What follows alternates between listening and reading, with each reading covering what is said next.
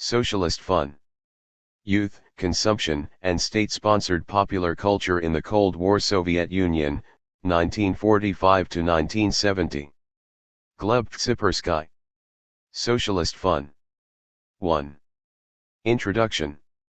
The movie Carnaval na Anak, Carnival Night, directed by Eldar Ryazanov and released in 1955, depicts a New Year's Eve celebration in a club, one of many institutions that hosted mass cultural activities. One clubs hosted amateur music, dancing, and theater that attracted broad participation, termed Khudojstvenная samodеятельность, amateur artistic creativity, along with festive events such as youth parties and New Year celebrations. In Carnaval na Anak, Comrade Ogurtsov has taken charge of the club just before New Year's Eve. Displeased with the plan for the festive evening, he demands that the program be typical and, most importantly, serious. Ogurtsov thus forces a ballerina to put on less revealing attire and drains all the humor from the clown show.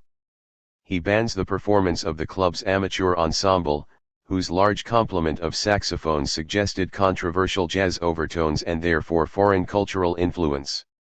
Instead, Ogurtsov wants to invite a traditional, Orthodox ensemble from the Pensioners' Association. He proposes starting the celebration with a speech on the club's achievements, followed by a propaganda lecture.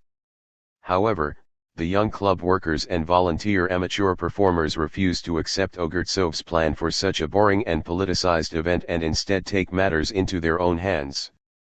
They get the propaganda lecturer drunk, dress up as pensioners, and, after beginning their performance with state classical music, launch into a jazz-style piece heavy on saxophone and brass. The viewer is witness to Ogurtsov's growing surprise and anger as the faux pensioners play and somersault about the stage. By the end of the movie, the club's young employees and amateur performers have managed to ensure a festive and fun evening for everyone except Ogurtsov. The movie proved controversial from the first. Prominent officials disparaged the script for its focus on entertainment and fun rather than politics and for encouraging undue initiative from the lower ranks. Such attacks came from individuals who held what may be defined as a hardline, conservative position, which included some combination of militant, narrowly defined Marxism-Leninism, the official Soviet ideology, demand for close control from above, support for a xenophobic version of Soviet nationalism, and espousal of traditional rural social and cultural values.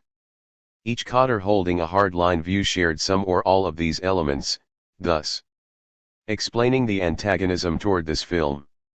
Only the sustained advocacy of those bureaucrats expressing more liberal, moderate sentiments advocating a combination of pluralism and tolerance in interpreting Marxism-Leninism, a more cosmopolitan and internationalist outlook, and greater engagement from and autonomy for the grassroots enabled the filmmaker to complete the movie. Regardless of hardline censure, Carnaval na Anak drew a huge audience, becoming one of the most popular Soviet films of all time. The film's portrayal of the tensions in clubs between political propaganda and popular entertainment, between orthodox music and foreign jazz, and between popular initiative and bureaucratic directives reflects the broader strains within the state's cultural recreation offerings. This book examines these official cultural activities during the first quarter century of the Cold War, often called the First Cold War. It tells the story of how Soviet authorities attempted to construct an appealing version of socialist popular culture as an alternative to the predominant Western model that had such enormous worldwide allure. Two Soviet cultural functionaries strove to define the public norms for cultural fun. I use the term fun to refer to those cultural activities in which people found meaning, pleasure, and joy and into which they invested time, energy, and resources primarily out of their own volition and initiative. Many youngsters responded enthusiastically to the Kremlin's cultural policies and had fun within government-managed cultural spaces. However, popular desires did not overlap fully with top-level guidelines, resulting in hidden tensions and open conflicts. This monograph brings to light a little-studied sphere that I call state-sponsored popular culture, cultural activities of the masses within government institutions. Looking at state-sponsored popular culture helps shift the traditional focus on the intelligentsia or intellectual elites as cultural creators in a different direction, spotlighting ordinary citizens. State-sponsored popular culture elides the traditional distinctions between high culture, or sophisticated artistic forms aimed at elite tastes, and low culture, or entertaining cultural activities intended to appeal to the masses, both of which were typically performed by professional artists. State-sponsored popular culture contained a broad spectrum of genres for a variety of tastes, all produced by non-professional volunteer artists in officially managed cultural settings. 4.8 million Soviet citizens had performed as amateurs by 1953, a number that rose to 9 million in 1962, underscores the broad appeal of organized cultural recreation. 4. The Communist Party managed the sphere through government institutions and party-controlled social organizations such as trade unions and the Komsomol, together known as the Party State Complex. The Komsomol, the mass Soviet youth organization, accepted those ranging in age from approximately 14 to 28, and this study defines youth as those eligible to join the Komsomol. This social demographic had significant divisions based on factors such as age, occupation, social class, gender, and geographical location. Nonetheless, since the party state's cultural recreation policy treated this cohort in a largely unified fashion, which powerfully shaped the opportunities, experiences, and societal perceptions of the young, it makes analytical sense to consider young people as a cohesive category for this study. Examining the artistic creativity of millions of amateurs belies typical classifications of Soviet cultural activities within the official/unofficial binary. The label official typically refers to thoroughly vetted cultural production by state-employed artists in government cultural venues. Unofficial encompasses cultural activities that did not pass through cultural censorship and that occurred in non-state settings. Amateur artists performed in party-state cultural institutions with some degree of oversight, making these activities official. However, amateurs had much greater room to maneuver due to their non-professional status, presumed lack of cultural knowledge, and performance for small audiences. Moreover, as most amateurs did not intend to build careers around artistic activities, they had much less to fear from pushing the boundaries. Likewise, the mass nature of amateur arts, with millions of participants, made it a challenge to impose thorough top-down controls. These factors resulted in substantially weaker censorship over state-sponsored popular culture as compared to professional cultural production. The Soviet Union's vast network of club buildings, numbering more than 123,000 in 1953, functioned as the chief venue for cultural recreation. 5. A typical mid-size club had 2 halls for concerts, dances, theatrical performances, movie showings, lectures, political meetings, and other events, several smaller rooms for amateur groups to practice their artistic activities, a recreation area with various games, books, newspapers, and sports equipment, and a cafeteria. The club administration had the mission of providing financial and logistical support for amateur arts and cultural events, while ensuring that these activities followed the cultural policy dictated from above. The party state leaders considered clubs an important site of socialist construction, where youth subjectivity, a sense of self and one's place within society, undergoes modification into that of a model Soviet subject ready to help the country transition to communism. Owing to the widespread popularity of state-sponsored cultural entertainment, clubs constituted central public spaces for youth entertainment, socializing, leisure, and romance. While this centrality made clubs a crucial location for the construction of a personal worldview and self-identity for young clubgoers, such individual subjectivities did not always match top-level intentions.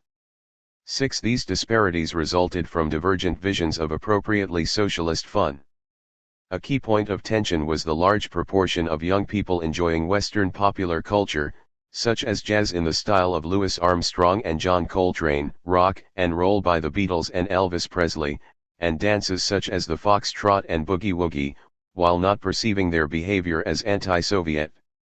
By contrast, Many militant ideologues considered Western cultural influence to be subversive, especially in the Cold War context. These hardliners proclaimed that young people should have fun by partaking in heavily politicized cultural activities or, at the very least, highly orthodox and traditional ones such as ballet, widely perceived as instilling appropriate cultural values. In some years, such militant perspectives prevailed in defining central policy.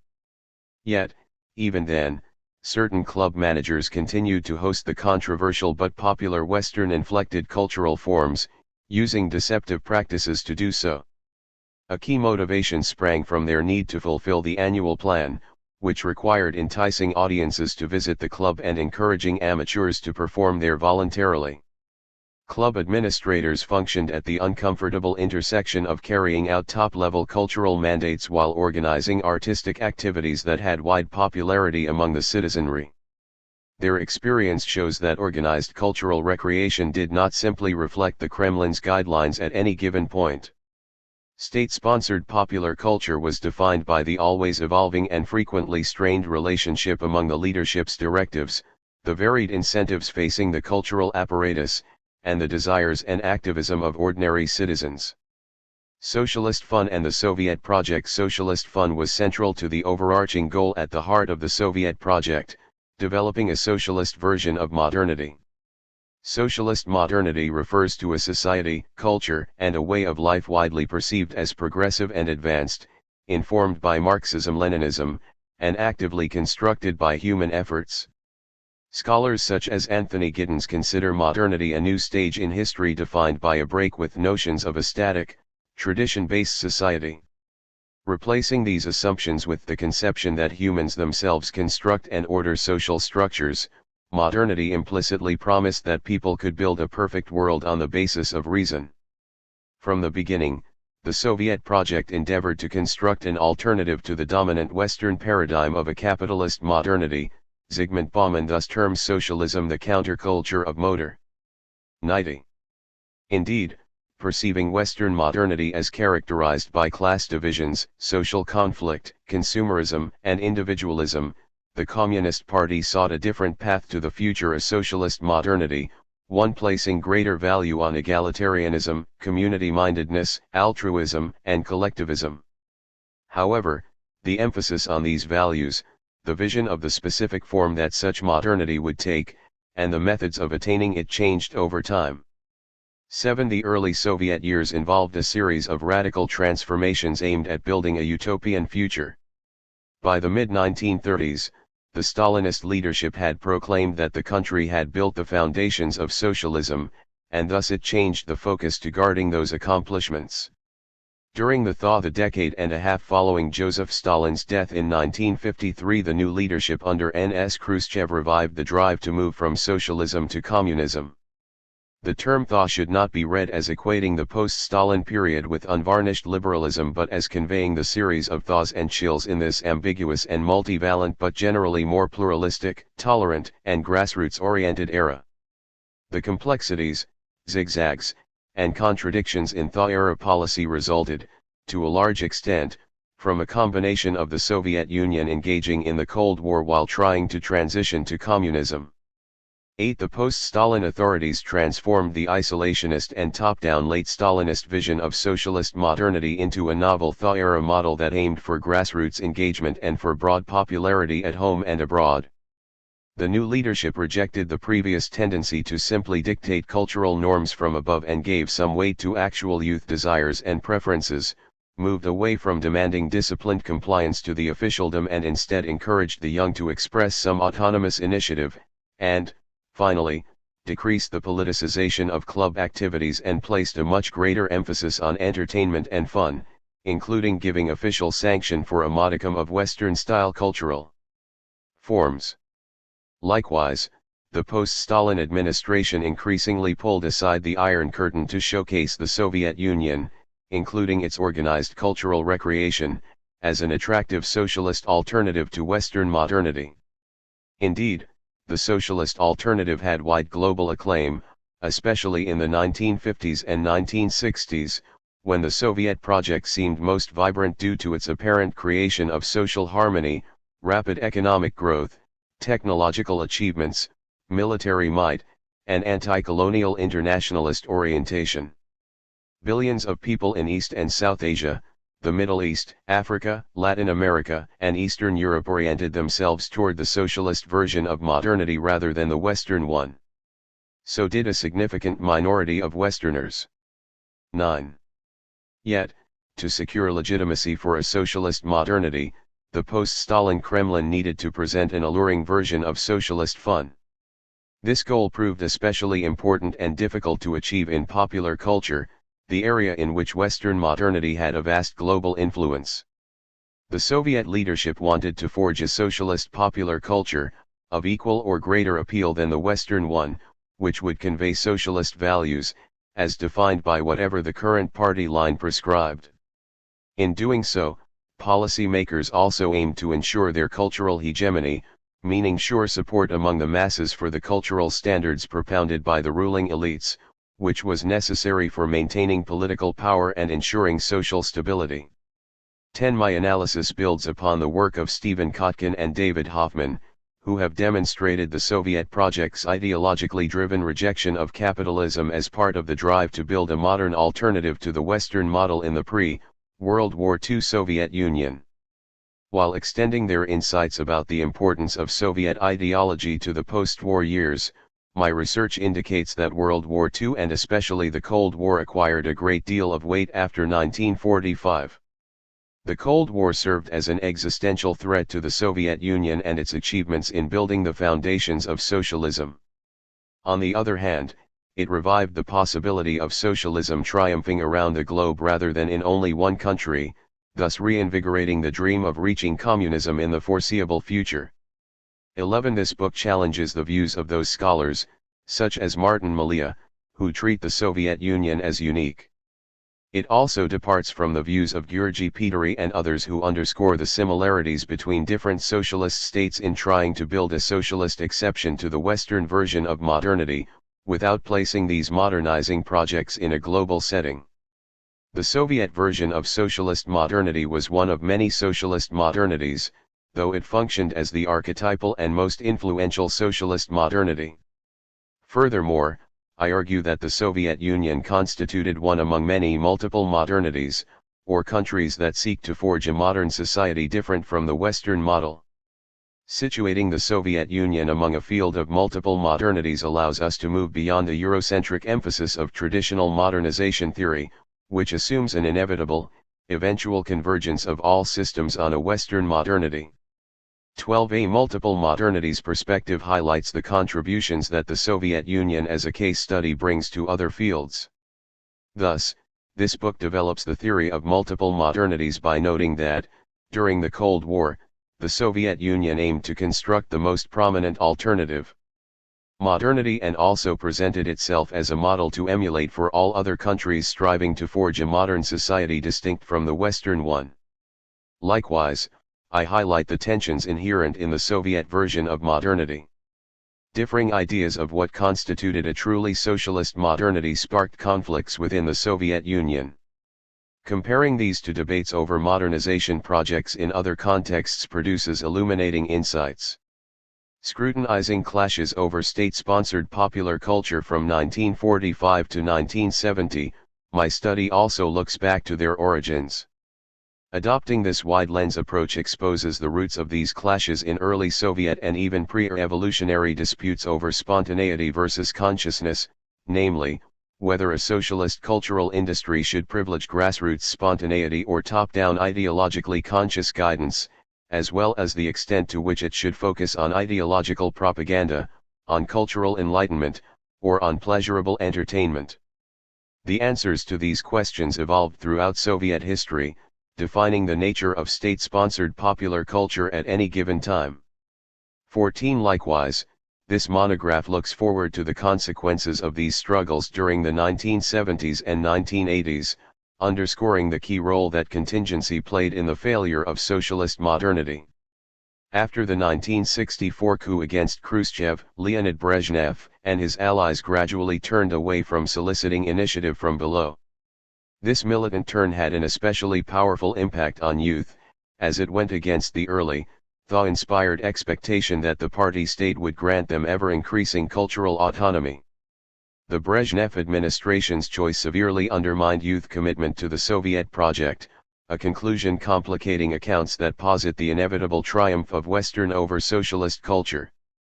15. Addressing the lived experience of socialist youth culture provides insights into the Soviet system's endeavor to build a modern socialist youth, the new Soviet, young, person. The Marxist-Leninist canon assigned the young a central role as those not only constructing but also slated to live in communist utopia. In turn, youth represented a major social demographic. Consequently, the Kremlin invested considerable resources into managing the young. Recent archive-based histories have revealed much about young post-1945 intelligentsia. Scholars have also investigated extensively the small numbers of countercultural youth. Such studies have shed much needed light on the inadequacies in the party state's cultural policies. Nonetheless, the cultural practices of the large majority of ordinary youth who did not openly deviate from official cultural norms remain largely in the shadows. This problematic dynamic implicitly reproduces the imbalance found in writings on Western youth, which excessively privilege nonconformists. Consequently, the overarching image emerging from scholarship on Soviet and non-Soviet youth alike does not convey a representative picture of reality. 16. An investigation of mass-oriented cultural entertainment casts doubt on the widespread notion, expressed by David Kott, Sergei Zuk, and Reinhold van Leitner, among others, that Soviet youth generally longed for Western culture and did not find pleasure and fun within official culture. Building on Alexei Yurchik's and Kristen Rothewey's work on other cultural spheres, my analysis of club activities indicates that many Soviet youngsters saw no contradiction between a full commitment to building communism and an appreciation for certain elements of Western culture. In other words, loyal Soviet youth could like both communism and jazz, and Khrushchev as well as Coltrane. 17. Moreover, Soviet organizations not only permitted but in some cases even encouraged a surprising amount of room for agency. Agency refers to behavior primarily motivated by an individual's personal interests and wants, as opposed to conduct imposed forcefully by external forces. Exploring Soviet organized cultural recreation underscores that grassroots agency did not necessarily translate to resistance or subversion, thus countering narratives that juxtapose state and society and postulate an inherent rift between a genuine, everyday culture and an official, state-managed one. Significant numbers among the young readily devoted themselves to cultural activities that bore a substantial ideological load, such as singing songs elegizing Stalin. Their conduct demonstrates what I term conformist agency, or the conscious and willing decision, stemming primarily from one's internal motivations and desires, to act in ways that closely follow top-level guidelines. 18. Plenty, however, expressed their individual agency by abstaining from amateur arts with thoroughly politicized repertoires. Instead, they enjoyed singing folk songs and acting in Russian pre-revolutionary plays, and a large number engaged in Western-themed cultural activities in clubs. The most avid fans took deceptive measures to avoid censorship during periods of top-level militancy and anti-Western jingoism. Early in the thaw period, the authorities allowed young people to shape state-sponsored popular culture through a major campaign to promote initiative from below, greatly expanding the space for autonomous youth agency and self-determination within official settings. This drive helped lead to transformations in the behavior, worldview, and cultural tastes of those growing up in the period between the end of the war and Stalin's death, a group whom Julian first called the last Stalin generation, and those coming of age in the turbulent mid and late 1950s. I term this latter age cohort the post-Stalin generation. Generations share many characteristics, but a shared sense of belonging to the same social group is a crucial component of a powerful generation.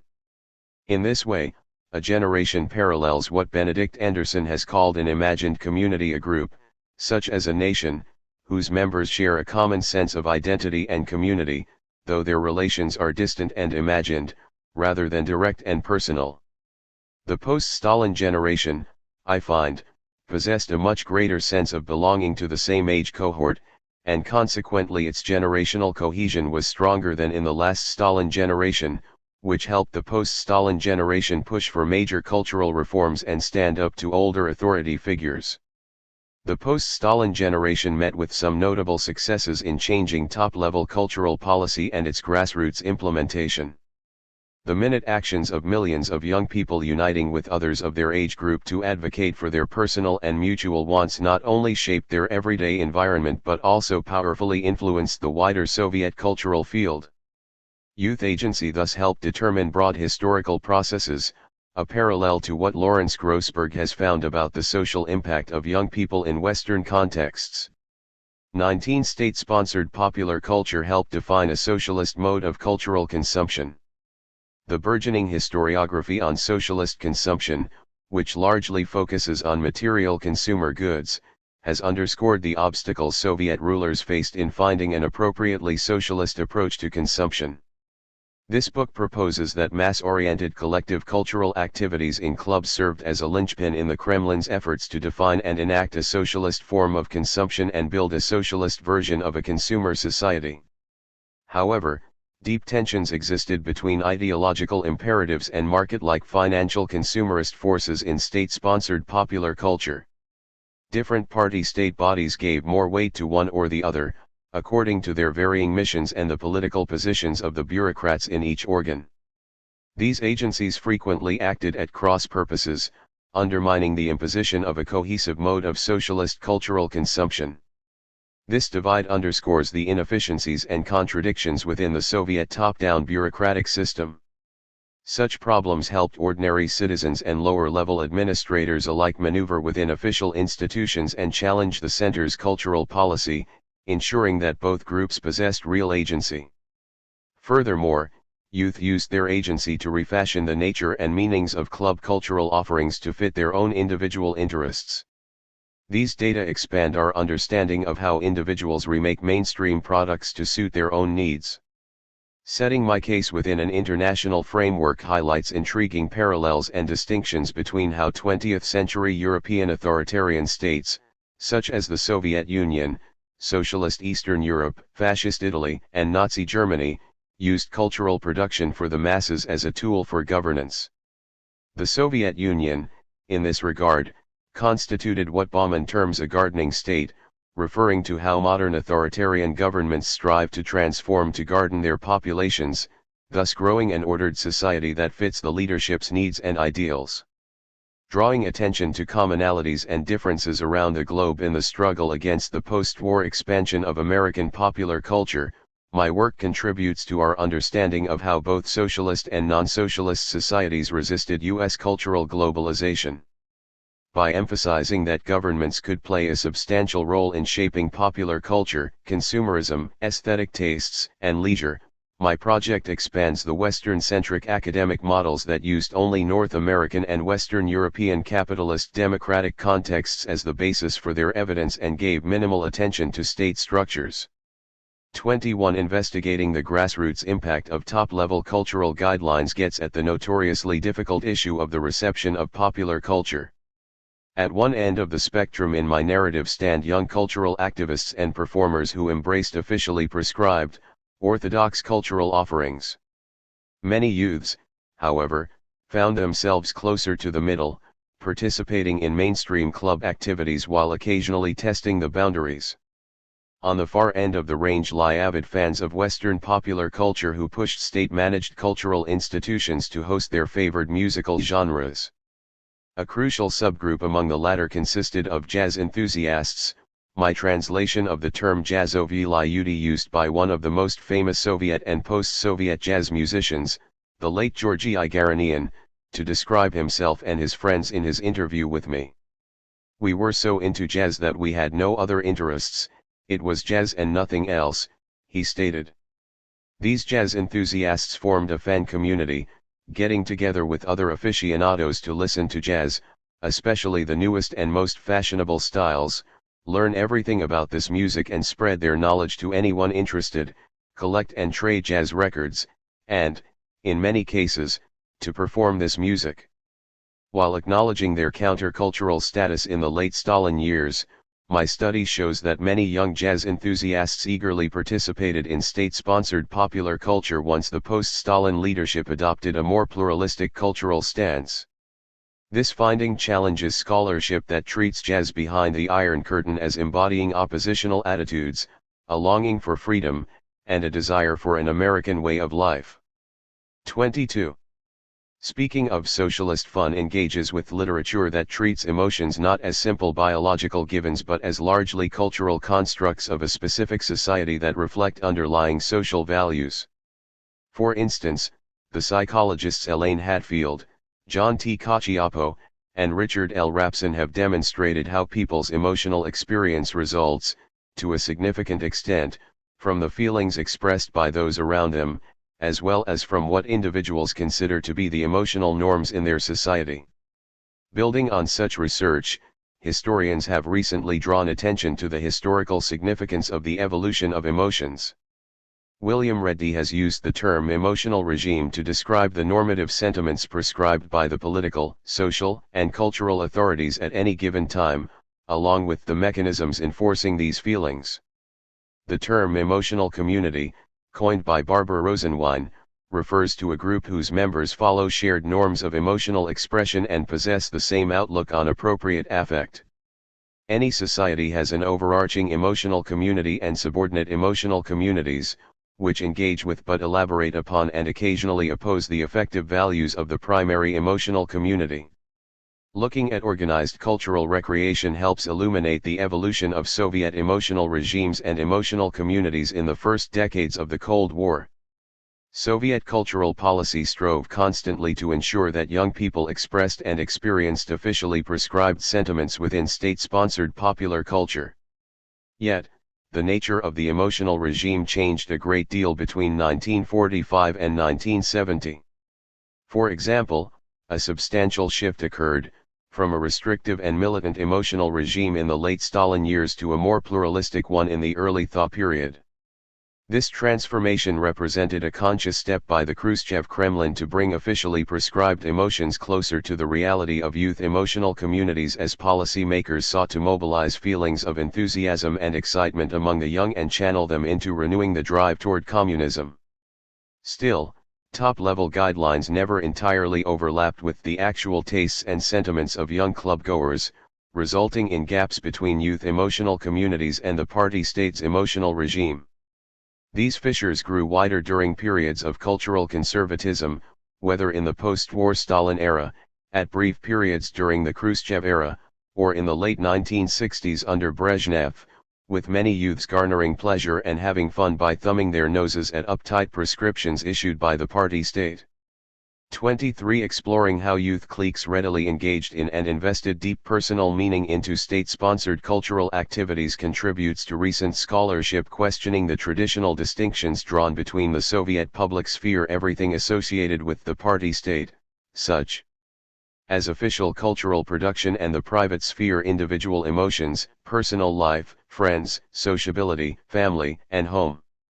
Organized cultural recreation embodied a liminal space that contained elements of what earlier scholarship labeled as public and private. These elements intertwined in a complex fashion to enmesh ordinary citizens within party-state structures and ideology. Simultaneously, the population's attitudes, preferences, and behaviors powerfully shaped the conditions local cadres and policy makers faced, as well as their perceptions of those conditions.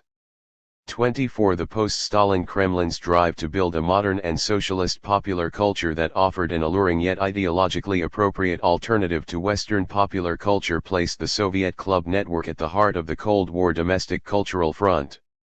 As recent publications have shown, the cultural struggle played a vital role in the Cold War's eventual outcome.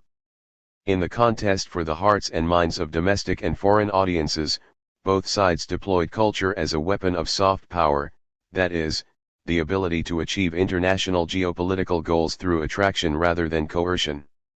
Scholars have furthered our understanding of Western cultural diplomacy, or the government effort to promote its domestic culture abroad and thereby win over world publics.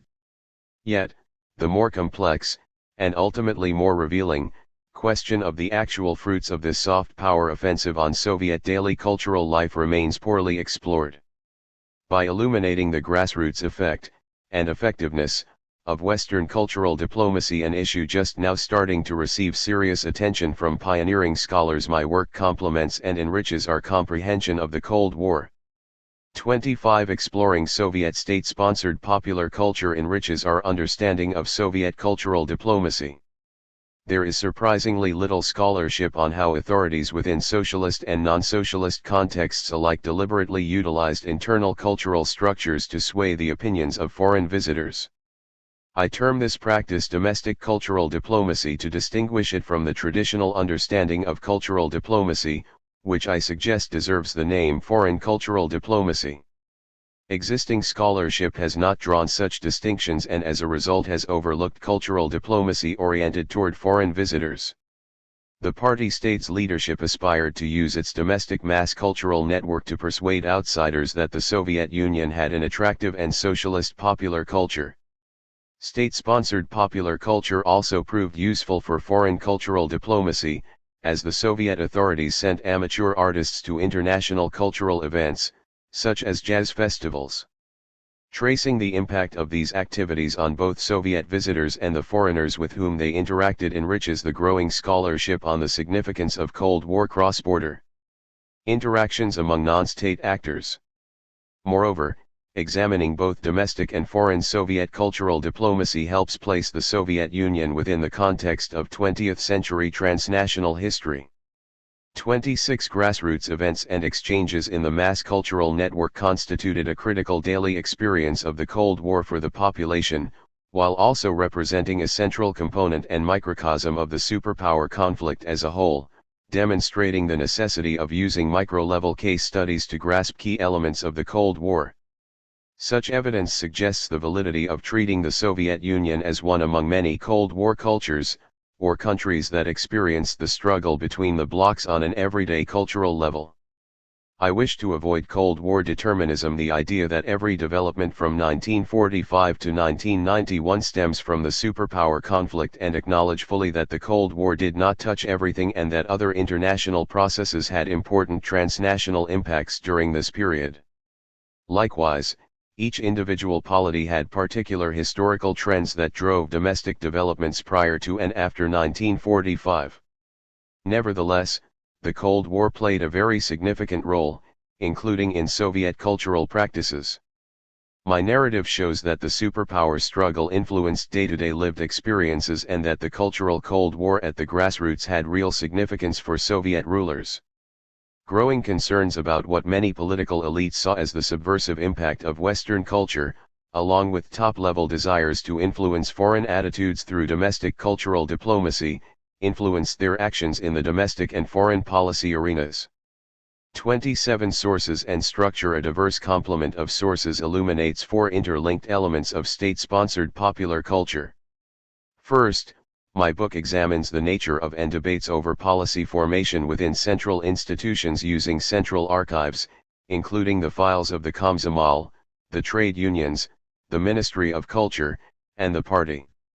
Second, recognizing that local practice frequently diverged from federal intentions, I have used for this project regional archives to compare top-level policy implementation in Moscow and Saratov.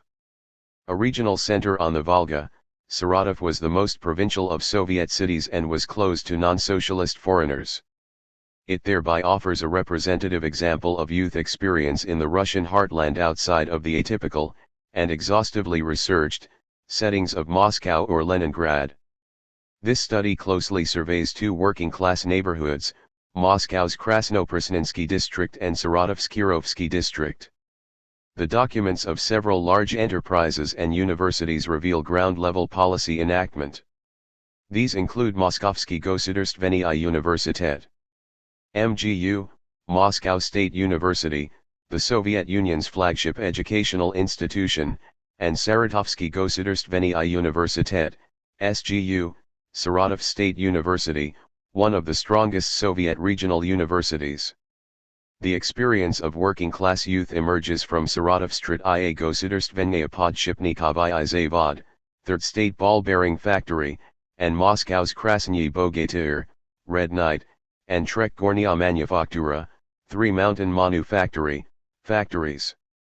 My work thereby brings to light both the daily life of and federal policies toward young urbanites, both middle class and working class, women and men, in the capital and in the Soviet Russian provinces who attended official cultural events. While the center's directives apply to organized cultural recreation offerings for peasants and those in non-Russian regions, my study does not deal with their day-to-day cultural experience.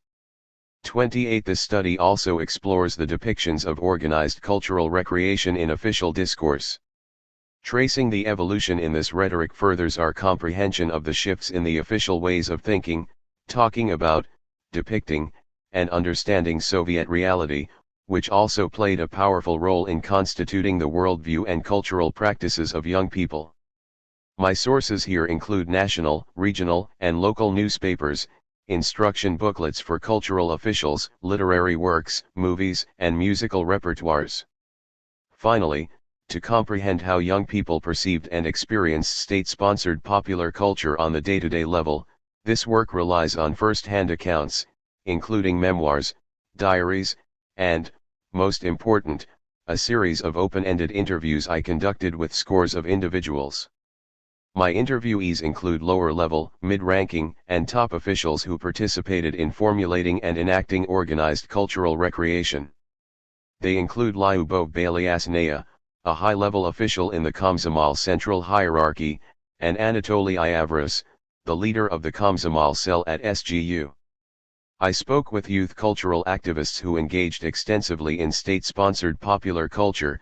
These activists included Yuri Igapanov, the leader of an innovative amateur artistic collective at MGU, and Yuri Sokolov, who participated in a variety of mass cultural activities. Jazz enthusiasts constitute the third category of interview subjects, whether Muscovites famous across the Soviet Union and in post-Soviet Russia, such as Georgy Igaranian or Alexei Kuznetsov, or Saratovites well known in that city, including Felix Arons and Yuri Izhimsky. Treating these oral sources as autobiographical texts, my methodology follows Donald Raleigh and other scholars in considering interview accounts to be a reflection of people's interpretation of the narratives of their lives rather than an entirely accurate portrayal of the past. Taking into account that the stories individuals tell about themselves change throughout the course of their own history caused me both to look for patterns across my interview subjects rather than trusting the memory of any one person and to remain aware of how new experiences shape recollections. My approach involves paying the greatest attention to those narrators who consciously differentiated between the values and emotions of their youth and their current sense of self. In analyzing the self-reported meanings that adults drew from their youthful lives and the feelings they experienced in state-sponsored popular culture, I most valued accounts that illustrated how behavioral changes arose from such emotions and meanings. In producing this work, I used archival and published sources to complement and test oral evidence, holding in highest regard those interviews that best correlated with written documents. The interviews served as invaluable tools for uncovering what happened behind the scenes of cultural events and within the interstices of youth cultural practices, spaces generally not reflected within archival documents and official publications. Furthermore, the interviews offer the best available instruments for getting insights on the meanings, emotions, and evaluations that young people associated with mass-oriented cultural activities. Informed by the work of Irina Paperno, I follow a similar approach in analyzing memoirs and diaries. 29. The 8 numbered chapters combine a chronological and thematic structure. Chapter 1 overviews Soviet organized cultural recreation from its origins to the end of World War II and then examines more thoroughly the immediate post-war period, 1945 and 1946. The next chapter investigates the extreme ideologization of the official prescriptions for club activities in the late 1940s and early 1950s. Chapter 3 takes an in-depth look at the attacks on Western-style music and dancing during the same period. In Chapter 4, the text explores how the pluralistic cultural turn during the early Thaw period, 1953–56, affected organized cultural activities. The 5th chapter presents a case study of Thaw-era transformations, particularly the explosion of youth enthusiasm, by focusing on novel institutions such as youth initiative clubs. Chapter 6 provides insights on the Kremlin's campaign to instill normative cultural tastes among youth in a brief hardline turn during the late 1950s. The 7th chapter deals with the revival of a more pluralistic approach to cultural policy from the end of the 1950s and into the early 1960s.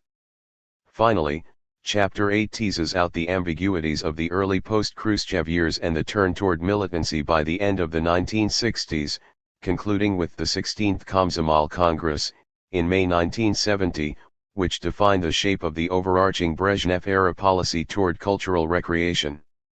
The book illustrates the evolution in the party state's use of state-sponsored socialist fun in the Cold War context to help elucidate the primary alternative to the Western paradigm of modernity. My research highlights the challenges faced by the authorities in achieving their goals, whether owing to disagreements among officials, incongruities within the Soviet institutional structure, or non-compliance by young people.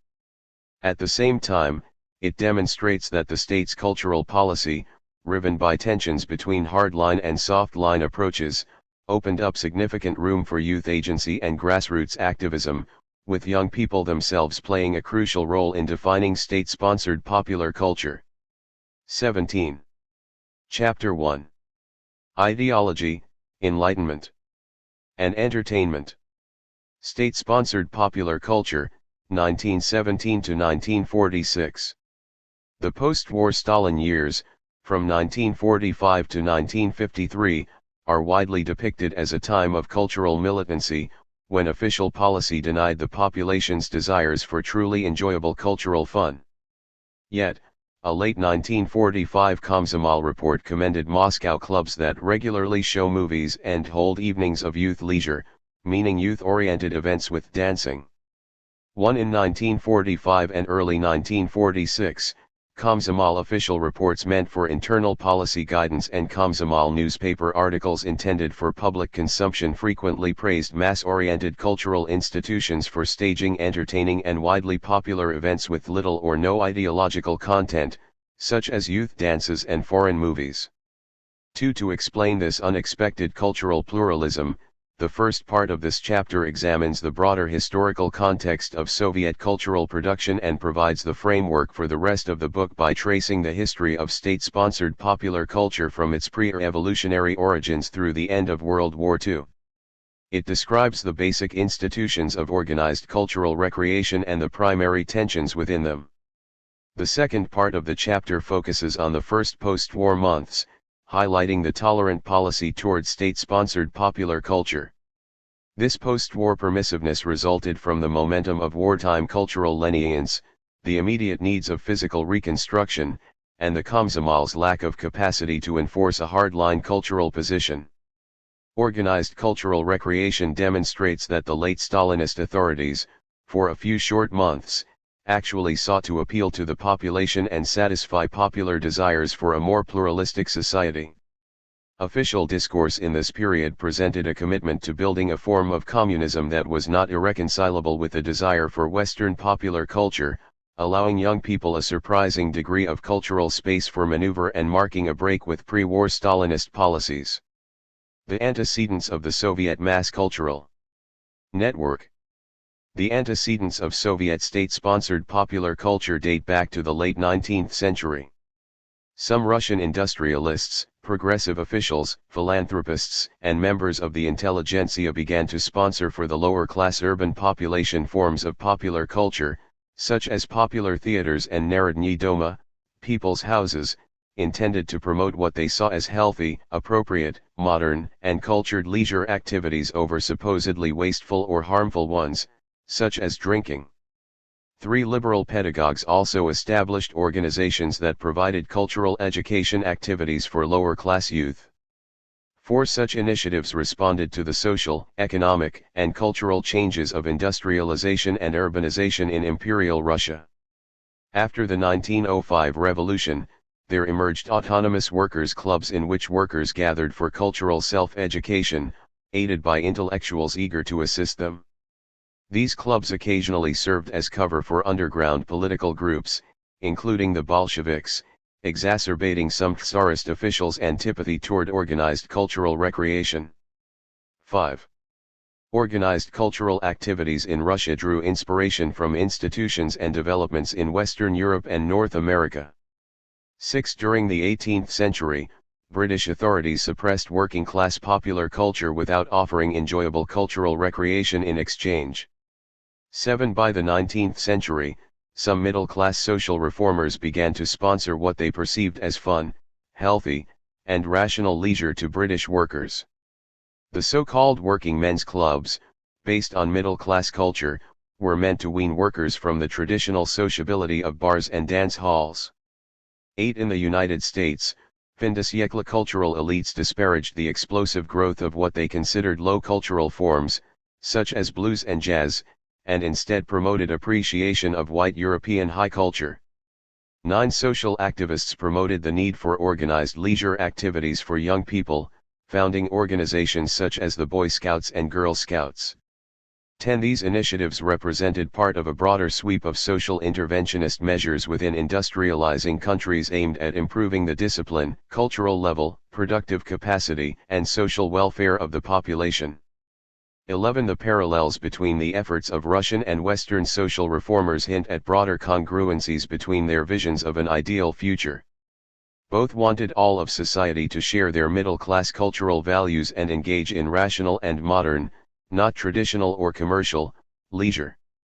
Yet, these initiatives, without popular support or substantive government backing, had limited success in Western countries and still less in Imperial Russia. 12. State-sponsored popular culture in the Soviet Union, 1917 to 1944. After the October Revolution, the Bolsheviks made state-sponsored popular culture a major sphere of activity for the Soviet party state. The Bolsheviks took up many of the projects first elaborated by progressive professionals in late Imperial Russia in the sphere of organized cultural recreation, just as they did in the realm of social reform more broadly. 13. Moreover, at least some imperial-era mass cultural establishments carried much of their staff and spirit across the revolutionary divide. 14. During the Civil War of 1917 to 22, the party leadership emphasized the role of mass-oriented cultural activities in promoting loyalty to the new regime. 15. The central government's focus on the war, however, left ample space for grassroots initiatives.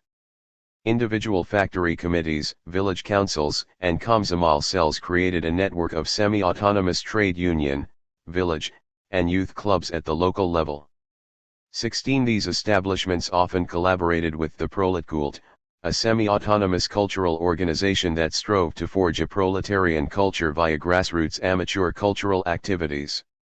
17. Following the Civil War and the transition to the new economic policy, NEP, 1922-28, these disparate activities coalesced into a centralized mass cultural network. This process involved a series of controversies about the most fitting cultural activities for the masses, which were part of larger debates about the best path to communism. Hardline officials associated with the militant left favored a rapid and coercive transition to communism led by an authoritarian elite committed to enacting Marxist-Leninist ideology with minimal consideration for public opinion. In contrast, soft-line cadres affiliated with the pluralistic right supported a gradual path, one that relied more on persuasion over coercion, called for an alliance with non-party technocratic specialists, and sought to both appeal to popular desires and elicit initiative from below as a means of achieving communism with grassroots support. 18. These conflicts date back to disagreements within the pre-revolutionary Bolshevik Party over whether to depend on a small and ideologically conscious revolutionary vanguard or trust in broad-based worker spontaneity to forge communism. 19. While some officials consistently favored either soft or hard-line viewpoints, most stood closer to the center of the political spectrum.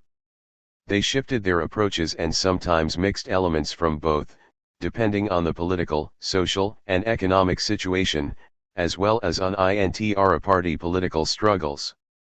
Over leadership after Lenin's demise. The right and left thus constituted fluid coalitions rather than well-defined blocs within the party. The difference between the militant and pluralistic approaches found its reflection in state-sponsored popular culture. One conflict centered on the main priorities of this cultural sphere. Three possible areas of focus existed: first, promoting communist ideology, party loyalty, Soviet patriotism, and production needs; second, transforming traditional culture into an appropriately socialist one by instilling socialist norms of cultural enlightenment; and, finally, satisfying the population's cultural consumption desires for entertainment and fun. More conservative officials held that state-sponsored popular culture needed to serve primarily as a transmission belt for Marxist-Leninist ideology, commitment to the party and the Soviet Union, and concern with production, with cultural enlightenment as a secondary goal. Soft-line cadres stressed satisfying the population's desires for engaging and entertaining cultural activities, thus making cultural enlightenment secondary and political ideological education last in importance. 20. In another area of disagreement, pluralistic administrators expressed tolerance for Western popular culture such as jazz music and foxtrot dancing, while those of a more militant persuasion condemned such cultural forms as ideologically subversive incursions of foreign bourgeois culture. 21. Finally, those holding a conservative position demanded close control from above over cultural activities at the grassroots, while those toward the opposite end of the spectrum were more welcoming of popular initiative and grassroots autonomy. 22. The latter point of tension proved especially significant for the fate of Komsomol-managed clubs that sprang up during the Civil War and the early NEP period. With hardliners expressing wariness of and striving to limit youth autonomy in state-sponsored cultural activities and those favoring a soft-line approach endorsing grassroots youth initiative.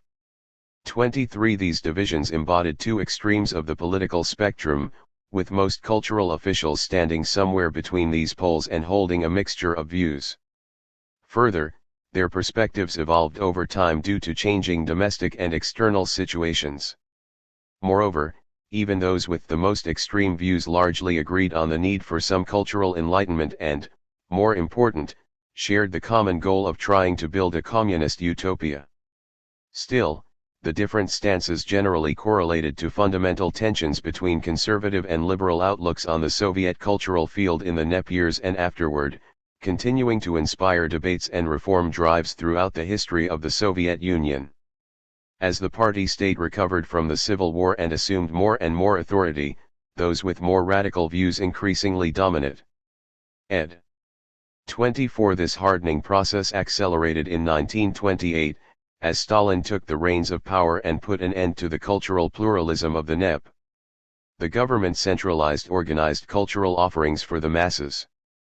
It directed cultural institutions to carry a much heavier ideological load, censured light entertainment as unacceptable cultural excess, kulturnikistvo, and harshly condemned Western-style popular culture. 25. By the mid-1930s, the party state had begun to step back from most of its militant policies, declaring that it had achieved victory in constructing the foundations of socialism. The state began to invest more resources into improving living conditions. 26. The number of clubs grew rapidly. Between 1927 and 1932, the Soviet Union established 912 urban clubs, but, from 1932 to 1937, it established 2,951. 27 clubs began to include more light entertainment. 28. The mid-1930s even witnessed a brief period of tolerance for Western popular culture. Millions of people openly listened to and danced the foxtrot, tango, Charleston, Lindy Hop, and rumba to jazz music played both by amateur ensembles and by professional jazz stars such as Alexander Tsfazman and Leonid Yutsov. 29. Still, top-down directives and oversight rather than grassroots initiative pervaded the mass cultural network. Furthermore, young amateur artists had to conform to the cultural standards imposed by cultural professionals. 30. In the late 1930s, official policy turned toward isolationism and publicly expressed fear of foreign ideological contagion, along with declarations of Soviet superiority in all spheres of life. 31. This development brought a renewed clampdown on jazz and Western dancing, with jazz bands, jazzy, either dispersed or forced to play variety, estrada, music. The repertoire for variety bands included an admixture of Russian classics, ballroom music, folk tunes, and mass-oriented patriotic and ideological Soviet songs. They also played a Sovietized version of jazz cleansed of allegedly decadent elements. Official discourse expressed this division by speaking of acceptable Sovietized jazz and contrasting it to harmful American-style jazz, Amerikansky jazz. Sovietizing jazz meant minimizing improvisation, syncopation, blue notes, and fast swinging feeling and instead playing in a smooth and slow style, with traditional jazz brass instruments, such as trumpets and saxophones, diluted by the addition of string and Soviet folk instruments. Fully choreographed and approved in advance by censorship organs, this Sovietized jazz hardly measured up to the spontaneity and improvisation so essential to jazz as a musical genre. Sovietized jazz most resembled big band swing music, flavored with Soviet and especially Russian national themes. 32 World War II caused tremendous disruption to youth lives across the Soviet Union and the European continent, including within the realm of Soviet state-sponsored popular culture. 33 The state directed resources away from cultural activities, while most ordinary citizens had little leisure time or energy for culture. Despite these obstacles, some opportunities existed for mass music making and other forms of entertainment. Frequently, such entertainment occurred as a result of local initiatives by committed cultural enthusiasts. Moreover, concerts aimed at military personnel meant that cultural workers were engaged in efforts specifically for wartime needs. In fact, the government loosened the limitations on Western popular culture imposed during the Great Purges. The party state now welcomed American-style jazz tunes as a way of lifting the morale of the troops and populace and demonstrating a close relationship with wartime allies. 34 The mass cultural network. Regardless of the war, the framework of state-sponsored popular culture that emerged during the early 1930s survived largely unchanged throughout the Stalin period, and much of it carried over into the post-Stalin years as well. 35 Trade unions controlled most urban and some rural clubs. Like the party, trade unions had a hierarchical structure, with local enterprise committees overseen by district, rayon, also translated as neighborhood, city, province, oblast or krai, also translated as region, and republic-level committees. The Vysosoyuzny Centralny Sovet Professional NYKH Swazov, All-Union Central Trade Union Council, oversaw all trade unions. Government organs in each province, in collaboration with the Ministry of Culture, also established a number of large mass-oriented cultural institutions in most district capitals. This type of institution was known as a Dom Narodnogo Tvorkistva, House of Folk Creativity, or Dom Kudajhestvennoy Samodietelnosti, House of Amateur Arts. These provided cultural guidance, assistance, and some limited oversight of organized cultural recreation. Village councils and large collective farms operated most of the smaller rural clubs. Parks of Culture and Leisure, Parki Kulturi Iattika, run by city-level cultural organizations, played a significant secondary role in the cultural life of young people in the larger cities from late spring to early fall, providing stages for concerts by professional and amateur artists, dance floors, and spaces for large celebrations. Libraries often had dedicated spaces and logistical support for amateur artistic collectives. Urban clubs ranged from large, well-funded establishments, frequently called palaces of culture or houses of culture, to smaller, typically one-story buildings of a few rooms with a concert/movie hall referred to simply as clubs, down to one-room red corners, krasnyogaki, typically featured in dormitories, factory shops, and large apartment buildings. Villages had smaller, poorly supplied clubs or tiny reading huts, izbachi. Talnia. A manager directed clubs, hiring staff, planning and managing events, and balancing the budget. Volunteer activists or housing supervisors managed red corners. In clubs, a volunteer club council, Pravilnye Kluba, helped run the institution. Clubs devoted most of their energy to cultural activities and political propaganda, but they also hosted such recreational pursuits as games and athletic activities and provided space for various community and political events. The Gorky Dom Kultury, Gorky House of Culture, in Moscow, owned by the bread-making trade union, exemplifies the largest club type.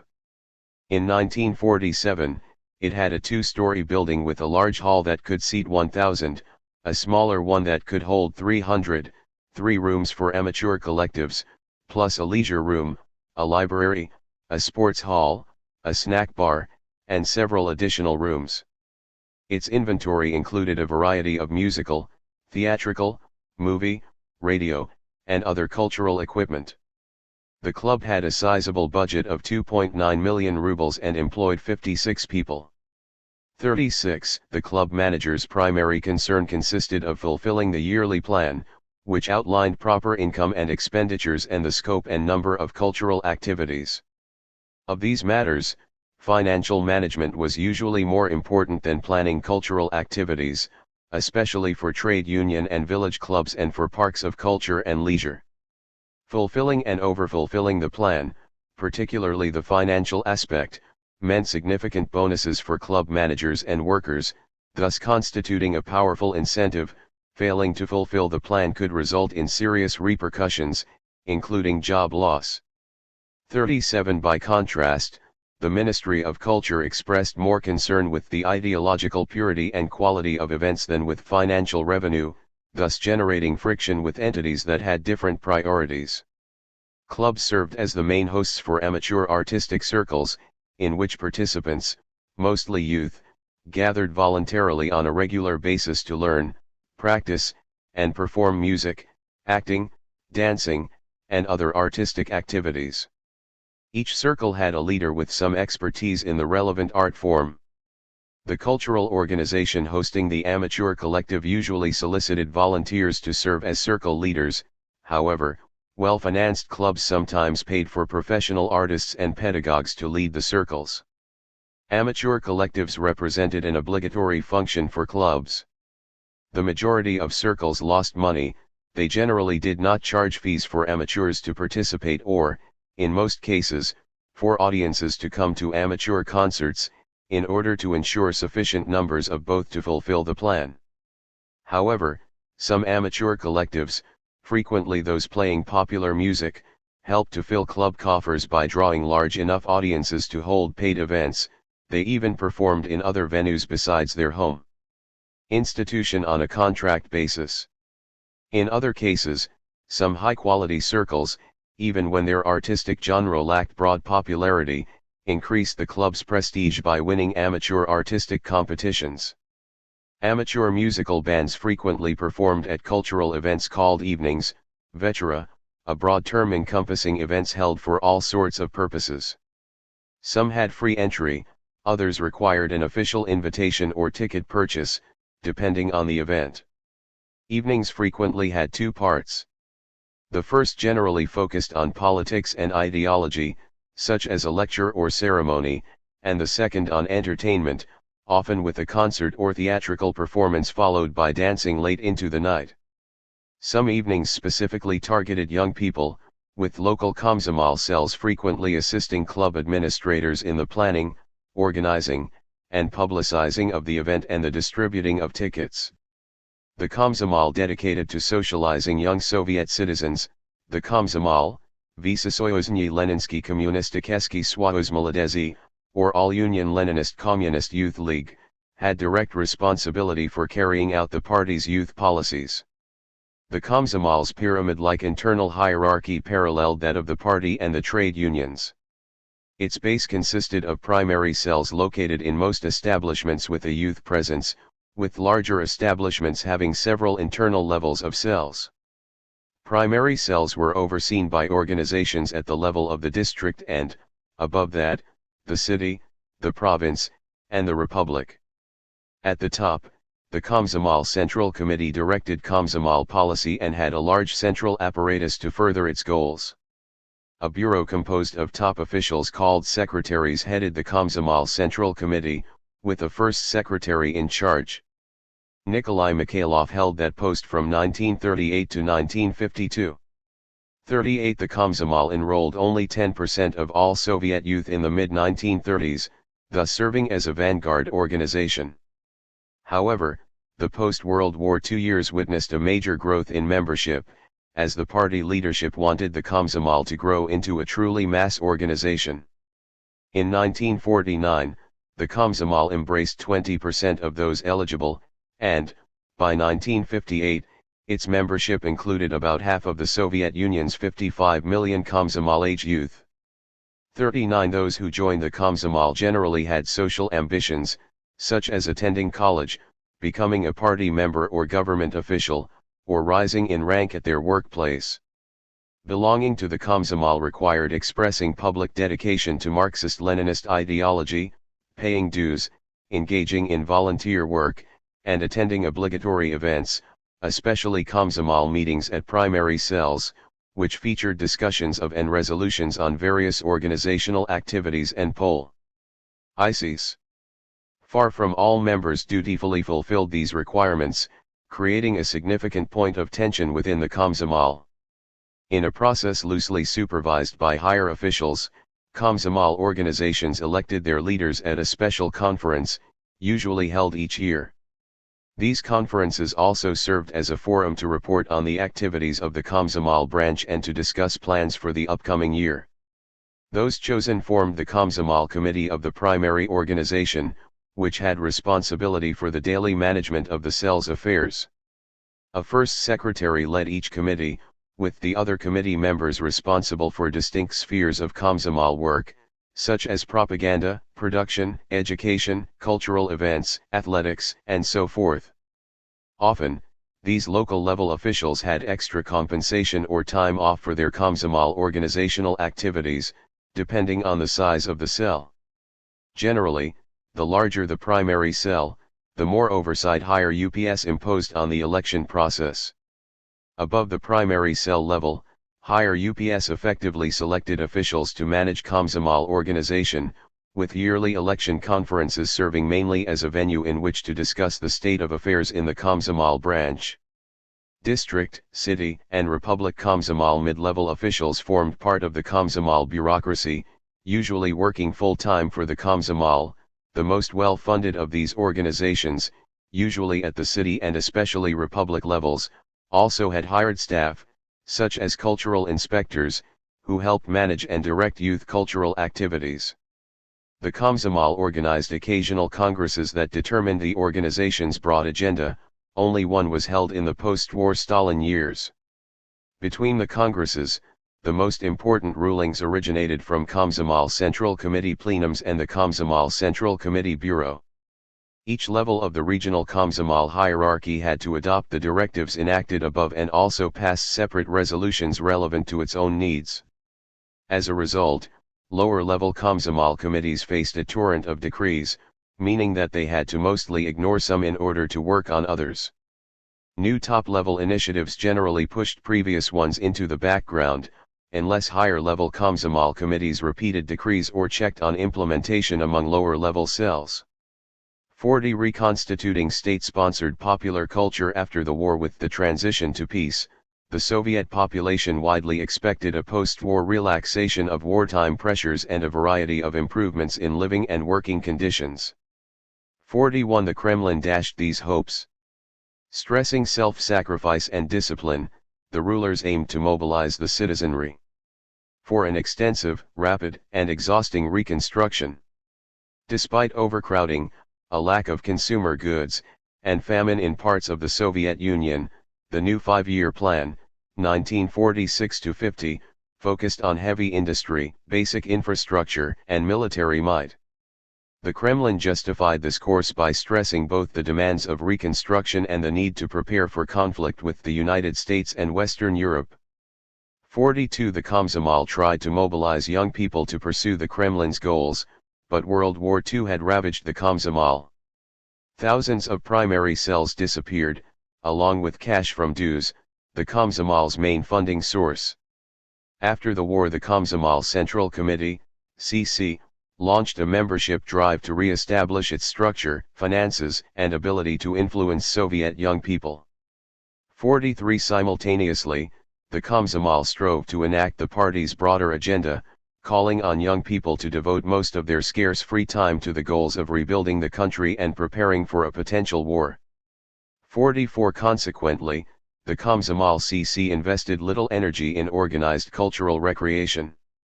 In addition, state-sponsored popular culture had suffered from extensive damage brought about by the war.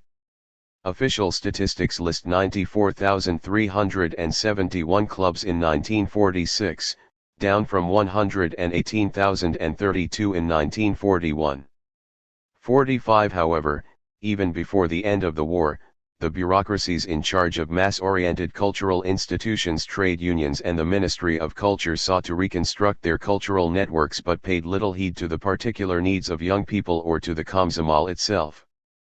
46 The Central Komsomol organization did undertake limited efforts to increase organized cultural recreation for young people. By 1944, the Komsomol propaganda department had developed a comprehensive proposal to improve cultural recreation. It suggested having Komsomolskaya Pravda, the Komsomol's national newspaper, publish more articles on that topic, training Komsomol members to run amateur collectives, and having a secretary responsible for state-sponsored popular culture in each Komsomol committee. Most radically, it spoke of having local Komsomol branches establish youth clubs and amateur collectives. 47 Recalling NEP-era cultural establishments, these proposals paralleled top-level discussions at the time about the possibility of mobilizing the population through grassroots initiatives. 48 However, higher UPS rejected the idea of Komsomol-managed clubs, likely perceiving these as permitting youth too much autonomy, which was unacceptable to the party leadership at the time. Proposals for activism from below in other spheres eventually suffered similar fates. Still, the Komsomol enacted many of the other elements proposed by the Komsomol propaganda department and sought to strengthen club services for young people. 49. Komsomol newspaper rhetoric also promoted organized cultural recreation.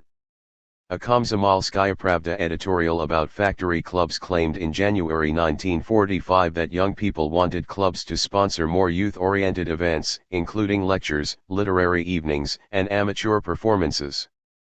The editorial specifically praised Moscow's Zyuv Club for lectures allegedly based on the requests of youth, such as the dynamo and how to care for it, electricity and magnetism, and energy of the future.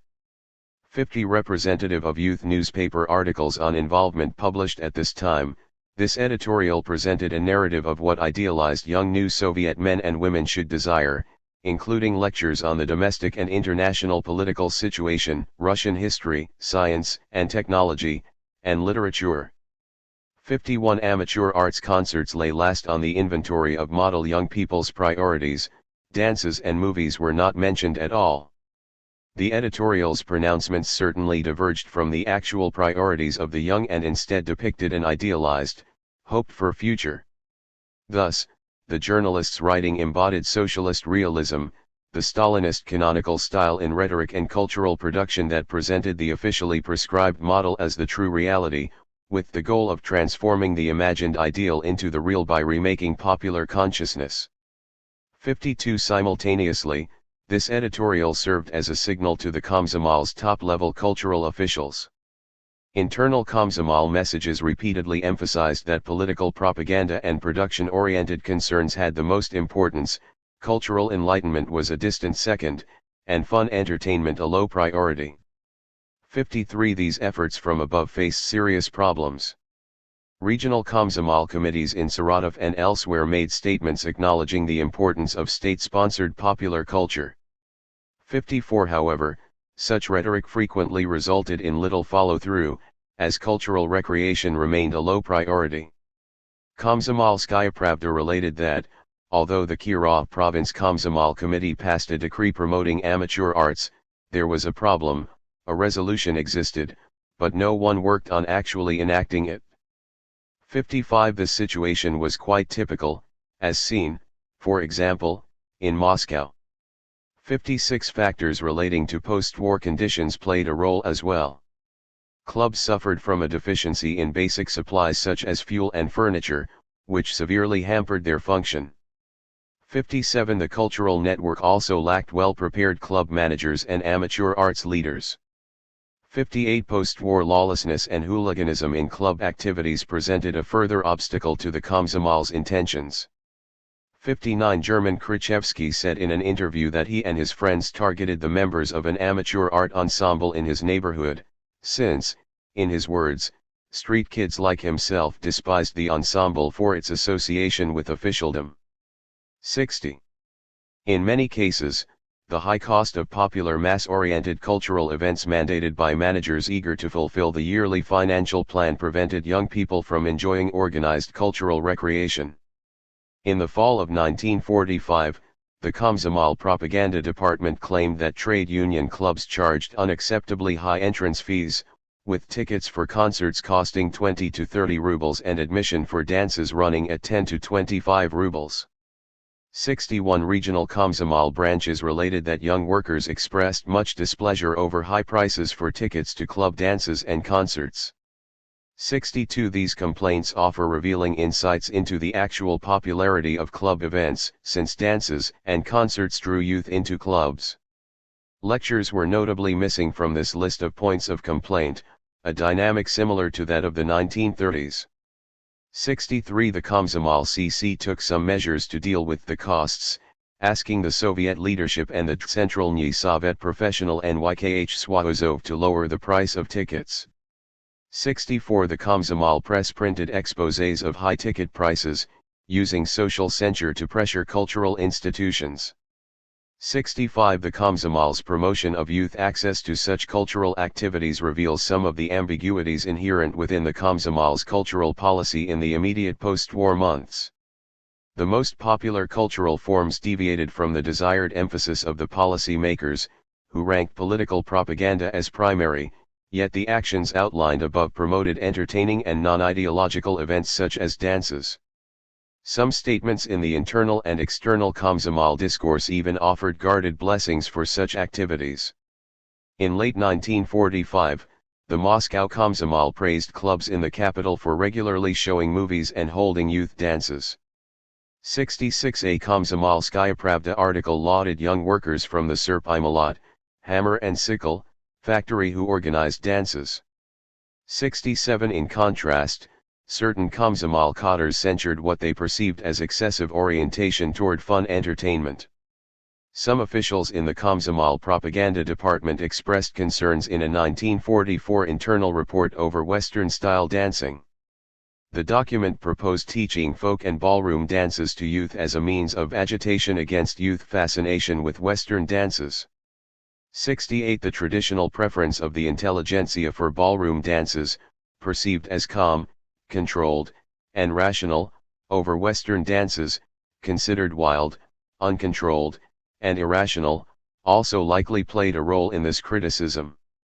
69. A brief period of post-war pluralism, 1945 to 1946. Such criticism, nonetheless, proved exceptional and rarely entered public Komsomol discourse in the concluding stages of the war and the immediate post-war period. Foreign movies entered the Soviet Union largely as spoils of war and thus were known as trophy films. For instance, the 1944 German musical Die Frau Meiner Traum, Dream Woman, drew many more spectators than any of the staid and bombastic socialist realist movies. Tarzan's New York Adventure, 1942, inspired young Moscow college students to imitate Tarzan's ape-like howling in their dorms. The popular 1941 film Sun Valley Serenade, featuring the Glenn Miller Jazz Orchestra, helped advance the popularity of Western music among Soviet youth. 70. Foreign movies enabled club managers to fill depleted club coffers. The Gorky Dom Kulturi declared in its 1946 yearly report that the club had taken in 1,164,100 rubles from movies, a whopping 69% of its total revenue, thus generating a tidy profit of 164,500 rubles.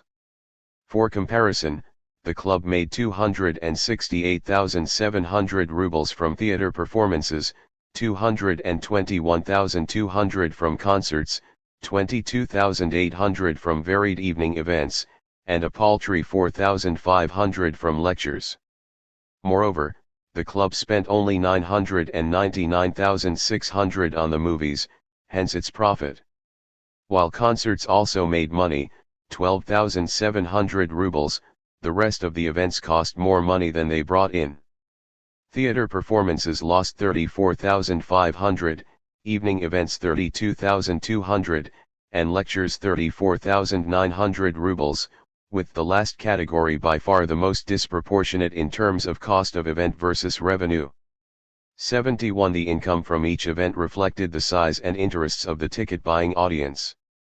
The 1946 plan for the club called for lectures to bring in 109,800 rubles, instead of the measly 4,500 rubles they actually managed to get, which met only 4% of the planned goal.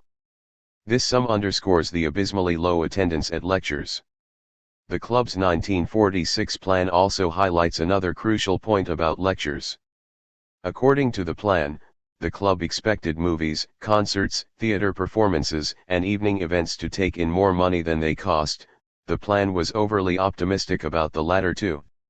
Lectures, however, were written into the plan as a money-losing activity from the start, since the plan included anticipated revenue of 109,800 rubles versus expenditures of 141,600. 72. With the top-level demand for financial profit from cultural recreation institutions, the fact that financially unsustainable lectures figured prominently in the club's plan indicates the political pressure placed on clubs to have lectures and support them materially with profit from money-making events such as movies and concerts. Western films went hand in hand with Western dancing and music. Growing steadily even before the conclusion of the war, the number of youth from all social backgrounds dancing the foxtrot, tango, rumba, and Charleston exploded across the Soviet Union in the immediate post-war period. At dances, musical ensembles played everything from Soviet variety music to American-style jazz, with extensive improvisation, fast rhythms, and everything in between. Many bands and musicians performed only or mostly American-style jazz. Yutsov, Svazman, Eddie Rosner, and other popular jazz musicians brought their bands to Moscow and Leningrad, while plenty of talented amateur musicians joined professional groups. 73. Western music and dances had clear financial benefits. A number of jazz ensembles performed in the Centralny Park Kultury Iatdika imeni Gorkago, Gorky Central Park of Culture and Leisure, in Moscow during 1946, including Rosner's band. That year, not coincidentally, the Park Dance Hall greatly overfulfilled its plan, with an average of 487 people in attendance per dance instead of the 350 as anticipated, resulting in 759,000 actually coming to the dance hall that year instead of the planned 450,000. 74. Komsomol internal reporting similarly confirms the profits accruing to mass-oriented cultural institutions from Western dances. 75. Youth interest in dancing served the Gorky Park and other cultural recreation institutions well, helping cover the losses incurred by the much less popular lectures. Soviet state-sponsored popular culture had roots in initiatives by social reformers in Imperial Russia and took its subsequent shape in the dynamic and turbulent NEP years. During this period, several points of conflict emerged over organized cultural recreation, and they reflected broader struggles between hardline and moderate visions of communist construction. In contrast to the militant perspective, the pluralistic one encouraged more space for youth agency and fewer restrictions on initiative from below, supported entertainment, cultural enlightenment, and political propaganda, in that order, and permitted a degree of Western cultural influence. The conservative position had won out by the end of the NEP as Stalin took power. Wartime needs pushed the regime to adopt a more pluralistic approach, but the war itself severely damaged the system of mass-oriented cultural recreation. This fact, combined with general lack of attention to culture by the party state in the immediate post-war months, limited youth access to state-sponsored popular culture. However, such neglect helped satisfy youth wants. Policy makers expressed a predilection for heavily politicized club events, with a substantially smaller dose of cultural enlightenment activities, leaving little room for fun and pleasure. In spite of this focus, the vast majority of the Komsomol's statements on cultural activities from 1945 to mid-1946 lacked criticism of hedonistic behavior and Western cultural influence. A confluence of factors explains this dynamic. First, Western-themed culture had genuine popularity among the young and provided an easy and cheap means of satisfying desires for a post-war return to a more relaxed peacetime setting. Likewise, movies, dancing, and jazz helped relieve the enormous strain of rebuilding the country. As they tried to reconstitute the Komsomol by recruiting new members and getting them to pay dues and serve as lower-level cadres, Komsomol higher UPS likely questioned the wisdom of fighting against such a popular form of entertainment. Conversely, the frailty of the Komsomol and its focus on assisting the party state's infrastructural rebuilding drive in this period meant that the Komsomol had few resources left to change youth behavior. Furthermore, considering the top-down imperative for cultural institutions to fulfill the financial plan, the willingness of young cultural consumers to pay for light entertainment made the cultural network unlikely to change its offerings without strong pressure from policymakers. At the same time, the Komsomol would have been extremely unlikely to adopt a policy condemning Western popular culture independently of the party, since the Soviet leadership would have seen doing so as a dangerously independent act. As a result, in state-sponsored popular culture the party state actually did meet post-war expectations for relaxation of pre-war constraints, at least briefly. 76 In this fleeting period, then, young people could successfully reconcile a self-image of a good Soviet citizen and new Soviet person with a real interest in Western popular culture. This ability represented a significant shift from the way that official discourse depicted the model young new Soviet woman and man in the immediate pre-war period as necessarily rejecting Western popular culture. The findings here support the arguments that World War II represented a major break in Soviet life, as opposed to the view of those who see the Stalin period as cohesive and holistic. 77 Youth hedonism did gain prominence outside the Soviet Union. In East and West Germany, the post-war period witnessed plenty indulging in jazz and dancing. 78 Such youth conduct spread widely throughout the Soviet bloc. 79 These years saw similar pleasure-seeking behavior across Central and Western Europe. 80 Within the United States, the end of the war brought a rapid increase in the number of youth dancing to jazz and watching movies at drive-in theaters. 81 These parallels among the countries participating in World War II indicate a post-war trend common to both capitalist and socialist states, with a large portion of young people reacting to the strains of the war by plunging into entertaining fun as the conflict ended. Chapter 2. Ideological Reconstruction. In the Cultural Recreation Network, 1947 to 1953. In stark contrast to its approach during the immediate post-war period, the Komsomol from the late 1940s and into the early 1950s vigorously censured events that devoted excessive effort to entertainment and lacked sufficient ideological content. Newspapers carried stories condemning clubs for focusing on dances and movies, instead demanding more politicized activities. One Komsomol leaders, such as Komsomol First Secretary N.A. Mikhailov, called for vigilantly defending youth from pernicious foreign influences. 2. This chapter explains the transition in central policy from a more moderate to a militant stance. It considers the impact of this shift on cultural activities considered fully appropriate, leaving more controversial club events to the next chapter. Non-controversial cultural forms, such as choruses and drama collectives, came to bear a hefty political load.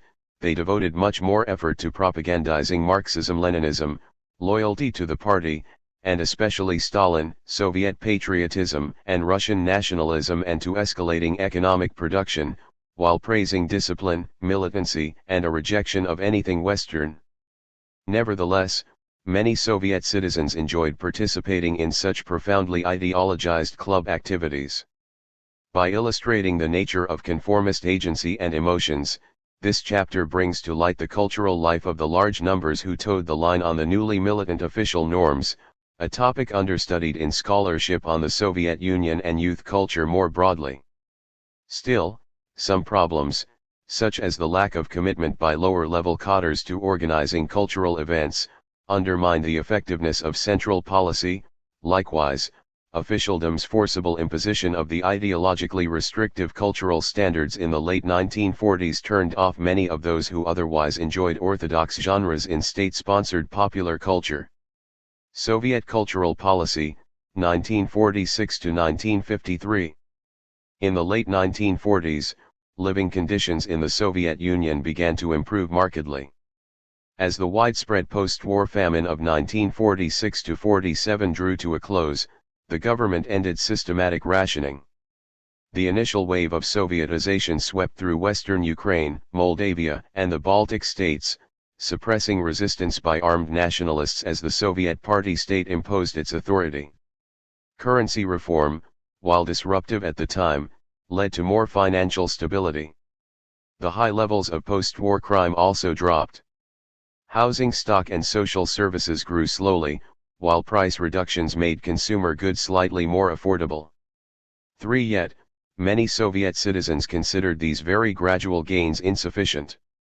The population looked forward to a better life and much faster improvements in living conditions. People proved more and more willing to speak and act against state demands in the late 1940s. The Stalin leadership, however, refused to accede to the population's desires. Considering its victory over the Germans to have fully validated its power and authority, the Kremlin strove to maintain its wartime insistence on Soviet people expressing absolute obedience and self-sacrifice for the good of the state, best embodied in Stalin's famous post-war toast praising Soviet citizens as small cogs holding together the state machine. For moreover, Soviet authorities could mobilize the citizenry against a clear target as the Cold War escalated in the late 1940s. The Kremlin used the fear of another world war to justify maintaining a wartime footing, which enabled it to demand disciplined behavior from Soviet citizens, continued intense economic reconstruction, and a focus on heavy industry and basic infrastructure. 5. In this sense, the Cold War had just as much importance for domestic as for foreign politics in the Soviet Union, thus paralleling the impact of the Cold War on politics in Western states. 6. The authorities did make some improvements in consumer offerings, including clubs. Soviet cities reportedly had 6,450 functioning clubs in 1946, 7,970 in 1948, 9,170 in 1950, and 10,050 in 1953. 7. Trade unions controlled more than 8,000 mostly urban club institutions in 1951, with 600 having been built from 1946 to 1950 and many of the rest renovated after suffering wartime damage and neglect. 8. Amateur performers in club activities also gained more cultural materials. For example, the Komsomol's complaints over the lack of published repertoires for amateurs in 1950 were replaced with expressions of satisfaction over the quantity of such literature in February 1953. 9. To a significant degree, such investment resulted from the potential for the Cultural Recreation Network to convey political propaganda, a function that came to the fore in the late 1940s as part of a broader ideological reconstruction campaign. The political and ideological loosening in Soviet culture during the wartime and the immediate post-war period worried top-level authorities. The Kremlin also aimed to recast cultural production for its Cold War needs on the cultural front. 10. Consequently, once past the initial wave of post-war consolidation of power in 1945 and early 1946, the leadership placed increasing emphasis on ideological reconstitution.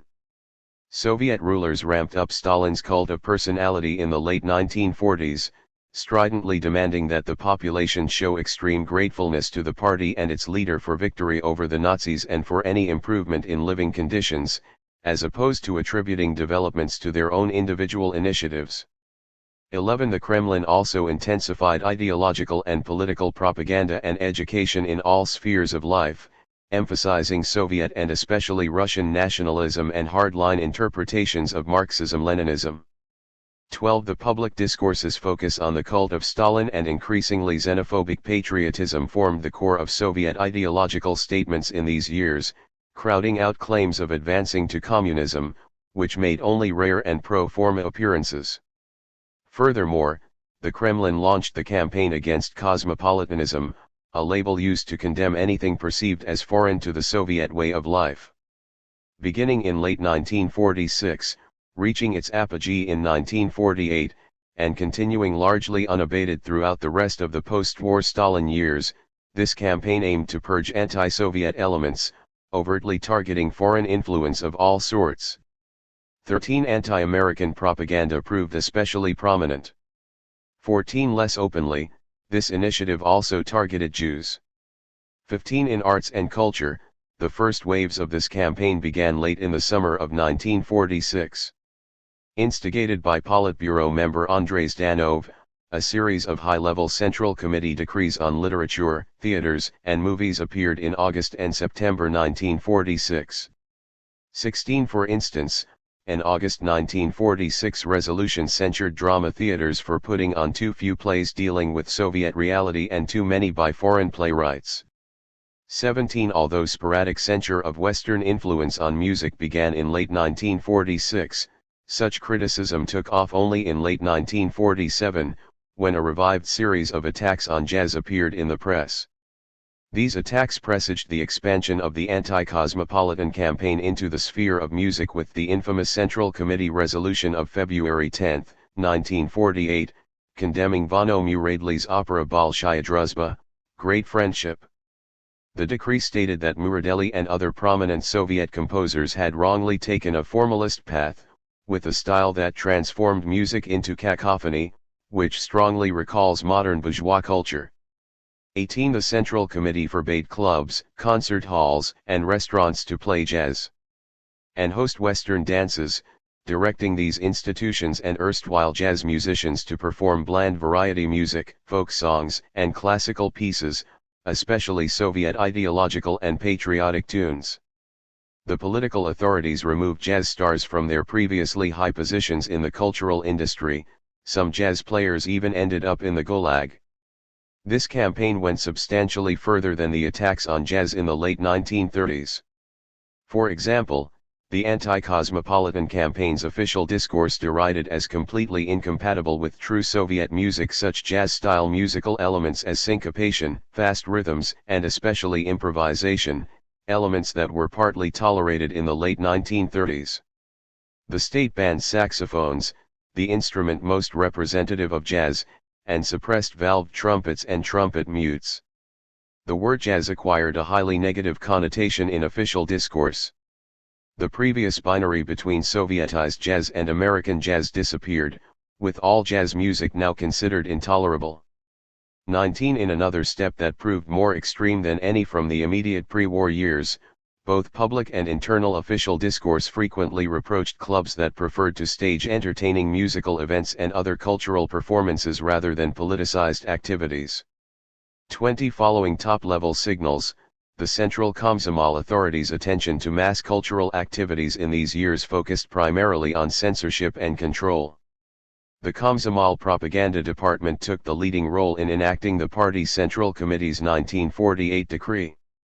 Less than a month after the censure of Bolshaya Druzhba, an internal policy document from the department called on all Komsomol organizations to implement fully the party's Central Committee resolution. 21 branch Komsomol committees quickly responded with detailed reports of how they strove to enact the decree. 22 similar themes characterized the Komsomol's official discourse on cultural activities throughout the rest of Stalin's rule. In 1950, the Komsomol Propaganda Department underscored that the party and the population demanded Bolshevik idealism, Bolshevitskaya idealnost, from the arts, which, according to the department, meant propagandizing the party's political line and helping the party nurture youth in the spirit of unconditional commitment to the Soviet system. 23 In this regard, Komsomol cultural policy in the late 1940s and early 1950s fit the pattern identified by recent scholarship, which argues that, in this period, ideological purity came to the forefront of the regime's goals for youth, as Stalin wanted to secure his legacy by ensuring that youth developed absolute loyalty to his vision of the future. 24 Hence, state-sponsored popular culture further illustrates how the later Stalin leadership sought to utilize everyday life to reinforce official ideological prescriptions. 25. Orthodox amateur arts and the anti-cosmopolitan campaign. The anti-cosmopolitan campaign powerfully influenced official prescriptions for state-sponsored popular culture. This section examines the new guidelines by focusing largely on instruction booklets and newspaper articles depicting model clubs and amateur collectives. These exemplary institutions best reveal the intentions of Soviet cultural authorities, as well as the day-to-day cultural life of some, but not all, young people. Strict limitations affected what sort of music clubs could feature. Repertoire booklets and Komsomol conferences stressed performing pieces glorifying the party and Stalin, praising high production achievements, and instilling Soviet patriotism. 26 Club managers, amateur circle directors, and local Komsomol cadres clearly grasped what the hierarchy expected of them. Young amateur musicians performed many songs devoted to the motherland, the party, Komsomol, Stalin, and heroic labor. 27 In a typical example, the first piece in an amateur concert at Odessa's Pervomysky Dom Kultury, 1st of May House of Culture, was Song About Stalin. 28 An instruction booklet from 1952 described how young women in an amateur sewing factory chorus wrote a song about their work, which ended with the following lines. We are forging our own happiness. With our free labor. Our work will not fall behind. Madarakova herself. The sun is shining down. There is nothing more beautiful than the motherland. We send greetings, to our teacher and friend, Stalin. 29. In these years, the authorities heavily promoted choruses above all other forms of amateur music collectives. In 1950, the Komsomol Central Committee highlighted the need to organize amateur choruses in industrial enterprises, collective farms, schools, and colleges. 30 V.K. Spanhuk, a former secretary of a Komsomol district organization, also recalled the significance attributed to choruses at this time. 31 choruses embodied the late Stalinist ideal. They constituted a mass, collective, and disciplined endeavor whose success depended on its members functioning together as small cogs holding together the machine of the chorus, evocative of Stalin's famous toast. Choruses also met the regime's emphasis on Russian nationalism, since they had a clear link to traditional Russian music. Lastly, with minimal equipment, amateur chorus circles were cheap. The repertoire of drama collectives, which put on plays and held dramatic readings of poetry and prose, paralleled that of music circles. Frequently, they began their performances with praise to Stalin. One performance by students of technical colleges began with a dramatic reading of a word to the great Stalin and another with Stalin equals peace. 32 Amateur drama circles often performed Soviet plays. At Saratovsky Gosударственная Universitet, SGU, the Saratov State University, an amateur collective produced a play entitled Первые радости, First Joys, in 1952, based on a novel about Saratov in World War I written by the Saratovite Konstantin Fedin, who had received a Stalin Prize. 33 While official rhetoric did not ban classical Russian plays, the emphasis lay on Soviet productions. 34 Amateur dance circles also carried an ideological load, though in a less direct fashion than music and drama collectives. Dance groups typically performed various forms of mass dances, often staged for official celebrations. 35 Folk dances, especially Russian ones, represented the most common form of recommended dances, embodying the anti-cosmopolitan emphasis on Russian nationalism. 36 Likewise, cultural officials promoted novel modern and socialist ballroom dances with names such as Встреча друзей, meeting of friends. 37 The party state intended such new dances both to convey ideological messages and to replace Western dances. During the anti-cosmopolitan period, the vast majority of youth-oriented evening events centered on ideological themes. For instance, In 1949–50, the main topics of Leningrad's youth evenings included the struggle for peace and democracy, the great communist construction projects, and the image of Lenin and Stalin in the arts. 38 The Gorky Dom Kultury, for instance, in an attempt to woo youth to vote in elections, hosted an event that included games, songs, and dances before a lecture, entitled The Stalin Constitution and Soviet Youth, and a play. 39 Another event, devoted to friendship between Moscow and Kiev college students, began with a speech praising the great teacher and leader, Comrade Stalin, followed by an amateur concert, and, finally, dancing the waltz. 40 While encouraging local Komsomol committees to help organize youth evenings, official Komsomol discourse emphasized the need for young cultural activists to exhibit disciplined obedience to adult authority figures and downplayed any hints of youth autonomy, spontaneity, or initiative. An instructional booklet produced in 1952 by the official Komsomol press, Melodaya Gvardiya, on behalf of a Minsk factory trade union club represents an authoritative model of prescribed cultural organization for Komsomol committees.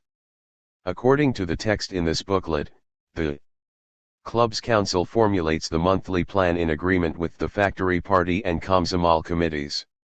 The party committee pays a great deal of attention to the upbringing of youth, and gives the club leadership much valuable advice and directives. Komsomol members help organize youth evenings, consulting with the party committee on the topic of the lecture, finding a lecturer, and, together with the club management, organizing a concert. These evenings, always tied to the production goals of the factory, also endeavored to instill Soviet patriotism in young workers and expand their cultural horizons. 41 Another booklet from 1952, while stating that Komsomol cells should be the initiators of activities in cultural institutions, highlighted the need for all cultural work to serve the goal of bringing up youth in the spirit of Bolshevik ideology and Soviet patriotism. 42 Similarly, a former Moscow Komsomol Neighborhood Committee Secretary, Valentina Mayagova, stressed the important role of local party committees, as well as trade union committees and Ministry of Culture organizations, in controlling clubs' repertoires of youth activities during the anti-cosmopolitan period. She noted that, by comparison, Komsomol cells had only a minor voice. 43 In fact, the trope of discipline pervaded rhetoric on cultural recreation in these years. Thus, the railroad trade union instructed its cultural institutions to help raise the discipline of each worker. 44 Komsomol rhetoric not dealing with state-sponsored popular culture likewise emphasized discipline. 45 Allusions to youth initiative figured only rarely in post-war Stalinist discourse on young people. When they did, such references frequently appeared in the context of discipline and management from above. For instance, the Komsomol's national organ published in December 1951 an article about the city of Melikes entitled Develop Youth Initiative, which praised a local party committee for activating a dormant Komsomol cell. 46 The Saratov City Komsomol Conference of 1952 censured the City Komsomol Committee for not providing enough direction to local Komsomol cells. 47 This move mirrored the dynamic of the campaign for criticism and self-criticism of the late post-war Stalin years, when very narrowly prescribed rules permitted minimal scope for autonomous activism from below. 48 The stress on youth discipline dovetailed with the glorifying of Stalin as the source of all authority, which inevitably functioned to deprive youth of legitimate space for autonomy and grassroots initiative.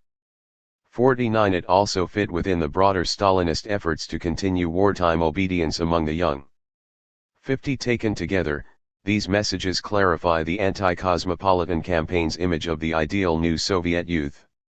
This model young person expressed loyalty to Stalin and the party, held a hardline interpretation of Marxism-Leninism, and articulated xenophobic nationalism. Immediately obeying all orders from authority figures, such youth expressed enthusiastic activism within the narrow bounds of top-level directives and avoided any autonomous initiative. 51 Within the sphere of culture, the anti-cosmopolitan new Soviet young women and men rejected any Western influence and minimized light entertainment, preferring to spend their leisure time participating in heavily politicized club activities, especially propaganda lectures, but also amateur collectives whose repertoires bore a heavy ideological load. By trying to forge the anti-cosmopolitan model of the new Soviet individual through a mass cultural network, the Stalinist Kremlin in the late 1940s and early 1950s paralleled the cultural policy of other European authoritarian states in the 20th century. Victoria de Grazia has found that the Mussolini leadership in fascist Italy invested substantial resources in creating a large-scale centralized system of government-organized cultural recreation for adults and youth in order to forge what she termed the new Italian. Such an individual would exhibit discipline and obedience, as well as loyalty to the nation and to the National Fascist Party. 52 Nazi Germany made similar efforts, if on a smaller scale and targeted mostly toward youth. Furthermore, the Nazi government launched strident attacks against jazz and Western dancing, considering these cultural genres to be ideologically subversive agents of capitalist democratic influence, another clear parallel to the Soviet Union.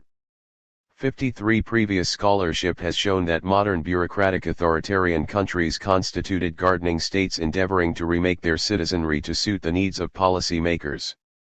A study of organized cultural recreation shows, however, that human gardening in the Soviet Union went beyond state violence. 54 Analyzing the large-scale programs to manage organized cultural recreation for youth expands our use of gardening as an analytical tool, helping us appreciate that these varied regimes recognized the importance of shaping mass cultural consumption desires and preferences as a means of building the model young socialist, fascist, or Nazi individual. The similar cultural policies exercised under these regimes indicate that the one-party structure and official ideology prevalent in all major modern authoritarian bureaucracies provided some common instruments for gardening the populace. However, each state adopted different methods and tools of gardening, and in all cases policy evolved over time. Thus, Soviet anti-cosmopolitanism relied on sharp shears to prune popular culture.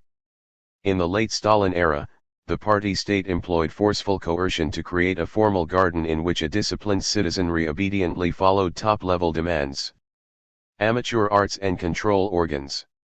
Responding to pressure from above to improve controls over state-sponsored popular culture, cultural officials sought to monitor and guide amateur arts. Doma Narodnogo Tvorчества, houses of folk creativity or folk arts, played a central role in exerting cultural control over amateur arts, as underscored by a top Komsomol official, V.E. Semishastny. 55 The most prominent folk arts house, located in Moscow, had oversight over the amateur arts in the capital and attendant influence over the rest of the Soviet Union. 56 Its functions included examining and approving all amateur circle repertoires and giving the collectives guidance, training, and support, with the goal of managing their artistic content. 57 Clubs established or strengthened art councils, which were committees composed of various officials and professional artists who reviewed the repertoire for amateur arts at individual clubs. 58 Amateur cultural competitions served as another instrument both for encouraging and for controlling organized cultural recreation. These contests began at the local level, for example, pitting amateur circles against each other within a local establishment, such as a factory or university. 59 Collectives that won at the local level met in district and then city-wide competitions. 60 groups awarded top honors in these contests sometimes went on to province-wide and then national competitions, with official financial support for their travel. 61 Victories by circles garnered prestige for their host institutions, helping explain why they granted members of the better quality collectives time off and extra funding. These contests likewise offered an opportunity for the hierarchy to evaluate and pass judgment on grassroots amateur arts, mirroring how Soviet industrial competitions intensified production. 62 In contrast to industrial contests, however, amateur art competitions also served as a way to monitor repertoires and send signals about appropriate programs for amateur art. For instance, the Komsomol Propaganda Department's report on the 1947 competition for Moscow's technical college students stressed that in the repertoire of circles, there now appear works reflecting the might and steadfastness of the Soviet system, instilling love in the motherland. 63 such statements are strongly indicative of the differences between officially recommended amateur art competitions in the anti-cosmopolitan years and those held earlier, which featured more entertainment-oriented and less ideological pieces. 64 amateur competitions likewise served to reveal problems in the repertoire. Semishastny criticized amateur cultural competitions in 1954 apolitical, low-quality works lacking in ideological content. 65. Political propaganda and socialist modernity. The fact that high officials had to use strong pressure to promote strongly ideological cultural activities illustrates the gaps between official prescriptions and the actual desires of many Soviet youth. After all, clubs had a powerful incentive to offer the kinds of activities that appealed most to youth because their entry fees would make it possible to fulfill financial plans. Club officials at the grassroots were best positioned to know what kinds of cultural products sold well and which ones did not. Despite the apparent wishes of the Soviet authorities, simply decreeing that all young people should enjoy listening to political and production-oriented propaganda did not make it so. Far from all young Soviet citizens matched the anti-cosmopolitan model of the disciplined, obedient, and politicized new Soviet person. In fact, as had been the case in the immediate post-war period, there continued to be a great many youth who found political propaganda unappealing. Lectures continued to draw only small audiences. The most revealing evidence comes from a keynote speech at a conference of Krasnoprasnensky district Komsomol cadres, a semi-closed forum that permitted more honesty. The secretary of the Krasnoprasnensky neighborhood Komsomol disparaged the Club of the Silicate Factory for holding too few lectures on youth themes. The secretary of the Silicate Factory Komsomol cell received censure for not doing anything about the lack of lectures. Additionally, the speaker criticized the Club of the Stromanksa dormitory at Moskovsky Gosударственный Universitet, MGU, or Moscow State University, for its poorly attended lectures. The club's plan, according to the speech, failed to respond to the demands of the students, for example, by not propagandizing Soviet patriotism sufficiently. 66 Yet, as shown by the lack of audiences for lectures, such socialist realist claims did not correspond to reality. In fact, lecture-style political propaganda in club spaces proved unpopular among youth in other Soviet bloc states as well, for example, in Stalinist Poland. 67 The restrictive vision of state-sponsored popular culture put forward during the anti-cosmopolitan campaign indicates that the post-war Stalinist leadership did not strive to forge a domestically and globally appealing vision of a socialist modernity as an alternative to the Western one. The Kremlin did not prioritize meeting the actual desires of its young citizens in the cultural sphere. Instead, it used propagandistic rhetoric and the coercive imposition of discipline to try to achieve its goals of maintaining social stability and enforcing social control. Using these strategies of rule hardly contributed to building an appealing alternative modernity, since this model had to be attractive in order to persuade people at home and abroad to adopt it as their guiding model for thought and behavior. Wary of giving up its oft-stated claims to total authority and absolute control, the Stalinist leadership from the late 1940s explicitly refused to provide any room for youth autonomy and agency in the cultural sphere, which might have elicited popular enthusiasm and initiative, despite some internal discussions about this possibility in the mid-1940s. Moreover, the late Stalinist Kremlin drastically limited interactions with the outside world, with the anti-cosmopolitan campaign representing the apogee of a defensive and isolationist position. Even the Soviet Party states' highly successful efforts to mobilize its citizens to participate enthusiastically in the Soviet-led international peace campaign focused on signature gathering and donations, not direct citizen diplomacy toward outsiders. 68 The post-war Stalinist government, in other words, tried to sell Soviet foreign policy and its geopolitical role as beneficial to outsiders but made minimal efforts to demonstrate the Soviet Union's domestic system as an appealing model of socialist modernity to the world outside the socialist bloc. In turn, within socialist Eastern Europe, the Stalin Kremlin relied much more on coercion than persuasion when instilling the Soviet socialist model. With its coercive methods, along with its defensive and enclosing orientation, the anti-cosmopolitan campaign represented the Kremlin's effort to consolidate and maintain power and rebuild what Stalin earlier termed socialism in one country, which was no recipe for a globally attractive modernity. This approach was at some variance with Soviet policies in the 1920s and early 1930s to showcase the Soviet Union to non-socialist visitors, especially Westerners, as a means of promoting the socialist model as an appealing alternative. However, it fit well with the shift toward isolationism in the late 1930s, suggesting continuities between the immediate pre-war period and the post-war Stalin years. Of course, the Soviet victory in World War II and the regime's international position as a superpower, along with the escalating Cold War and its impact on the Soviet Union, made it impossible to rebuild the pre-war system as it had existed previously. Regarding ideology, the later Stalin leadership did not seek to move toward communism. It sought to prioritize maintaining power and stability, rather than further transforming Soviet society along Marxist-Leninist lines by introducing societal reforms that would destabilize the system. Thus, public discourse made only minimal claims about moving toward communism, instead emphasizing the cult of Stalin and xenophobic nationalism as the central ideological basis for the post-war Soviet system. By doing so, the Stalinist leadership exhibited a yearning to return to the immediate pre-war period, a time that it considered, at least during the late 1930s, the ideal, pragmatic embodiment of socialism. 69 Yet, evidence indicates that the Stalin leadership's militancy and conservatism in cultural policy from the late 1940s onward went beyond those of the immediate pre-war years. Here, a range of factors played a role, including the mounting cultural struggle with capitalist states, the perceived needs of post-war ideological reconstruction, the Stalinist Kremlin's desire to maintain strict wartime-style controls, and the increased sense of legitimacy and power it gained through the victory against Germany.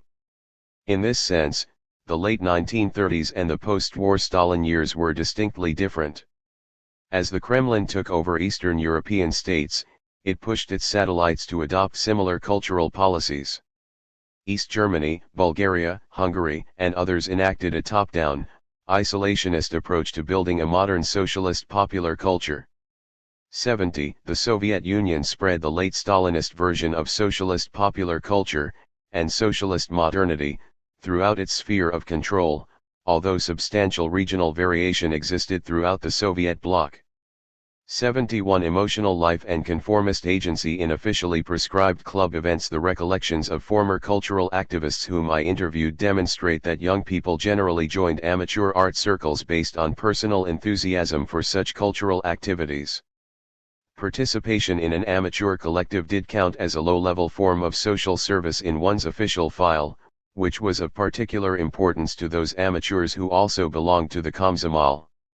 However, amateur arts did not have nearly the same political value on the official scale as giving lectures or exhorting voters to come to the polls, even though they generally required much more time and energy. Thus, amateurism drew young people interested in cultural activities rather than simply politically ambitious ones, whether Komsomol members or not. The most lucid description of this topic comes from Dmitry Igaltsov, who participated extensively in amateur arts at MGU and had intimate familiarity with both the creative and the organizational aspects of state-sponsored popular culture. He stated that the college administration considered participation in amateur arts as social work, and every student had to have some sort of social work, which was included in one's official file. Otherwise, the student might get criticized as an antisocial element and encounter potential obstacles in her or his life path. Yet, amateur cultural activities, in his words, counted as least important in the hierarchy of prescribed social work. He underscored that he would have undoubtedly participated in amateur arts without getting official credit for it, since people engaged in amateur arts out of their own personal wish. 72. Likewise, O.V. Chernihiv, who both participated in and organized amateur music events, said that amateur arts activity was not something that you were forced to do, but did by choice out of your own personal desire. Yet, it had the added benefit that your official file stated, active participation in social work through amateur arts. 73 interviews with other young amateur artists reveal similar motivation. 74 The future Soviet leader M.S. Gorbachev, who was 14 in 1945, related in his memoirs that in the late Stalinist years when he went to school, everybody was keen to participate in officially organized recreation. At his school, amateur theater became such a craze that the drama group could not admit all the enthusiasts and new members had to be carefully selected. 75 These youth joined amateur circles of their own volition, finding pleasure, joy, and other desirable emotions in state-sponsored popular culture.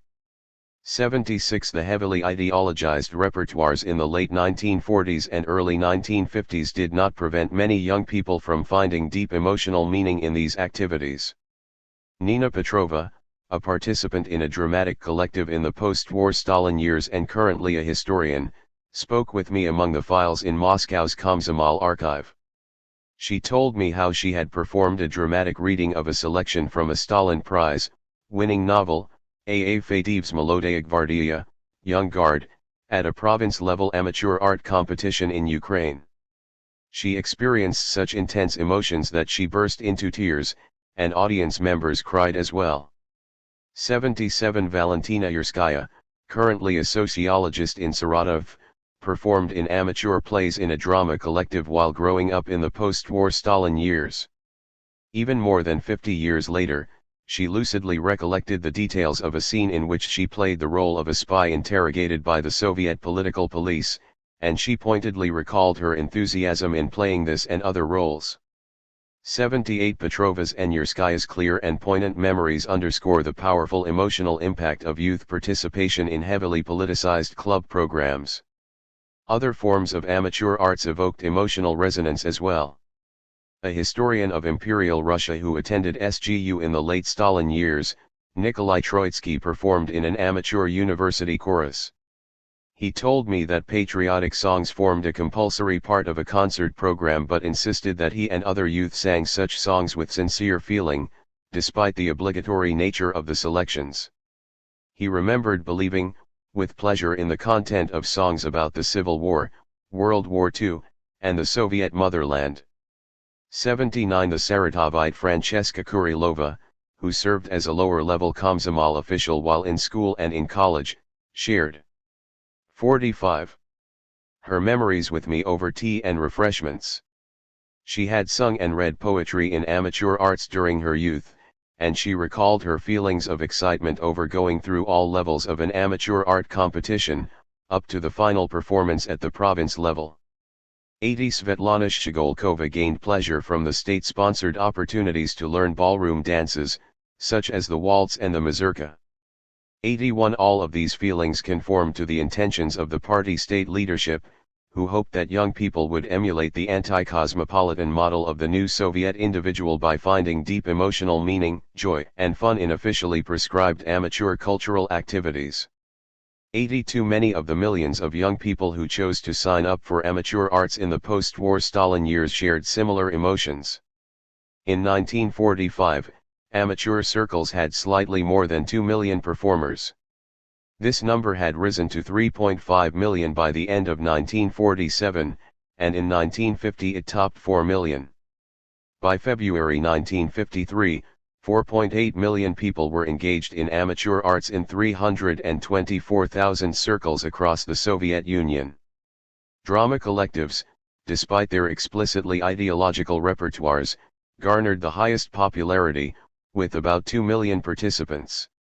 83 Scholarship on Soviet mass songs also shows that the population appreciated and sang tunes that had explicit ideological messages. 84 That millions of people opted to voluntarily devote their time and energy to orthodox cultural activities during the heyday of the anti-cosmopolitan campaign, regardless of the heavily ideological repertoires, illustrates what my approach calls conformist agency. Such agency, along with its complexities and nuances, deserves respect, acknowledgement, and attention from historians on par with the spectacular public nonconformism expressed by the small minority of countercultural youth studied by the large majority of scholars on post-war Soviet youth cultural practices. This does not mean that all those who participated in officially recommended amateur arts in the culturally conservative late 1940s and early 1950s fully supported a hardline vision of Marxism-Leninism, intense devotion to Stalin and the party, and xenophobic Soviet and Russian nationalism, just as far from all countercultural Soviet youth necessarily opposed the Soviet system or preferred a Western lifestyle. The concept of conformist agency is best thought of as a heuristic tool of analysis representing an ideal type at one end of the spectrum, with full-scale nonconformism at the other end, and all shades of behavior characterizing the reality of youth cultural practices occupying the space in between. In fact, young people sometimes engaged in a multiplicity of cultural practices, fully conformist ones, such as chorus or drama collectives with profoundly ideological programs, less conformist cultural active. 46. Ideas that did not receive unqualified support from above, such as listening to variety music performances, and, finally, nonconformist ones such as Western dancing. Regardless, we should not treat less conformist or nonconformist cultural activities as somehow necessarily more authentic than conformist ones. After all, young people generally participated in amateur arts on a voluntary basis out of a personal enthusiasm and interest and frequently had a deep emotional connection to their artistic activities. 85 Problems in conformist cultural activities. Some among the young participated in conformist cultural activities in ways that departed from the intentions of the leadership. They failed to experience and express prescribed feelings. One challenge to the goals of the Soviet rulers involved the glacial rate of expansion in conformist activities during the late 1940s and early 1950s, illustrating how real life departed from the model clubs and collectives described earlier. Club institutions and Komsomol organizations came under criticism for devoting much more energy to amateur arts shortly before and during amateur artistic competitions, which higher UPS evaluated closely. In 1947, for example, the Krasnoprasnensky neighborhood Komsomol lambasted the fact that amateur circles functioned primarily during competitions. 86 Similarly, 3 years later the Komsomol propaganda department disparaged such behavior, testifying to the scale and continuity of this problem. 87 Cultural offerings for young people were scarce in large part because local-level Komsomol cadres were reluctant to invest much effort in cultural recreation activities.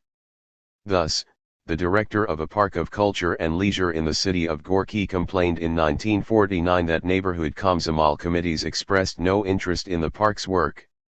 88 The Komsomol branch in the Avtostal factory in Stalin province came under criticism from the Komsomol propaganda department in 1952 for its failure to organize adequate cultural activities for young people. Out of 6,000 young workers, only 88 participated in amateur art circles.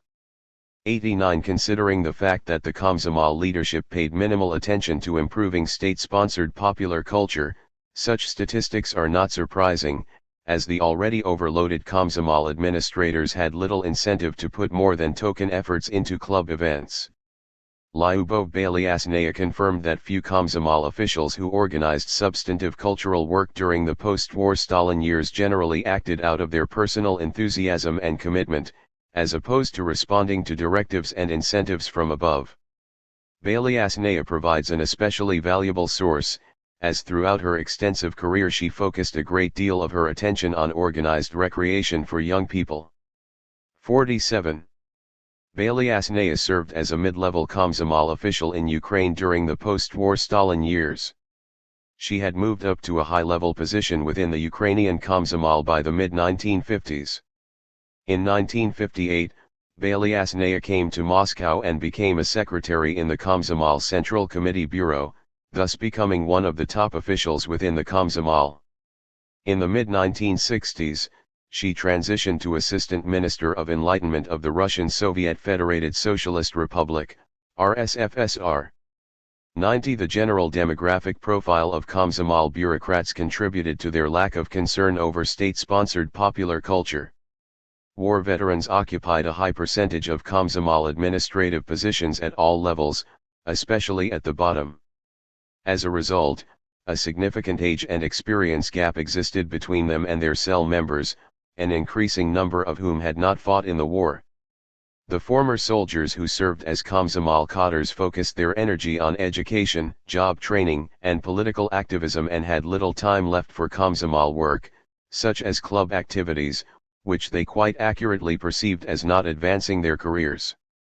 91. The historian and SGU professor Anatoly Iavris, who matriculated at the university in 1948, described another aspect of this generation gap to me in an interview in his office at the university. He recalled that veterans preferred to spend their free time on paramilitary training and sports and considered cultural recreation intrinsically less important. This dismissive attitude toward organized cultural recreation led to some tensions with non-veteran Komsomol members.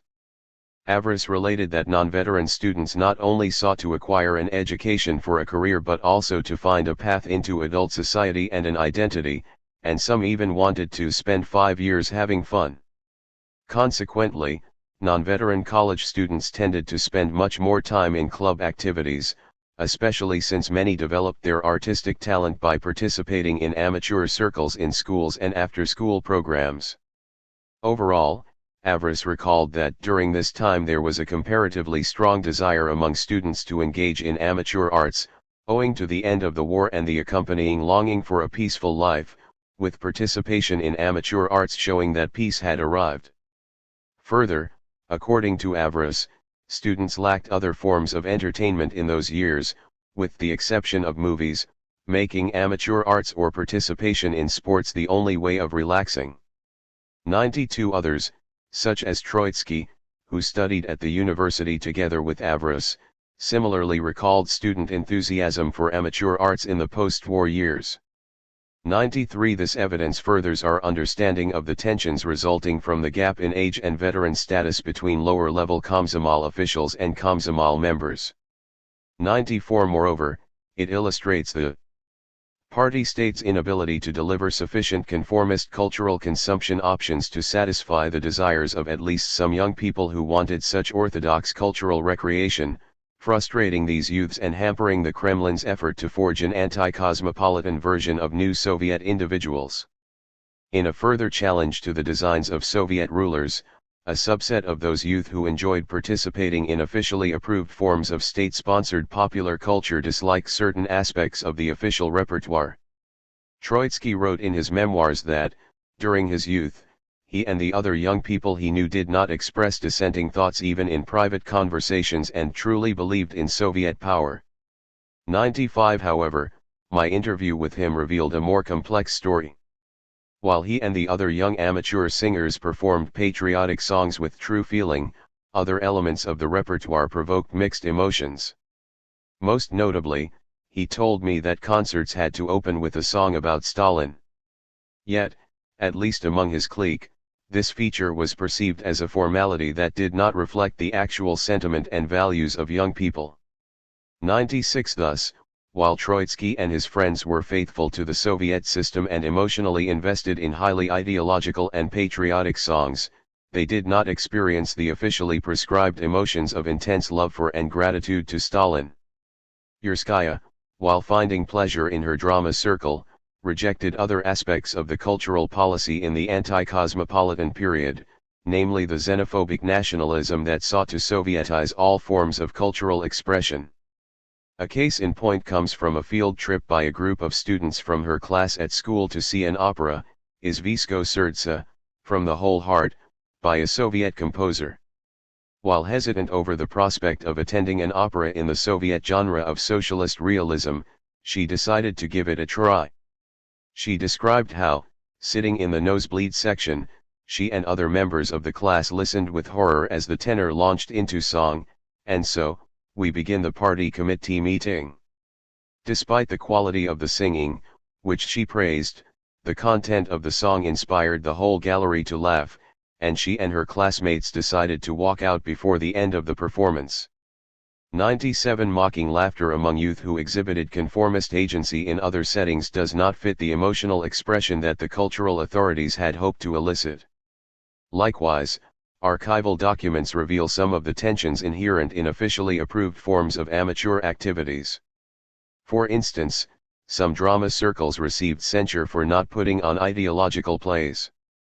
The Moscow City Komsomol criticized certain amateur theater groups in February 1953 for performing vulgar plays, such as Babushkiny Skazki, Old Wives' Tales. 98 In another example, the author of an instruction booklet described how the amateur collective of the Labansk Dom Kultury had great success among audiences with its first few performances. However, the district party committee rebuked the group for putting on excessively light and entertaining plays, warning the House of Culture management that such pieces might lead to rolling down a slippery path to apolitical cultural entertainment. Instead, the party organization recommended that the theater circle put on a play critical of foreign warmongers and another praising collective farm production. The circle dutifully followed these directives. 99 Political authorities had to use coercion to impose ideological repertoires on some amateur cultural collectives. Such tactics hardly lead to the kinds of emotions that the authorities sought to inspire among the young amateurs. Not all club events devoted to ideologically approved themes fit the confines of officially recommended practices, as exemplified by an unusual SGU amateur concert held on May 9, 1950, to mark the 5th anniversary of the end of the war. While Stalin cancelled the nationwide celebration of Victory Day soon after the war, many veterans celebrated it on the local level. 100 student veterans decided to mark the occasion with a concert, finding support from the University Komsomol. The performance featured a student veteran who sang what Avras labeled folklore from the front, including pieces that Avras had never heard before or since and that had not been cleared by the censorship apparatus. During the concert, the 200 audience members apparently did not make one sound because of how interesting the songs were. 101 such events, repeated across the Soviet Union during these years, conveyed the individual soldier's perspective, rather than the vision prescribed by authorities. Although promoting patriotism, these songs undermined some aspects of the official narrative of the war, for example, the attribution of the victory to Stalin's genius. Folklore from the front, then, evoked a complex range of emotions and values, not all of which matched the Kremlin's aims.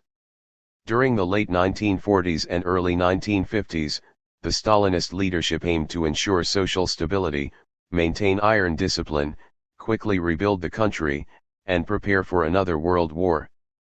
In the cultural sphere, the Soviet rulers pursued these goals through the anti-cosmopolitan campaign, which stressed a hardline vision of Marxism-Leninism, unquestioning faith in the party and especially Stalin, and xenophobic Soviet and Russian nationalism in the context of the escalating Cold War. The Kremlin sought to garden Soviet youth, cultivating an anti-cosmopolitan version of new Soviet people, highly ideological and politicized, disciplined and obedient. Rather than initiative-oriented, well prepared to serve as cold warriors through rejection of all traces of Western cultural influence, and exhibiting conformist agency and emotions. The tenets of the anti-cosmopolitan campaign insisted on a broad escalation of the ideological elements of club activities, along with an extensive centralization of content management. Central policy demanded that youth perform the newly politicized repertoire passively, instead of having youth express their voices as creators who shape the repertoire actively. These initiatives achieved significant successes in imposing top-down controls over non-controversial, orthodox forms of club activities. While the infrastructure of the cultural recreation network improved, its range grew much more limited.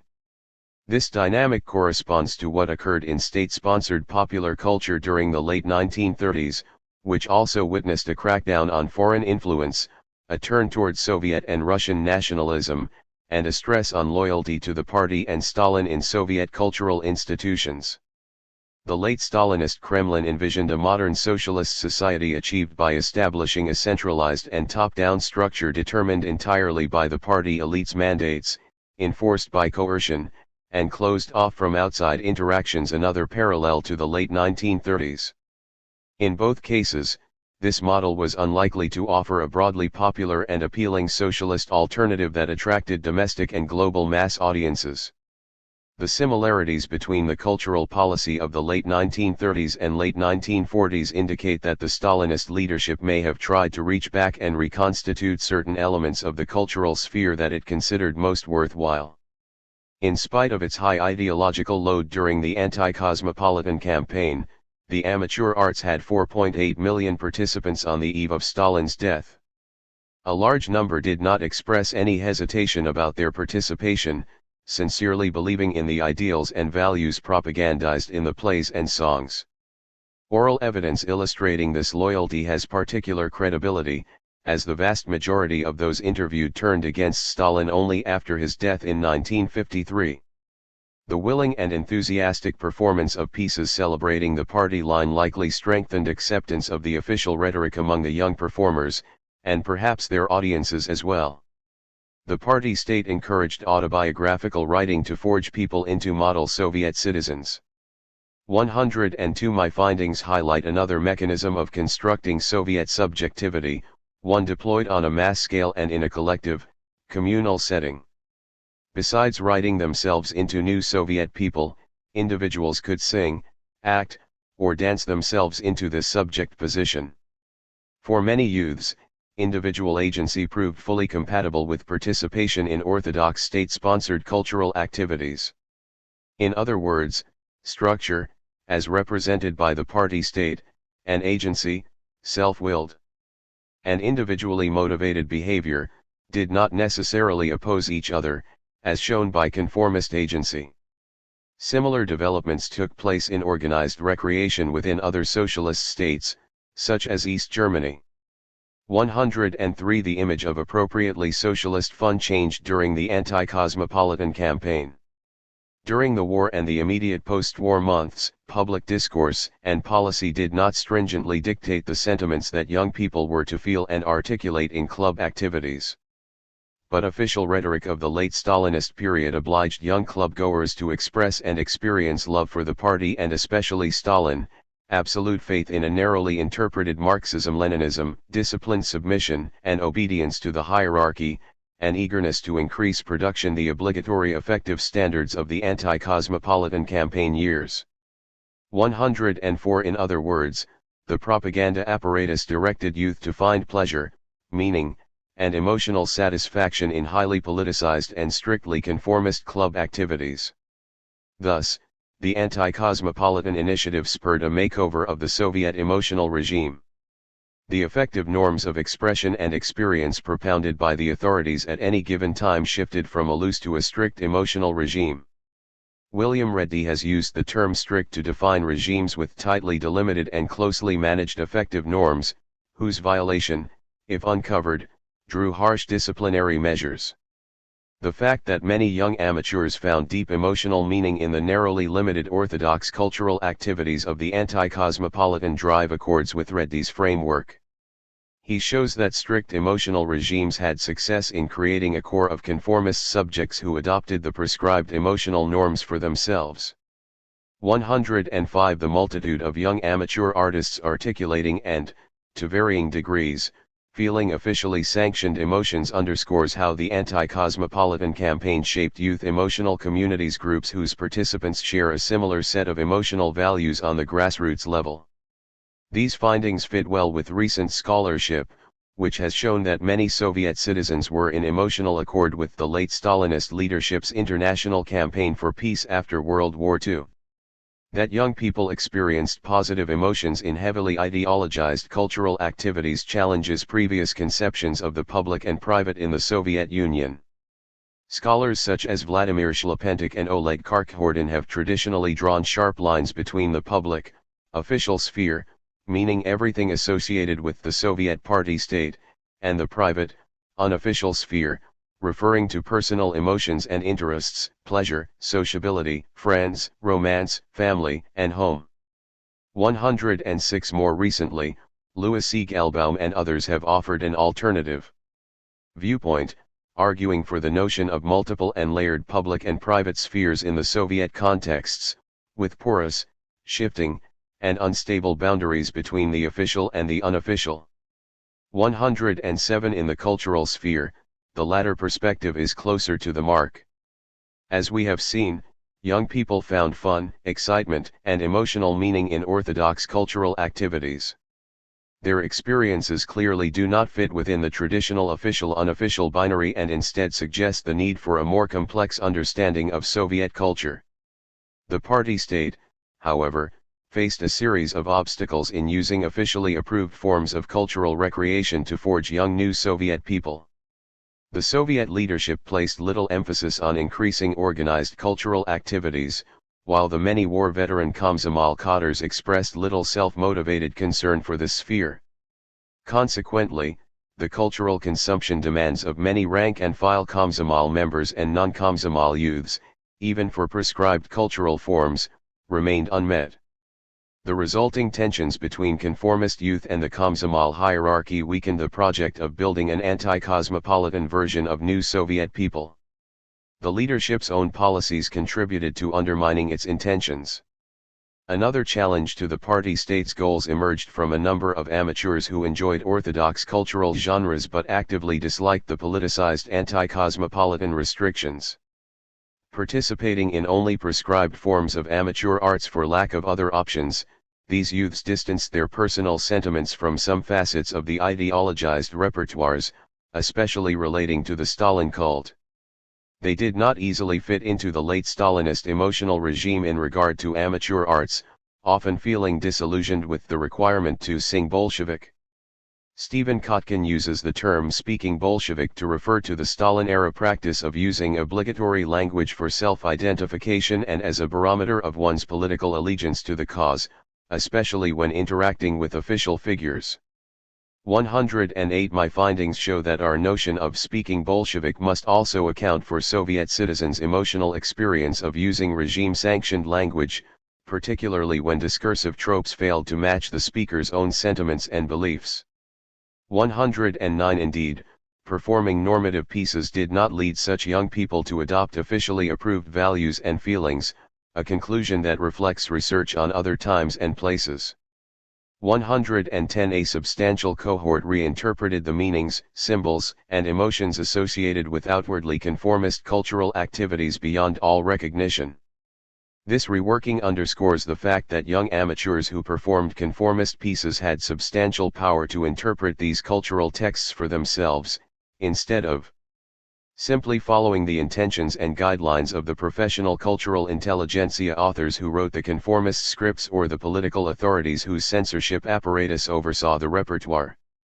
111 These youths took the cultural recreation options offered to them by the cultural apparatus and, to a greater or lesser extent, adapted these activities to their own individual cultural consumption desires. In doing so, they engaged in the equivalent of what Michel de Certeau has termed secondary production in his analysis of consumption in capitalist systems. 112 This finding underscores parallels between everyday consumption practices in socialist and capitalist systems. Moreover, the Soviet youngsters developed a strategic approach to interactions with the system, maneuvering within the clubs to acquire access to the artistic activities they desired, a skill that would serve them well in their adult lives. Chapter 3. Jazz and Western Dancing in the Cultural Network, 1948 to 1953. Beautiful Russian musical ball dances have almost completely forced out vulgar Western foxtrots and tangos from state-sponsored popular culture, boasted the introduction of a Komsomol propaganda department report on Moscow youth dancing in 1952. However, much of the document described serious problems, most notably that several cultural institutions continued to host Western dances to jazz-style music. If the party's Central Committee banned these cultural genres, why did they appear within official establishments? Solving this puzzle requires an examination of the anti-cosmopolitan campaign's attack on jazz and Western dancing. The party state leaders attempted to accomplish their ideologically militant goals through central directives aimed at purging these Western-style cultural genres from the cultural recreation network. Getting rid of Western-inflected cultural forms proved extremely difficult, as they remained very popular among the young. Hosting these activities helped club managers achieve the financial demands of the annual plan, which pitted ideology against consumption-oriented market forces. Likewise, the anti-cosmopolitan drive bred deviance by creating a new counterculture of jazz enthusiasts, who were forced to engage in shady dealings and even crime in order to access their favorite music. While jazz enthusiasts represented a small minority, many more youth continued to enjoy Western dancing, evading top-level directives. Such evidence indicates both the high level of confidence among the young and the difficulties experienced by the Stalin administration in forging an anti-cosmopolitan version of new Soviet youth. The struggle to purge Western cultural influence from the mass cultural network as part of the anti-cosmopolitan campaign, Soviet rulers clearly prohibited Western-style culture in club activities. These cultural policies, along with those described in the previous chapter, significantly affected the everyday experiences of millions of young amateur artists and those who attended dances and listened to concerts in the mass cultural network. My account thus questions the notion that the anti-cosmopolitan campaign had little meaning for or influence on the day-to-day life of the young. 2. For popular music, the new drive vetoed all American-style jazz and even Sovietized jazz that interspersed balalaikas among the saxophones. The ban also targeted comparatively recent dances associated with jazz music, such as the Lindy Hop and Charleston. However, the prohibition extended, in a softer form, to the foxtrot, tango, and rumba.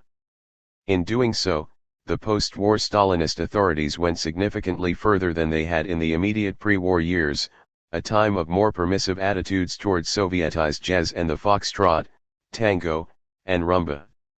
From among dances that originated in Western settings, only courtly ball dances such as the waltz and polonaise that appeared in Russia before the 20th century and were considered to represent the classical European heritage, as opposed to the decadent bourgeois influence, remained acceptable. Consequently, the rhetoric of the ideologically militant anti-cosmopolitan initiative greatly expanded the range of cultural activities labeled as Western and intensified the stigma associated with this label.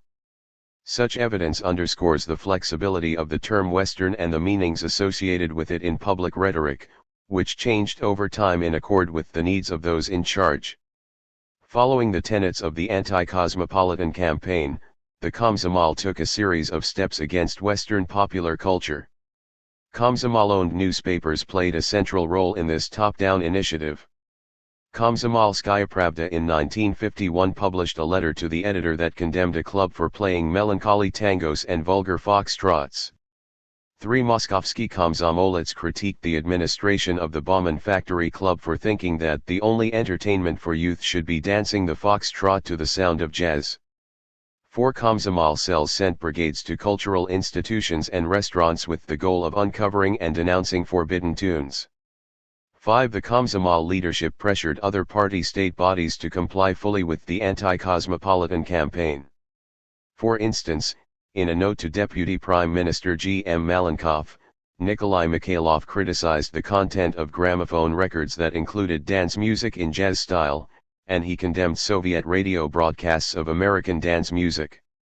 6. Cultural control organs likewise endeavored to enact the party's policy shift, as illustrated by the Moscow Dom Narodnogo Tvorchestva, which served as a guide to other cities' houses of folk creativity.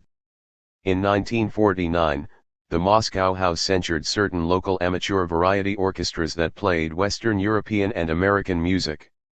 7. By 1951, this institution had found the activity of amateur variety orchestras to have noticeably decreased over the last years, and it expressed no complaints about their repertoires.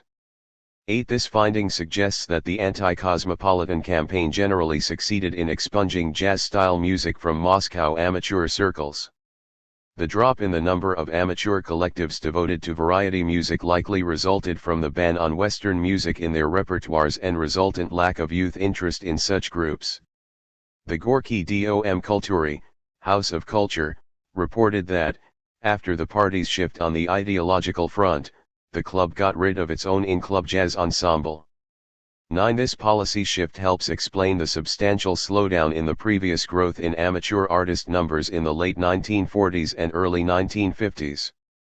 From 1945 to late 1947, the beginning of the anti-cosmopolitan campaign, the number of participants grew by 1.5 million.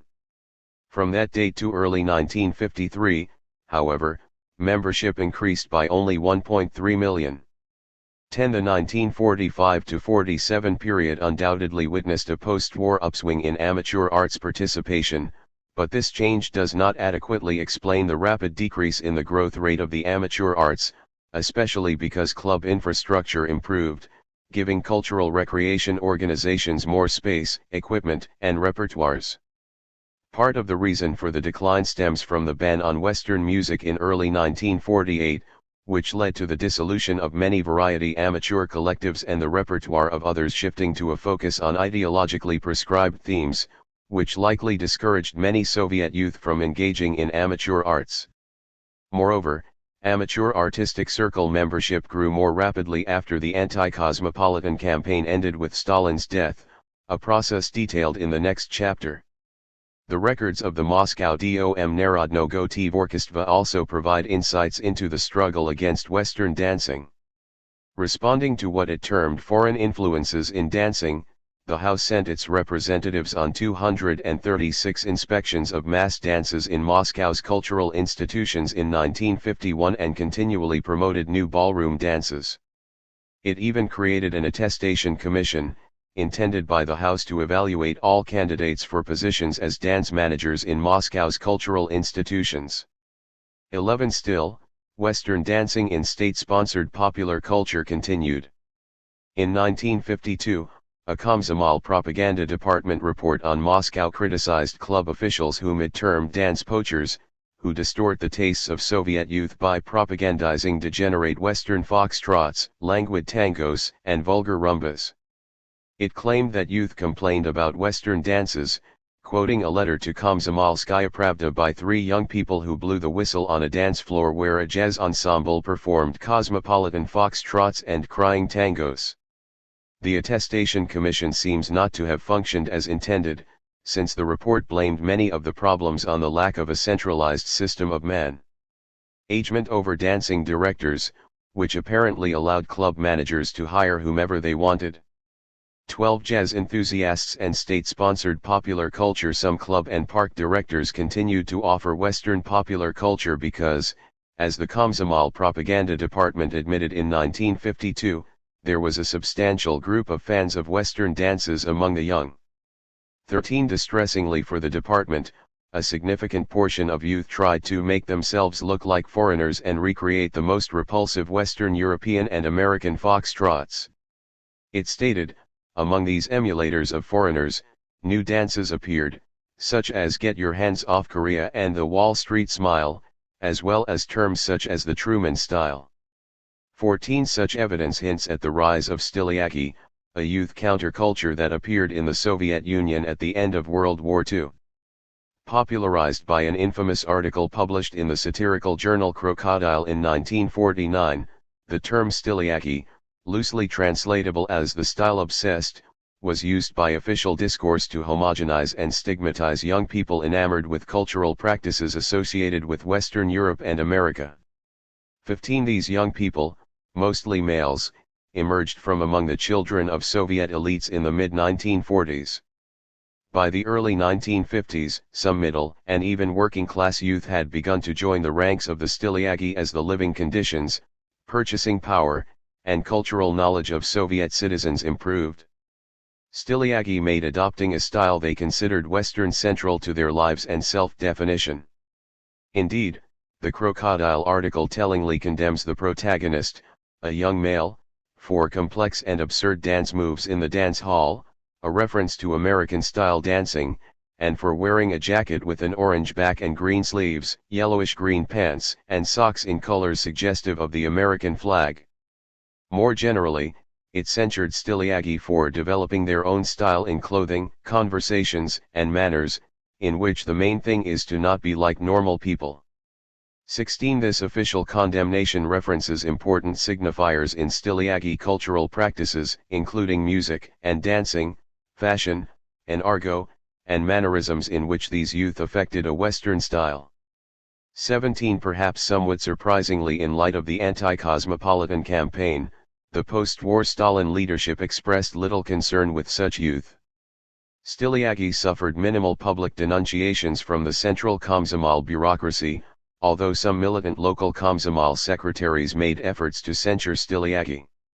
Recent archival-based scholarship has substantially advanced our understanding of the history of this alternative youth culture in the post-war Stalin years.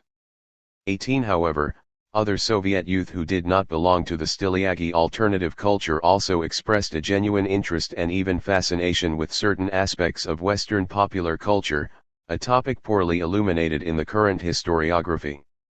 A study of young jazz enthusiasts in the late Stalin years shows that they constituted an alternative youth culture distinct from, although with similarities and links to, Styliagi. Many jazz enthusiasts were intense fans of this music and eventually became the most famous jazz musicians, promoters, organizers, and critics in the Soviet Union and post-Soviet Russia. With rare exceptions, jazz enthusiasts did not self-identify as Styliagi, as the former considered the aesthetics of jazz music, its sound and feel, much more significant than its origins in the United States. 19. For example, during my interview with A. Kuznetsov, a prominent Moscow jazz musician, he emphasized that he was not among the Styliagi. 20. Valentina Yurskaya, the Saratovite who performed in the amateur play about the Soviet political police described in Chapter 2, sang jazz pieces during the mid and late 1950s. One of the rare women performing jazz music, Yurskaya considered Styliagi fashion amusing and expressed apathy towards Styliagi in general.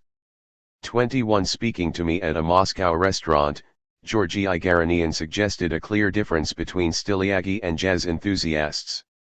Styliagi, in his words, had their own way of dressing, slang, everything, all with an air of superiority. Garanian stated that he did not really have any contacts with Styliagi cliques. 22. Others expressed similar sentiments. 23. Autobiographical accounts reveal widespread dislike for Styliagi among the population. 24. Generally well-educated, jazz enthusiasts tended to come from middle-class social backgrounds. The cultural and financial resources provided by middle-class backgrounds, especially access to post-secondary education, proved conducive to acquiring the taste for and access to jazz music and information on jazz. The children of the Soviet elites rarely joined the ranks of jazz enthusiasts, whose cultural practices left less space for the sort of spectacular nonconformism embodied in the Styliagi. With rare exceptions, jazz enthusiasts were male, as were Styliagi and jazz musicians in non-Soviet contexts. 25. The jazz fans' interactions with each other thus created a homosocial male space that provided an alternative vision of Soviet youth masculinity. 26. Interviews with jazz enthusiasts reveal the powerful impact of the anti-cosmopolitan campaign on their everyday existence. Garanian described the party Central Committee's 1948 resolution as a crucial juncture after which the authorities did not allow jazz. 27. Yuri Izhimsky, a prominent Saratov jazz musician during the post-Stalin years, told me that the resolution resulted in the harassment of jazz ensembles, with saxophones replaced by clarinets. 28. Another Saratov jazz musician, Lev Figlin, stated that a broad consensus emerged that jazz is not our music. 29. Even so, young people fascinated with jazz had a number of options, some of them legal. Yurskaya recalled, for example, how she repeatedly watched Vasily Rebeta, Happy-Go-Lucky Guys, a Soviet jazz comedy from 1930s, when the authorities permitted jazz. 30. A Muscovite jazz musician and promoter, Vitaly Iklino, described the high esteem in which jazz enthusiasts held trophy films, as these often feature jazz music. 31. According to Zhimsky, plenty of old pre-war Soviet records survived the ban on jazz music, thus allowing middle-class young people with gramophones to listen and dance to these tunes at home. This music was preserved because many well-educated adults ignored the ban on jazz music, the music they grew up with in the 1930s, and even danced the foxtrot and tango to jazz-style music themselves. 32 Furthermore, veterans brought home foreign jazz records as trophies. 33 Those who were really enthusiastic about jazz also adopted illicit methods to access the newest foreign jazz pieces and information on jazz, virtually requisite for those who considered themselves part of a jazz fan community. They used the black market to acquire illegal records, such as those made by Soviet underground music production studios. Such establishments, which appeared soon after the war, demonstrate how entrepreneurially minded citizens found ways to satisfy grassroots cultural consumption demands in ways that went around the party-state system of cultural provision and control. The Zolota Osobeka, Golden Dog, represents a paradigmatic case of one such underground enterprise. In late 1946, several young people, including Boris Tigan, opened the Zvyukazapi, sound recording, music studio as part of an officially sanctioned cooperative, using recording equipment brought from Germany. Overtly, this studio's business model consisted of making recordings for people who wanted to record themselves giving short speeches or singing songs. As Tigan reveals, this served as an official cover, since the primary purpose of the studio lay in illegally producing profitable goods for sale. The actual work of the studio began after the end of the formal business day, when it recorded popular music, including foreign pieces, on used X-ray films, which received the name of Music on Bones, also known as Music on Ribs. This studio, one among many underground production studios in Leningrad, distributed its black market recordings through a network of dealers for several years. However, in November 1950, the police made mass arrests of approximately 60 people involved in making and distributing Music on Bones in Leningrad, with Tigan receiving a 5-year sentence. 34. The official network of state-owned retailers also made efforts to cash in on the passion of youth for Western music, with the Komsomol propaganda department complaining that, in music stores, there are cases when records with American foxtrots have the labels of Russian ballroom dances. 35 Young people in Moscow and Leningrad undoubtedly had much better access to illegal jazz records than those in other regions, yet interviews with jazz enthusiasts in Saratov illustrate that such black market practices occurred there as well.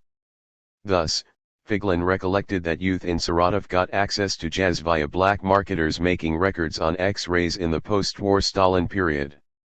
36 The illegal purchases of Western-style goods even received its own term, fartsa, part of the broader gray economy that permeated the Soviet Union. 37 Another option for young Soviet jazz enthusiasts involved listening to Western jazz on foreign radio stations. In the context of the Cold War, such behavior was more overtly politicized than listening to jazz on 1930s Soviet records and movies, with much greater potential for punishment. Soon after World War II, radio stations financed and managed by the US and British governments started broadcasting into the Soviet Union. These included the United States Information Agency, USIA's Voice of America, the Central Intelligence Agency's Radio Free Europe, and the Russian service of the British Broadcasting Corporation. Despite Soviet state efforts to jam foreign radio stations during this period, some signals got through. 38 Voice of America proved the most prominent radio station for jazz in the post-war Stalin years, notably hosting Leonard Feather's Jazz Club USA program. 39 Yerskaya described how, in the early 1950s, she listened to American music on Voice of America. 40 Konstantin Marvin, a Saratovite who became a jazz musician, recalled trying to listen to Benny Goodman and Louis Armstrong during the post-war Stalin period. 41 Another Saratovite jazz musician, Felix Ahrens, related how he managed to catch jazz on Voice of America and that he understood already back then that this is a very interesting music, literally jumping up in the air with excitement. 42 These broadcasts allowed many young people who had a passion for jazz to both listen to and acquire information on this musical genre, such as the names of prominent musicians, the varied jazz styles, the playing techniques. and so on, all necessary to the creation and maintenance of a jazz fan community in socialist and capitalist contexts alike.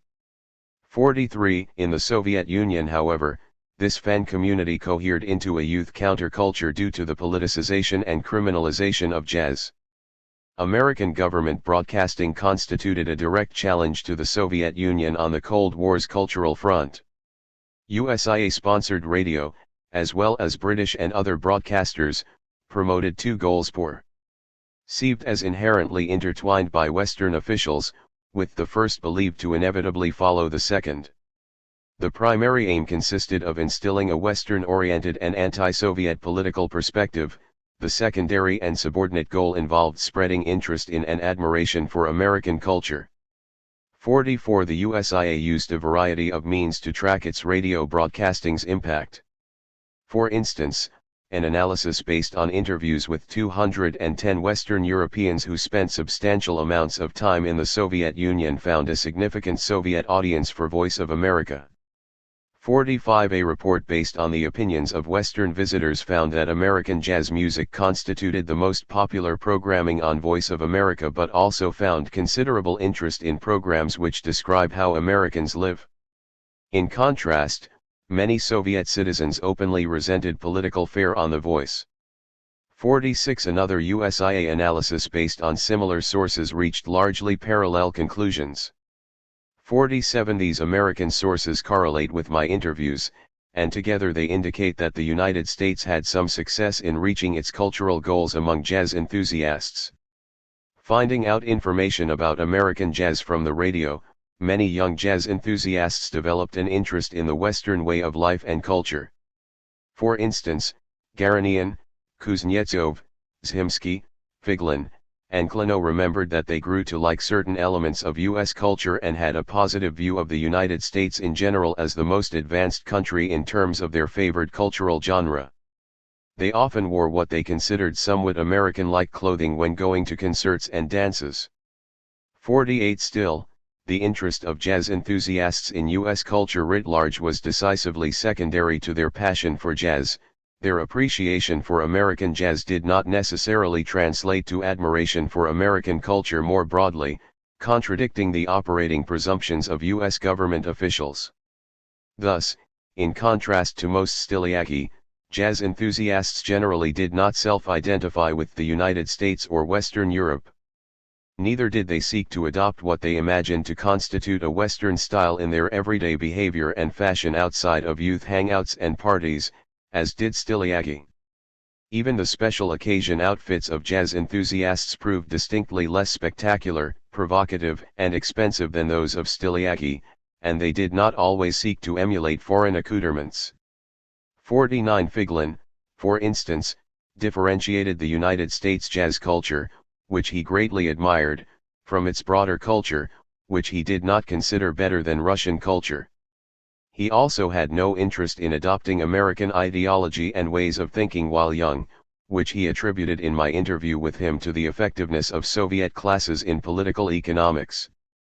52. Hardcore jazz enthusiasts, Oleg Chernyev from Voronezh and Viktor Dubler from Donetsk, expressed a strong passion for jazz but little interest in adopting other aspects of American culture, even fashion. 51. Consequently, for the large majority of young jazz fans, listening to American jazz on foreign radio did not spark a general attraction to American culture and lifestyles. Such broadcasts provided cultural information and entertainment that contributed crucially to the formation and maintenance of the jazz enthusiast alternative youth culture, instead of leading to radical cultural nonconformism or political opposition. American cultural programming did explicitly influence the politics of a small minority. Alexei Kozlov, a rare exception to the general pattern for jazz enthusiasts, adopted many American-style cultural practices in his daily life, terming himself a Stiliaga. Furthermore, departing from many Styliaki and jazz enthusiasts alike, Kozlov voiced an explicitly pro-Western and anti-Soviet political perspective. 52. The future political dissident B.P. Pustintsev, not an avid jazz enthusiast, still enjoyed listening to jazz on foreign radio stations in the post-war Stalin years, which helped inspire his hostility to the Soviet state. 53 Hence, American cultural propaganda succeeded in rousing some limited political opposition to the Soviet system. 54 In another contrast to Styliaki, many jazz enthusiasts made serious efforts to perform their favored music and frequently joined amateur music circles for this purpose. The vast majority received no formal education in music. Many could not read musical notation and taught themselves to play jazz by ear. 55 Garanian recalled that his participation in amateur arts at his Moscow institute enabled him to access the piano after hours, which he used to figure out the notes of the jazz pieces he had memorized from the radio. This practice involved some risk since, according to him, if the college administration found out that a student musician played jazz, then the student might have been kicked out. 56 Such punishment, likely in association with expulsion from the Komsomol, though relatively mild in the context of the harsh late Stalin era, posed a serious threat to young people who wanted to achieve a white-collar career and middle-class lifestyle in the Soviet Union. 57 Amateur jazz musicians occasionally joined professional variety ensembles that played light music, with some minimal elements of jazz, in restaurants and movie theaters, which were explicitly entertainment-oriented venues funded by the private payments of patrons. Despite the risk of punishment, certain amateur collectives in the Soviet regions used subterfuge to introduce jazz elements into club activities. Zhimsky described how he belonged to one Saratov amateur group in high school that played pieces such as Chattanooga Choo Choo, calling them different names for the official records. Occasionally, teachers made them stop playing jazz-style music, but the collective never got into serious trouble over this unofficial repertoire. 59 Figlin got his start in a 20-member variety ensemble at the Saratov Medical Institute in the early 1950s, which played what he called elements of jazz.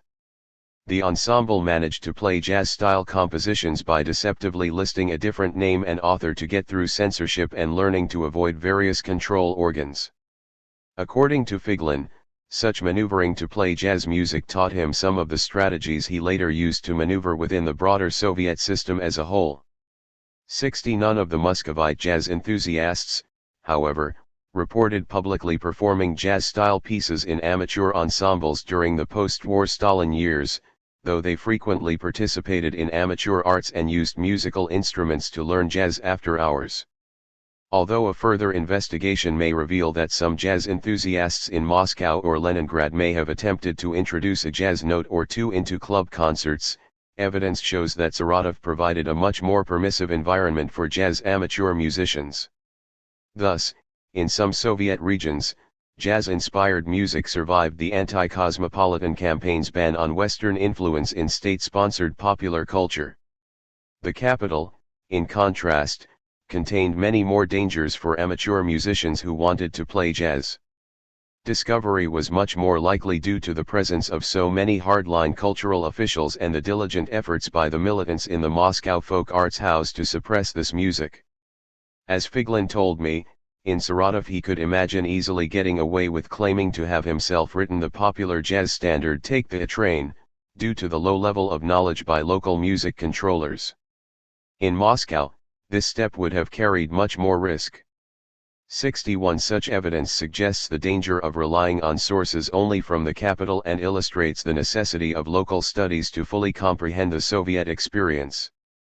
Other scholarship shows that some regions provided safe havens for professional jazz musicians as well, especially the Baltics. 62 Still, even in the periphery, slipping a modicum of jazz into club activities depended on the presence of either more tolerant local cultural officials or incompetent ones incapable of identifying such music, while state policy continued to tilt heavily against this music on the eve of Stalin's death. The anti-cosmopolitan campaign labeled the activities both of jazz enthusiasts and of Styliaki as deviant, despite the distinctions between these alternative youth cultures. In contrast to Styliaki, the jazz enthusiast counterculture was not driven by deliberate attempts to juxtapose themselves with the cultural mainstream. 63 The Kremlin's censure of jazz transformed this cultural form into forbidden fruit that drew some of those inclined toward nonconformist youth behavior. However, young rebels were much More likely to join the Styliagi counterculture, which emphasized spectacular opposition to Soviet cultural norms as opposed to single-minded dedication to jazz.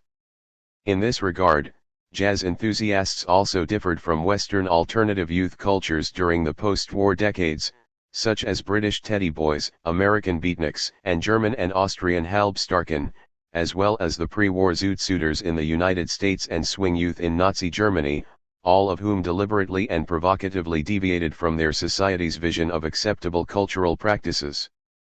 64 The post-war Stalin leadership chose to politicize and denigrate the jazz enthusiasts' cultural consumption desires, marginalizing jazz enthusiasts not because of something they actively did but because of a change in state policy.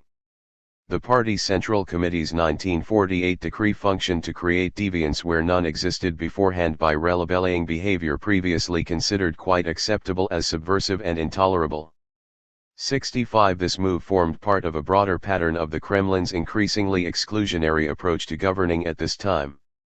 66 By denouncing people who found pleasure in listening to jazz, the party hierarchy excluded jazz enthusiasts from the overarching Soviet emotional community. The Kremlin's abrupt transformation, which rapidly established a strict emotional regime, inevitably caused alienation among jazz enthusiasts. Jazz fans instead were forced to become a nonconformist emotional community, one whose shared emotional norms departed from the official emotional regime and the mainstream emotional community. This alternative emotional community enabled fans of jazz music to find emotional meaning and self-fulfillment together with their fellow enthusiasts. The deviant conduct and emotional alienation of jazz enthusiasts from the party state leadership, however, cannot be called resistance in the sense of political opposition. 67 The reason is that, especially at this time, other Soviet youth formed underground groups dedicated to political reform and suffered harsh punishments for doing so. 68 Moreover, according to Garanian, jazz enthusiasts, while seeing many flaws within the Soviet system, accepted the Soviet way of life in general and did not actively attempt to resist the authorities. Garanian told me that he supported Soviet power overall, if with some major qualifiers, s Bolshoi Forkamai. 69 Kuznetsov stressed that the marginal position of jazz and its association with U.S. culture did not serve as a draw for him, as his interest in this music stemmed from the aesthetic qualities of jazz itself, not from the fact that the regime frowned upon this music. 70 NSH. Litas, who organized jazz activities during the thaw, likewise emphasized that the music itself attracted him, as opposed to any aura associated with the music. He went on to describe himself as having believed in socialism. 71. These interviews with prominent jazz enthusiasts complicate the dominant perspective on Cold War-era jazz in the post-Soviet space.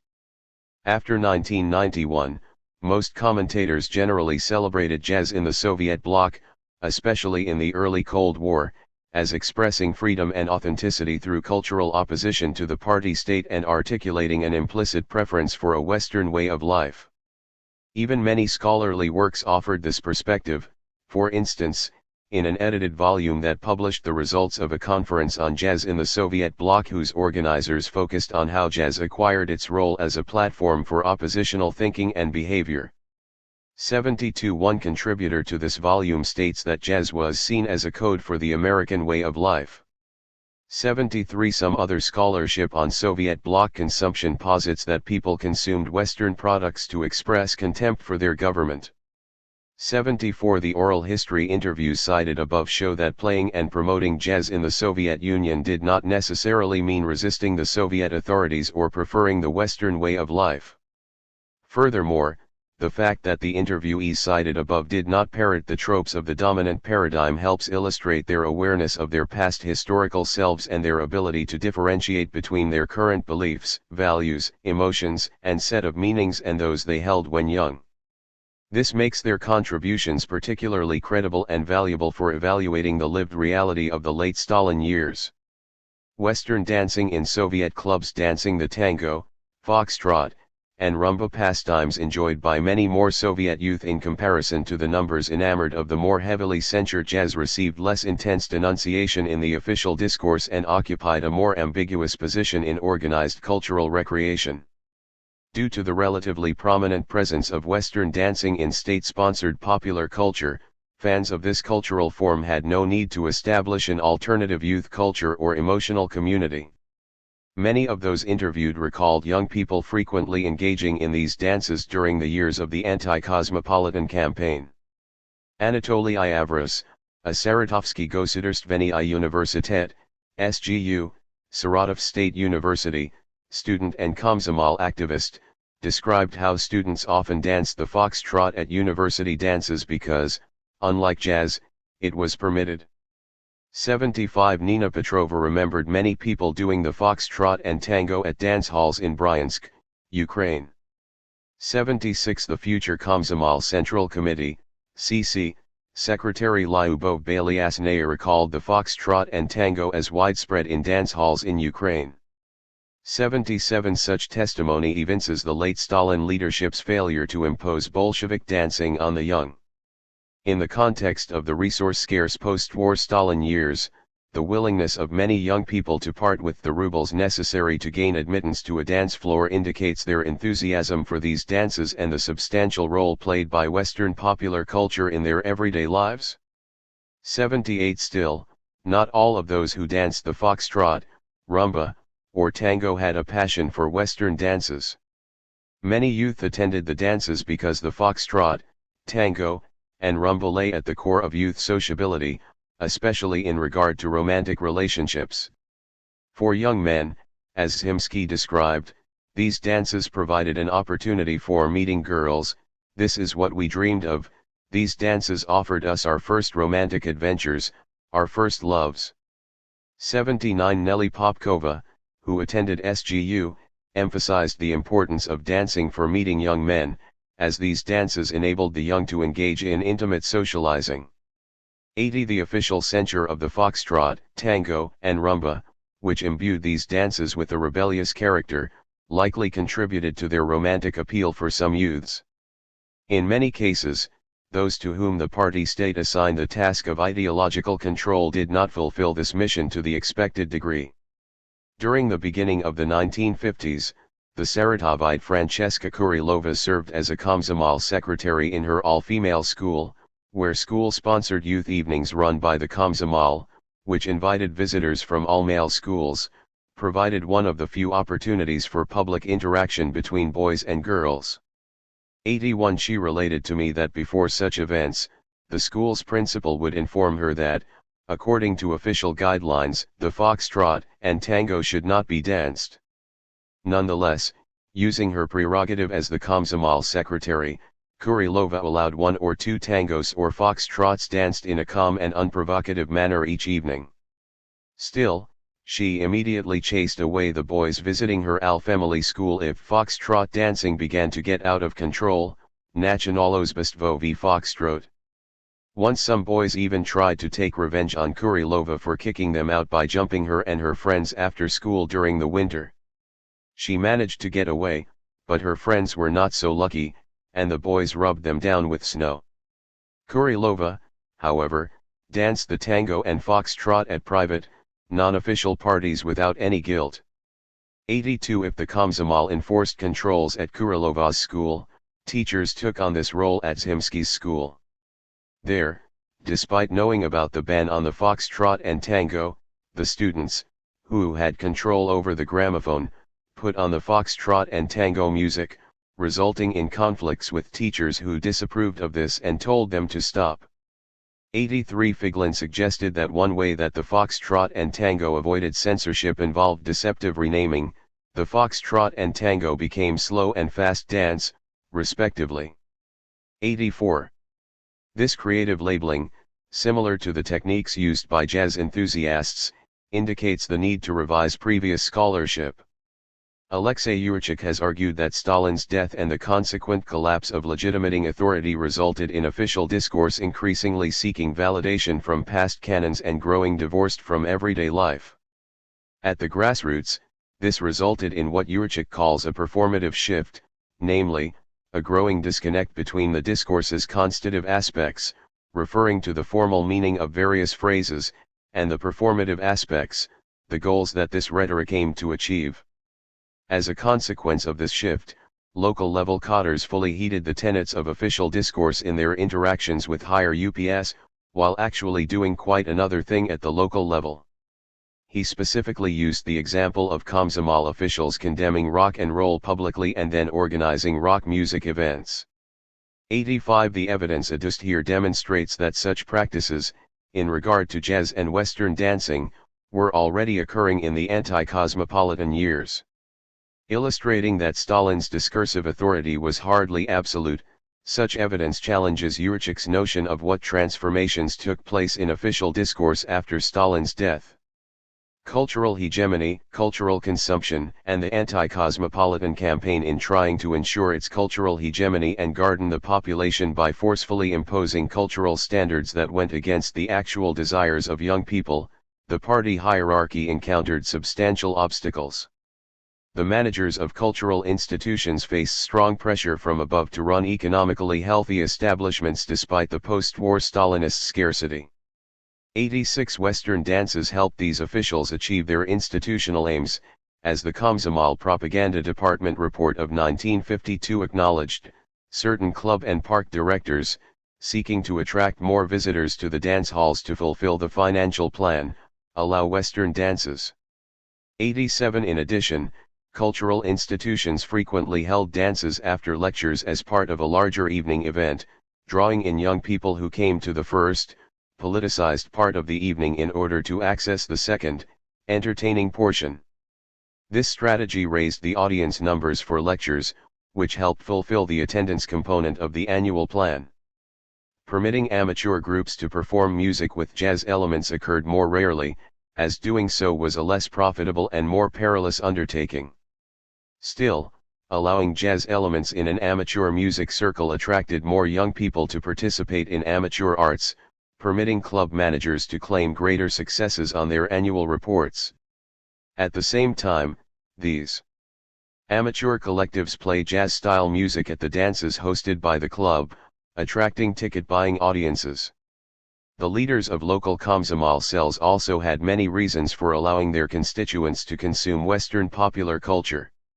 Tolerating jazz music and Western dancing led to better statistics for youth participation in organized social activities in reports to higher UPS. A permissive stance contributed to increasing membership in the Komsomol and more fees paid, a central priority of the Komsomol hierarchy at this time.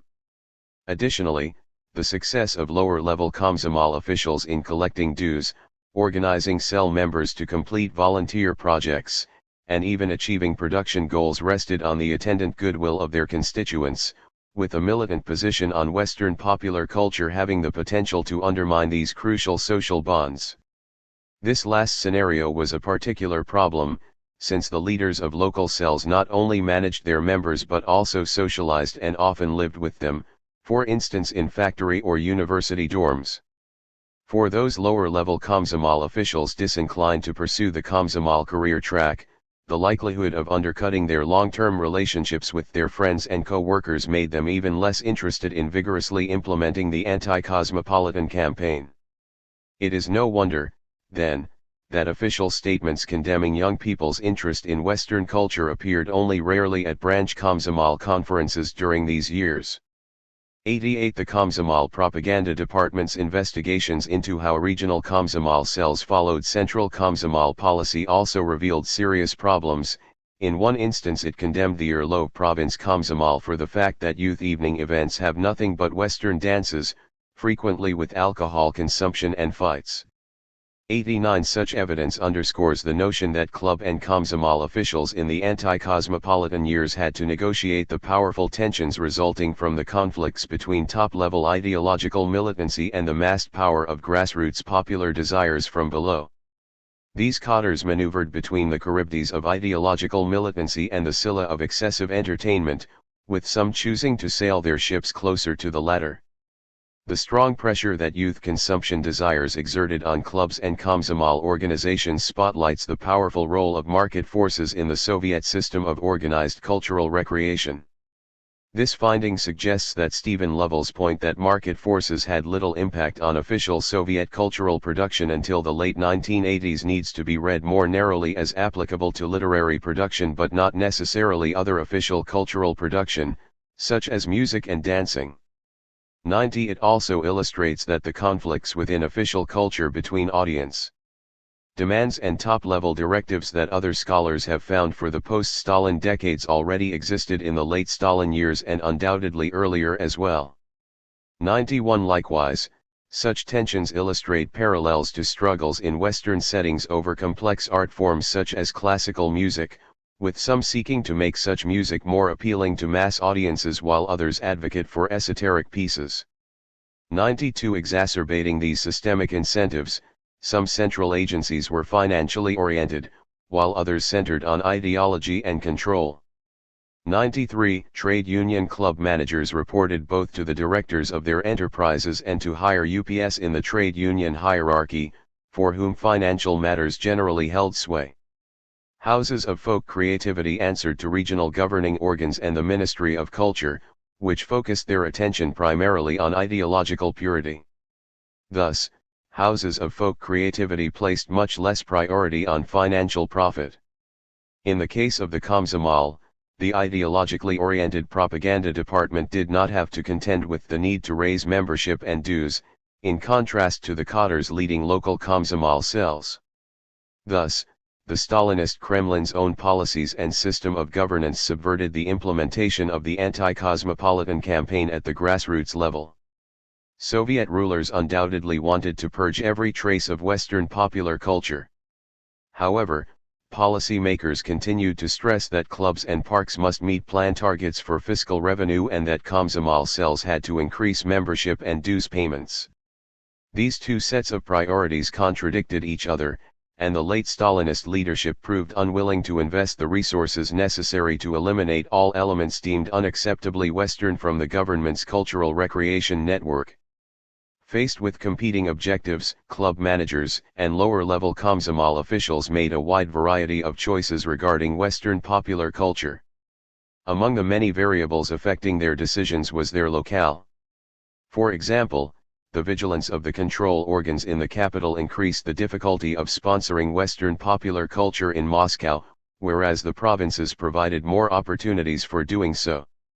In turn, a large number of young people interested in the foxtrot, tango, rumba, and jazz in a given Komsomol cell, usually within an institution of higher education, offered more incentives for hosting Western dancing and jazz. The personal ideological predilections of local cultural officials also played a role. This situation best explains why cultural establishments facing similar systemic incentives and political conditions, such as neighboring clubs with largely overlapping populations of young people and nearly identical control structures, adopted different offerings. The cadres in charge of organized cultural recreation during the anti-cosmopolitan campaign invariably knew the ideological implications of their activities. This suggests that the local officials who allowed elements of Western popular culture tended to have a more pluralistic vision than the hardline official Soviet policy at the time. The fact that many grew up in the 1920s and 1930s listening to jazz and dancing the foxtrot, tango, rumba, and even the Charleston and Lindy Hop likely contributed to their tolerant perspective on Western popular culture. The diversity of ideological perspectives, while largely submerged during the post-war Stalin years, would bloom during the post-Stalin period. Official rhetoric in the late Stalin years further vilified cosmopolitanism and greatly expanded the scope of cultural activities deemed unacceptably Western. American-style jazz and the Charleston, and even, to a lesser extent, Sovietized jazz and the foxtrot, tango, and rumba, were tarred by association with Western popular culture.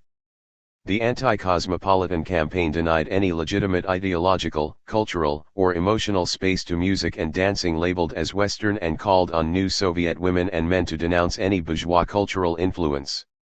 The anti-cosmopolitan drive instigated the formation of an alternative youth culture and emotional community of jazz enthusiasts. These avid fans found deep aesthetic pleasure and emotional meaning in jazz music, but the overwhelming majority did not strive to oppose the authorities.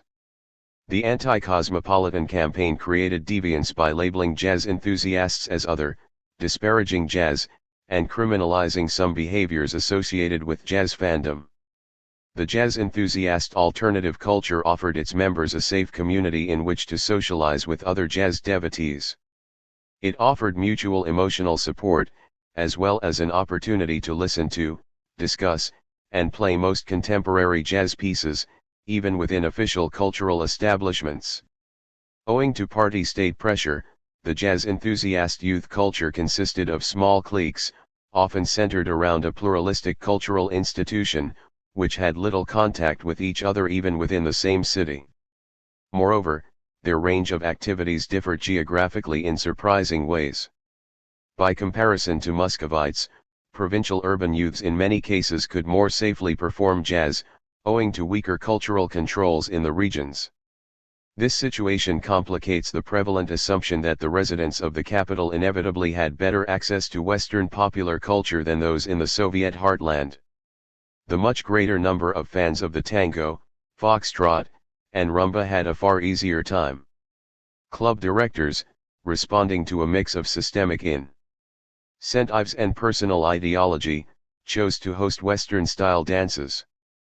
This finding underscores conflicts over hardline versus softline interpretations of Marxism-Leninism and between top-level directives versus the massed power of popular desires and consumerist market forces. The late Stalin years, then, often regarded as the ones most closely approaching the totalitarian model of a monolithic authoritarian state fully dominating a passive citizenry, actually proved to have been much less than totalitarian on close examination. The party state did respond to grassroots desires and offered both local officials and ordinary youth some room to maneuver, if much less than in the post-Stalin period and owing to systemic inefficiencies rather than leadership intentions. 94 By emphasizing the implicit negotiations between young people and local cadres, my account departs from the Frankfurt School view of popular culture as simply a tool for social control over the masses. 95 The conduct of Soviet young people illustrates how many shaped their day-to-day environment to fit their personal interest in consuming Western culture, thus expressing their agency while influencing broader historical processes. Such evidence points to parallels between the socialist and capitalist systems regarding the power exerted by popular demands, as scholarship on Western Europe and the United States demonstrates that individuals used their agency as consumers to influence the mainstream offerings in the capitalist marketplace. 96 Many young Soviet citizens satisfied their private and officially proscribed desires for Western dancing and music in government-managed club spaces, unmistakably part of the public realm, yet which occasionally acted against the Kremlin's hardline ideological directives. The mass cultural network thus represented a distinct layer within the Soviet public sphere, one that illuminates the interpenetration between the public and private and the diffuse boundaries between them. Each cultural institution constituted a distinct node in the Soviet public sphere, with its approach to Western popular culture dependent on the individual choices of those local cadres in charge. Overall, the jazz enthusiast counterculture and the mass presence of foxtrots, tangos, and rumbas in clubs indicates that the anti-cosmopolitan campaign resulted in an estrangement by large segments of young people from the top layers of the public sphere, the center and its official discourse. An important goal of the anti-cosmopolitan campaign was creating ideologically fit young Cold Warriors. That many young people enthusiastically participated in organized cultural recreation directly targeting foreign influence, as the previous chapter has related, indicates some of the successes of this drive. So does fresh research pointing to the growing anti-American feeling among the population owing to the anti-cosmopolitan initiative.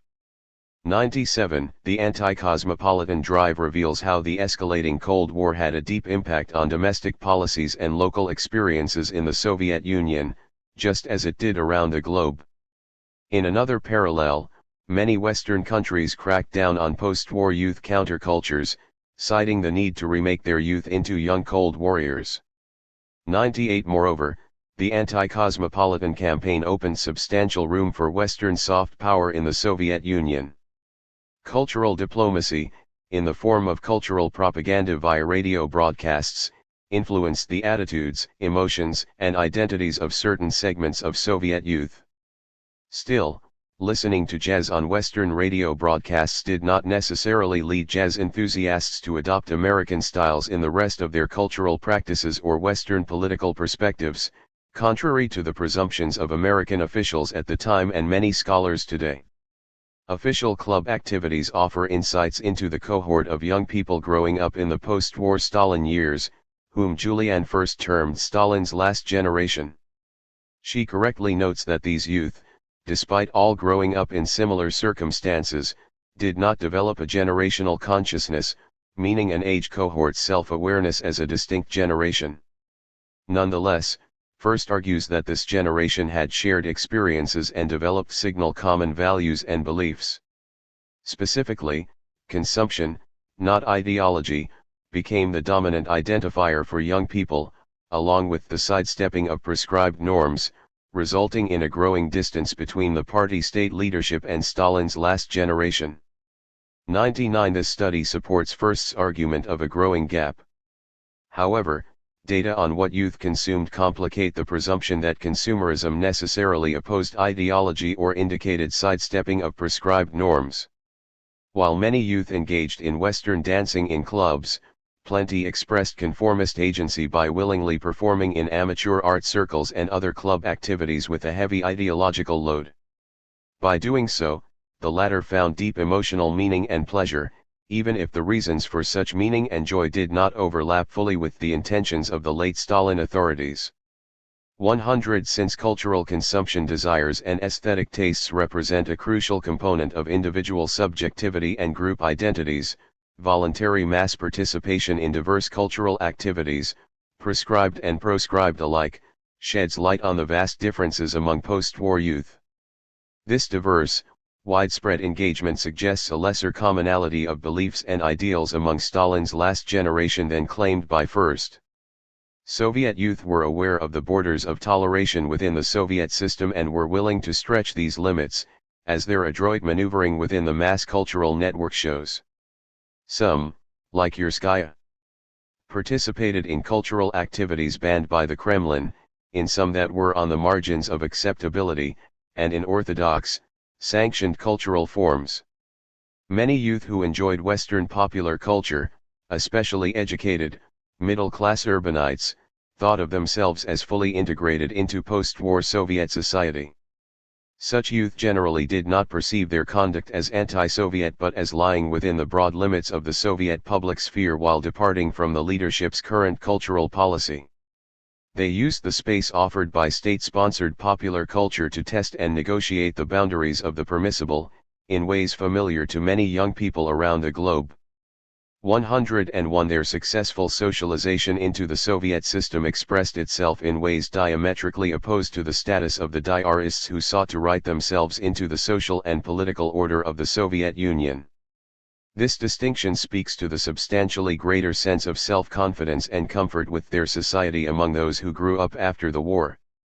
Such youngsters, furthermore, hardly spoke Bolshevik, as Stephen Kotkin has defined it, when interacting with club officials.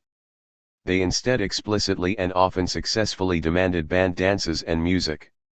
This finding challenges our notion of speaking Bolshevik and indicates the need for further attention to grassroots interactions between local officials and Soviet citizens. However, such youngsters did not reject the broad outlines of the Soviet way of life or consciously resist the party state. Instead, they articulated a personal vision of Sovietness that did not fit the narrow strictures of the anti-cosmopolitan model of the new Soviet women and men, highlighting the late Stalinist Kremlin's failure to garden all post-war youth into disciplined Cold Warriors. Chapter 4. State-sponsored popular culture in the early thaw, 1953 to 1956. In 1958, the newspaper of Saratovsky Gosudierstvenniya Universitet, SGU, Saratov State University, published a cartoon that depicted Yuri Izhimsky, an amateur jazz musician, playing a saxophone and an accordion while wearing Western-style clothing, figure 4.1. During the anti-cosmopolitan campaign, this image would have illustrated proscribed cultural practices. Yet, rather than denouncing Zhimsky, the cartoon appeared in a series of friendly drawings, and the caption praised Zhimsky's talents as a jazz musician.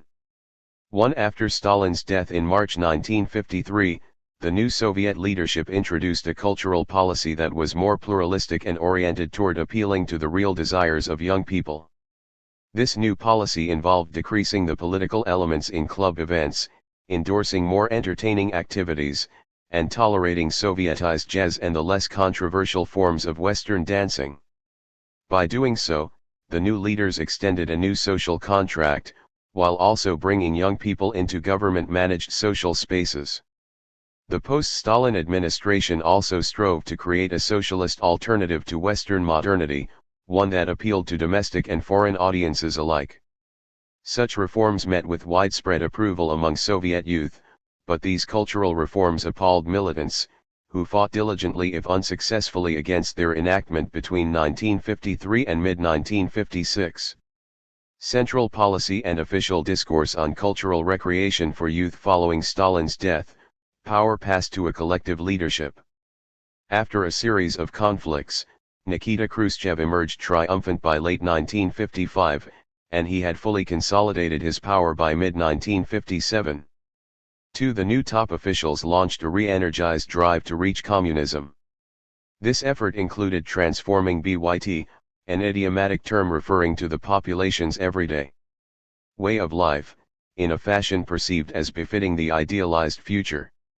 The Kremlin ended the anti-cosmopolitan campaign, began to give amnesty to Gulag prisoners, and opened up space in public discourse to question the status quo and future course of the Soviet Union. Khrushchev's denunciation of Stalin's crimes in 1956 in the so-called secret speech at the 20th Party Congress accelerated these processes. 5 previously accepted versions of truth eroded, and the dominant model of socialist realism in cultural production faced intensifying challenges. 6. The Soviet Union began to open the Iron Curtain to the outside world and adopt a more peaceful foreign policy stance. 7. The early thaw period also saw young people rise to a position of greater prominence. 8. An essential component of building communism was gardening youth into well-prepared adults, ready to construct and, it was hoped, to live in the communist utopia. Official discourse frequently associated the spirit of optimism and rejuvenation in the thaw with youth itself. 9. Within a few months of Stalin's death, the Kremlin initiated a massive expansion in the provision of consumer goods and services. The drive to build apartment complexes enabled growing numbers of families to move from communal housing into private apartments. 10. Soviet consumers acquired better food, more fashionable clothing, modern appliances, and more opportunities for travel. 11. While scholars have shed much light on material consumption, exploring the cultural consumption of organized cultural recreation provides important insights on the transformations in the mid-1950s. 12. In contrast to the anti-cosmopolitan campaign, early thought policy on cultural recreation stressed the need for official institutions to provide fun entertainment for young people. In October 1953, the Komsomol called on club managers to de-emphasize political agitation and focus on cultural recreation.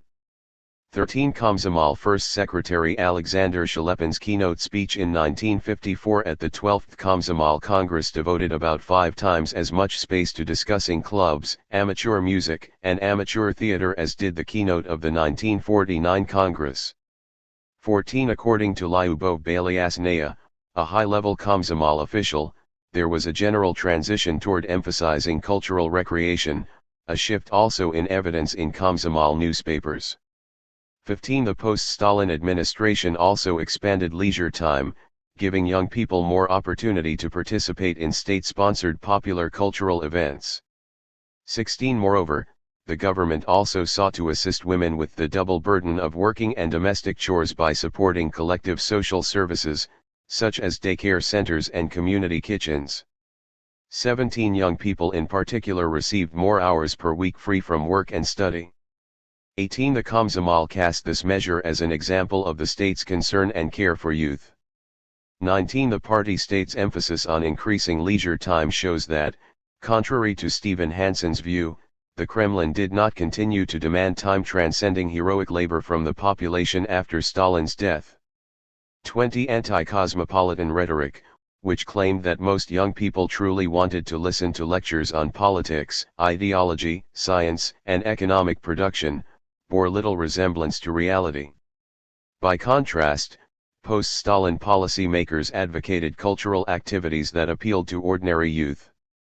As the Komsomol propaganda department noted in November 1953, young people want to sing, dance, have fun, read a good book or simply get together at a club. 21. In fact, the Komsomol Central Committee, CC, made an explicit connection between cultural reform and de-Stalinization. In a 1956 report, the CC blamed a lack of cultural recreation options for young people on Stalin's cult of personality, which had demanded rote memorization of what Stalin said or wrote rather than appealing cultural offerings. 22. Official regard for juvenile delinquency also changed. In the late Stalin years, the party state generally ascribed even the most violent crimes to insufficient political enlightenment and education, relying on political propaganda and police repression to deal with youth misbehavior. 23. However, during the thaw, official pronouncements, such as the resolutions of the Komsomol Congress in 1954, began to ascribe youth misbehavior to a lack of organized cultural activities. 24. Shelepin's speech at a Moscow City Komsomol conference in 1957 highlighted the change from earlier methods of dealing with juvenile delinquency, arguing that Stalin-era administrative measures police actions had proven insufficient to stem juvenile delinquency. To do so, he maintained, the Komsomol needed to organize youth leisure with real Komsomol energy.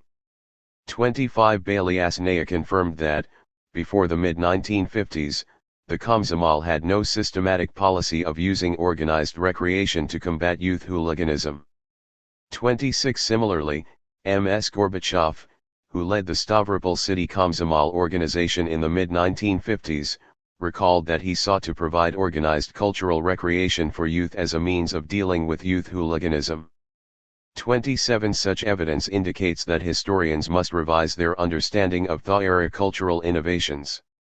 These changes emerged from a new course consciously set by the post-Stalin Kremlin, rather than as a result of structurally determined policies associated with post-war reconstruction, as some scholars have argued.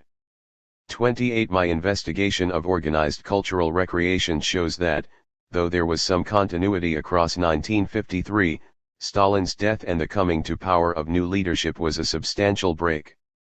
Undoubtedly, state-sponsored cultural policy for youth in the mid-1950s built upon the gradual post-war reconstruction of the cultural network, and the swift changes in the years after 1953 suggest that many administrators already disagreed with existing policies in the late Stalin years. Indeed, bureaucrats in a variety of fields had already discussed some of the liberalizing reforms implemented in the early thaw before March 1953, but only the ascension of new, pluralistically oriented leadership enabled these discussions to bear fruit. 29. Such evidence illustrates that the transformation in Soviet official cultural offerings away from ideology and enlightenment and toward cultural entertainment that Kristen Roth-EY associates with the growing predominance of television in the 1960s had originated in the early thaw. 30. The post-Stalin Soviet rulers extended a new and populist social contract, aimed to appeal to young people's consumption wishes and cultural tastes and to thereby solidify their political legitimacy, a major concern in the context of the uncertainty following Stalin's death. The new administration extended the consumerist benefits given by the late Stalinist Kremlin to managers and high officials, what Vera Dunham has termed the big deal, to include youth, at least in regard to state-sponsored popular culture.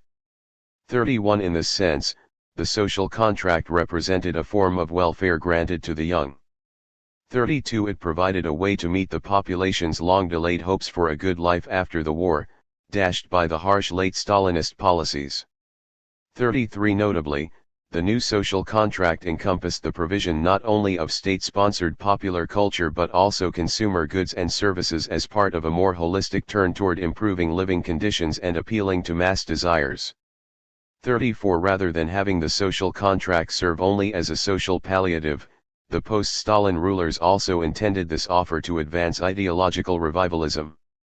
The Kremlin aimed to draw youth to participate in forging communism by illustrating the promise of a communist utopia on a day-to-day level.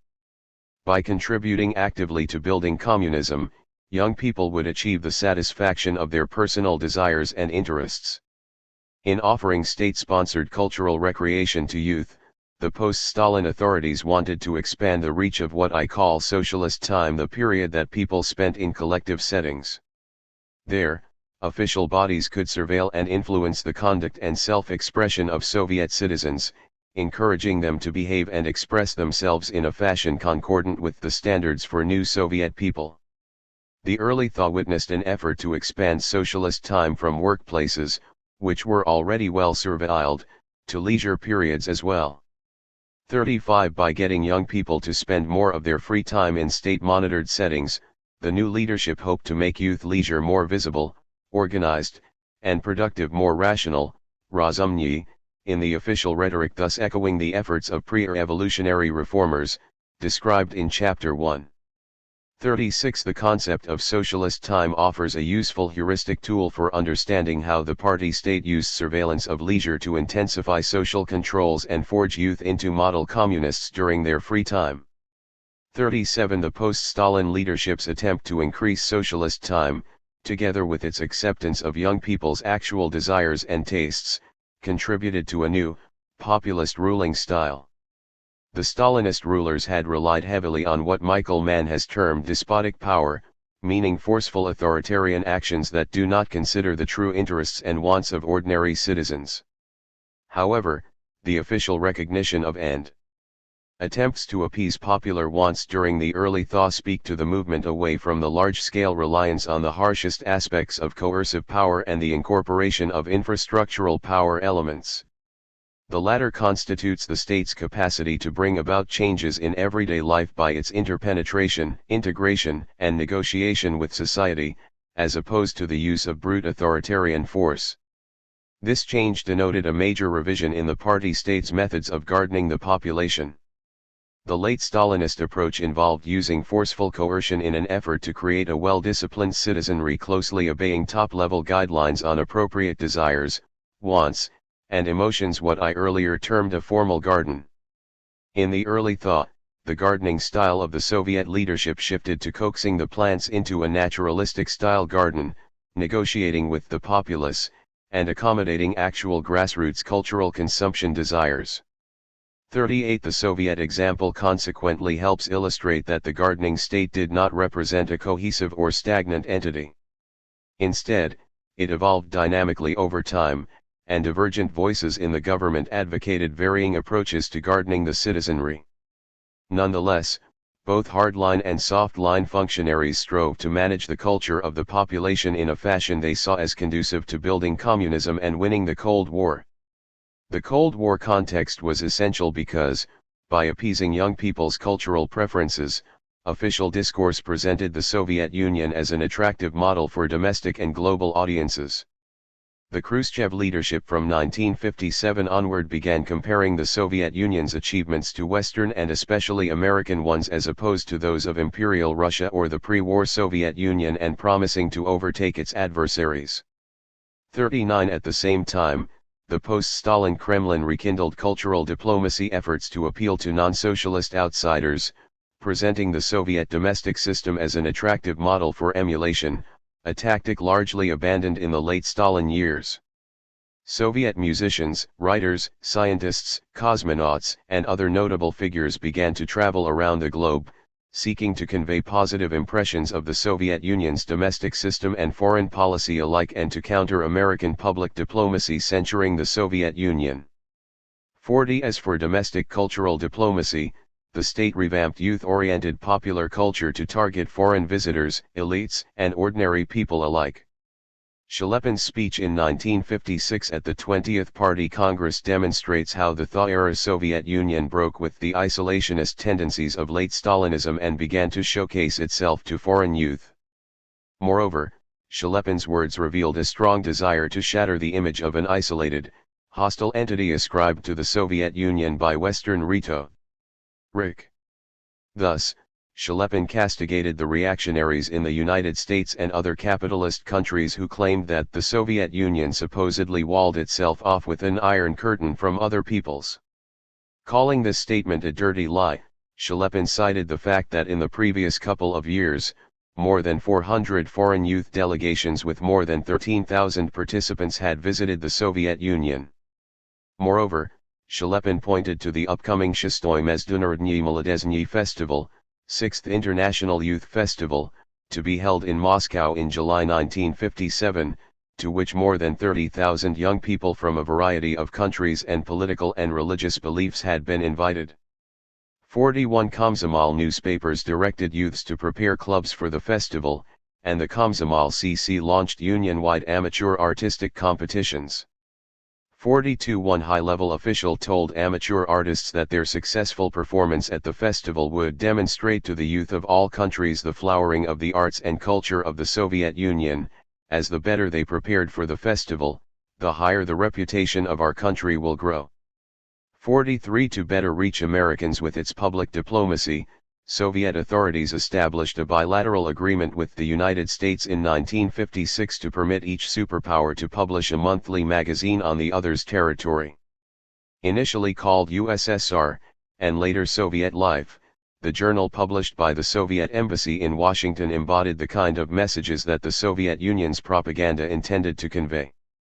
One of its early articles described Soviet college student life, praising the wide and varied extracurricular activities available, including amateur theatrical groups, student orchestras and choruses, dances, and others. The journal published a photograph that purportedly depicted the typical cultural student leisure, with well-dressed youth enjoying themselves listening to a student play the piano, figure 4.2. 44 A 1956 journal piece on the upcoming international festival in Moscow promoted the event by describing how it would begin with mass performances on the theme of peace and friendship.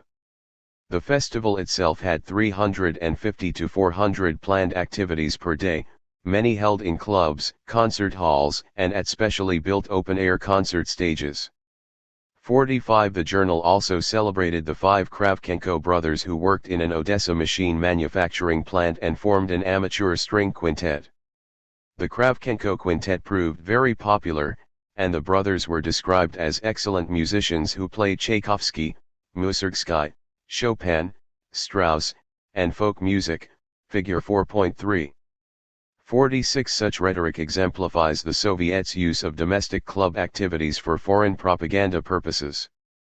Post-Stalin authorities aimed to showcase the Soviet Union and its state-sponsored popular culture for foreign audiences, presenting Soviet culture as an appealing alternative to Western culture. With the thaw era opening up of the country to the outside world, the party state wanted to broadcast the Soviet model as a fun, attractive, and progressive way of life, a crucial message in the Cold War competition between socialism and capitalism. The leadership sought to mobilize young amateur artists to serve as Cold War cultural warriors, with these youths displaying their artistic talents in grassroots cultural diplomacy targeted directly at foreigners who visited the country or indirectly at global audiences through publications such as USSR. These early thaw reforms had some effect among foreign youth. Post-Stalin public diplomacy included encouraging Western youth associations to send delegations to the Soviet Union. For instance, 15 young people from the Scottish Union of Students traveled to Moscow, Leningrad, and Kiev in December 1953. They later reported to the British Foreign Office that they had found a surprisingly high standard in many amateur folk dancing performances at university concerts.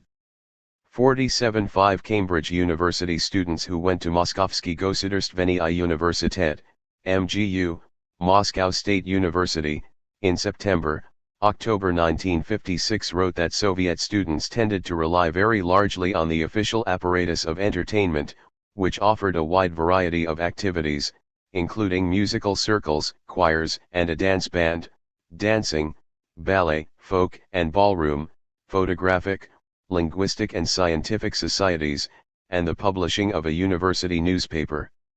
The visiting students praised the university club as modern, with amenities that are very impressive. 48 such accounts show that the post-Stalin Soviet system successes fully enrolled domestic organized cultural recreation in public diplomacy efforts directed toward non-socialist outsiders. Just as Soviet successes had appealed to foreign intellectuals in the 1920s and early 1930s. 49 In a notable difference from early Soviet policy, THIRD-era domestic cultural diplomacy did not focus primarily on notables but also appealed to ordinary foreigners. The post-Stalin leadership recognized that winning the hearts and minds of the global populations, elites and non-elites alike, was essential to the Cold War struggle. The party states' improved provision of official cultural activities in the mid-1950s likely had a particularly strong impact on foreign audiences because it came at a time when analogous programs in the West were losing government support. In Britain, the newly elected Conservatives moved away from the Labour Party's program of subsidising mass-oriented leisure time activities. 50 By comparison to the 1930s, American government organs invested substantially fewer resources in recreational activities. 51. The changes in official policy and rhetoric demonstrate a post-Stalin transformation in the party state's efforts to achieve a socialist version of modernity. In the late Stalin years, the authorities had endeavored to build a top-down, centralized, coercive, vanguard-led, and isolated modern socialist society.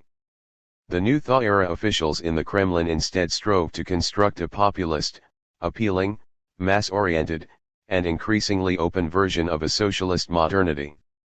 The novel social contract, revamped ideological revivalism, and the Cold War's cultural front represented intertwining and mutually reinforcing motivators for reforming state-sponsored popular culture, part of a THIRD-era revisioning of what constituted a modern socialist society.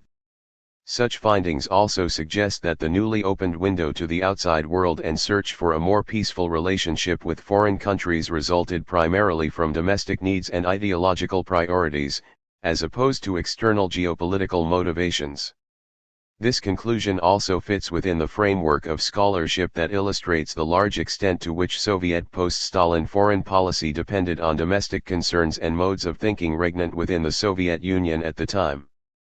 52 Enacting the early THIRD reforms in the mass cultural network, the post-Stalin administration invested substantially more resources in providing club activities for the masses. Trade unions had more than 8,000 clubs and larger cultural recreation institutions in 1951, with only 600 built from 1946 to 1951, plus 80,000 red corners. 53 By 1956, the trade unions had more than 10,500 clubs and 112,000 red corners. 54 The number of workers in urban clubs belonging to the Ministry of Culture more than doubled during this period, from 846 in 1951 to 2,200 in 1956, while those in trade unions increased by nearly half, from 19,400 in 1951 to 28,854 in 1956. 55 The Komsomol greatly increased its efforts to provide more organized cultural activities for young people. Although it lacked the financial capacity of the trade unions, the Komsomol leadership had access to the volunteer labor of Komsomol members, and in contrast to the Stalin years, it emphasized the importance of having Komsomol youth help build clubs. Komsomol newspapers and regional committees also promoted volunteer club construction by young people. Top Komsomol officials also requested permission from party leaders to have clubs devote less time to movies and more to youth-oriented events and to have youth pay smaller club fees. The Komsomol directed its members to work and serve in the mass cultural network, including on club councils as volunteers. 56 As a result of these efforts, Komsomol organizations frequently acquired more influence on club activities. For instance, in Pugachevsk, Saratov province, after a wood production enterprise's Komsomol members fixed up this establishment's club, the Komsomol cell received a significant voice in shaping club activities. 57 The result was an increasing number of state-sponsored popular cultural activities, such as youth evenings, after March 1953. For example, the Moscow Gorky Dom Kultury, House of Culture, had 10 youth evenings in 1950, one-third of the total evening events that year. 58 yet, between October 1955 and October 1956, it held 63 youth-oriented evenings, more than two-thirds of the total 91 evening events during that time and more than 6 times the number of youth-oriented evenings in 1950. 59 in 1956, the Cultural Enlightenment Department of Moscow's Krasnoprasnensky district for the first time reported on club engagement with youth, suggesting that the hierarchy put greater stock in youth cultural entertainment. 60. The increase in club activities for youth comes through even clearer in amateur arts. In 1950, the Soviet Union had more than 200,000 amateur art collectives with 4 million participants, mostly youths. 61. By 1954, around 5 million individuals performed in 350,000 circles. 62. However, the number of those involved in amateur arts reached 9 million participants in 600,000 collectives by 1962. Amateur arts participation grew by only 250,000 persons per year from 1950 to 1954, but the rate of growth doubled to 500,000 annually from 1954 to 1962. 63. The growth in the number of amateur arts participants reflected the efforts of Komsomol cells in the mid-1950s to promote youth involvement. In a conference held in December 1953, for instance, the Komsomol organization of Saratov IA Gosударственная Подшипниковая Zavod, Third State Ball-Bearing Factory, used much stronger rhetoric to promote amateur arts than it had during the previous year. 64. A similar impression comes from comparing the statements on amateur arts made in the 1956 Moscow City Komsomol Conference to those from the 1951 conference. 65. The ideological load of club activities decreased substantially. Anatoly Iavris, a Komsomol official at SGU from the late 1940s to the late 1950s, told me that cultural recreation took on a more entertaining character and less attention was paid, much less than in the post-war Stalin years, to ideological purity. 66. A perusal of instructional booklets on state-sponsored popular culture confirms his statements. Propaganda lectures grew less prominent, while their themes increasingly shifted away from a focus on domestic and foreign politics, production concerns, and Marxist-Leninist dogma and instead dealt more with issues of greater interest to youth, with lectures bearing titles such as About Love, Comradeship, and Friendship. 67. More militant Soviet leaders opposed the pluralistic early Tho reforms, underscoring the tensions associated with de-Stalinization. Some conservative officials disparaged the turn toward entertainment and pleasure. Comrades have said that our Komsomol cells are losing their political face and are becoming sport and cultural clubs, railed one speaker at MGU's Komsomol conference in 1956. 68. The party propaganda department criticized Moskovsky Komsomolets for its proposal to replace existing forms of political education with dancing, watching movies, listening to records, and studying new songs. 69. Western cultural influence in early Tho club activities. The willingness of post-Stalin officials to overcome their anxieties about jazz and Western dancing represented the truest test of the new leadership's commitment to satisfying youth cultural consumption desires and presenting socialism as fun to both domestic and global audiences. The authorities slowly brought jazz and Western dancing from the margins of the Soviet cultural arena after 1953. An unofficial Soviet poet, V.K. Kromov, recalled his shock over hearing music for the foxtrot and tango broadcast over Soviet radio soon after Stalin's death. 70. Variety ensembles in restaurants started to include more syncopated rhythms in their repertoire, and formerly prominent jazz musicians returned to Moscow and Leningrad from either voluntary exile or prison. Sovietized jazz became increasingly acceptable. 71. The movie Karnavalnaya Nokh, Carnival Night, described at the beginning of this book, similarly illuminates how tolerance for jazz was growing. Party-state organizations dropped anti-cosmopolitan language from their cultural policy statements. The 1956 Central Council of Trade Unions Plenum Decree on Cultural Recreation, in contrast to the 1951 Plenum Decree, did not censure antisocial amateur art pieces, and Chalepin's keynote speech in 1954 conspicuously failed to mention Western music as a problem. 72 Moscow's Dom Narodnogo Tvorchestva, House of Folk Creativity or Folk Arts House, provides a case study of how new cultural policies were manifest at lower levels. This institution's conservative administration contested the soft line changes in the early thaw. A letter sent by the director of this institution, N.A. Ostrev, to the Ministry of Culture on December 27, 1953, acknowledged that Soviet radio broadcast Western dance music, but Ostrev insisted that the Folk Arts House in Moscow would continue to stop any attempt to dance foxtrots and tangos in the clubs and parks of the capital, given the lack of specific directives to the contrary. 73 The next year, the Moscow Folk Arts House complained about the pervasiveness of people doing the foxtrot and tango on dance floors. 74 However, a different attitude toward dance gained ground among the cultural authorities. In a letter to the Ministry of Culture in 1956, A.K. Azarov, a Moscow dance teacher, disparaged his city's Dom Narodnogo Tvorchestva for prohibiting the teaching of the foxtrot and similar dances even after the end of the anti-cosmopolitan campaign, which resulted in youth learning Western dancing from the back door, giving birth to Styliaja-style dancing, with jaunty bodily movements and indiscreet poses. 75 His letter embodies a new approach, namely, taming aspects of Western dances perceived as wild, uncontrolled, and sexualized, and turning them into rational cultural leisure, a mode of dancing traditionally preferred by the cultural intelligentsia.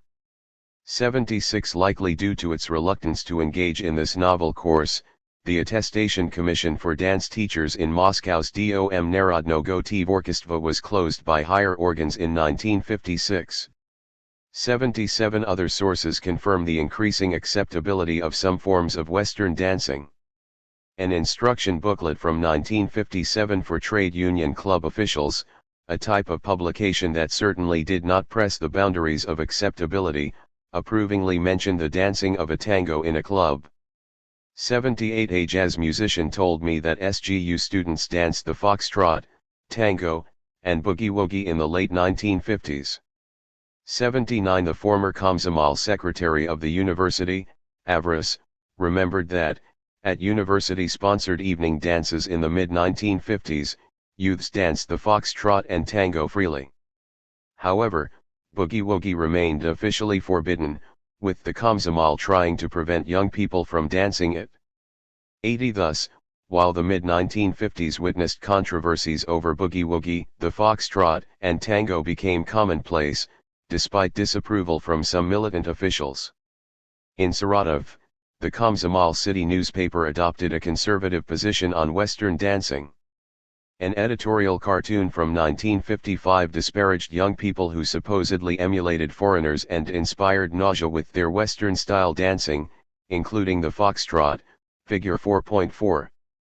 81 Bailiasnaya related that when she visited a school in Kharkov in the mid-1950s, she found that the principal refused to hold a school evening dance because he disapproved of the students' preference for boogie-woogie over waltzes.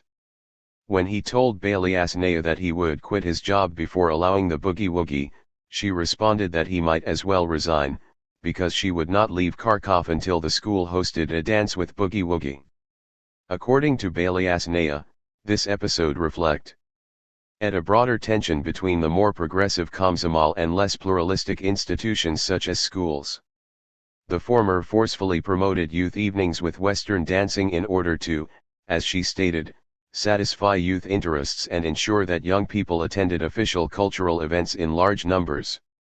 She emphasized that the Komsomol leadership, and she herself, adopted this approach because they considered it most conducive to building communism, despite her own personal feelings that the boogie-woogie was a truly alien dance for us.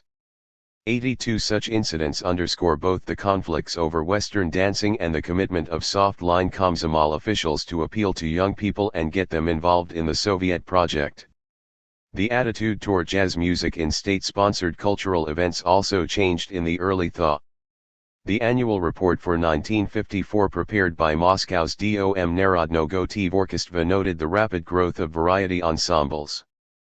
Complaining that, both in their repertoire and their manner and style of performance, these variety ensembles sought to emulate Western jazz artists, the document underscored the intensive struggle to rid these ensembles of everything superficial and alien to the Soviet listener. 83 The Moscow Folk Arts House did not fare well in this battle, reporting in 1955 that the number of variety collectives that emulate bad jazz ensembles had continued to increase, especially in universities. 84 Likewise, this new course fit in well with existing incentives for grassroots cadres. For mass cultural institutions, ideologically oriented events such as political lectures continued to draw tiny audiences. 85 The post-Stalin leadership's soft-line policy on hosting Western dances and jazz ensembles lowered the barriers for clubs trying to fulfill plans for financial revenue and participation in amateur arts. For local Komsomol officials, the new approach helped ensure the growth of their cells, the timely payment of dues, and the willingness of members to undertake social obligations. Interviews and memoirs confirm that clubs increasingly opened their doors to jazz in the early 1950s. In Moscow, Georgy Igoranian's underground jazz group, the Zolotoy Vozem, Golden Eight, participated in open club performances by joining one of the most prestigious youth orchestras at the time in the Centralny Dom Khudojnika, Central House of Artists, under B.S. Vigotin and, later, I.U. Vysalsky. 86 Alexei Kozlov recalled that the Komsomol committee at MGU helped him purchase a saxophone for university-sponsored amateur arts. 87 In Saratov, Valentina Yerskaya remembered her amateur student ensemble playing jazz-style songs from the film Carnaval Nayanak. 88 According to Zhimsky, many new jazz-oriented collectives were formed during the 1950s.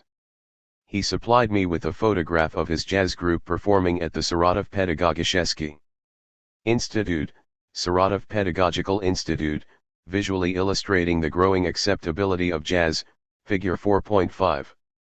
Formally dressed and well-groomed, the band members looked nothing like Styliagi and thus helped legitimate jazz-style music. 89 Further proof of the growing acceptability of jazz, as well as the pattern of increasing conflict between liberal and conservative figures, comes from a debate by the jury of an amateur art competition for variety ensembles, a contest held in preparation for the Mezdunnarodny Molodezny Festival, International Youth Festival. The discussion centered on Salsky's ensemble, in which Garanian played.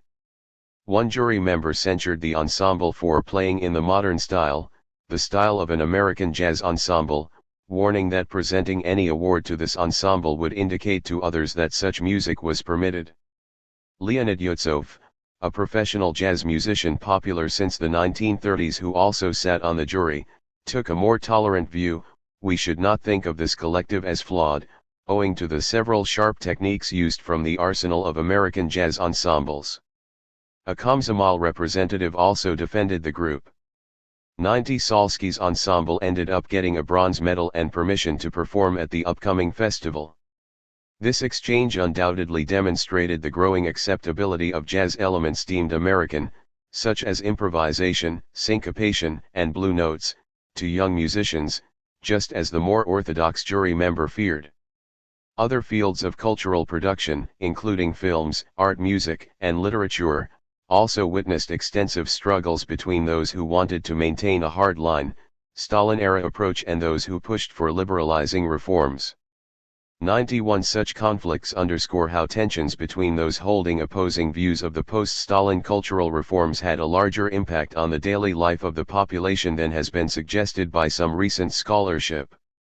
92 My approach does not propose the existence of an unchanging camp of hardliners who opposed de-Stalinization during the early thaw or that such a conflict explains the main developments during this period.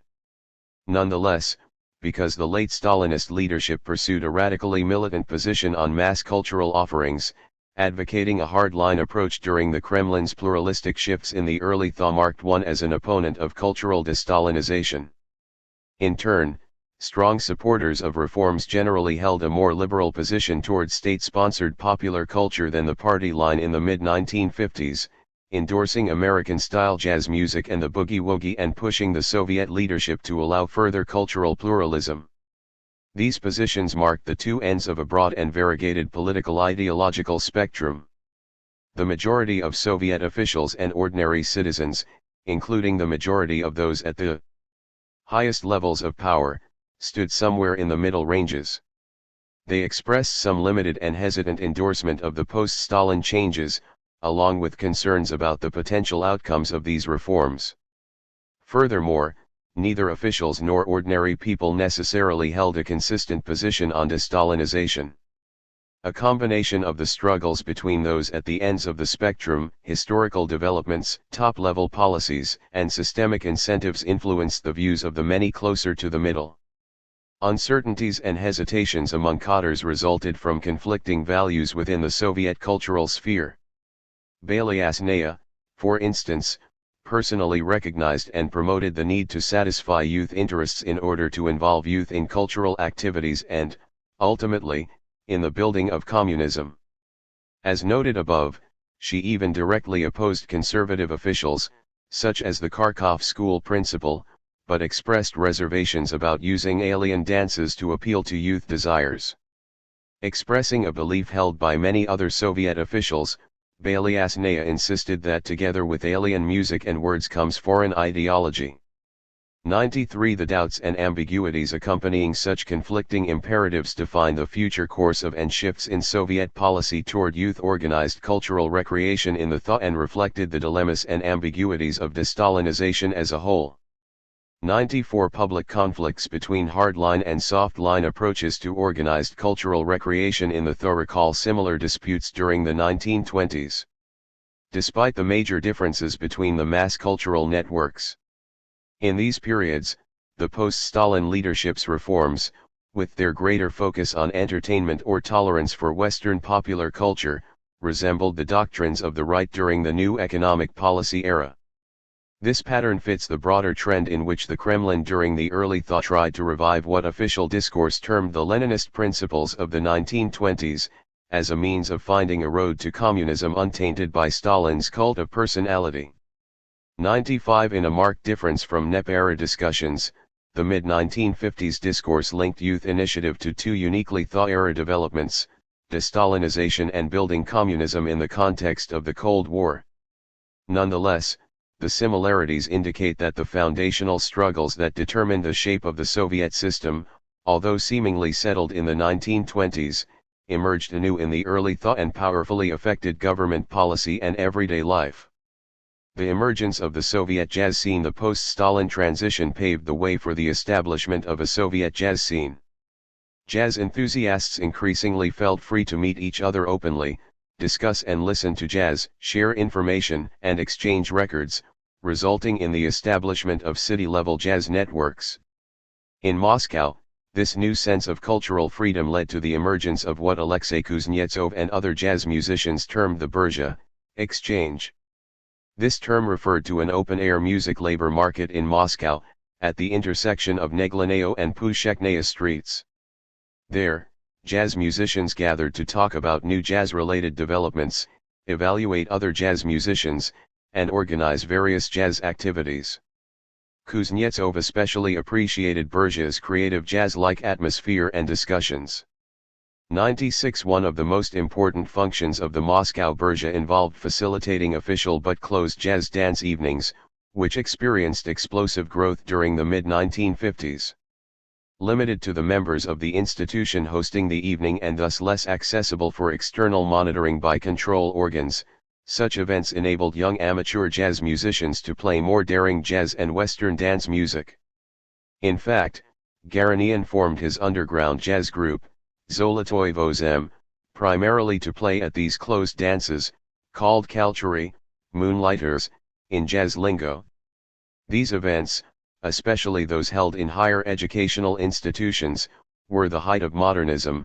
The audiences usually wanted to hear forbidden American pieces and, more rarely, popular Soviet songs or other tunes. Jazz musicians moonlighting at these dances, as Garanian stated, had the opportunity to increase their musical talent and also connect with other jazz musicians. 97 Indeed, plenty of other jazz musicians, such as A. Kuznetsov, Vitaly Iklino, and M. I. Kull, played at similar culture. 98.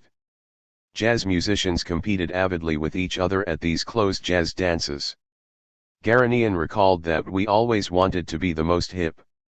99 Overall, as Zimsky told me, dancing to jazz was considered very fashionable in that period. 100 musicians received cash on the side for such performances, generally from trade union club officials. Lev Figlin described how, at an institute in Saratov, the organizers of one closed event invited him and other jazz musicians, paid them some cash and gave them free food, and allowed them to play whatever they wanted. 101 Garanian recalled getting 6 rubles for one performance, enough to take his girlfriend out for a night on the town with a fancy dinner and drinks. 102 These closed jazz-style dance evenings, with semi-legal cash payments to musicians by club officials, further blurred the supposedly rigid boundaries between the private and public. Young people also organized a new wave of jazz-themed non-official events in the mid-1950s. Felix Ahrens described private parties in Saratov during which, if someone played jazz, then it was simply a dream, as it was very unusual to get into a clique where someone played jazz. 103 Figlin told me about private youth jazz parties in Saratov organized by jazz enthusiasts in individual apartments. In one case, a well-off friend of Figlin hosted a jam session in his large apartment, which already had a piano. Supplied with a saxophone, drums, and other instruments brought by amateur jazz musicians, along with vodka, beer, and meat dumplings, the musicians jammed late into the night. Such parties acquired notoriety among Saratov student youth. Among the 20 to 25 attendees at each event, there were plenty of young women. Jazz musicians had many opportunities to get together with women whom Figlin termed liberated. His experience apparently belies the famous quote that there was no sex in the Soviet Union, and this situation evinces an evolution in the homosocial sphere of jazz enthusiasts. 104 With the growing tolerance of jazz by the authorities, young women increasingly participated in jazz activities as fans and groupies. Still, the vast majority of jazz musicians remained male, retaining the homosocial space. Women occasionally sang jazz vocals, as did Yurskaya, for instance, but Soviet jazz bands rarely performed songs, leaving little space for gender diversity on the stage. 105 The exponential growth in the popularity of these activities suggests that jazz music and those who played it achieved a high social status among Soviet youth. Sarah Thornton has insightfully critiqued Pierre Bourdieu's depiction of cultural tastes as dependent upon social class and as functioning to legitimate the higher status of the middle class. Thornton instead proposes that youth in particular formed complex and inherently unstable social status hierarchies based on rapidly shifting tastes in popular culture, a view borne out by my findings on Soviet youth and their quick changes in cultural preferences. 106 However, in contrast to the Western settings studied by Thornton and Bourdieu, the Soviet case evinces the powerful role of governing structures in influencing these hierarchies, as the pluralistic early thought policy enabled growing access to jazz and thus an explosion in the popularity of this music. The Kremlin undoubtedly did not intend to put jazz and its practitioners so high on taste-based social status hierarchies, as top officials preferred and advocated for orthodox musical genres and wanted youth to favor these as well. Nonetheless, the combination of increasing official tolerance alongside restrictions and hand-wringing made jazz irresistible to many among the young. This development underscores the potential for the unintended consequences of government policies even within authoritarian settings. However, certain youth refused to conform to even the more pluralistic culture of the mid-1950s. Kozlov described what seems like a standard maneuver for him and his Stiliaga friends at a school evening. One of us would get into the playing booth, lock the door, and put on American music, by which he meant jazz. Then, in the dance hall, several pairs would begin to dance, while the rest, the proper students, looked on with wonder and jealousy. 107 In a letter to the editor published in Komsomolskaya Pravda in 1955, a group of young factory women condemned their co-worker, Valia. According to the letter, Valia was forced to leave an evening event for youth because she danced differently than everyone else. Valia also apparently wore immoderately revealing clothing and excessive makeup.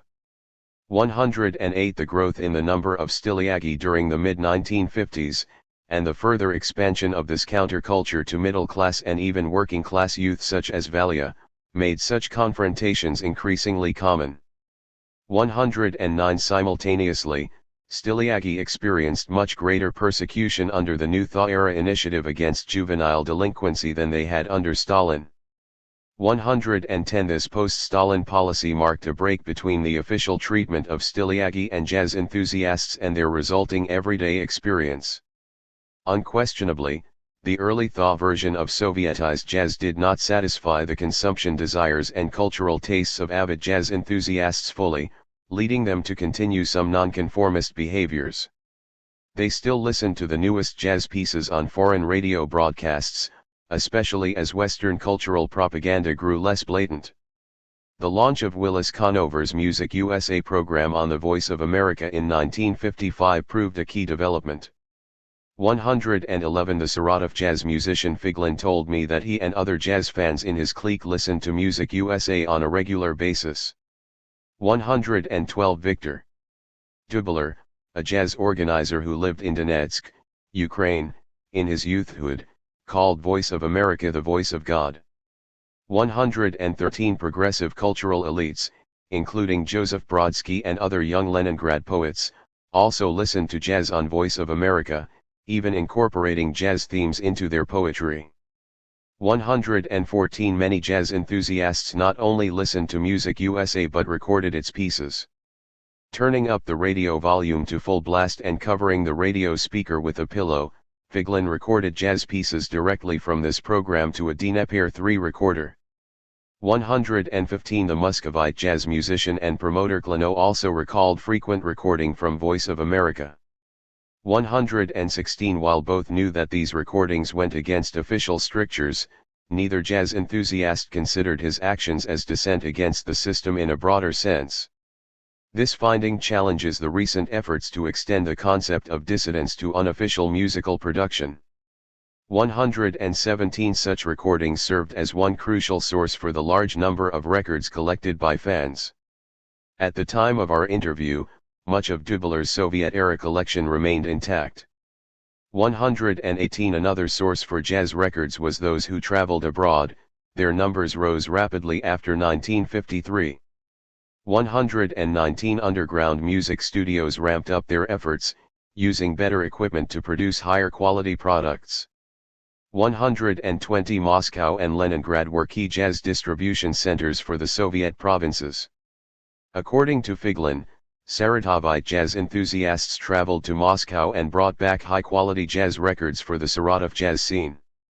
121 Dubler recollected how jazz enthusiasts from Donetsk traveled to Leningrad, as this city had a major port with extensive ties to the outside world, which facilitated the smuggling of jazz records. 122 Jazz enthusiasts continued to use subterfuge to overcome censorship and to bring more controversial jazz elements into amateur repertoires, adopting more daring tactics alongside those employed previously. The Muscovite Garanian spoke of playing jazz music in satirical skits making fun of the United States, an approach that had roots in the 1920s. 123 For example, when the performer representing the United States danced in a scene about the conflict between the superpowers, Garanian's group played jazz music. This move, he recalled, was one of the naive strategies to play a couple of jazz notes, with the audience listening to jazz gladly.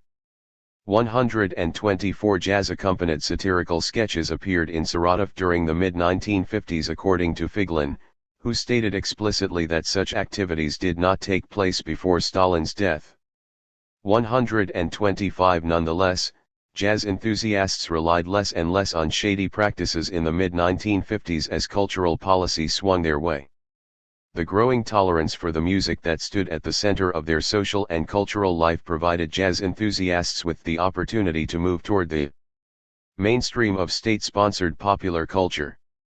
The vast majority among jazz enthusiasts did so gladly, further differentiating them from styliaki. Jazz enthusiasts did not primarily use jazz as a subversive signifier of oppositional cultural politics. True jazz fans focused on the aesthetics of jazz itself, not on showcasing their defiance of the mainstream by adopting spectacular nonconformist styles, unlike styliaki or Western youth countercultures. Moreover, the public campaign against styliaki drew hyperbolic portrayals of Western-influenced youth, figure 4.6. 126. These extremist caricatures aimed to mobilize public support against styliaki, and they achieved some success. 127. Still, such exaggerated depictions fit only a small minority of full-fledged styliaki. Young people who adopted only a limited degree of Western culture, such as jazz enthusiasts, could avoid perceiving themselves, and having others see them, as beyond the bounds of Soviet legitimacy. 128. This helps explain why the large majority of jazz enthusiasts, such as Garanian, Kuznetsov, Yurskaya, and Klano, chose not to identify as styliaki, despite the parallels between jazz enthusiasts and styliaki and the fact that those who were more militant occasionally equated jazz enthusiasts with styliaki. 129. Kozlov, an exception to this tendency, even received criticism from other jazz musicians for being a styliaka. Vadif Sadikov castigated Kozlov as lacking true talent for jazz, linking this supposed deficiency to Kozlov's styliaka-like behavior. 130. The growing tolerance of Western music and dancing indicates that the new Soviet leaders, striving to co-opt young people into helping build an enticing socialist modernity, reconceptualized the standards for new Soviet youth. During the anti-cosmopolitan campaign, the Kremlin had prohibited model young Soviet citizens from bearing any trace of Western influence. After 1953, the party state compromised with the mass of Soviet youth tempted by some aspects of Western popular culture. Official discourse now permitted young people to appreciate and adopt some elements of Western style and still perceive themselves as loyal citizens who participated fully in communist construction and supported the socialist way of life. It is no wonder that the prominent jazz musician and promoter Klano recalled his faith in communism throughout the thaw, praising the freedom made possible by the Khrushchev years and calling himself and his generation of jazz musicians children of the thaw. 131. Other jazz musicians, such as Sadikov, similarly told me of how the thaw brought faith in a bright future. 132. Such evidence further challenges scholarship that equates jazz behind the Iron Curtain with opposition to the authorities and a preference for a Western way of life. Through these transformations within its mass cultural network, the Soviet Union provided a model eventually emulated by the cultural apparatus in Eastern Europe. In 1956, official policy in East Germany and Hungary expressed some tolerance of jazz, as did Bulgaria by the end of the 1950s. 133. In later years, certain Soviet bloc countries would surpass the Soviet Union proper in liberalizing cultural policy, serving as both models and challenges to the Soviet cultural sphere. 134. Early thaw official discourse discarded the emphasis on didactic lectures typical of the late Stalin years, underscoring instead the need to satisfy youth desires by promoting more entertaining cultural activities. The party state invested greater resources into clubs, both increasing the number of events and orienting the cultural network toward young people. Authorities expressed growing tolerance for cultural forms previously depicted as unacceptably Western, including Sovietized jazz and the foxtrot, tango, and rumba. Even American-style jazz and boogie-woogie had begun to compete for legitimacy by the mid-1950s. The label Western lost some of its stigma, demonstrating the ambiguity and fungibility of the term, which could serve the political needs of varying constituencies at different times. Greater openness to Western popular culture served many young people well, especially jazz enthusiasts, who quickly rose in youth social status hierarchies. All of these changes suggest that the new cultural policies of the early THO reflected deliberate choices by the post-Stalin rulers, rather than primarily an evolution occurring organically as part of post-war reconstruction processes. Liberally oriented cadres at the center and the regions were already seeking to implement some elements of reform prior to March 1953, but the Stalin leadership blocked most of these suggestions. Only the change in leadership made possible the new course in culture, as well as in other spheres.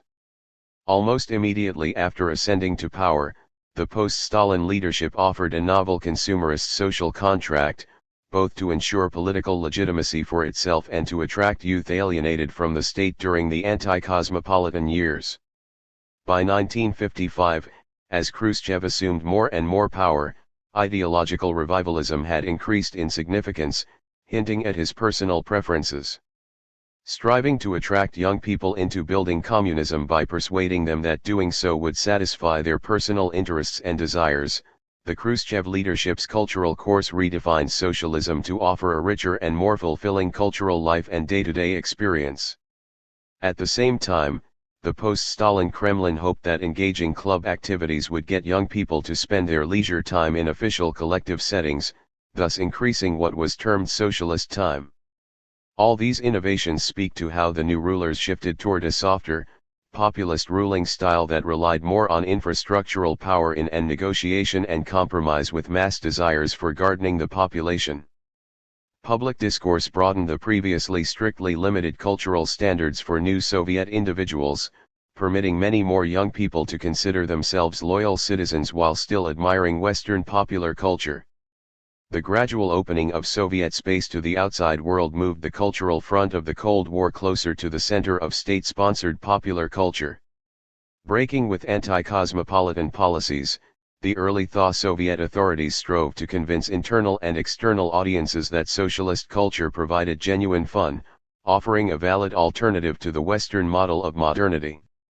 Particularly noteworthy here, the party state endeavored to use its internal club activities in domestic cultural diplomacy efforts aimed at foreigners who visited and read about the country to convey the image of an appealing socialist modernity and an interesting and engaging popular culture.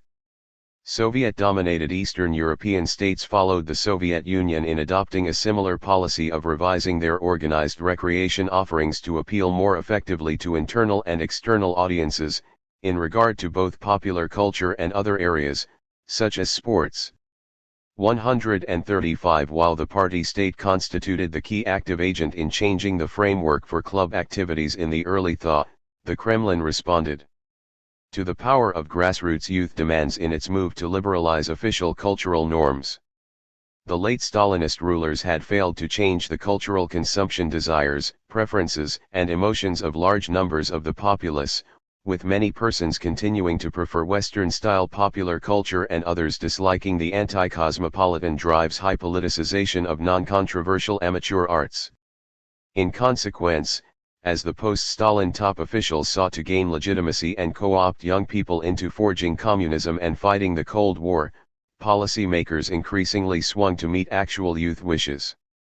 The public opinions of young people, to a significant extent, drove the Soviet state's policy shift, underscoring how the individual desires and grassroots agency of millions of young people combined to influence the cultural field and thus broad historical processes. These transformations did not occur without a struggle. Ideologically militant officials wanted to preserve the status quo of the late Stalin years. Those pushing for reforms believed that, to win the Cold War and build communism on a global scale, the Soviet Union had to offer a widely attractive, socialist version of fun.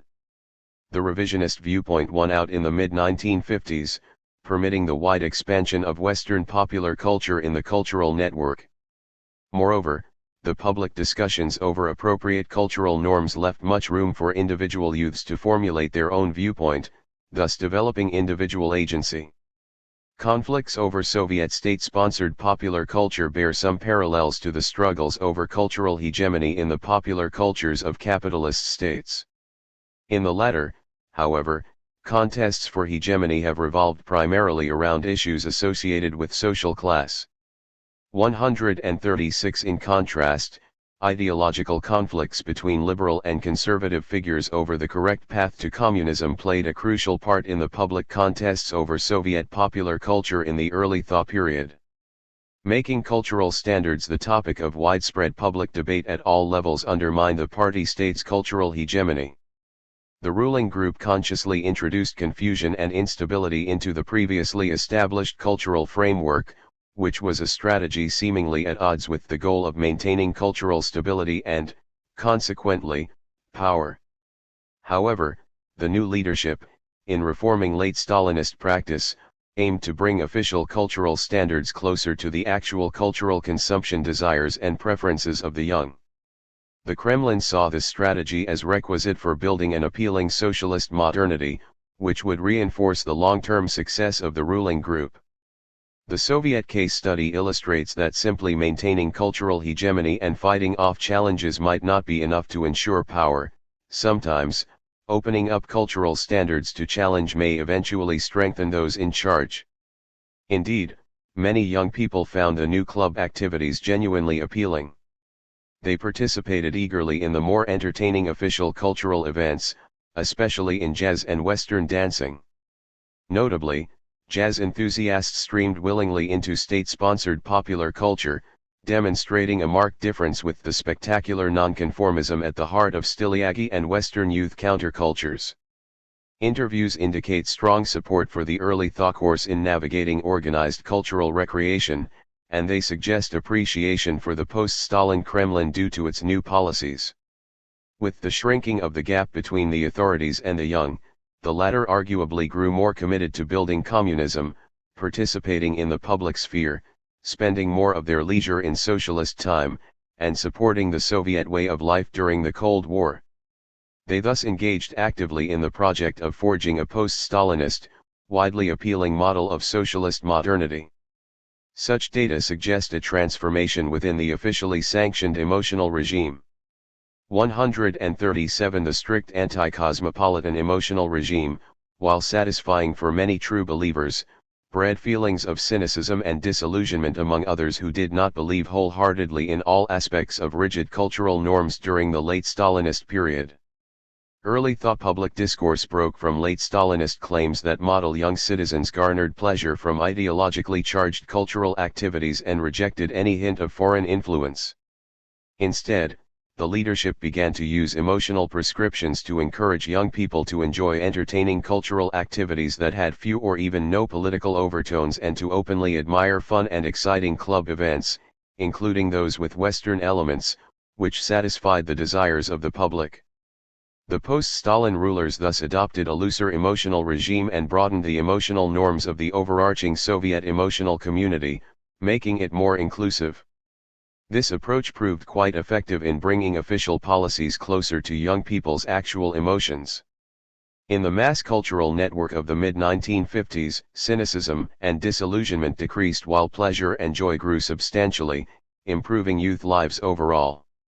138 Still, some of those who felt fully comfortable with the narrow Stalinist emotional guidelines inevitably lost their bearings and felt unmoored with the new ambiguities introduced into the broadened emotional community of the early Thaw. Those bureaucrats wary of the reforms had some valid concerns. Acknowledging that young people had legitimate cultural consumption desires that the party state needed to assuage, the post-Stalin authorities unwittingly initiated a permutation in the grassroots perception of state-sponsored popular culture. Recent research has shown that the consequences of the post-Stalin leadership's stress on satisfying popular material consumption desires eventually transformed goods previously seen as luxuries into items considered both necessary and rightfully theirs to possess. 139 A parallel development took place in cultural consumption within state-sponsored popular culture. The official emphasis on satisfying popular cultural consumption desires spurred Soviet youth to increasingly perceive the mass cultural network as obliged to provide them with joy, pleasure, and happiness, true fun, not the socialist realist version. This tendency reflected and helped constitute a wider mid-1950s pattern, with the Kremlin implicitly promising increasing happiness for the population. 140 The rising sense of entitlement to happiness paralleled earlier developments in the Western paradigm of modernity. 141. The Soviet Union differed in that the expectation of happiness intrinsically challenged the Khrushchev Kremlin's efforts to ensure that state-sponsored popular culture not only entertained the population but also helped forge new Soviet people by reshaping youth. Furthermore, the stress on satisfying popular desires made the Soviet Union more vulnerable to Western Cold War propaganda stressing consumerism. 142. Building a socialist version of modernity that functioned as an appealing alternative to the Western model at home and abroad proved no easy task. 101. Chapter 5. Youth Initiative and the 1956 Youth Club Movement. Yuri Sokolov, a young factory worker in Kalyuga during the mid and late 1950s, enthused over the Kalyuga Fakel, Kalyuga Torch, a novel, initiative-based youth cultural collective. He termed it a child of the thought, explaining that, in contrast to Stalin-era practices in which everything came from above, this new establishment originated from below, because of the thought. Sokolov told me that a group of young enthusiasts came together to create Fakel, later receiving sponsorship from the Kalyuga city Komsomol. My archival research revealed a more complex story.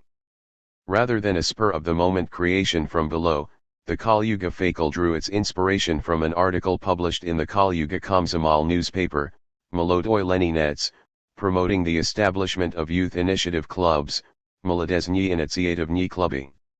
The article in question, printed in 1956, came about as the result of a campaign by Komsomol Higher UPS calling for new cultural forms based on youth communal involvement. Even so, we should not underestimate the emotional power of the enthusiasm expressed by Sokolov. Shared by many, these feelings and perceptions, and the behavior that followed, constituted a signal component of young people's cultural life during the early thaw. This chapter first examines the new top-level guidelines promoting grassroots activism. The Khrushchev leadership considered the strategy of soliciting initiative from below to be central to forging a post-Stalin version of model young communist citizens. Likewise, the Kremlin perceived its endorsement of grassroots leadership as fundamental to the construction of a broadly appealing socialist modernity.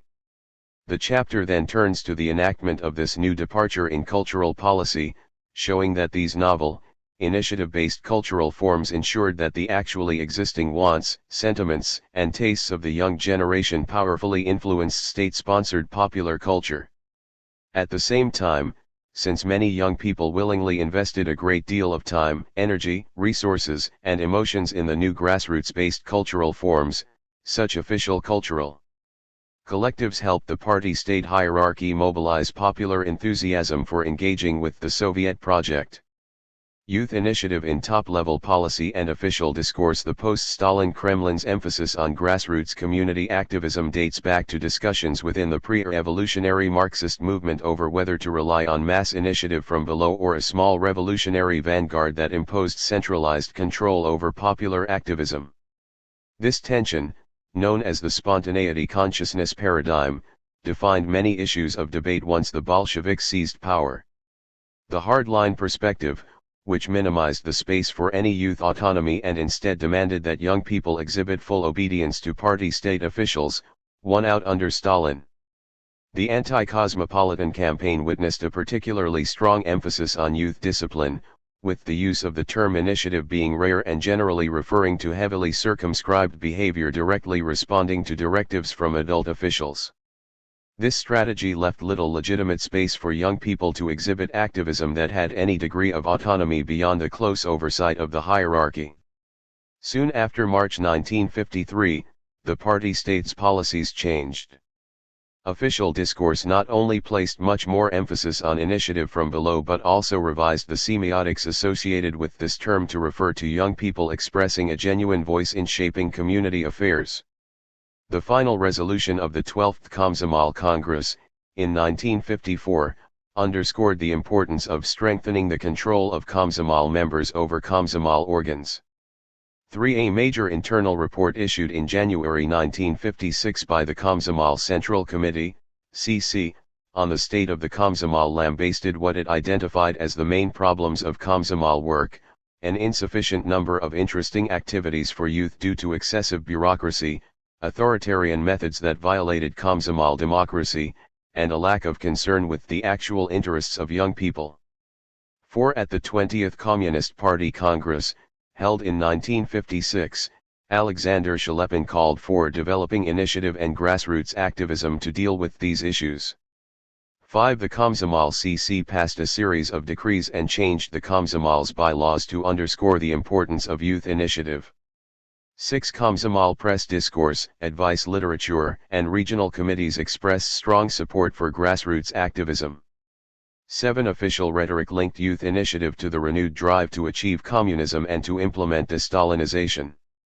Inspiring grassroots activism had ideological significance since the post-Stalin leadership revived the idea, virtually abandoned under Stalin, of the state eventually withering away in the Eschaton of communism, necessitating the preparation of young people for self-governance.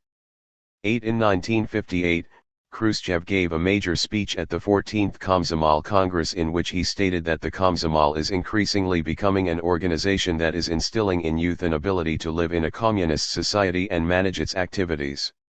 What is needed for this? A wider development of grassroots activism. 9. Shelepin's speech at that Congress underscored similar themes and also praised the Komsomol's work in dealing with the problems caused by Stalin's cult of personality. 10. Decreasing administrative expenses by relying on youth to manage themselves rather than using state-paid administrators served as an additional motivation, but it was a motive that was clearly secondary and rarely mentioned publicly or internally.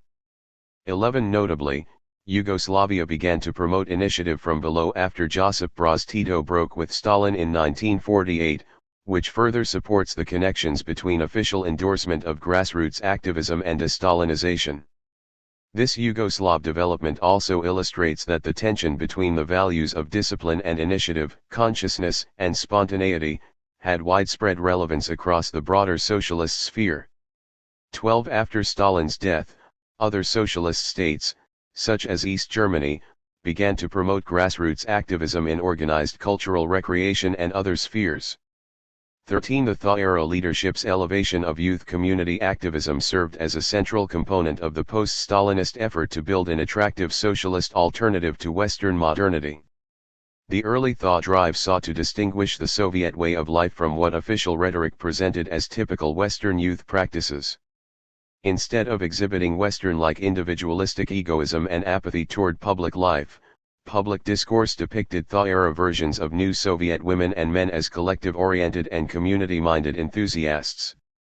While retaining their individual identities and personal preferences, these model youths engaged in and shaped public life within their communities, expressing their interests, passions, and opinions within state-sponsored, as opposed to private, settings. This new line aimed to present audiences at home and abroad with a more appealing image of the idealized young builder of communism and thereby gain wider support for the socialist model and way of life, an essential goal in the Cold War competition for hearts and minds. In doing so, the Soviet Union participated in a broader tendency in recent history to deploy children and youth for symbolic political goals.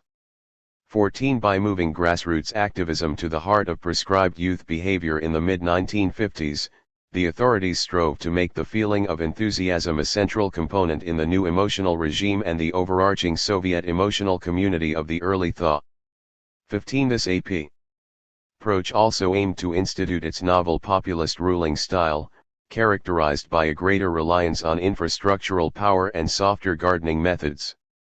Young people engaging in public activism and community self-management helped the Kremlin both penetrate into and negotiate with society to reach goals that, to a large extent, served the interests of a significant portion of youth and the political elites alike. Youth initiative and state-sponsored popular culture. The post-Stalin Komsomol encouraged youth initiative through a number of novel institutions. Komsomol members policed their communities in volunteer patrols. 16. Grassroots Komsomol construction brigades traveled to heroic construction sites at hydroelectric power stations and in the so-called Tselina, virgin lands. 17. The latter constituted part of a campaign by the Khrushchev authorities to mobilize youth enthusiasts to cultivate steppe lands. 18. The Komsomol also took on much broader responsibilities in managing tourism and sports activities.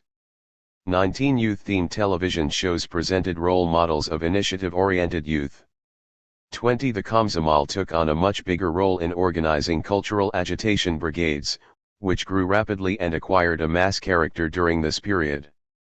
21. Young writers benefited from a spate of new grassroots organizations that provided a venue for youth literary enthusiasm. 22. The Komsomol's fresh policies strongly affected state-sponsored popular culture. 23. Youth newspapers promoted Komsomol members who enthusiastically took on leadership roles in creating spaces for organized cultural recreation.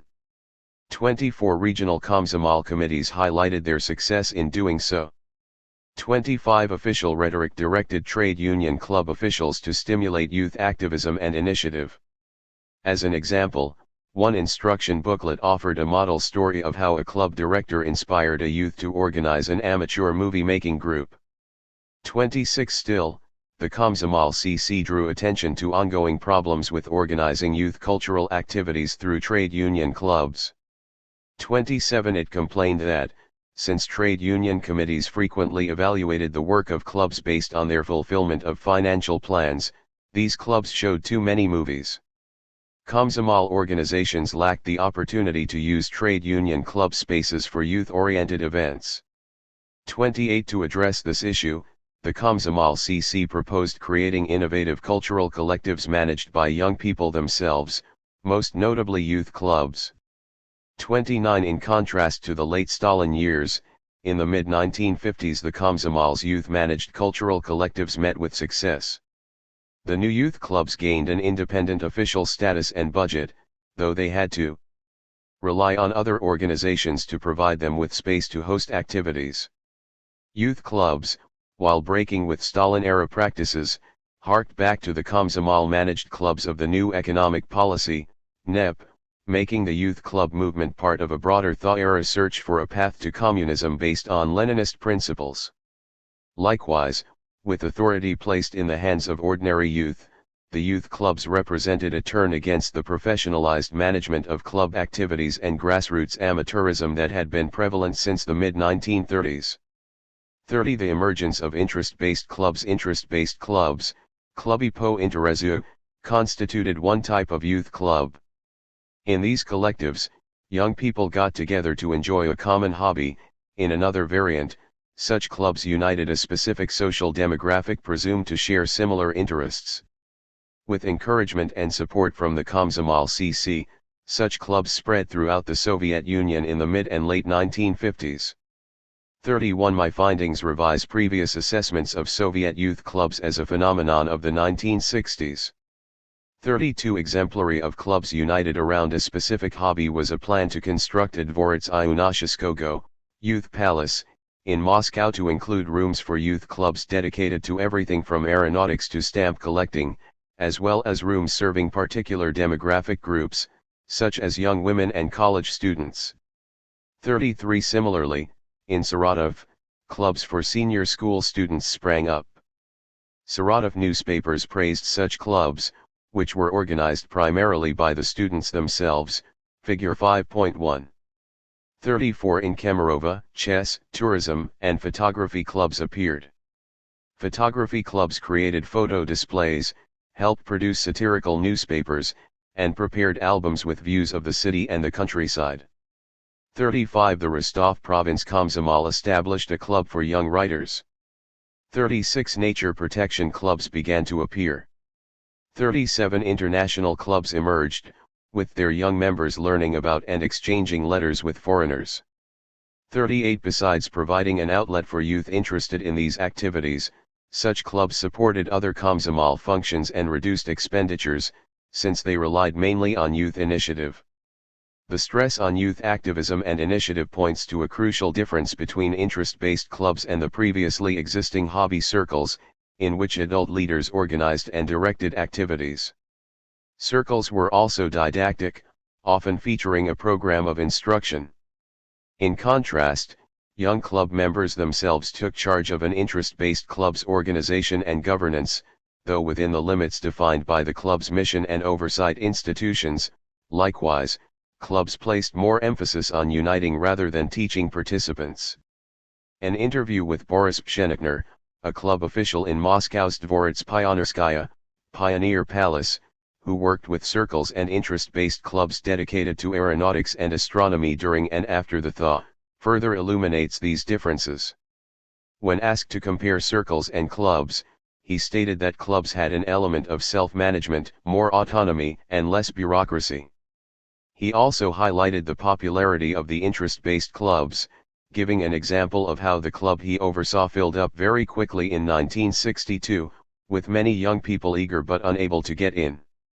39 For the authorities, satisfying youth interests and increasing the amount of socialist time by ensuring that youth spent their leisure time in official collectives were the primary goals of these clubs. Interest-based clubs arose not only for those activities perceived as fun by young people but also for those considered useful for the party state.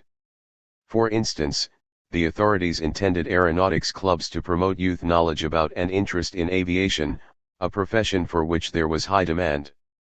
Hunting and fishing clubs served to advance military preparation, and music-oriented clubs spread normative cultural standards. Still, the new clubs were more focused on entertainment and grassroots initiative than Stalin-era circles, and they catered to a much wider variety of interests. Clubs devoted to social demographics, which brought youth together to enjoy the company of like-minded peers, had no direct Stalinist equivalents. Both kinds of interest-based clubs legitimate young people's active pursuit of their own individual passions, while acknowledging differences between social groups based on age, gender, education, and other categories. Easing the standards of behavior and scope of acceptable interests for new Soviet people, they denoted a departure from the post-war Stalinist pattern of condemning any expression of individualism or peculiarity. 40 These clubs fit a broader trend in the thought of recognizing diversity within society, as did the rebirth of sociology. 41 Similarly, a spate of thaw-era films recognized and offered tolerance for a variety of identities. 42 Such findings suggest the need to refine Stephen Lovell's argument that official culture for the masses promoted a cohesive and unified vision of a Soviet cultural consumer that hid the cultural and social differences among the populace. 43 While his conclusions may fit the publishing industry, club activities indicate that they apply less well to the broader Soviet cultural sphere.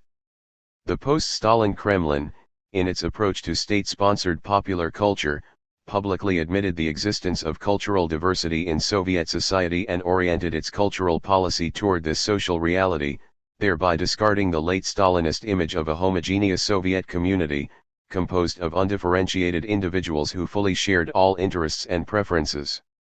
Youth Initiative Club structure and goals. The Komsomol also promoted another type of novel youth collective, youth initiative clubs. If interest-based clubs catered to specific interests and demographics, youth initiative clubs offered young people of all social groups the opportunity to come together to pursue a diversity of interests in a single collective. The origins of these institutions sprang from local and global influences alike. Youth initiative clubs bore similarities to the Komsomol-managed clubs of the 1920s. Another source of inspiration came from abroad. During a trip to Norway in 1955, the visit itself a result of de-Stalinization, Lyubov Belyasnaya recalled being impressed with a college club designed to encourage independent student self-management. She successfully promoted the establishment of analogous institutions once she returned to Ukraine. 44 Similar clubs existed in Eastern Europe, possibly serving as another model. 45 The first Soviet youth initiative clubs emerged at the local level in 1954 and 1955, due to the individual efforts of Komsomol officials such as Belyasnaya. However, the clubs received widespread notice only after the Komsomol CC promoted their establishment in early 1956.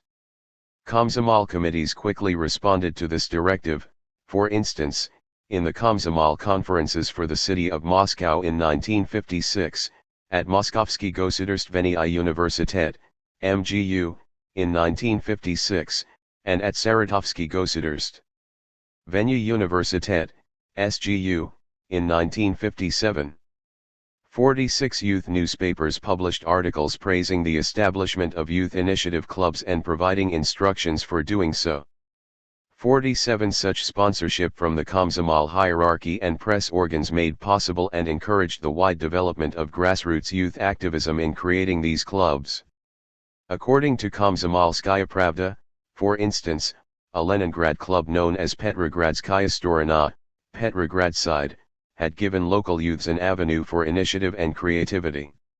Whereas youths had been reluctant to attend organized cultural events, local Komsomol cultural cadres, realizing that the problem lay with the fact that youth felt themselves not owners, but guests at such occasions, decided to establish a youth initiative club, where the creative energy and imagination of youth set the tone, since young people themselves organized evening parties, balls, lectures, debates, and exhibitions.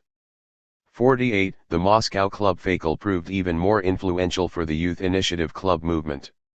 Located in the Kuibyshev neighborhood, this club had 200 members in 1957.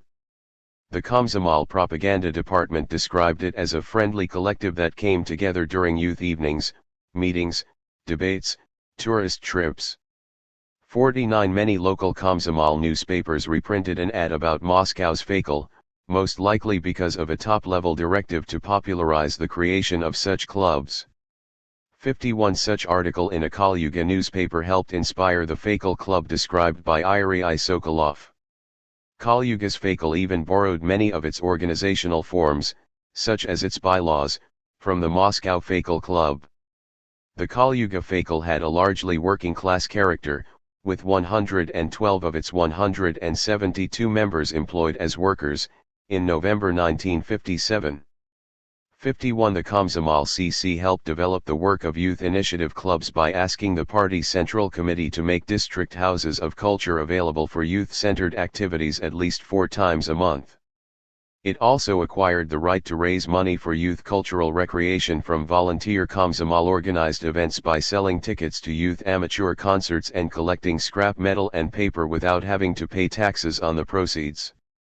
52 youth initiative clubs also received assistance from institutions ranging from local enterprises to artistic and hobby associations and educational establishments. This support defrayed most or all of the expenses for their activities. 53. Consequently, the creation and financing of youth initiative clubs depended heavily on advocacy by the Komsomol CC, on the organizational impetus of local Komsomol committees and youth newspapers, on the support of local enterprises, and especially on the enthusiasm of Komsomol members themselves.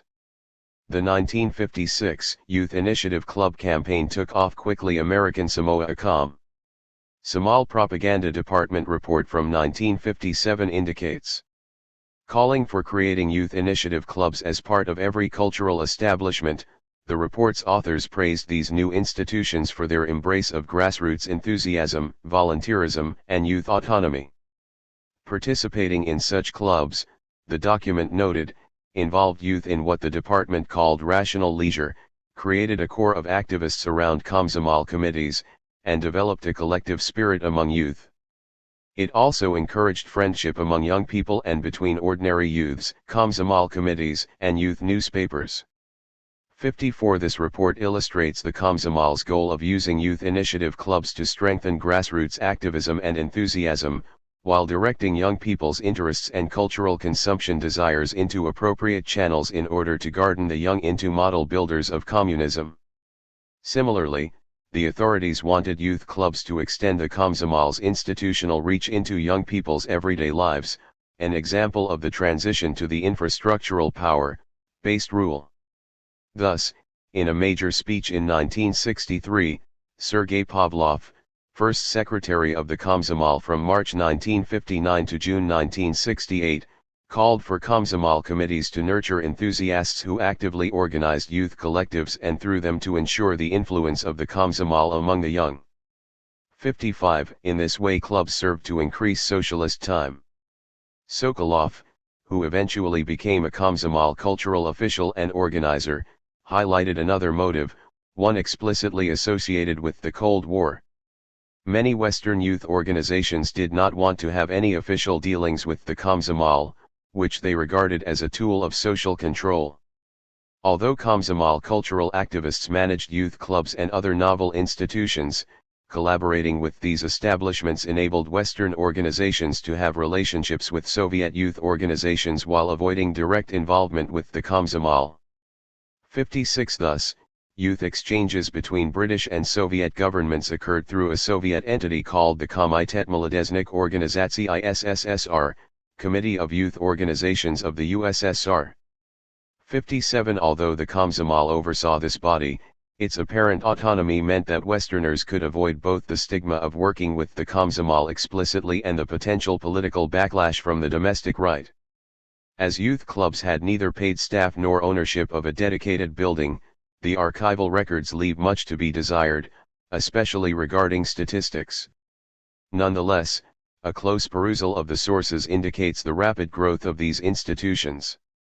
In 1957, more than 20 youth initiative clubs existed in Odessa alone, a sizable number given that Chalepin had called for such clubs only in 1956. 58 In 1962, Moscow had 214 youth clubs, and, by 1967, there were 12,000 such institutions across the Soviet Union. 59 Reports from individual youth initiative and interest-based clubs indicates that they had between several dozen to several hundred members, thus, total membership in 1967 likely ranged from 500,000 to 1 million youths. Given that the clubs existed until 1991, many millions of young people participated in such cultural collectives. Range of activities Youth initiative clubs aim to engage youth and appeal to their interests and desires by offering activities with much less explicitly political content than clubs affiliated with trade unions or the Ministry of Culture. 60 For instance, an Odessa youth group known as the Klub Interesnych Vstreч, Club of Interesting Meetings, hosted gatherings for newlyweds at which young people discussed love, friendship, loyalty, and jealousy in a warm and informal atmosphere. Organizers of these gatherings collected questions from young people on the topic of the evening in advance. Among these were how can one learn how to love for real, and can one love a second and third time, and is it good to be jealous? A young philosophy teacher addressed these issues in a presentation, followed by a question and answer session with the audience. Youth also posed questions to long-wed couples, something that may have had particular relevance due to the low level of knowledge about sex among the population in the Khrushchev era. 61 Another meeting, promoted as Girls' Let's Talk About Taste, featured advice on proper haircuts and clothing. 62 These events embodied the attempts to guide youth cultural consumption desires to fit appropriately socialist norms. In contrast to such Stalinist-era offerings as dull and ponderous propaganda lectures for young people, youth initiative clubs began to organize debates, which, although politically themed, were comparatively open and dynamic. 63 Petrogradskaya Storona sought to engage youth in issues that had fundamental relevance to their lives, holding events with themes such as on love and loyalty, the question of happiness is on the agenda, and how should one lead a communist life. The debates apparently drew large crowds, with the hall proving too small to accommodate all those who wished to attend. 64 The Komsomol hierarchy encouraged such events. The Komsomol propaganda department called for heated debates to take place in youth initiative clubs so that youth find answers to all questions that concern them there. 65 The Komsomol CC emphasized the need for more such debates, to deal with the most important questions of modern life moral themes, books, movies, plays, friendship, love, comradeship. 66 The Committee believed that debates expunged negative tendencies from youth collectives and confirmed the best and newest in youth lives. It even sent an instructional letter to all Komsomol cells on conducting these events. 67 Thus, Komsomol policymakers viewed debates as encouraging youth to interrogate the tenets of official ideology, morals, and ethics within the contexts of Komsomol-managed events, with the intention of shaping the outcomes of debates and strengthening young people's faith in the system. The Komsomol's internal discourse reveals a further purpose to debates, namely, the need to have youth discuss issues of importance within Komsomol-run collectives. In 1956, the Komsomol CC criticized the fact that, although young people enjoyed talking and arguing, debates among youth generally take place outside of Komsomol organizations. 68 Nelly Popkova, an SGU student and cultural activist during the thaw, told me of a typical informal debate that took place in her dorm in 1956. Fellow students threw pillows at her when she expressed an unpopular position. 69 A number of underground youth groups devoted to discussing issues of concern to young people had sprung up in the post-war Stalin years and suffered repression from the Stalinist secret police. 70 The reformist spirit of the early post-Stalin period spurred a new wave of such groups, which felt freer to express themselves publicly. 71 The keynote of the 1957 SGU University-wide Komsomol Conference, delivered by the cell leader, Anatoly Iavros, related how several students, without consulting any official organs, had decided to create a discussion club and even publish their own newspaper. Its articles expressed what Avros termed an improper interpretation of modern bourgeois art. Avros maintained that the Komsomol needed to prevent such ugly forms of initiative from below by creating Komsomol-managed discussion clubs. 72 In other words, state-sanctioned debates aimed to bring unofficial discussions into spaces with government oversight and management. Such officially sanctioned debates show that youth initiative clubs served as incubators of public opinion and promoted a civic spirit of public engagement, enabling youth to reflect on pressing issues relevant to their day-to-day lives. 73 Moreover, youth initiative clubs prompted youth to take action to confront some of the problems they saw in Soviet cultural life. Namely, youth had the opportunity to organize innovative and semi-autonomous events that satisfied desires and wants not met by other components of the party-state cultural apparatus. Consequently, youth initiative clubs contributed to the growth of civic spirit among the young. Other club activities served both entertainment and didactic functions. For instance, Molodoi Leninets described a skiing trip organized by the Kalyuga Fakel Club during which one youth, Valentin Kryokhin, underwent a transformation, from an individualist into a willing part of the community. Initially, Kryokhin had tried to set himself apart, but when he met with difficulties, everyone helped him, and soon his arrogance was gone, as the young man felt the strength of the collective. 74 In this way clubs simultaneously promoted Soviet collectivism, in contrast to arrogant, Western-like individualism, and imposed social control on individuals who deviated from accepted norms. Similar reprimands of misbehaving club members took place at other events. 75 Clubs also engaged in more explicit and violent forms of social control, such as patrolling the streets and fighting hooligans and styliaki. The Kalyuga Fakel provides a particularly interesting case in point, because the well-known Soviet bard Bulat Okujava participated actively in its patrolling activities prior to his move to Moscow in 1956. The club formed a flying brigade that rode around on motorcycles to deal with public disturbances. The brigade targeted styliaki, catching them and cutting up their Western-style clothing. They also raided dormitories to stop sexual contact between young men and women. Okujava later expressed his regrets over his participation in these two areas of brigade work. 76 The role of youth initiative clubs both as social control institutions and as spaces for the development of civic spirit emerges particularly clearly from the Komsomol's interactions with kompanii, or Bohemian youth cliques, many of which formed during the thaw. While only a minuscule proportion of all young people belonged to kompanii, these groupings included many young cultural elites. 77 The most evocative case of relations between the Komsomol hierarchy and kompanii of relevance to state-sponsored popular culture comes from the attempt to create a club for the unofficial poets of Moscow's Mayakovsky Ploshchad, Mayakovsky Square.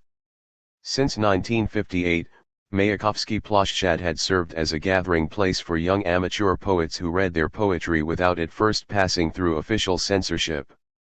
These poetry readings drew huge crowds, and, although the gatherings were initially tolerated, by 1960 the poems were increasingly critiquing the government, leading to state harassment. 78. At one point, however, a group of Komsomol officials and activists, along with some poets and their supporters, pursued a compromise. Lower-level cadres persuaded mid-level officials in the neighborhood Komsomol committee to offer the young poets an autonomous youth club in a local cultural establishment. 79. For Komsomol officials, providing such a club aimed to solve the immediate problem of public censure by redirecting it into a less open context. Julian First has insightfully argued that Company I tried to privatize public spaces and escape official collective structures. However, the example cited above shows that, in some cases, Komsomol authorities negotiated with Company I over the boundaries between public and private, illustrating the diffuse and uncertain borders between these spheres. This negotiation also demonstrates that Company I did not always seek to reject official spaces and collectives. A more nuanced reading of these groupings thus becomes necessary. 80. Our understanding of Company I would benefit from comparing them to those cliques that formed in youth initiative and interest-based clubs. In such clubs and in Company I alike, young people came together voluntarily to pursue mutual interests and enjoy their leisure time together. Company I differed because of their unofficial status and their connections to the cultural intelligentsia. Owing to the high social status of intelligentsia, members of Company I generally had much greater access to cultural capital and economic resources, making intelligentsia members less interested in state-sponsored cultural activities. At the same time, those youth who most disagreed with party-state cultural norms were much more likely to gravitate to Company I than to official youth clubs. Shelepin's call in 1956 for new cultural forms led to innovative amalgams such as the Archimedes Studio, which combined elements of a youth initiative club, an amateur art collective, and a festival planning committee, all centered on the performance of the opera Archimedes. This studio emerged from the MGU Physics Department, perhaps the most prestigious department in the university. 81 physics students there had a tradition of writing and performing operas that had begun in 1955 with Dubanushka, Dummy, and then Sirai Kamen, Grey Rock, in 1958. Students put on these two operas or scenes from them at graduation celebrations, amateur arts competitions, and student evenings. 82 Some of these productions were massive in scale. Archimedes was one such production. Its origin was a 1959 Physics Department Komsomol conference, the participants of which had resolved to prepare a fun springtime celebration for 1960 and to create a festive new holiday, Den Physikoff, Physicists' Day, celebrated on the supposed birthday of Archimedes, May 7. The fact that young college students had the audacity and confidence to establish a new holiday without explicit approval from above speaks volumes about the rapid expansion of autonomous youth community activism in the THA. Over the following months, physics students invested a great deal of time and energy into preparing the festivities. The 1960 celebration, attended by a huge crowd, began with performances of amateur arts, followed by a carnival-like parade, led by floats with students dressed up as famous physicists. The world-famous physicist L.D. Landau, the faculty patron of the celebration, joined the fun on one of the floats, figure 5.2. After circling the university, the procession ended at the university's club building, where the students put on the opera Archimedes for the first time.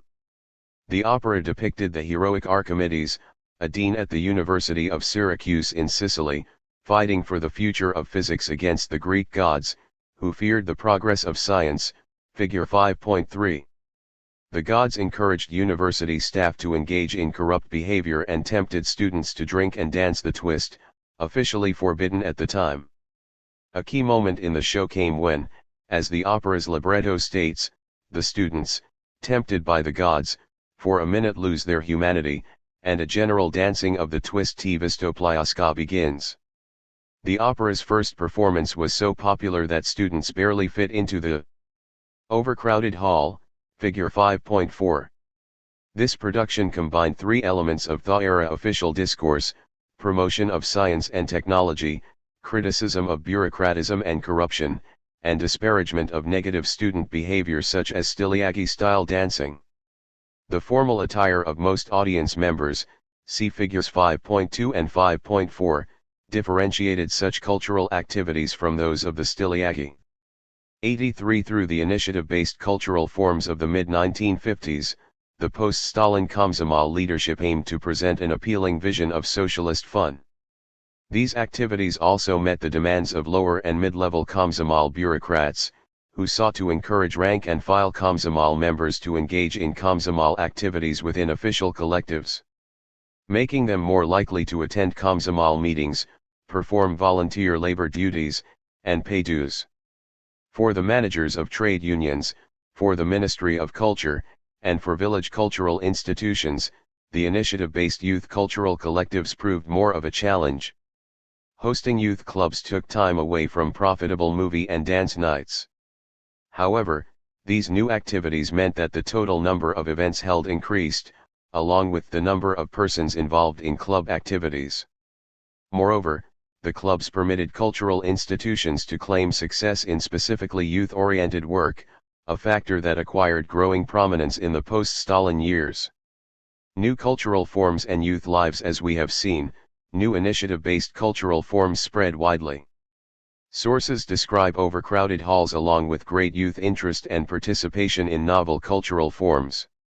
Such evidence helps emphasize that many among the young expressed a genuine and powerful enthusiasm for these innovative cultural collectives. Interviews with participants ground these broad developments and offer an in-depth look at their impact on the lives, emotions, worldviews, and perceptions of self among the young. My interviews with former Archimed performers invariably revealed their eagerness for engaging in this Komsomol organized cultural activity. Tatiana Tikakova enjoyed an enormous emotional lift from performing in the opera. 84 For Dmitry Igaltsov, it was just fun. 85 Archimed played a deep social role as well. The opera experience involved not only singing and acting but also the customary post-performance banquet for its members, remembered with pleasure by Sergei Semyonov, figure 5.5. 86 According to Olgia Lebedikina, a professional vocal instructor who served as the chorus master of Archimed, this collective represented real life for its members and was the center of their social world. 87 Svetlana Shigolkova confirmed the key role of the clique that formed around the opera, describing the clique's members as friends with whom we are close and hang out with pleasure in the present as well. 88 The dance leader and later historian of the Archimed collective, Svetlana Kovalova, similarly stressed the importance of the friendships forged through Archimed and said that the opera had inspired her to consider that we can achieve whatever we want. 89 The co-author of the opera, Valery Imiliev, likewise underscored its crucial role in personal growth and developing social skills. For Semyonov, the opera helped him gain confidence in public speaking. 90 As related by the Archimed studio director Yuri Igapanov during a 5-hour interview conducted while strolling in a Moscow park, for him, creating a collective from among the opera participants was the key goal of the Archimed project. Notably, Gapanov and other Archimed MEM Bears considered service in the physics department's Komsomol cell and their involvement with the Den Fizikov celebration as part of the broader complex of Komsomol work. 91 Interviewees may have been romanticizing their youth, and the passage of time inevitably reshapes the stories people tell about their personal experience. Still, the recollections of Archimed members about their enormous investment of emotion, time, and energy into this official cultural activity and its impact on their social lives and worldview, along with the fact that many participants have remained lifelong friends who continue to treasure their memories, underscore the outsized role that the Archimed collective played for many of those who performed in it. Furthermore, Archimed problematized scholarly claims that strong friendship relations and emotional bonds lead to individualization. 92 Instead, Archimed and similar state-sponsored cultural groups emphasize how such friendships could and did lead to more intense and enthusiastic collectivism, along with deeper involvement with the official party-state structure. In this way, the Soviet authorities provided opportunities for young people to build deep social bonds, of the type that recent neuroscience research indicates contributes much to mental well-being and physical health. 93 Indeed, Archimed was hardly a unique phenomenon and had many parallels to other youth-oriented institutions, such as the Kalyuga Fakal group. 94 Even some ordinary Komsomol cells functioned in a similar fashion during the thaw. Irina Sokolskaya, who served as the Komsomol organizer for her college Komsomol class, adopted the sentiment that the best Komsomol work involved doing something positive for her group and ensuring lasting friendships through entertaining organized cultural recreation, which also fit into the Komsomol's broad agenda for normative leisure. Much like Gapanov, she said that it was important for her to create a good life for the students out of the directives coming from above. 95 Interest-based clubs provided many of the same benefits, according to officials in Moscow's Dvorets Pionerskaya. During my visit to the palace in April 2009 I spoke with Pshenichner and Nona Kozlova, both employed there since the 1960s to work with groups dedicated to aeronautics and astronomy. Kozlova described palace activities aimed to harness young people's enthusiasm for astronomy in the interest both of education and vospitanie, moral upbringing. Both Kozlova and Pshenichner told me that young members also benefited from professional preparation and from becoming part of collectives that have continued to connect individuals to each other. Apparently, former affiliates still meet to partake in astronomy-oriented activities or to socialize together at reunions. 96 According to Valentina Mayagova, similar goals and outcomes characterized a broad range of interest-based clubs at the Dvorets Pionerskaya, which served as a ticket to life for very many. 97 Youth who performed in such initiative-based cultural groups generally supported most of the de-Stalinizing changes and the revived drive to build communism under Khrushchev. Frequently, they portrayed themselves as having believed in a romantic vision of communism with a human face during their youth. Tikakova recalled her faith and that of her friends in constructing communism. 98 Miliyev attributed the popularity of Archimed to the notion that the opera of the same name fit the liberal spirit of the time, a spirit of freedom of expression. 99 Nina Deviatakina described herself as growing up in the freedom of the Khrushchev era, which permitted her and her friends to breathe in a new and relatively free fashion. 100 Such statements correlate with recent findings that young people in the post-Stalin years were optimistic about communism and the Soviet system, whether in the center, in the Russian provinces, or in the Soviet republics. 101 Such feelings accorded well with the goals of the Khrushchev leadership. In the view of Lebedykina, the success of amateur arts depended on the support of both the authorities and ordinary people themselves. Enthusiastic grassroots participation in state-sponsored popular culture allowed political elites to present Soviet life as a happy life, while simultaneously enabling the amateur artists to find and express themselves. 102 Cultural innovations forged real emotional attachments between young people and the new institutions, pushing them into closer alignment with the Kremlin's Thaw-era prescriptions for appropriate emotions. The existence of such emotional bonds belies the image of mask-wearing, inauthentic Soviet selves who express their authentic, true feelings only in private settings. Furthermore, initiative-based cultural groups provided young people with an opportunity to find and cultivate a personal sense of meaning and purpose in life. Recent psychological research on meaning and purpose reveals that a personal sense of meaning and purpose stems from three crucial elements: 1. Reflection on one's sense of meaning and purpose in the context of broader life events, 2. Activities that enable one to cultivate social and community bonds, and 3. Social service to others. In youth initiative clubs and similar settings, young people had an opportunity to reflect on the meaning of events in their lives through debates, discussions, and study groups. These institutions enabled youth to cultivate bonds with each other through cultural and social activities. Finally, through volunteering together and playing for audiences, young people gained the opportunity to serve others. 103. While bringing people together in deep and meaningful ways, initiative-based cultural forms also function to ensure that a sizable number of youth became socialized in state-sponsored settings, thus spending their leisure in socialist time. The trope of youth clubs and brigades forging true collectives, which resounds throughout the interviews and official sources alike, fit ideally with the Khrushchev leadership's goals. Youth clubs were not hollow facades, they helped form close-knit, long-lasting community ties and social bonds, and many club members explicitly supported Khrushchev-era populist reforms.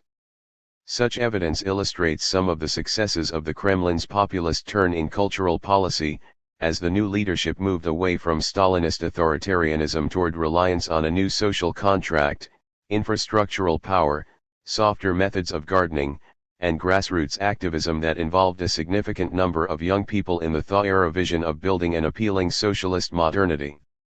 These were not short flames of new enthusiasm that masked a general shirking of the system but rather an expression of genuine enthusiasm. 104 points of tension over youth initiative. Nevertheless, conflicts arose as a result of differences between soft and hardline visions of appropriate cultural activities. The first speaker at a Komsomol-sponsored conference on youth clubs in 1962 described how, at the dawn of the youth club movement, many officials expressed suspicion and lack of faith in these novel collectives. 105 Lyubov Belyasnaya attested to the gap between Thaw-era officials who supported grassroots initiatives and those functionaries, whom she labeled not very wise, who could not shed their attachment to top-down discipline, which she believed alienated youth. 106 youth initiative clubs drew much more flack from hardliners than did interest-based clubs, as the former had a broader membership base, greater autonomy, and relied more on initiative from below. Moscow's Fakel, the youth initiative club that served as a model for many others, was nearly shut down because of opposition from conservative authorities in the Moscow City Komsomol Committee and the local House of Culture, which distrusted the club and denied them space for events, forcing the Komsomol propaganda department to intervene. 107 In this case, pluralistically oriented lower-level Komsomol officials and activists in youth initiative clubs clashed with more orthodox mid-level officials and trade union club managers who were reluctant to permit innovations and support community activism. The soft-line stance of the Komsomol propaganda department proved crucial, as its representatives reprimanded intransigent mid-level officials and defended grassroots engagement in Moscow's Fakel and similar institutions. Kalyuga's Fakel Club encountered similar problems. On November 20, 1956, the Kalyuga City Party Committee condemned the intolerable autonomy exhibited in the establishment of Fakel, decreeing the closing of the club and imposing punishments on Fakel activists, including Molodoy Leninets editors. The latter, in a complaint to the party Central Committee, maintained that such misguided vigilance could come only from people poisoned by bureaucracy, who, guided by the spirit of the cult of personality, sought to regulate everything, including the enthusiastic creativity of the masses. 108 The editors thus condemned the Kalyuga City Party for practices explicitly associated with the Stalinist cult of personality and instead upheld the initiative, creativity, and autonomy associated with de-Stalinizing reforms. Fakel supporters appealed to a series of organs in Moscow. Ultimately, the party Central Committee apparatus launched an investigation, which came down primarily on the side of Fakel and against the Kalyuga Party Committee. This outcome ensured the continued existence of the club and the revocation of party reprimands of the club's activists. 109 During our interview, Sokolov recalled an article in Komsomolskaya Pravda defending Fakel, thus indicating the resonance of this conflict with the public and the significance of the club in the lives of at least some Kalyuga youth. 110 Intervention by the central authorities expressed strong support for youth grassroots activism and served as a warning for obstructionist officials. Youth initiative clubs even caused tensions with well-established cultural recreation institutions, as revealed in December 1956 in a note by a high administrator in the Ministry of Culture. The official suggested that the best cultural activists and artists might quit trade union clubs and form some sort of elite caste within youth initiative clubs. He bristled at clubs' autonomy, accusing them of creating a Komsomol within the Komsomol.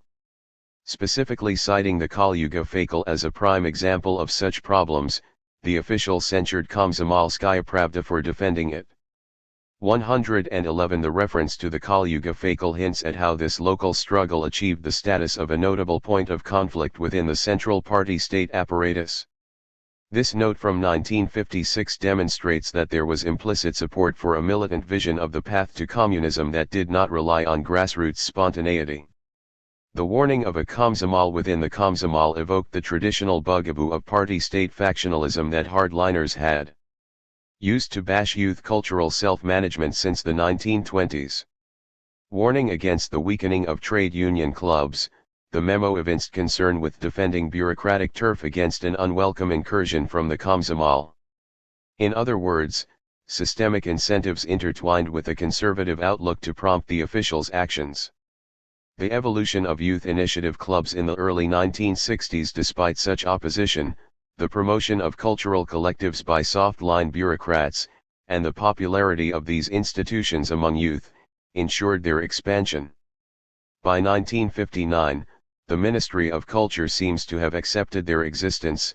A textbook for club employees mentioned youth initiative clubs as a new form of club work. 112 In 1962, their main concerns shifted from defending their very existence to searching for space and financial support.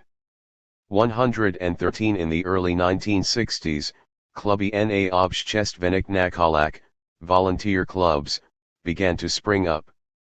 Unlike youth initiative clubs, volunteer clubs had individual spaces assigned to them by the party state. The volunteer clubs, consequently, had greater power, authority, and permanence. The first such club in Moscow, Activist, in the Krasnoprasnensky neighborhood, provides an example of these new organizations. Created in October 1959, Activist managed its own space, which included a hall that could hold 200 people, 7 rooms for various cultural activities, a library with 6,000 titles, and a photography lab. The club's volunteer activists chose a motto: "We have one paid staff member, enthusiasm." 114 The director of Moscow's Enthusiast volunteer club stressed that youth initiative formed the basis for the success of the club, which boasted a well-maintained hall for 120 people and 14 small rooms. The director ascribed Enthusiast's fine appearance to its members, who voluntarily spent their free time renovating the run-down basement. Attesting to this volunteer club's appeal, he related how a group of amateur musicians felt uncomfortable in trade union clubs, where the management ordered them to write and perform specific songs. Further, the trade union clubs refused to dedicate a room where youth could just hang out. Enthusiast, however, did not place demands on young people to write certain songs, offering them broad leeway to indulge their creative talents. It also provided them with spaces in which to spend time talking and relaxing with one another, engaging in sociability instead of directed cultural activities. As a result, these talented amateurs relocated to Enthusiast and wrote a series of songs that grew popular among Moscow youth. 115. These amateur singer-composers represented part of the Bard movement performers who composed and sang poetic songs accompanied by guitar music. Originating from pre-revolutionary traditions of popular romances, folk music, and gypsy and criminal-style songs, this guitar poetry struck a powerful chord with Soviet audiences from the late 1950s onward, at first with cultural elites and college students and later more broadly among the middle and working classes. Newly available tape recorders made possible the rapid spread of Bard music without going through official organs, thus allowing individual singer-poets to achieve national fame. Some of the most prominent bards, such as Alexander Gulik, Bulat Okujava, and Vladimir Vysotsky, wrote edgy songs that challenged the limits of the party state's tolerance and grew highly popular as a result. 116 Eastern Europe also had bards, such as Wolf Biermann in East Germany. 117 While much of the historiography has focused on bards in socialist states, recent literature indicates that bard poetry was popular elsewhere among left-leaning musicians, including Americans Pete Seeger and Bob Dylan, as well as Georges Brassens of France. 118 While most scholars have focused on a few of the most controversial bard celebrities, An examination of Tha-era youth culture shows that the bard phenomenon had broad social resonance. 119. In 1959, the Moscow Dom Narodnogo Tvorkistva noted that guitars had already gained wide popularity among Moscow youth and that many clubs had recently created guitar circles. 120. Valery Imiliev, who was also a well-known bard, recalled hearing original guitar poems at official university concerts under the rubric of Studentkeskaya Pesnia, student song, or Samodeatelnaya Pesnia, self-written song.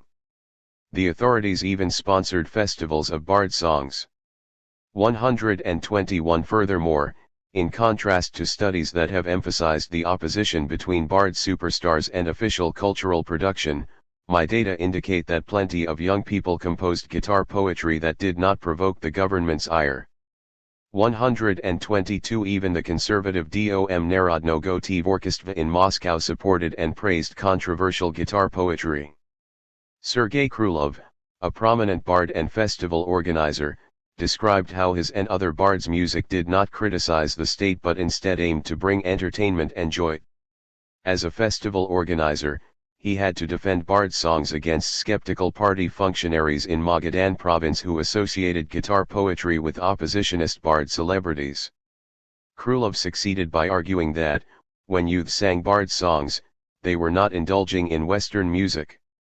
He also emphasized that many bard songs focused on Soviet patriotism and love for nature, themes supported by official discourse. 123. Different club managers competed to attract amateurs from enthusiasts, indicating the prestige and lack of controversy associated with hosting young bards.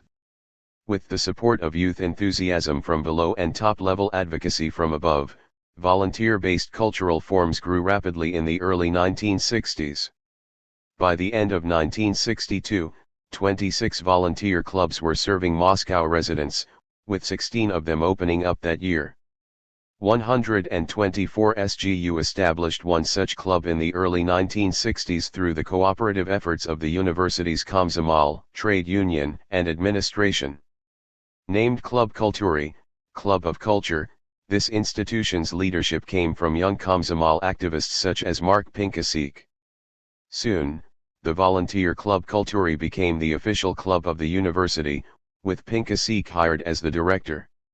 125. Because of their growing integration into the state-sponsored popular culture system by the early 1960s, youth cultural collectives proved increasingly capable of defending their own interests against militant local officials who disliked youth initiative. The organizers of Archimed, for instance, had to deal with hardliners in the physics department administration and its party committee from the start, in 1960. According to Svetlana Kovaleva, opponents of the club tried to limit youth activism, demanding a preview of the opera and attacking Archimed supporters. 126. The hardliners managed to have some parts of the opera censored, including a depiction of volunteer construction labor on the Egyptian pyramids, which they believed hinted at slave labor in the Tsalina and on other construction projects. The most militant officials also complained about other aspects of Archimed, such as its satire of corruption and drunkenness among university staff and the implication that dancing the twist and intoxication were widespread among physics students. 127. In 1961, militant members of the physics department party committee almost succeeded in shutting down the Dan Fizikov celebration. Yet, the Archimed collective, with the assistance of Professor Landau, saved the Dan Fizikov event from cancellation by inviting Niels Bohr to the festivities, figure 5.6. The students understandably expressed great enthusiasm over Bohr's presence. Bohr, in turn, loved the festival and opera, writing in the MGU guest book that the artistic talent and sense of humor expressed at the yearly celebration in honor of Archimedes and his service to humanity, left a truly indelible impression on my wife and myself. Moreover, after watching the opera, Bohr apparently said that if these students are capable of the same creativity and wit in physics, then I am not worried about the future of physics. 128. Bohr's visit illustrates the intersection of domestic cultural diplomacy and initiative-based cultural activities. He expressed much admiration for Soviet-organized cultural recreation, a goal that Soviet cultural authorities pursued for domestic cultural diplomacy. Moreover, Bauer's presence not only energized and excited students but also shaped Soviet-organized cultural recreation at MGU by ensuring that the festival and opera performance took place. Despite continuing opposition, Den Fizikov and the opera Archimed received praise at the university-wide Komsomol conference in 1963. A visit by the cosmonaut German Titov to the Den Fizikov celebration in 1963 nearly causing a stampede of starstruck students.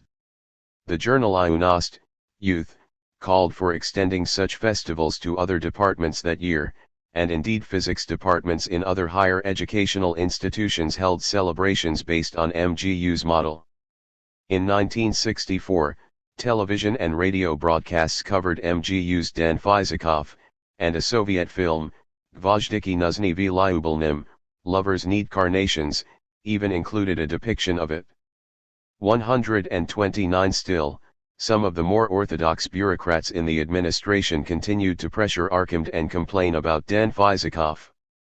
Moreover, they punished some of the outspoken defenders of these daring cultural activities, including Gapanov, through measures that impeded their careers, such as blackening their official files.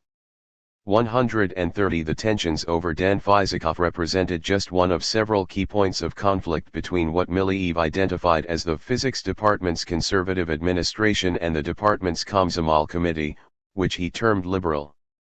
Specifically, he praised the latter for giving young people such as him a chance to express their opinion, to argue, and to make a difference by individually engaging in and shaping official activities. 131 Tensions over the youth initiative movement help confirm the key role played by conflicts between liberal-leaning and more conservative individuals in shaping THA-era mass cultural activities, and thus everyday youth cultural practices, which paralleled high-level policy debates during these years. 132 This book does not argue that struggles between two static and fixed camps dominated and defined the THA. Instead, it posits that the pluralistic and militant outlooks represented the two ends of the political spectrum as it related to state-sponsored popular culture. Moreover, bureaucrats' attitudes toward youth initiative evolved over time. If, in the mid-1950s, many officials were hesitant about and wary of youth clubs, by the early 1960s only a minority of militant bureaucrats were expressing public skepticism over the principle of youth initiative. Nonetheless, the extent of grassroots activism remained a central point of conflict over club activities throughout the THA and exerted a powerful influence on youth day-to-day experience. On the question of youth initiative, party-state cadres stood at various intermediate points between the two ideological extremes. Officials who held soft-line positions expressed varying levels of tolerance for youth cultural collectives and different perceptions of permissible behavior. Nonetheless, the borders of permissibility proved difficult to define and enforce at the grassroots level, thus permitting the more daring initiative-based youth cultural collectives a significant, if not unlimited, degree of leeway to push boundaries. A major point of conflict over the opera Archimed, for instance, emerged over the Greek god Apollo's backup dancers. In a scene about seducing the students of Archimedes to turn away from physics, the dancers performed a cabaret in daring costumes, figure 5.7. Shigolkova, one of the dancers in the photograph, related that the students had made the attire by shortening their gymnastics costumes. They even wanted to dance the Charleston or twirl a baton but decided against it. In her words, when university officials saw their costumes, of course, their jaws dropped. Many bureaucrats found the costumes excessive and frivolous and tried to get the dancers to at least take off their gloves for a more sport-like look. Yet, with the support of more pluralistic members of the party committee, the students managed to talk their way into leaving the costumes unchanged, insisting that they sought to depict the spirit of the young Greek women dancing for Apollo. According to Shigolkova, the chance to publicly dance a Western cabaret in appropriate garb constituted another, unvoiced motive for the costumes and the number itself. 133 Kovalova, who also appears in the photograph, recalled that the Western-style dancing itself spurred the indignation of hardline individuals on the party committee, though the student audience liked the dance very much. 134 Thus, the dancers' risque costumes pushed the limits of appropriate garb for women in official student performances, continuing a tradition of Russian students' questioning of official gender norms. 135 The cabaret-style dancing also undermined the state-prescribed mission of expunging styliagi-like, excessively Western behavior, as did the opera's ostensibly negative depiction of the twist.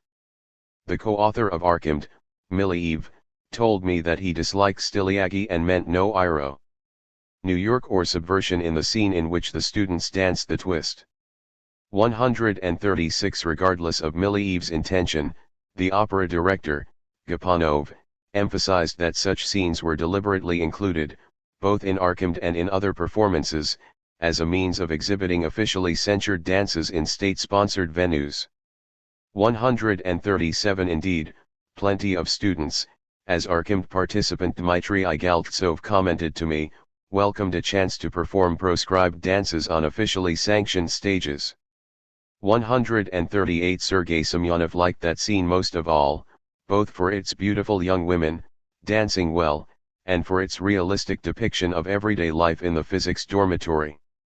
139 The tactic of featuring a proscribed dance in Archimed parallels the one jazz enthusiasts deployed when they played American-style jazz in skits that publicly disparaged the United States. This parallel illustrates how the context of Soviet cultural censorship and the Cold War conflict opened up the potential for multiple meanings, including nonconformist ones, within seemingly straightforward cultural events, even when the author might not have intended or even explicitly and genuinely rejected the alternate interpretation. This conclusion enriches the findings of previous studies about the room available for unorthodox readings of Soviet music, further underscoring the challenges experienced by the authorities in having audiences receive officially prescribed messages through various cultural forms. 140 Some initiative-based youth cultural collectives pushed the boundaries by providing cover for marginalized or even illegal activities.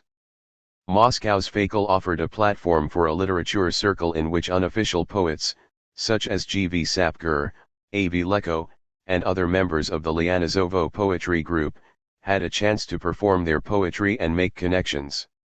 141 In the interest-based clubs devoted to stamps, avid collectors illegally purchased stamps from each other. 142 Youth clubs provided space for everything from unsanctioned Ukrainian nationalist activities to the study of Asian alternative medicine. 143 In one case, a youth initiative club in Kuyabyshev even rivaled the Komsomol in the realm of youth loyalty.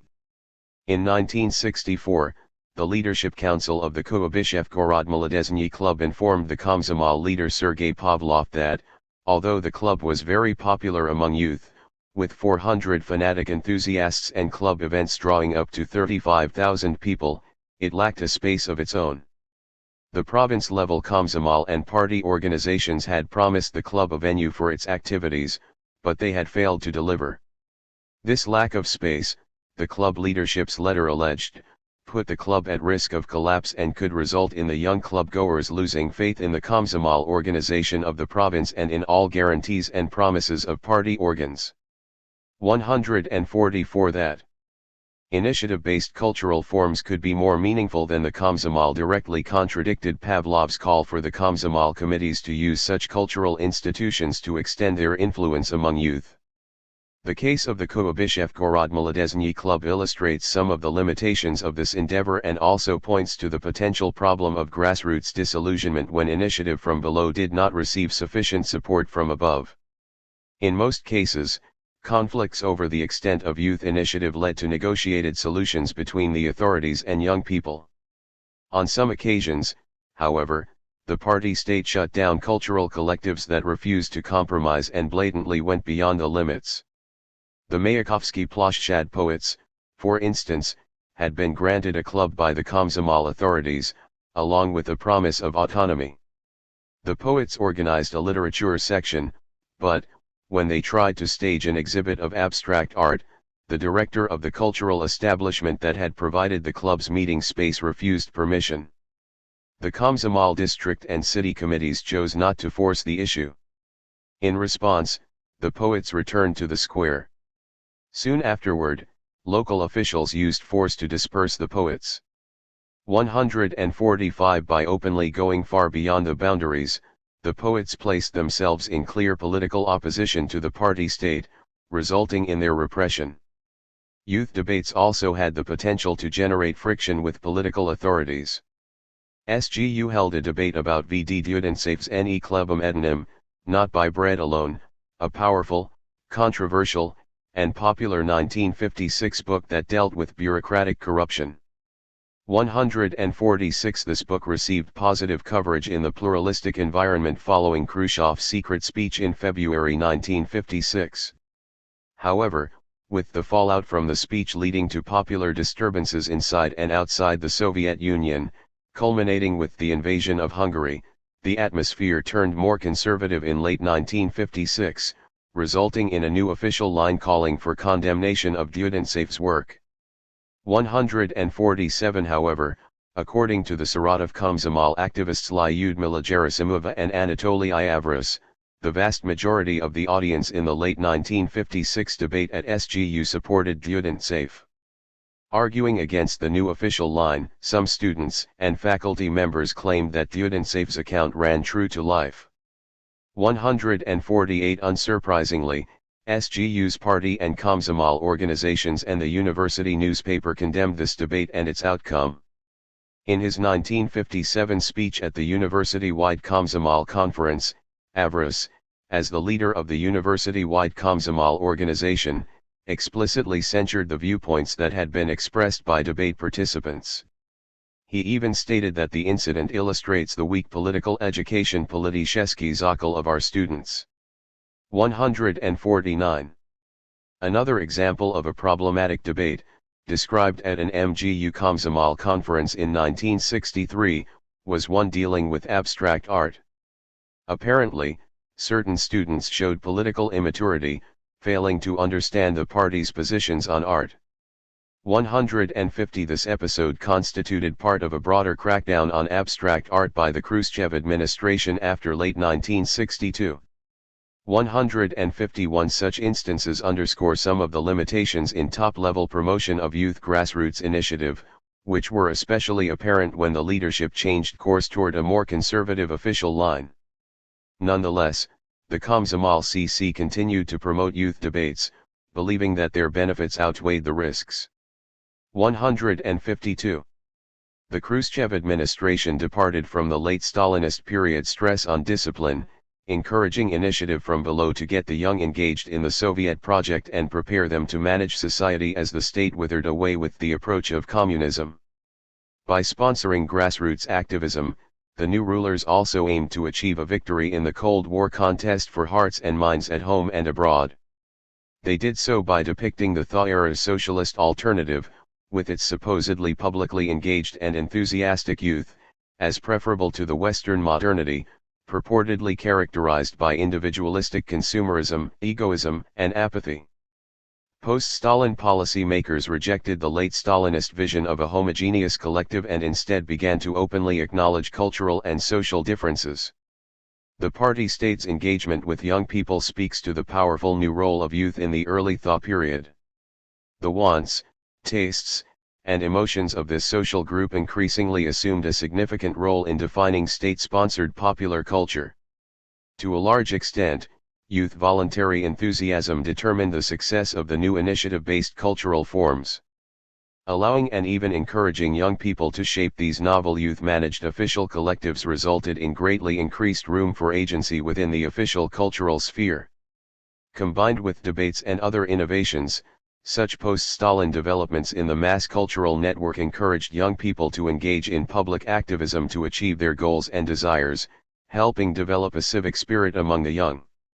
In extending more agency to young people, the THIRD-era Soviet cultural system arguably compared favorably not only to the Stalinist one but also to those in other societies. In his analysis of Western modernity, Arjun Apaturi famously proclaims that where there is consumption, there is pleasure, and where there is pleasure there is agency.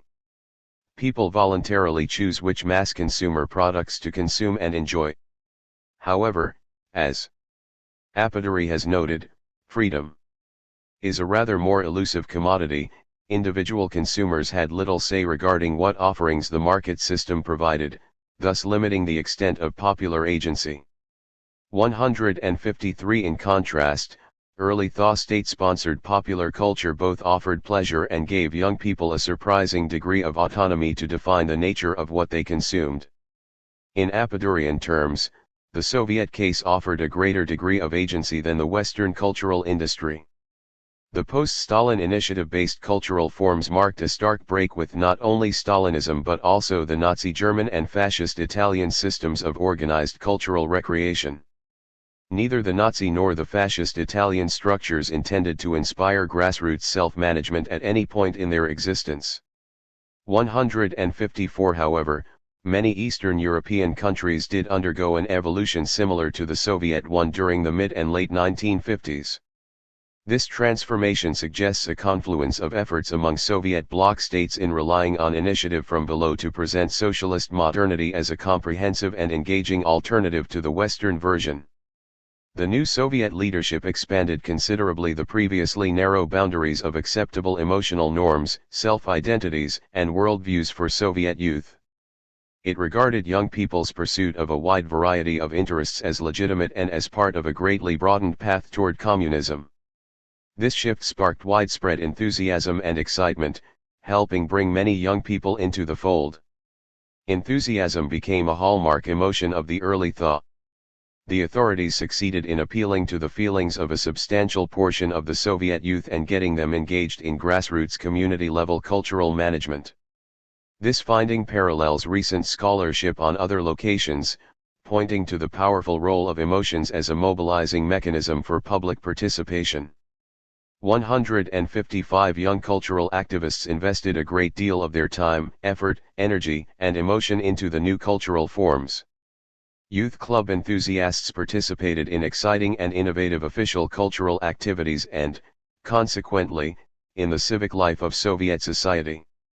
Moreover, the new top-level policies enabled young people to create new forms of socialist fun, which legitimated and uplifted the socialist version of modernity. Young people's participation in the new cultural forms also yielded personal benefits, including friendships, a sense of community, skills and abilities, excitement, joy, and a sense of personal meaning and purpose. As a result, young people spent more of their leisure in socialist time rather than in the growing number of private apartments. Some of these new cultural institutions permitted a greater degree of Western-style cultural expression than the party line allowed. Yet, they also encouraged more young people to engage with the official Soviet cultural sphere. Even as youth felt somewhat distanced from the traditional forms of state-sponsored popular culture. By accommodating such behavior within organized cultural recreation, the party state opened room for mild forms of youth rebellion and nonconformism to take place within government-managed settings.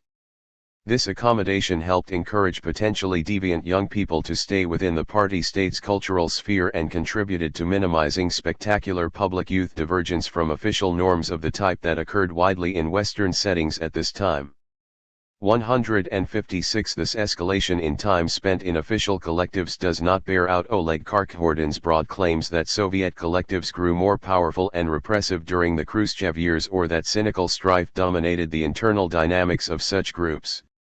157 Karkhordin also claims that interest-based clubs were defined by an internal core group that opposed official club activists, which illustrated the fundamental antagonism between the official and unofficial in the Soviet Union.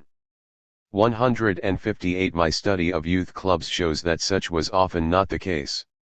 Karkhordin's notions fail to account for the historical reality that officially registered leaders such as Gapanov in fact constituted the genuine, fully acknowledged leaders of many youth cultural collectives. More generally, within THIRD-era's state-sponsored popular culture, official collectives such as initiative and interest-based clubs blurred the boundaries between public and private according to the traditional scholarly understanding of them. Many young people found pleasure and fun, cultural self-fulfillment, deep emotional meaning, a close-knit community, and lifelong friendships in official cultural collectives, which help define youth worldviews, cultural practices, and self-identities. Such evidence helps illustrate that Komsomol-managed organizations functioned less like a social control mechanism than envisioned by some scholars. 159 militants within the bureaucracy expressed conservatism and mistrust toward initiative-based cultural collectives, resulting in conflicts with those holding soft-line positions.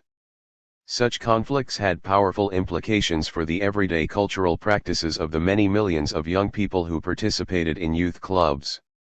Dating back to pre-evolutionary debates between reliance on grassroots spontaneity versus top-level directives, such struggles indicate that tensions over these contradictory values continued to stand close to the heart of ideology, discourse, and policy throughout the Soviet Union's later history. The question of youth initiative within official cultural settings meant a great deal to young cultural activists of the Thaw era who passionately and publicly defended these official collectives against conservative bureaucrats. There is thus a need to complicate Alexei Yurchik's argument for the increasing irrelevancy of official discourse for everyday youth experience from 1953 onward, a point that may apply better to the 1970s and 1980s than to the Thaw. 160 Furthermore, the willingness among these young people to voice opinions contrary to those of authority figures and to insist on the importance of individual desires further challenges Stephen Kotkin's notion of Soviet citizens as generally speaking Bolshevik to officials, at least during the post-1953 period.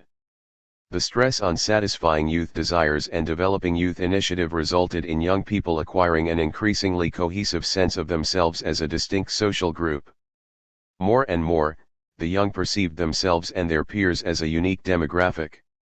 Young people increasingly came to consider their own opinions and interests as deserving attention and respect, giving rise to the formation of a recognizable generational consciousness among the young, meaning an age cohort's self-awareness as a unique generation at variance with other age groups.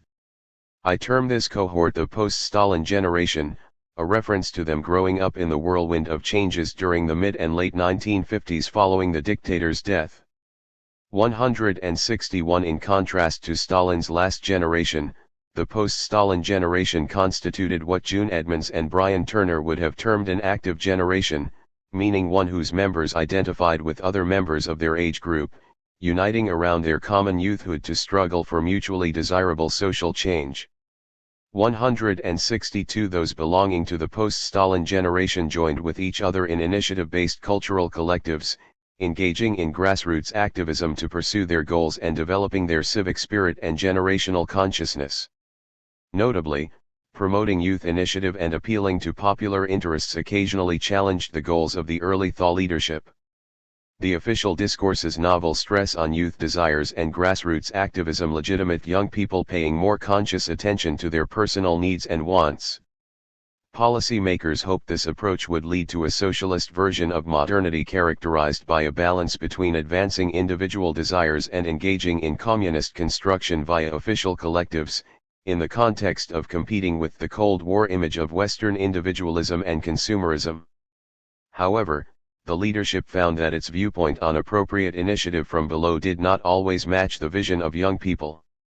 From the perspective of those in charge, in some cases youth went too far in expressing their agency and initiative, whether through critical comments, unruly activities, provocative conduct, or excessive adoption of Western cultural elements. Chapter 6. The 1957 International Youth Festival and the Backlash. At the 7th Komsomol Central Committee Plenum, held in February 1957, Alexander Shelepin called for decisive actions to develop youth aesthetic tastes, estetykeski vykusi, both to help achieve communism and to respond to the propagandists of Western culture who constantly strive to impose foreign views and tastes on Soviet youth. These words reflect the essence of a campaign for aesthetic upbringing, estetikisko vaspitani, that the Komsomol undertook in 1957. A far-reaching endeavor to garden young people's conception of what constituted tasteful and beautiful cultural expression. Aesthetic upbringing denoted a hard-line shift away from the early Thaw emphasis on appealing to existing cultural consumption desires and proclivities. This new initiative responded to a perceived excess of Western cultural influence and unruly youth activism resulting from early thaw cultural liberalism, the 6th Международный молодежный Festival, International Youth Festival, and Western Cold War propaganda. Officials clamped down on Western popular culture and even somewhat limited youth initiative. Still, rather than focusing on suppression, the Komsomol emphasized providing an abundance of orthodox cultural recreation options, including Universiteti Kulturi, universities of culture, which were didactic cultural institutions meant to turn youth aesthetic tastes toward prescribed cultural norms. Many young people readily engaged in the normative cultural forms of the aesthetic upbringing campaign, exhibiting conformist agency and indicating some party-state gains in molding cultural preferences. However, the institutional problems in enacting the new top-level undertaking, along with the challenges of reaching those young people who enjoyed Western popular culture, weakened its impact. The hardline shift and youth cultural policy. The Khrushchev leadership found itself in a bind in late 1956, as a result of the unanticipated ripple effects of his secret speech the preceding February. Khrushchev placed the blame for Stalin-era terror squarely on the shoulders of Stalin and certain secret police bureaucrats, thus absolving the party-state system as a whole of any guilt. Nonetheless, some of the most liberal individuals among the Soviet youth and intelligentsia went further, pointing to systemic failures and calling for fundamental reforms. Conversely, some militant officials and citizens openly rejected Khrushchev's criticism of Stalin. The Republic of Georgia, Stalin's birthplace, experienced mass protests in defense of Stalin. Khrushchev's revelations also sparked disturbances in Eastern Europe, especially in Poland and Hungary, the latter suppressed by Soviet military force. Such reactions emboldened conservatives to attack post-Stalin reforms and helped persuade the many officials closer to the center of the political spectrum that de-Stalinization had gone too far and too fast. Furthermore, they gave pause to those inclined toward a moderately pluralistic approach, including Khrushchev. Indeed, an attempted coup in June 1957 almost removed the Soviet leader. As a result, by the end of 1956, central policy had begun to scale back the openness and decentralization of the early thaw. In literature, B. L. Pasternak came under severe criticism for publishing Dr. Zhivago abroad, and the Soyuz Pisatele, Writers' Union, curtailed the freedoms granted to young writers in the immediate post-Stalin period. At Moscow's Nasynik Muzika Pedagogica Institute, Nissan Music Pedagogy Institute, faculty restricted students' exposure to Western classical music composers, such as George Gershwin. 5. Soviet ballet suffered from similar turmoil. 6. For youth cultural policy, the plenum held in February 1957 represented the key shift. Shelepin condemned Western propaganda as fairy tales and bourgeois lies, calling on Komsomol cells to struggle against blind kowtowing to everything Western. He decried young people's excessive interest in Western dances and jazz and their habit of buying records underground. He noted that preparations for the 1957 Международный молодежный Festival in Moscow had led to the creation of too many jazz ensembles, often with a poor program. 7. To some extent, conservative central agencies had forced the Komsomol's hand. A report from the party's propaganda department criticized Komsomol newspapers for failing to conduct a frontal assault against bourgeois ideology. 8. After a delegation of English students visited the Soviet Union, the Ministry of Foreign Affairs published an article entitled "Speculators and Hooligans" in an English newspaper, The Observer. It related how a minority of Soviet youth tried to emulate Western ways and purchase Western products from foreigners. The ministry suggested that youth organizations deal with the problems described to prevent any more negative press, especially due to the upcoming international festival, but Western newspapers kept publishing stories about Soviet youth who longed for Western material and cultural products. 9. In the context of Cold War cultural diplomacy, such pieces were especially problematic. The question of including Western elements in state-sponsored popular culture inspired much bureaucratic infighting. Shelepin sent a letter in early 1957 to the Cultural Department of the Party Central Committee complaining that, in a speech, the first secretary of the Soyuz Kompozitorov, Composers Union, Tikhon Khrennikov, had accused the Komsomol-CC apparatus of over-promoting jazz collectives for the 1957 International Festival. According to Shelepin, B.M. Yaroslavsky, a high-ranking cultural official, had inserted this phrase into Khrennikov's speech. Shelepin denied the charge, highlighting the fact that the Komsomol-CC specifically condemned excessive preoccupation with creating jazz ensembles for the upcoming festival. In response, Yaroslavsky criticized the Komsomol-CC for its support of an Americanized form of Western jazz, with its overuse of brass and percussion instruments and cacophonic sound. 10 attacks on the Komsomol by the Soyuz Kompozitorov, the party propaganda department, and the Foreign Affairs Ministry demonstrate that the Komsomol's soft-line position had left it vulnerable to censure from conservatives in other, generally more militant, central bureaucracies. Such data spotlight the complex relationship between historical processes and Soviet central policy. Domestic and foreign disturbances and the growth of Western cultural influence undoubtedly inspired anxieties among the political elites. 11. However, conflicting interpretations of these developments among hard and soft-line officials were at least as important as their emotional reaction. Conservative bureaucrats successfully used the concerns that arose in officialdom to promote their position and cast doubt on early thought liberalization. The aesthetic upbringing campaign hardliners' concerns about youth aesthetic tastes precipitated the aesthetic upbringing campaign. Komsomol leaders discussed raising cultural levels after the war but did not acknowledge problems with young people's cultural tastes until 1957, when the Komsomol-CC Bureau first mentioned youth aesthetic tastes. 12. However, branch Komsomol conferences, such as the one held in Moscow, began to pay serious attention to cultural tastes in 1956, suggesting that such concerns bubbled from lower and mid-level conservative officials to influence the upper echelon. 13. The Komsomol leadership launched its aesthetic upbringing campaign at its plenum in February 1957, during which Shelepin advocated improving the cultural level and aesthetic upbringing of youth as part of the progress toward communism, a view that Khrushchev supported. 14. To this end, he argued that Komsomol cells needed to strengthen their struggle with Western tastes by helping young people to figure out what is truly artistic and beautiful, as many youth emulated the bad tastes of the bourgeois West because of foreign propaganda. 15. Lyubov Belyasnaya attested to the powerful impact of the plenum on shaping youth cultural activities. 16. Discussions of tastes in music and dancing paralleled and intertwined with debates over appropriate fashion, in the Soviet Union as well as in other socialist countries. The intensifying efforts to inculcate officially prescribed cultural tastes among youth amounted to a thaw-era version of culturedness. This drive had some similarities to the Stalinist government's endeavor in the 1930s to instill culturedness, which encompassed cleanliness, sobriety, literacy, and disciplined labor for the whole of the population.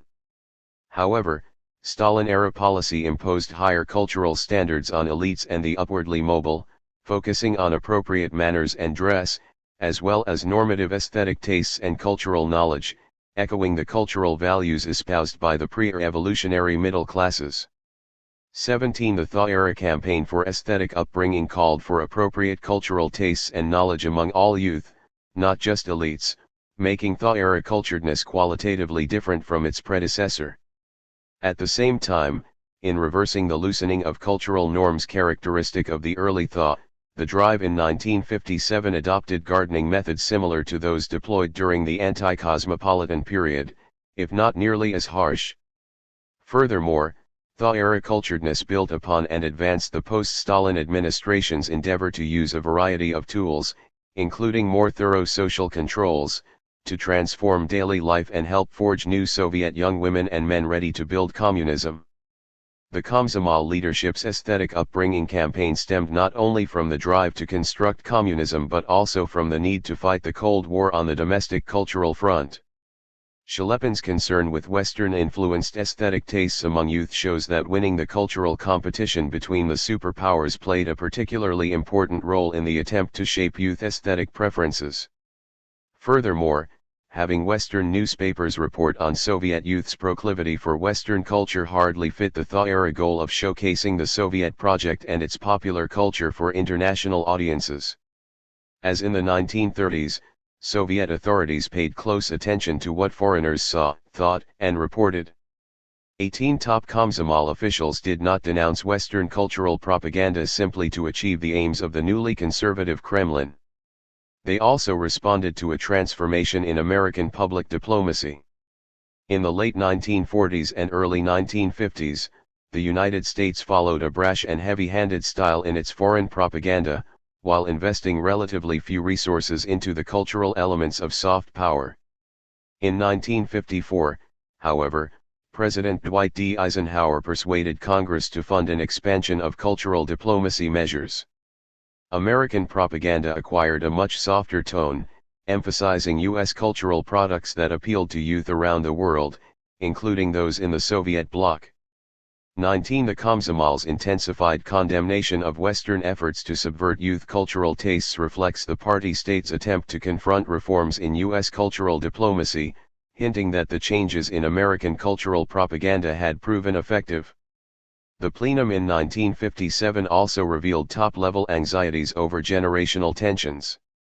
According to the plenum resolution, the youth cohort of the mid-1950s had grown up in a time when socialism triumphed and young people won many rights and privileges. The current generation did not pass through the harsh school of revolutionary battle as had their elders. Consequently, some among this young generation did not value the price paid in blood and sweat for its current situation, accepting their benefits and lifestyle as a given, demanding much from the state and giving it little in return. The document criticized Komsomol organizations for failing to pay sufficient attention to this problem. 20. This text makes clear the party's willingness to talk about generational tensions, thus challenging scholarship suggesting that the Soviet leadership avoided dealing with generational conflict as the Soviet Union matured in the post-war decades. 21. As shown by the plenum resolution, published in youth newspapers and discussed at Komsomol meetings, problems relating to generations certainly figured within the party state's public rhetoric during some periods of the THA. 22. The 13th Komsomol Congress, in 1958, also spotlighted generational tensions in Soviet society, using language similar to that employed in the plenum. 23. By openly acknowledging the existence of a generation gap, the Komsomol CC stressed its determination to solve this problem. Thus, film directors highlighted generational tensions in THA-era movies, as in Karnavalnaya Nok, acting in some accord with top-level policies. Sometimes, they went beyond what the party line permitted, for instance, in Marlon Kutsev's Leninskoy Gvardii, Lenin's Guard. 24. Showing intriguing similarities to the Soviets, the United States also had prominent public figures at this time openly worrying about its young generation growing soft and failing to appreciate personal sacrifice. 25. Such parallels indicate mutual concerns among the political elites in both superpowers over the quality of their young as cold warriors on the domestic front and speaks to conservative backlashes in the United States and Soviet Union over post-war cultural hedonism among the youth. The Moscow International Youth Festival Soviet cultural diplomacy powerfully influenced the domestic front. Although Komsomol leaders launched the aesthetic upbringing campaign in February 1957, they delayed applying its most repressive elements until after the International Youth Festival in July and August. These international socialist youth festivals had begun in 1947 in Prague, followed by Budapest in 1949, East Berlin in 1951, Bucharest in 1953, and Warsaw in 1955. After Stalin's death, the new leadership made the bold choice of hosting one in Moscow, charging the Komsomol with organizing it. 26. The Kremlin wanted to use domestic cultural diplomacy to counter negative Western propaganda that the Soviet Union was a repressive and isolated country. Instead, policymakers aspired to create a positive image among foreign audiences, both among the visitors themselves and in foreign press organs, through Soviet commitment to values such as internationalism, openness, youthhood, peace, and global unity. Cognizant of Soviet intentions, the American and British governments countered by representing the event as nothing more than communist propaganda. To weaken the festival's legitimacy, US and UK officials strongly discouraged their citizens from attending, though they did not ban travel to it, lest such repressive measures undermine the idea that they defended the values of liberty and democracy. An inquiry from the U.S. National Student Association about involvement in the festival led a U.S. State Department official to reply that, while no formal ban existed, the department believed that representation of respectable American student organizations could only contribute to the prestige of the communist-dominated sponsors and that such participation therefore should be discouraged. 27 The president of this association, which was a supposedly independent institution that in reality received the large majority of its funding covertly from the American government as part of a state-private network of similarly financed organizations established in the early years of the Cold War, unsurprisingly agreed with this perspective. 28 Similarly, though the British Embassy in Moscow generally favored organizing youth exchanges between the United Kingdom and Soviet Union, it insisted in an April 1957 letter that international youth exchanges be kept outside politics. The author argued that the upcoming festival did not meet this criterion and recommended that British youth organizations not participate in the event. 29 Somewhat like their American counterparts, British youth organizations received support from government and private sources. 30 The British Foreign Office advised the Imperial Society of Ballroom Dancing to refuse a Soviet invitation to the festival, pointing out that the society, by participating, would be lending themselves to a particularly blatant piece of Soviet propaganda aimed at influencing young people in favor of the communist way of life. Taking the hint, the society turned down the invitation, noting in its letter to the Soviet organizers that a preference has been expressed by cultural authorities in this country that we should not take part. 31 The same message awaited Barbara Perry, a Chicago ballerina, who requested State Department approval to participate in the festival. State Department officials responded that in the eyes of the government, the festival was an instrument of communist propaganda, and they advised Perry that she should not engage in any effort to encourage participation in the Moscow festival. Unusually, Perry pressed her case, arguing to a State Department staffer that American participation would provide a wonderful chance for young Americans to show what our country and its people are really like, thus making use of the festival or even capture it for our own purposes. The State Department bureaucrat rejected Perry's claims, yet Perry persevered, acquiring support from the Chicago Daily News and Rep. Barrett O'Hara and collaborating with the Chicago Council of Soviet-American Friendship. 32 Her efforts became a communist cause célèbre. Komsomolskaya Pravda interviewed her about this opposition from the State Department. 33 In spite of obstructionism from the British and American governments, a number of young people from these countries, including a delegation that Perry organized, managed to attend the youth festival. To these and other festival visitors, the Soviet leadership strove to convey that the Soviet Union's version of popular culture represented a progressive and appealing alternative to the Western model. The implementation of these plans illustrates Soviet Cold War cultural diplomacy on the domestic front. Komsomol newspapers called on young people throughout the country to prepare for the upcoming festival. 34 The Komsomol CC mobilized its branch organizations to assist. 35 In a marked change from late Stalinist insularity, clubs organized numerous events for young people to learn about foreign cultures, customs, histories, social structures, and languages. 36 Local youth festivals helped the Komsomol prepare for the international festival. These festivals originated from late Stalin-era youth sports contests and amateur arts competitions. The genre of the festival Молодежный, Youth Festival, represented a departure in state-sponsored popular culture. However, these events combined youth festivities, such as parades and evening parties, with amateur arts and sports competitions, with at least one held in January 1953. 37 The Komsomol's central apparatus began supporting these events in 1954. 38 The preparation for the 1957 International Festival proved the key element for youth festivals attaining a mass character, as the central Komsomol apparatus called on local and regional Komsomol cells to organize a series of youth festivals to gear up for the big event. 39 Amateur performances were considered vital to convincing visitors that the Soviet Union had an attractive popular culture. National, regional, and local press articles underscored the importance of demonstrating a high level of achievement in amateur performances for foreigners. 40 For example, a wall newspaper in the Moscow factory of Trekgornya Manufaktura called for worker youth to learn new songs and dances in the club to prepare for the festival. 41 Cultural institutions devoted considerable energy to getting their amateur arts ready for the festival. 42 Furthermore, the Komsomol leaders decided to permit American elements in official jazz performances to a degree not seen since the war.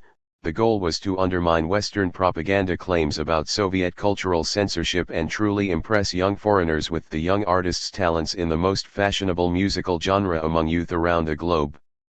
43 Consequently, many jazz collectives appeared, assisted, as the exchange between Yaroslavsky and Chalepin hinted, by the Komsomol CC. Its decree in January 1956 on amateur music competitions for the festival included a contest for jazz and light music ensembles, which contributed to the widespread formation of such groups. Komsomol CC representatives built up the number of jazz collectives as well. For instance, one Komsomol official recommended that the Moskovskaya Konservatoriya, Moscow Conservatory, establish a jazz ensemble. 44 Other central agencies also helped promote jazz prior to the festival, including the Soviet Council of Ministers, which approved the festival's holding of jazz and light music amateur competitions. 45 Responding to such signals, trade union clubs, educational institutions, and youth initiative clubs established jazz-style variety ensembles in droves. 46 It is thus no wonder that hardliners in the Moscow Dom Narodnogo Tvorkistva, House of Folk Creativity or Folk Arts, complained that out of 36 ensembles that took part in a preliminary competition for the upcoming festival, 33 played in the spirit and style of a Western jazz ensemble. Since the ideological militants at the Folk Arts House controlled the jury for that particular contest, they permitted only those three groups that did not perform explicitly Western music to advance. 47 However, plenty of competitions had more pluralistically oriented officials in the jury, encouraging the performance of the most daring, American-style jazz elements. 48 This situation resulted in a widespread perception that there was ever-growing room for jazz in the Soviet Union, as recalled by Lev Figlin, a Saratov jazz musician who played jazz-style music in one such preliminary festival contest. 49 Jazz was prominent at the festival itself. 50 Alexei Kozlov recalled jazz concerts as the most fashionable and difficult to access events. 51 IU. Vysolsky's collective impressed both Soviet citizens and visitors from abroad, winning a silver medal. 52 Other Soviet ensembles with Western musical elements also lit up the scene, prompting hardline opposition. One jury member lambasted the Ural Mash Factory Collective as the most vulgar expression of Western popular music, stating that, if he had had his way, the group would not have been allowed to perform. But other jurors, including a representative from the Komsomol, commended the Ural Mash Ensemble for its superb performance and proposed awarding it the second-place prize in its category. With the endorsement of soft-line jurors, the Ural Mash Collective received its prize. 53 Thus, a tolerant perspective triumphed at the festival, which certainly had an impact on the jazz scene and Western dancing in the Soviet Union. Foreign jazz-style bands brought expert knowledge of the newest jazz forms bebop and cool jazz and impressed Soviet jazz enthusiasts greatly. A Czechoslovak jazz group just beat out Salsky's ensemble to win the festival's gold medal in amateur light music performance. Interacting with foreign jazz collectives enabled Soviet jazz musicians to make transnational connections that paved the way for later exchanges. 54 This proved especially true for jazz musicians from socialist states.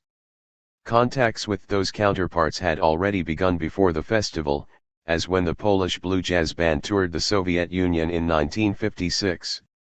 55 Such cultural influence from Eastern Europe shows that Western Europe and the United States did not represent the only other for the Soviet Union. Still, Western and especially American groups left a particularly strong impression. Both Kozlov and Alexei Kuznetsov recalled their admiration for the English jazz quintet led by Jeff Ellison. 56 The Muscovite Vitaly Iklino described how he enjoyed dancing the boogie-woogie with foreign youth. 57 The festival's cultural influence worked both ways. Soviet jazz activities had a positive impact, including at the level of person-to-person interactions. Kozlov's knowledge of and love for jazz left a very good impression on Ellison's quintet. Kozlov felt proud that he had helped improve the image that foreigners had about the country, and in the process he felt himself a patriot. 58 Post-festival discourse in American newspapers spoke of the popularity of jazz among Soviet youth during the festival, thus humanizing the Soviet Union's population for the wary American public.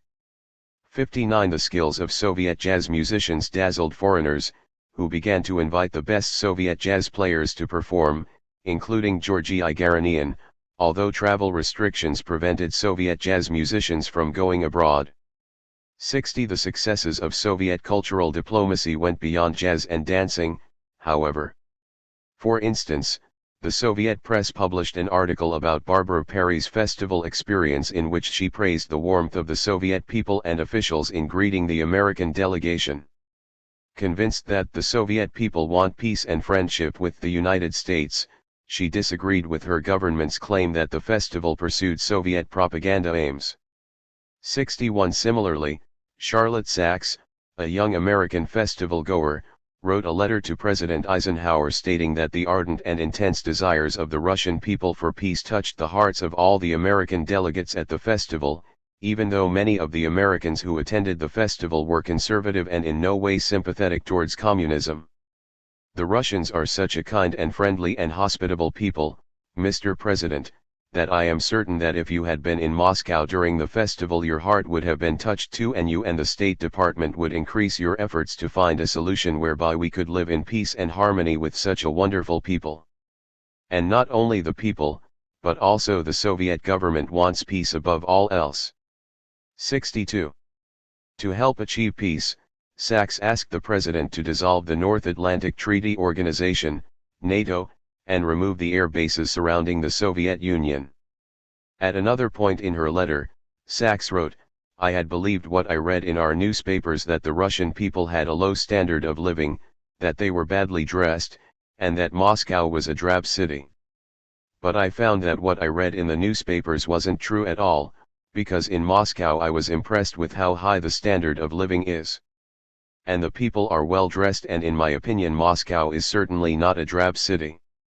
Apparently, the President read this letter, discussed it with Secretary of State John F. Dulles, and had a State Department official answer Sachs at length, telling her that her letters faithfully reflected the propaganda image of Soviet-American relations now promulgated by the Soviet government.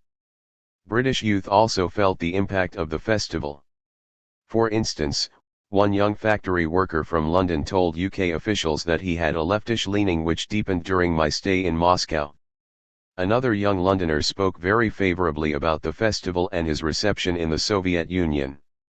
63 A UK government memorandum noted that, overall, the festival had inspired only modest sympathy for the Soviet Union among Western youth but had had a substantial impact on Asian and African visitors, adding that this was no doubt the field in which Soviet authorities had been most eager to score a success.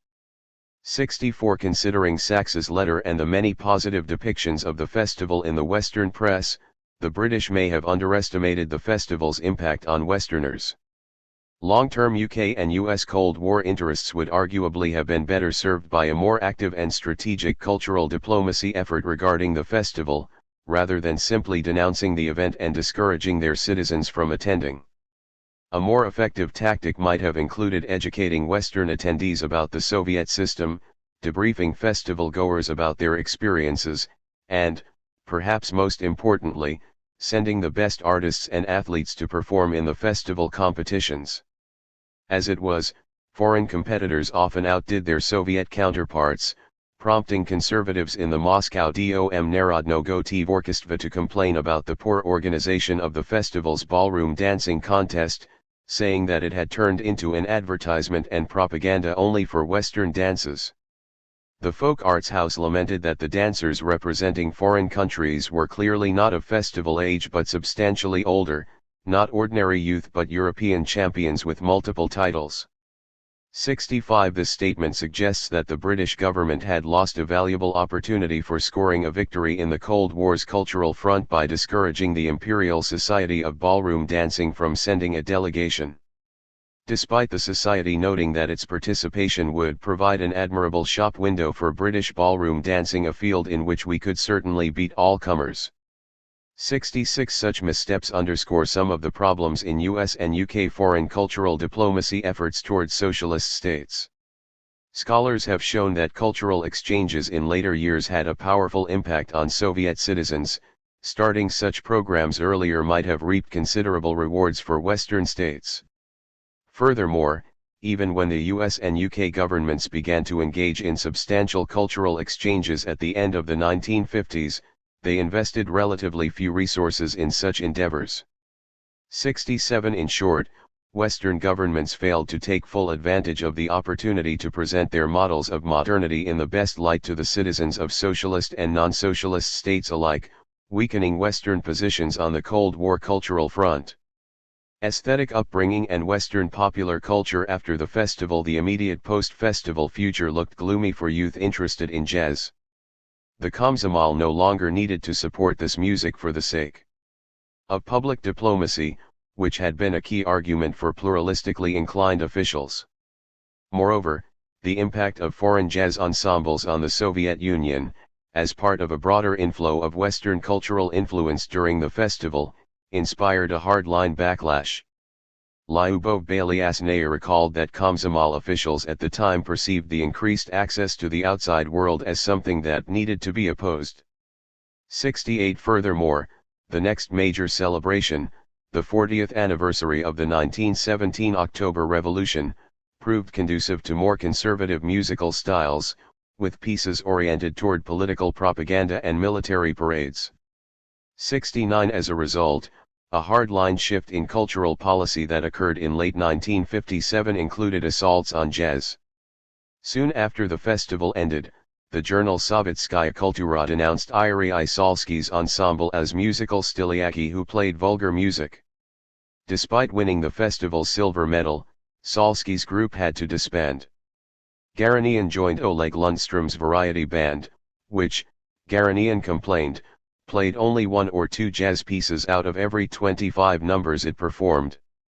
70 At a Komsomol conference in Saratovsky Rov neighborhood in November 1957, the keynote censured the many amateur music circles that perform pieces lacking in ideological content, such as numbers by the American swing-style jazz trumpeter Harry James. 71 Moscow's Komsomol also censured jazz bands.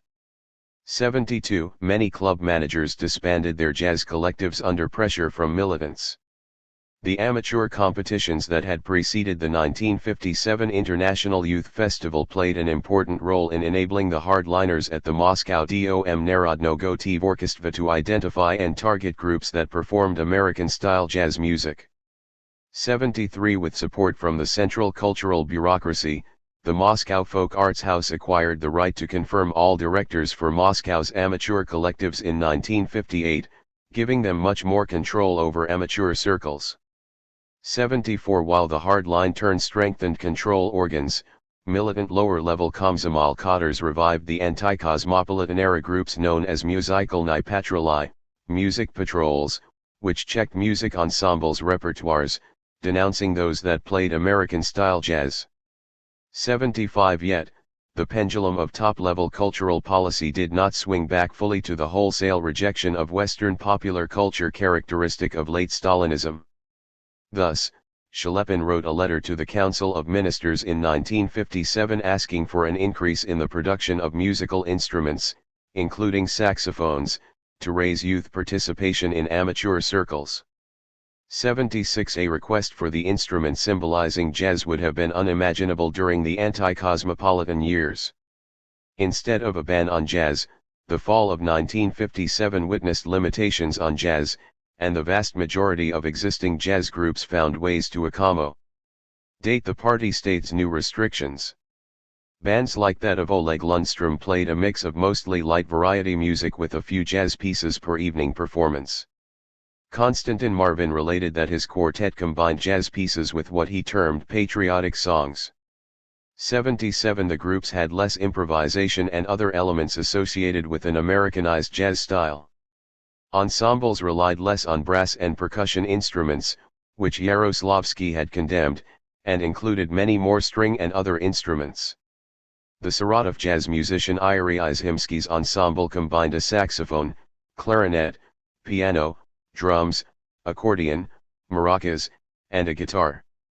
The group had a female pianist, a rare exception to the general trend of all jazz musicians, but was otherwise representative, figure 6.1. The party state's despotic tactics curbed the rapid growth of jazz ensembles and their inclusion of American-style elements in their repertoires, such as pieces in the bebop and cool jazz styles. Still, these revisions in music proved relatively mild. In 1957, the authorities launched a massive clampdown against dissent that resulted in the highest rate of arrests during the Khrushchev era. 78. Yet, unlike in the anti-cosmopolitan campaign, jazz musicians were under no threat of being jailed. They performed at Kalchuri, moonlighters or jazz evenings, with nary a trace of fear, with the preferences of their audiences serving as the only limitation on their music. Within more open settings, they continued to use deceptive tactics to get around restrictions. Some do not even recall 1957 as a particularly bad year, with their impressions of the jazz at the International Youth Festival crowding out the anti-jazz campaign. 79. Besides the attacks against jazz, the government's hardline turn in 1957 resulted in some hesitancy regarding youth self-management.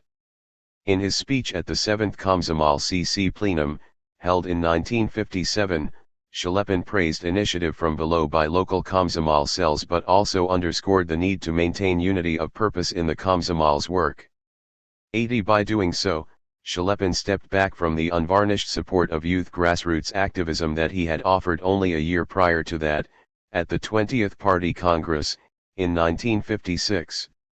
81. In their reports on the implementation of the 1957 plenum, some Komsomol committees in the provinces went even further.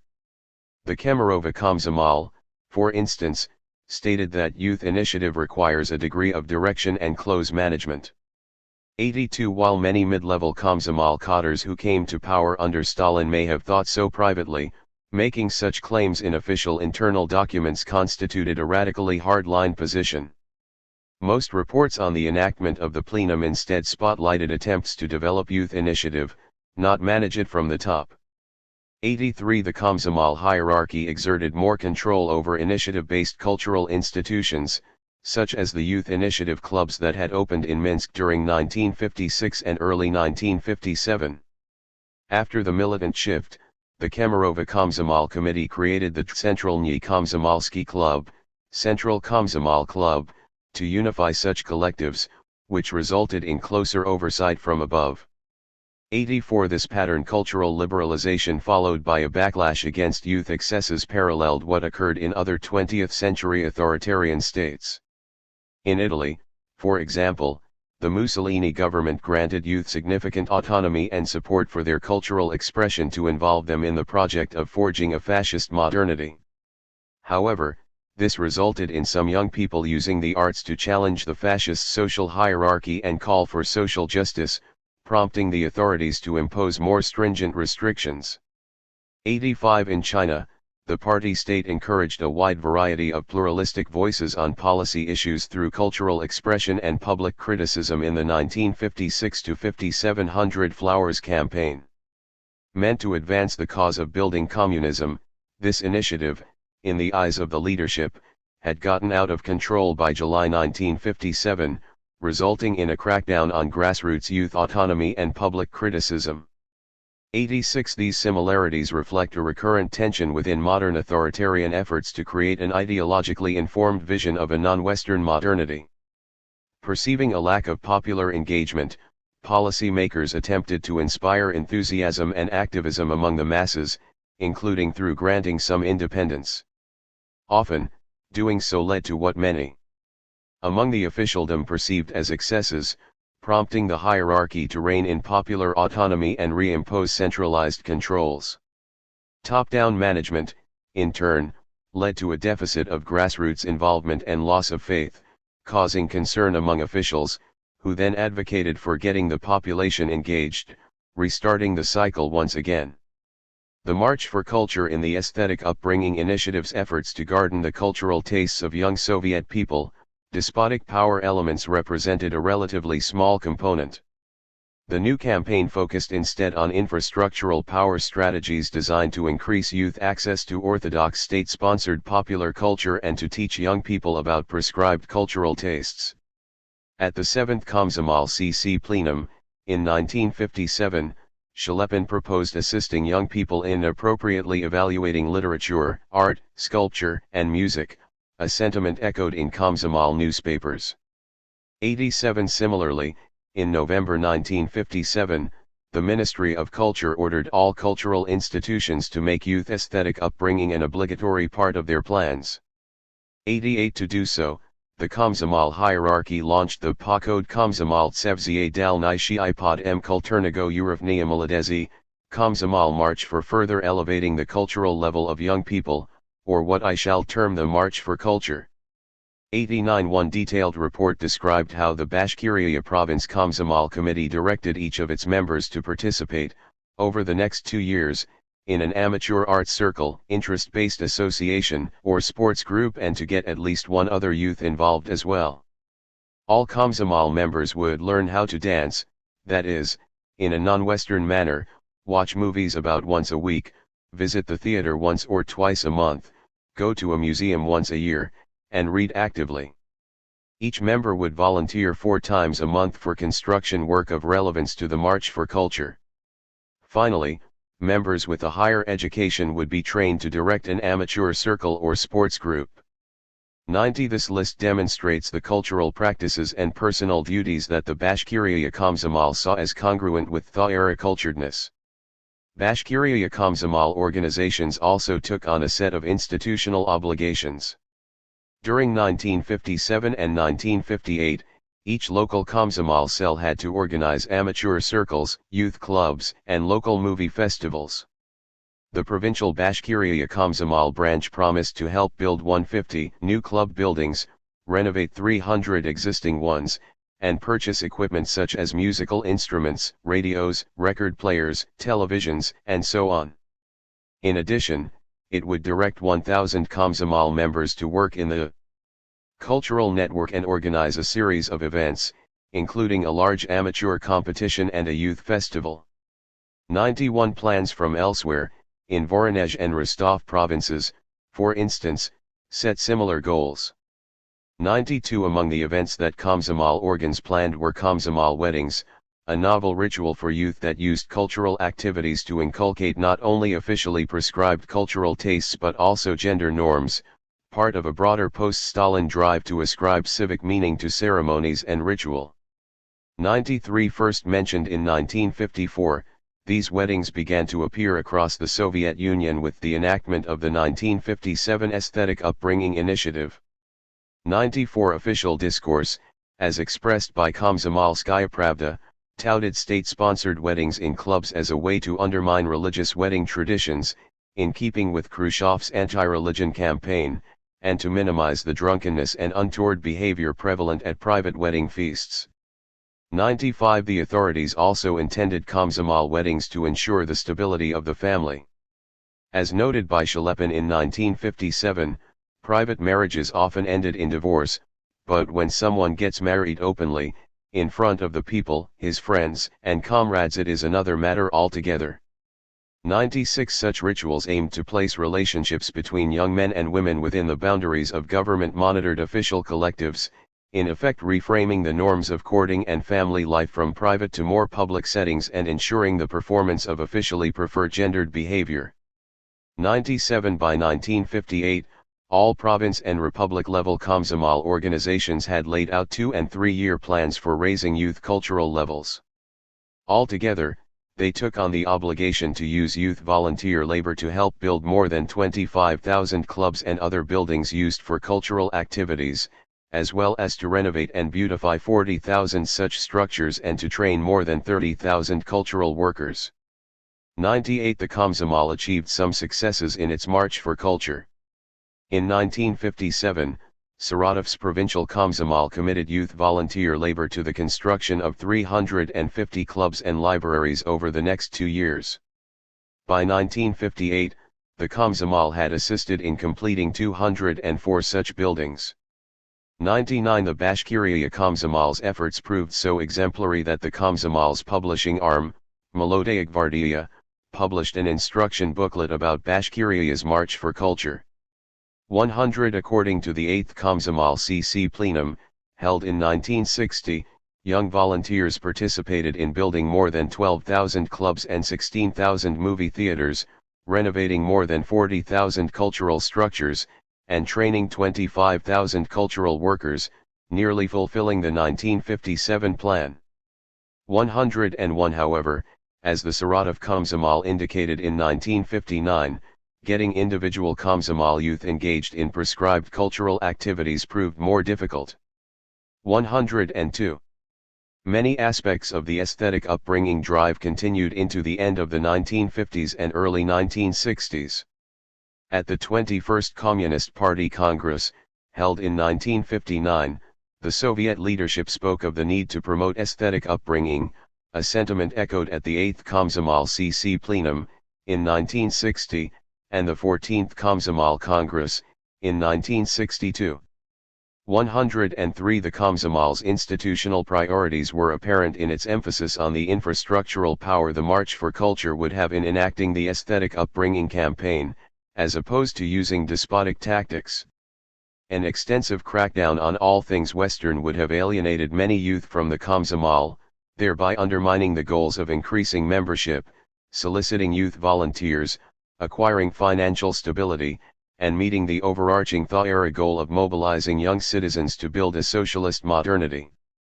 Consequently, while Komsomol rhetoric both condemned Western culture and called for increasing the supply of more non-controversial club activities, the Komsomol apparatus focused its policy enactment on the latter, something that Soviet youth could embrace, or at least not oppose.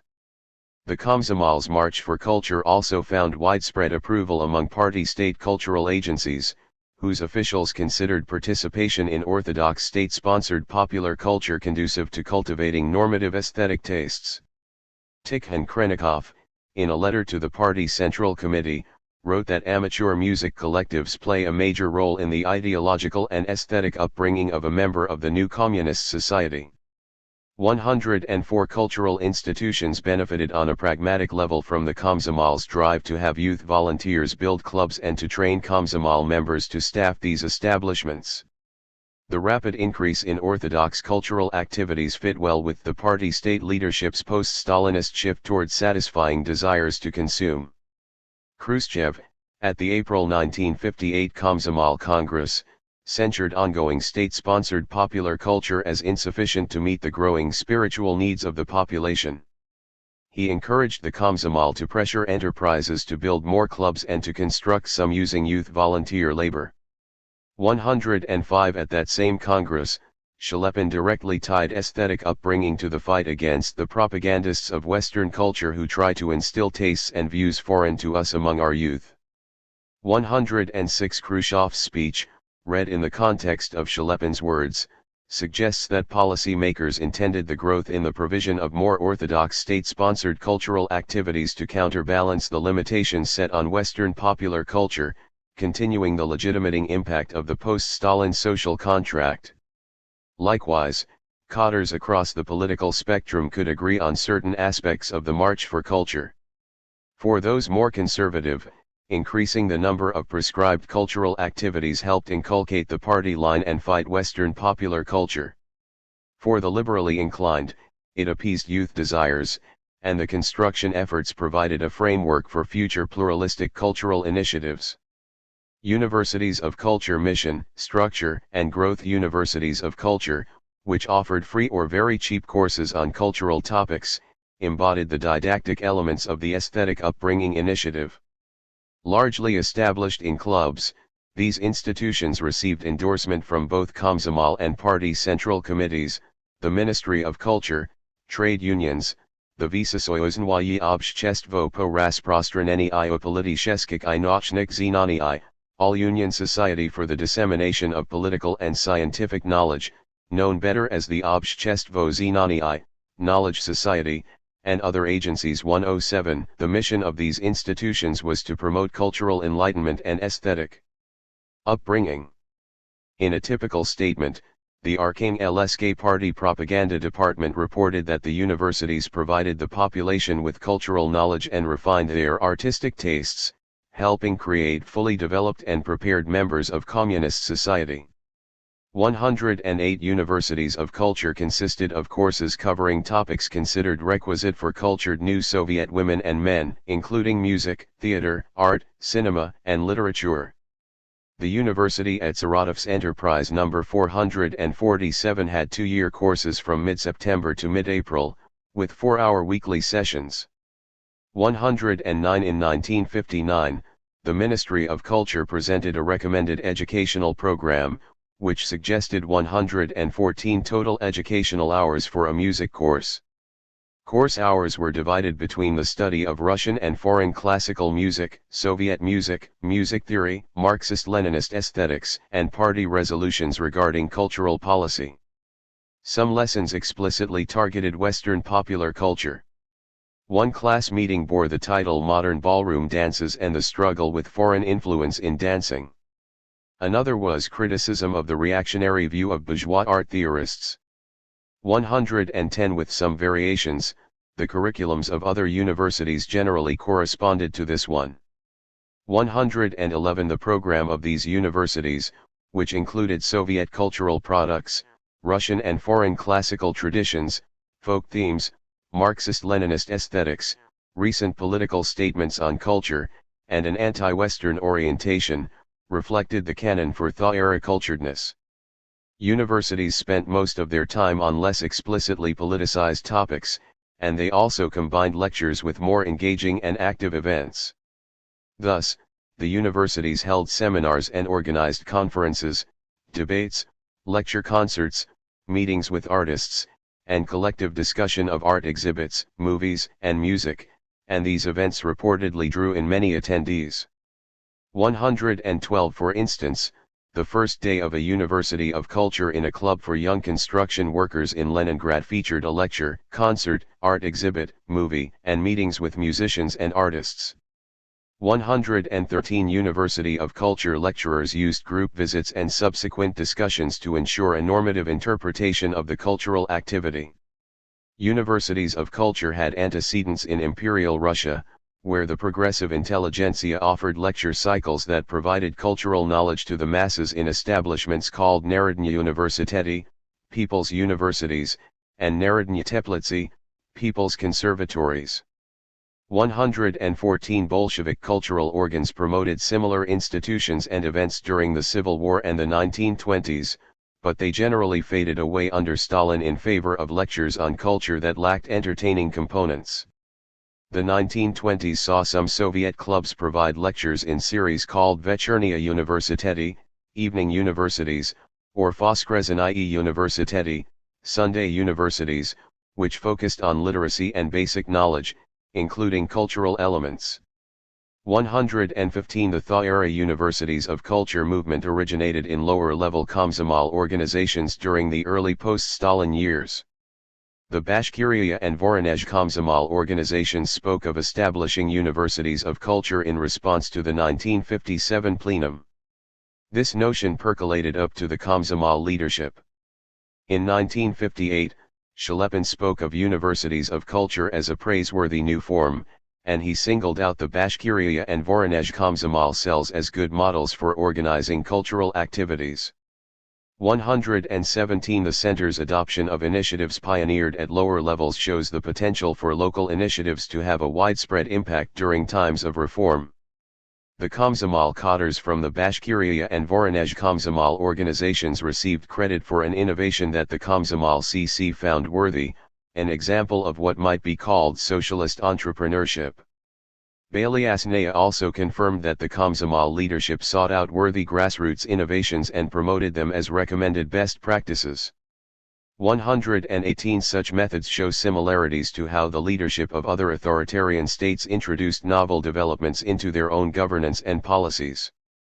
For an example unrelated to culture, Nazi German leaders took up innovative practices from local cadres for implementing the Holocaust and enacted them throughout the Eastern Front. This suggests intriguing parallels between the ways different modern autocratic government structures channeled and made use of the entrepreneurial energies of grassroots officials. Other central agencies also promoted the universities of culture. The Ministry of Culture directed all local cultural institutions to assist the universities in implementing a decree issued in February 1959, and even the party Central Committee enacted, in October 1960, a resolution on improving the universities of culture. 119 Such top-level endorsement led to rapid growth. The total number of universities of culture in the Soviet Union grew from more than 2,200 in 1959 to 8,000 in 1961, serving well over 1.25 million participants. 120 Growth slowed thereafter, with the total reaching 10,000 universities of culture by 1963. 121 A small but growing number of universities began to specialize in non-artistic matters, such as health, agricultural knowledge, and science and technology. Organization, challenges, and impact club managers generally took on the organizational tasks related to setting up universities of culture. They received assistance from volunteer councils that planned and managed university activities. Officials from the Komsomol, party, trade unions, and elsewhere, as well as cultural professionals, performers, teachers, and other interested members of the intelligentsia, staffed the universities of culture. Members of the cultural intelligentsia helped create the educational plans and led the lessons, while party state officials reviewed the plans and provided the material resources required. Official rhetoric frequently emphasized that the universities relied on the volunteer labor of party state cadres and cultural professionals. 122 To some extent, therefore, the universities of culture served as a collaborative effort between political elites and the intelligentsia. For the latter, serving the universities of culture contributed to the traditional intelligentsia goal of bringing culture to the masses. 123 Their participation also allowed cultural intelligentsia professionals to improve their official biographies through volunteer social activism, which was particularly important for party members. Community service in universities of culture enrolled the cultural intelligentsia as Cold War combatants on the domestic cultural front, particularly since official rhetoric tied aesthetic upbringing to the fight against Western cultural propaganda. Furthermore, the cultural intelligentsia's volunteer activities at the universities added to the Khrushchev leadership's endeavor to mobilize the population into active societal self-management. Local organizations helped the universities both practically and financially. Concert halls, music colleges, theaters, cinemas, museums, and other cultural establishments sometimes assisted the universities of culture as part of their public service. They offered free or cheap tickets, sent cultural professionals to give lectures and perform at concerts, and provided musical instruments, movie reels, and other forms of cultural equipment. 124 In many cases, enterprises, trade unions, party cells, and other organizations provided direct funding to clubs for the costs associated with hosting universities of culture. 125 Volunteer labor by cultural intelligentsia and support from local organizations helped the universities offer free or heavily subsidized courses. 126 Alexander Vinanov, a mid-ranking Komsomol official at a Moscow Technical Institute from 1958 to 1963, boasted to me in an interview that students received inexpensive subscription cards to the University of Culture hosted by the Institute's club. Some even received the cards for free as rewards. 127 top officials wanted the universities to target workers and collective farmers in particular as part of the Khrushchev leadership's effort to uplift the lower social classes through education in a Soviet version of cultural affirmative action. 128 such endeavors provide nuance to scholarly claims about the lack of state-sponsored entertainment offerings for the working classes. 129 in 1959, the Ministry of Culture, Komsomol leadership, and Общество Знания passed a joint circular suggesting that the universities of culture give preference for entry to those with less interest in the arts, implying that they needed cultural education the most.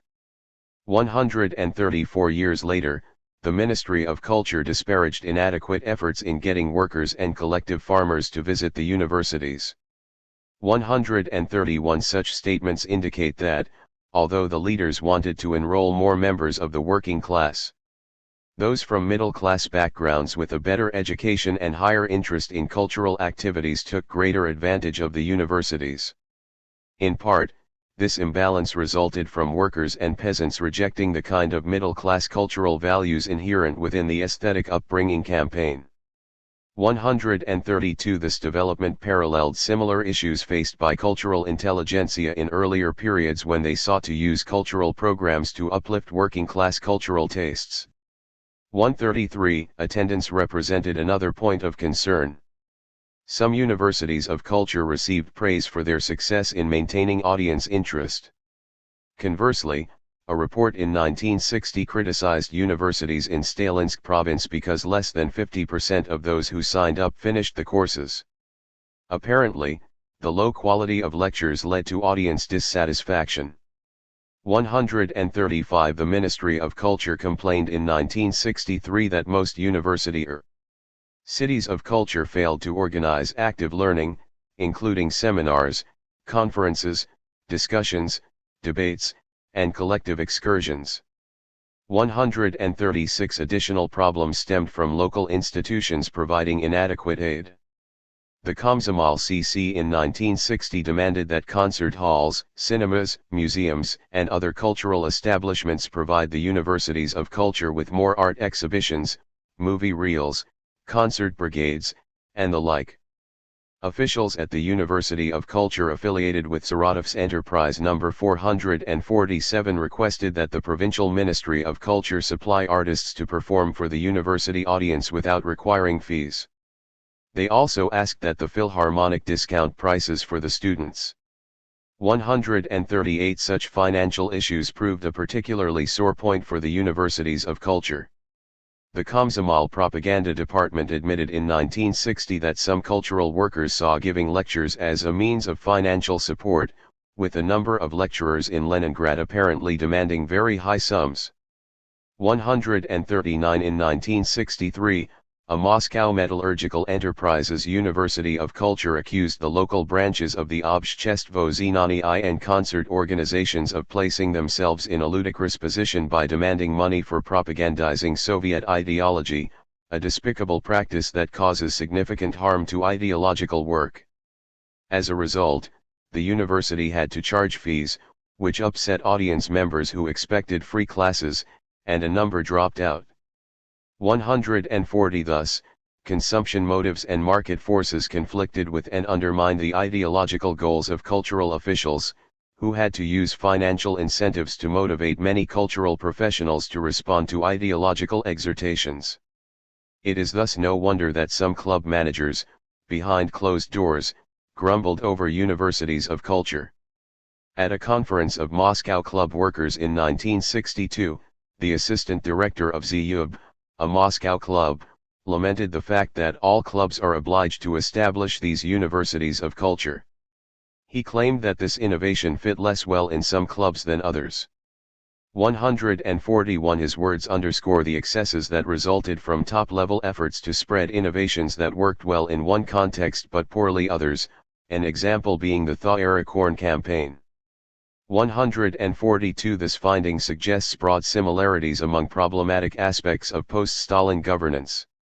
Although these universities of culture embodied the aesthetic upbringing initiative associated with the militant turn in late 1956, they still constituted a place of conflict between hardline and softline cadres.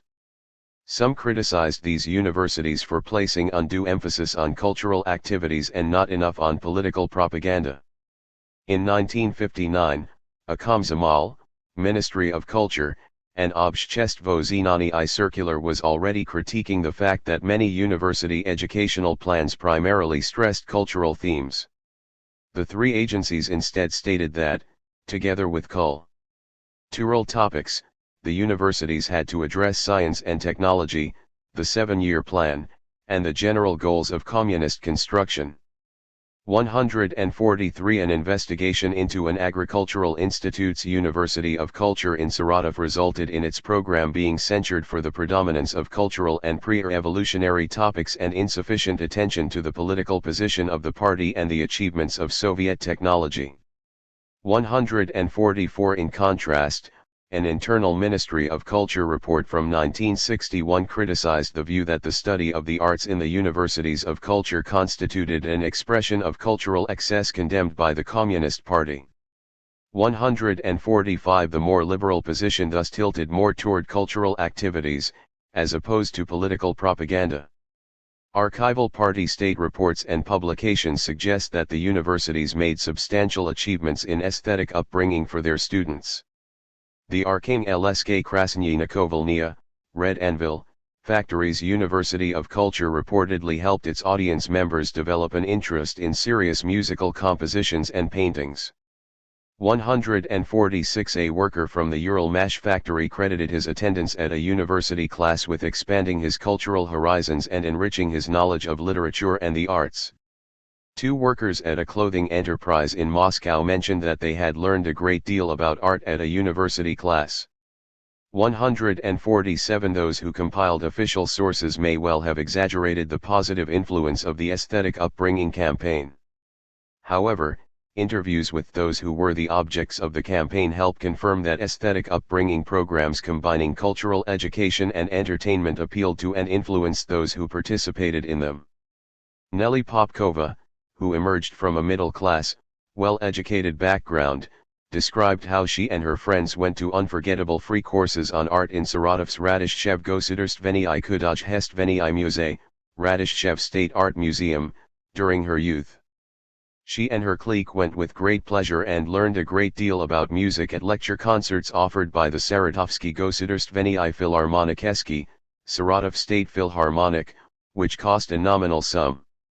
In the mid-1970s, Popkova worked as a librarian at Saratovsky Gosudorstvenny Universitet, SGU, Saratov State University, and delivered lectures on literature at a University of Culture.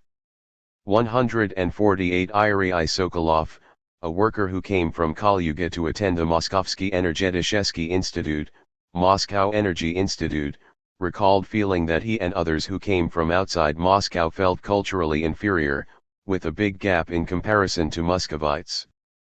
The Institute's House of Culture, however, provided many superb educational and cultural activities. According to Sokolov, the events there, free for students, greatly advanced his cultural growth. 149. Interviews with officials who work directly with youth attest to their perception of the importance and impact of aesthetic upbringing, both through universities of culture and amateur activities. Vinanov, for example, believed his Moscow Technical Institute needed to produce engineers who had some knowledge of poetry, literature, and the arts.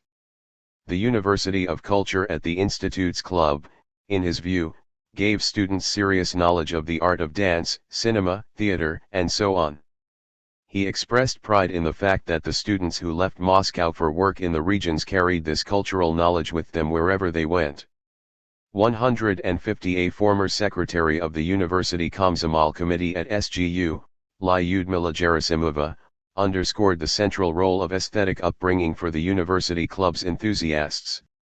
Viktor Sobolev led a dance collective for adolescents and thought that this group helped participants to acquire good cultural tastes. 151 The former director of a theater collective stated that, by performing in shows, youth broadened their interests and obtained an artistic upbringing. 152 Bailey Asnaya praised universities of culture for molding the culture of young people.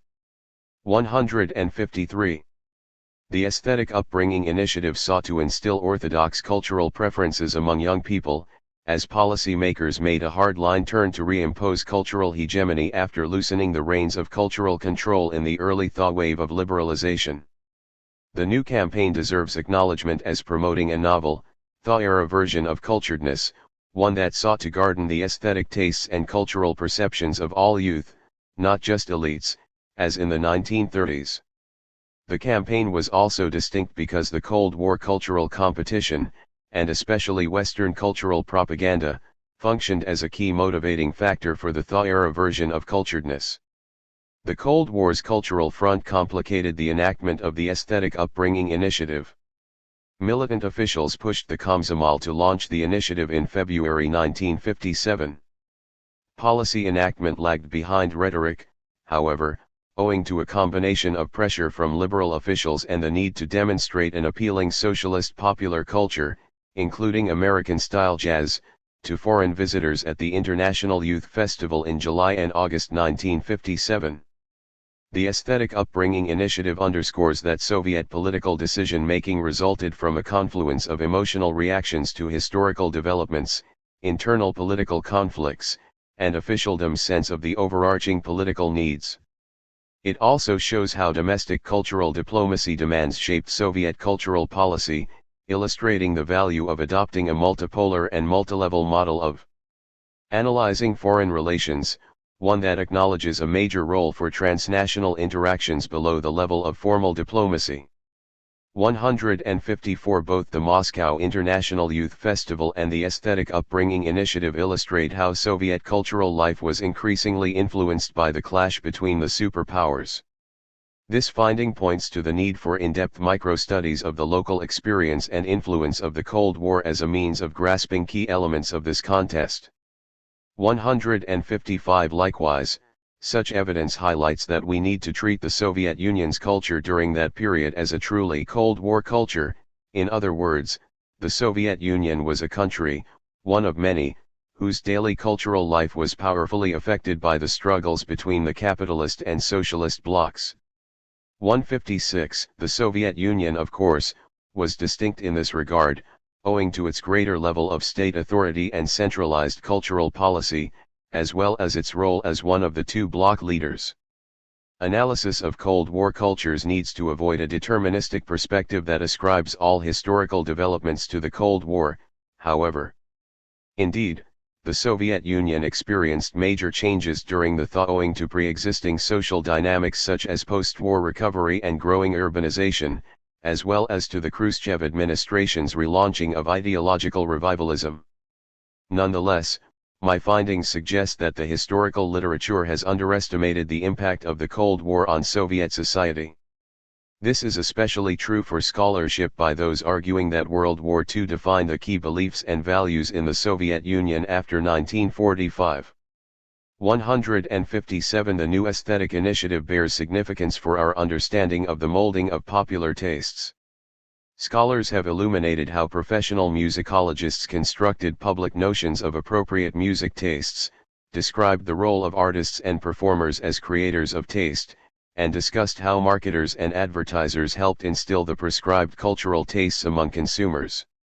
158 Such works, however, rely on Western capitalist contexts in their commentary on how tastes emerged, developed, and changed. This chapter's examination of a socialist setting underscores the need to expand our understanding of the social formation and function of aesthetic taste to include the role of a state apparatus and an official ideology. The Soviet Party state sought to socially engineer normative tastes in order to forge youth cultural practices, worldviews, subjectivities, and individual identities suited to the needs of the political leadership and its ideological and cultural prescriptions. To a lesser extent, Other modern authoritarian regimes likewise consciously strove to change the preferences of their populations, suggesting that their state structures also considered such policies appropriate and effective methods of governing the country and guarding the population. 159. While policy-makers pressed for aesthetic upbringing, that campaign also demonstrates the clout of grassroots youth desires. The new initiative, after all, represented the reaction of the authorities to what they perceived as excessive fascination with Western popular culture among the youth. Furthermore, the Komsomol's implementation of aesthetic upbringing emphasized the use of infrastructural as opposed to despotic power in the attempt to appeal to at least some facets of youth desires. In another indication of the influence of grassroots opinion, the new top-level drive did not go nearly as far as the anti-cosmopolitan campaign in condemning Western popular culture. Aesthetic upbringing elucidates the emerging outlines of the thorough attempt by policy makers to define a socialist version of a consumer society, with the goal of having young people consume their way into communism through wanting and taking in only officially prescribed options. The Soviet leadership's approach here had some parallels to those in other socialist contexts. Paulina Bren has found that the post-1968 Czechoslovak government, in competing with Western Europe with regard to living conditions, did not try to produce more consumer goods than the Western capitalist system. Rather, the Czechoslovak party state offered better working conditions, more leisure time, and a variety of social welfare benefits, claiming that they resulted in a lifestyle superior to the Western one. 160. The campaign for aesthetic upbringing emphasizes that rhetoric concerning socialism's superiority over the Western way of life was already playing a prominent role in some socialist contexts before 1968. Instead of trying to compete with Western modernity by providing youth with more Western popular culture, the Kremlin in 1957 chose to emphasize the prescribed cultural canon and normative cultural activities as uplifting, enlightening, and in all ways superior to Western ones. By guarding youth cultural consumption desires and aesthetic tastes more forcefully, the authorities restricted the scope of cultural activities from which new Soviet people could legitimately derive joy, thus narrowing the scope of socialist fun. In doing so, the political elites promulgated a stricter emotional regime than the one prevalent from 1953 to 1956, although it was not nearly as harshly authoritarian as the one that prevailed during the anti-cosmopolitan era. The newly restricted emotional regime well served those who, like Popkova, already derived pleasure from non-controversial cultural genres. Likewise, it helped many who, like Sokolov, wanted clearer emotional guidelines and prescribed cultural knowledge. However, this shift caused substantial discontent among a multitude whose proclivities did not fit fully within these categories. The large numbers who enjoyed Western dancing resented the new restraints, especially in the context of the growing popularity of the controversial boogie-woogie and rock and roll style dances.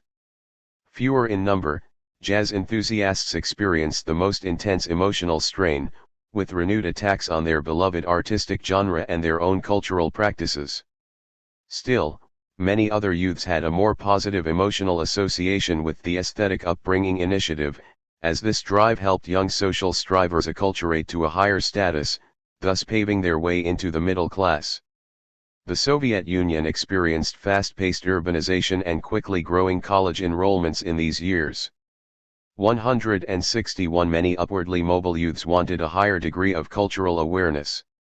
The aesthetic upbringing initiative functioned to ensure that the cultural capital of such young citizens matched their economic and social status as urbanites and college graduates. In this endeavor, party state officials allied themselves with members of the cultural intelligentsia who held to their traditional ideal of cultural education for the populace. Exhibiting conformist agency, a large number of young persons engaged readily and enthusiastically in the orthodox cultural activities of the aesthetic upbringing initiative, indicating that the new policy achieved some success in shaping aesthetic tastes among a segment of the young. The case study of the universities of culture underscores that, despite their many problems, millions voluntarily spent their free time studying there and willingly took in the party state's guidance on what constituted appropriate cultural knowledge and aesthetic tastes. Many of these youth perceived themselves as becoming cultured owing to their participation in normative cultural activities. In effect, they adopted many or all elements of THIRD culturedness into their individual daily cultural practices, aesthetic sensibility, emotional expression, and self-identity. Yet, those who went to universities of culture did not necessarily accept all the tenets of the official cultural canon, since individuals refashioned mainstream consumption products and messages to suit their personal needs. In addition, the complex nature of the aesthetic upbringing initiative's didactic elements challenged top-level goals. The Khrushchev Kremlin envisioned the new Soviet people as the most culturally educated individuals in the world, an obligatory aspect of building an appealing socialist version of modernity. The administration considered such cultural knowledge necessary, both for preparing people ready to live in communism and for winning the Cold War's cultural struggle, and achievable by informing its population about what constituted appropriate cultural standards and by showcasing the high cultural level of Soviet citizens for the outside world. 162 This approach resulted in the official conception that Soviet citizens needed to appreciate the classical Western canon, pre-revolutionary Russian culture, and foreign socialist culture, to be aware of and reject Western popular culture, and most of all to know and like Soviet culture. Consequently, the University of Culture curriculum offered an extensive education in foreign arts and culture. The authorities set a very high standard for themselves to meet in this hierarchy of cultural knowledge and appreciation. A great deal could go wrong, as young citizens could potentially like the classical Western canon, pre-revolutionary Russian culture, foreign socialist culture, or, worst of all, Western popular culture more than prescribed THIRD culturedness. The difficulty of drawing a sharp line between what belonged in the classical Western canon and what represented vulgar and subversive foreign bourgeois cultural expression offered a particular challenge in a time of a rapidly shifting party stance on culture. It is no wonder that young people who explicitly deviated from the Soviet cultural canon frequently pointed to Soviet official cultural education as the impetus for their nonconformist cultural practices. 163 Moreover, the universities of culture faced a number of problems on the institutional level. Individual lecturers and local cultural establishments frequently refused to extend volunteer aid to the universities, despite top-level exhortations, thus showing how systemic financial matters on the ground undermined ideologically motivated goals in the center. In the top-level blindness to grassroots institutional realities, the aesthetic upbringing drive faced problems similar to those of many other social engineering schemes of gardening states. 164 Likewise, the authorities struggled to reach those youth who did not wish to participate in the aesthetic upbringing drive's cultural forms. Young members of the working class who did not enjoy such cultural activities or strive for upward mobility had little reason to attend educational cultural events, despite the center's affirmative action efforts to target them. Perhaps more problematic, a large proportion of youth who enjoyed Western popular culture, working class and middle class alike, found the aesthetic upbringing drive contrary to their cultural consumption desires, aesthetic tastes, and emotions. Consequently, they generally did not attend the universities of culture and spent less of their overall leisure in organized cultural recreation during the aesthetic upbringing initiative, thus minimizing their exposure to socialist time. The campaign for aesthetic upbringing exacerbated generational differences.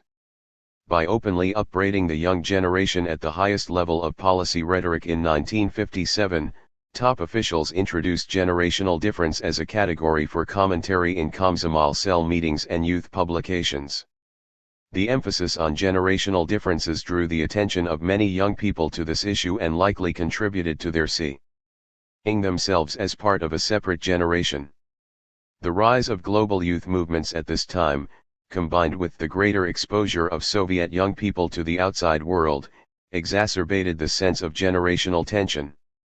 165 The attacks on Western popular culture in 1957 also played a role. All these contributed to the formation of a full-scale generational consciousness among the active post-Stalin generation. Chapter 7. Grassroots Club Activities and Youth Cafes, 1958 to 1964. At a club workers' conference in Leningrad in May 1962, Leonid Lakodev, a journalist from the newspaper Literaturная Gazeta, criticized traditional club events as excessively organized and controlled. He quoted club workers as claiming that the strict environment was necessary since they found it hard to imagine that an individual can be trusted to control himself, to not rip out a microphone, tip over chairs, kill a police officer, or gnaw through trolleybus cables. Disagreeing with this characterization, Lakodev threw his support behind a new cultural form, Молодежный cave, youth cafes, that he believed would promote the natural human condition by encouraging sociability, общение, primarily by providing an intimate and relaxed atmosphere for socializing and for free-flowing discussions. When a hardline official had challenged Lakodev's views at an earlier conference, held in Moscow in March 1962, he had responded that, although cafes originated in the West, it does not matter where they came from.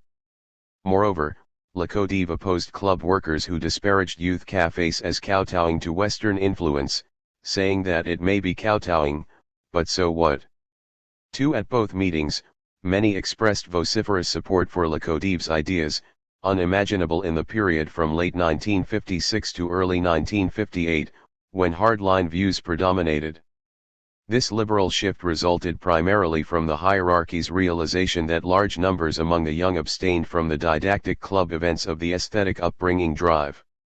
To satisfy popular desires and to get as many as possible involved in state-sponsored popular culture, the leadership once again encouraged grassroots initiative and opened much more room for controversial Western music and dancing in cultural institutions, while continuing to promote the normative cultural canon.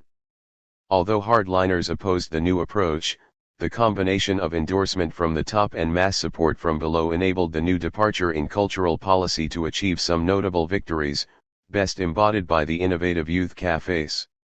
Minimizing politicized content, these establishments provided spaces for jazz musicians to play American pieces while youth drank coffee and sometimes wine and talked quite freely with other young people, together embodying what this book calls state-sponsored sociability. Their rapid growth in the early 1960s slowed down during a cultural tightening in 1963 and 1964, yet these 2 years did not mark nearly as much of a break as is often assumed. Continuities in top-level cultural policy, 1958 to 1962. Some aspects of the Kremlin's approach to organized cultural recreation for youth continued from the hardline period of late 1956 to early 1958.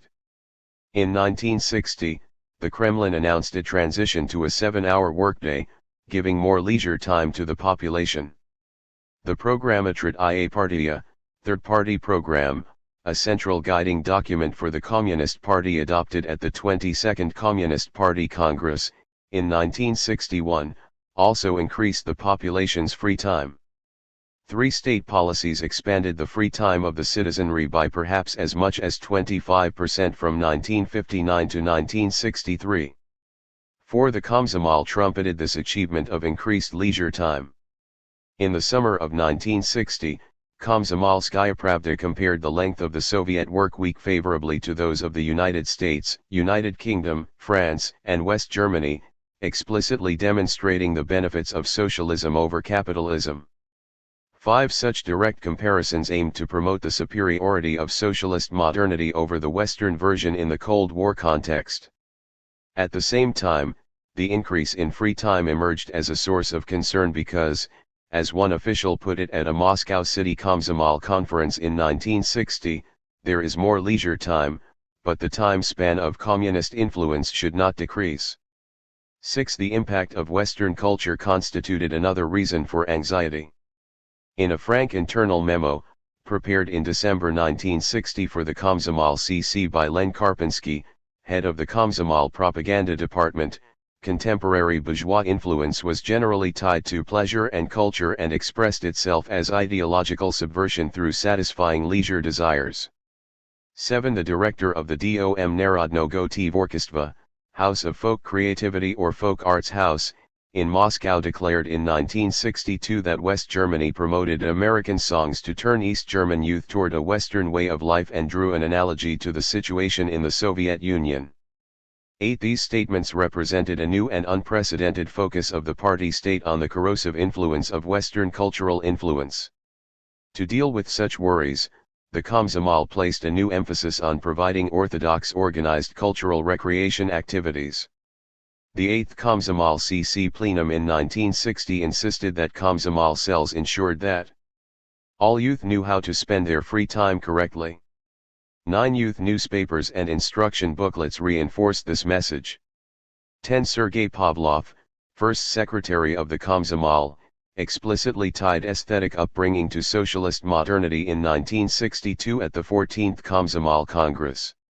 In his words, the only appropriate modern style in culture involved a rejection of traditional capitalist styles and the expression of the spirituality and worldview of the new person.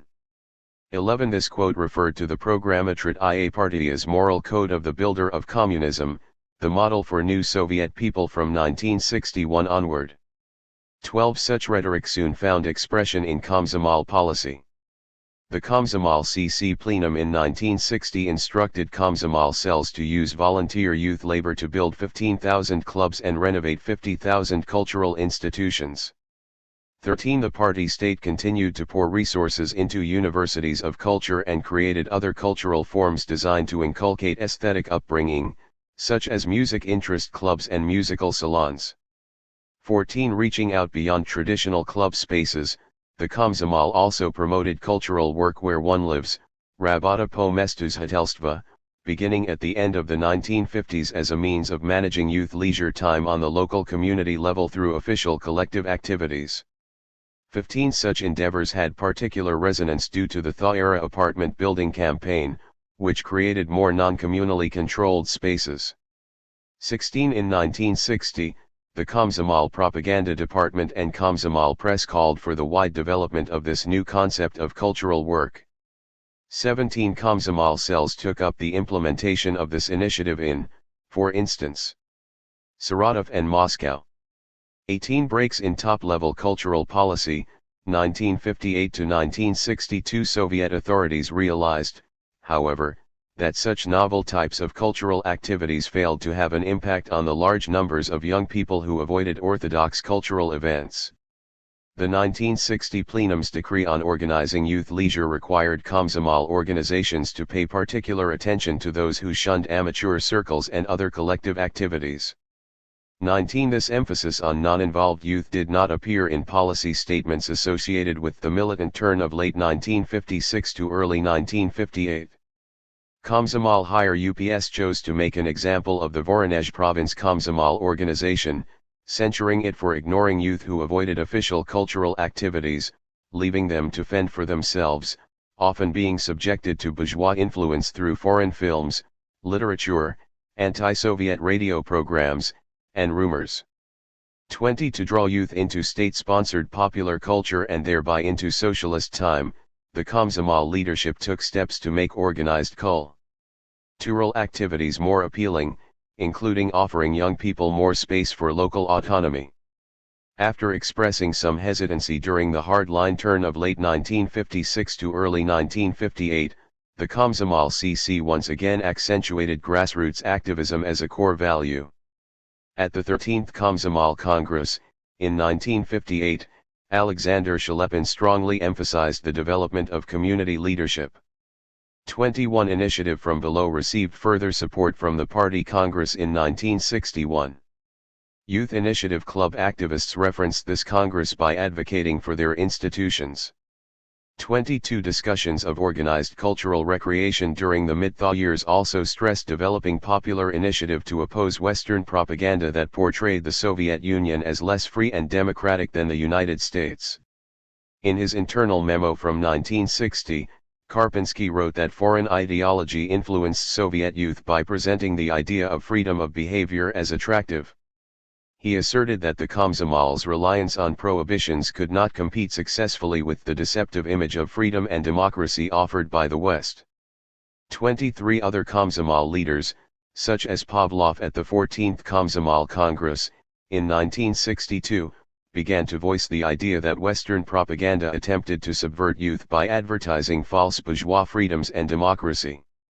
24 Such evidence suggests that Western public diplomacy was quite influential among Soviet youth, and it also shows that the Komsomol higher UPS were aware of the need to use this image to their advantage. Another new motivation for soliciting youth activism was the authorities' attempt to deal with what they described as the excessively consumerist outlook of some youth, which official discourse also associated with Western propaganda. Pavlov's 14th Komsomol Congress speech blamed foreign propaganda for presenting illusions of personal enrichment to youth. 25 Such public pronouncements reflected internal worries over the failures of the Komsomol's socializing work, as illustrated by Karpinsky's internal memo for the Komsomol CC. He tied concerns over consumption to poorly organized cultural activities for young people, that is, events that lack sufficient space for initiative from below. 26 To get more young people involved in state-managed cultural institutions, the Soviet authorities allowed greater room for Western popular culture. According to Lyubov Belyasnaya, the Международный Молодежный Festival, International Youth Festival, held in Moscow in 1957 brought in so much Western cultural influence that stubbornly opposing all of it on the leadership's part was simply unreasonable. She regretted that youth wanted Western dances and jazz but noted that Komsomol cadres, including her, accommodated their wishes, because if only the waltz was offered, no one would come to the evening dances. 27 Recognizing this dilemma, the Soviet leadership gradually abandoned the hardline approach, most notably in the party's Central Committee decree of May 1958 on correcting the mistakes in its resolution of February 1948 that censured the opera Velikaya Druzhba, Great Friendship. 28 Since the latter decree had formed the basis for the attacks on Western popular culture and remained in force until the new statement, the 1958 resolution thus opened up much more room for jazz and Western dancing in clubs. 29 Komsomol newspapers began to publish articles voicing open-mindedness toward jazz. In one such article, the controversial young writer Vasily Aksionov described a variety of different jazz styles, from Dixieland to the most fashionable cool jazz, presenting the latest American-style jazz as fully appropriate. Aksionov explicitly mocked the view that cultural forms created in the United States necessarily served Western imperialist goals, and he defended jazz as a true folk art. 30 other newspapers also printed articles that suggested jazz was a mainstream cultural form.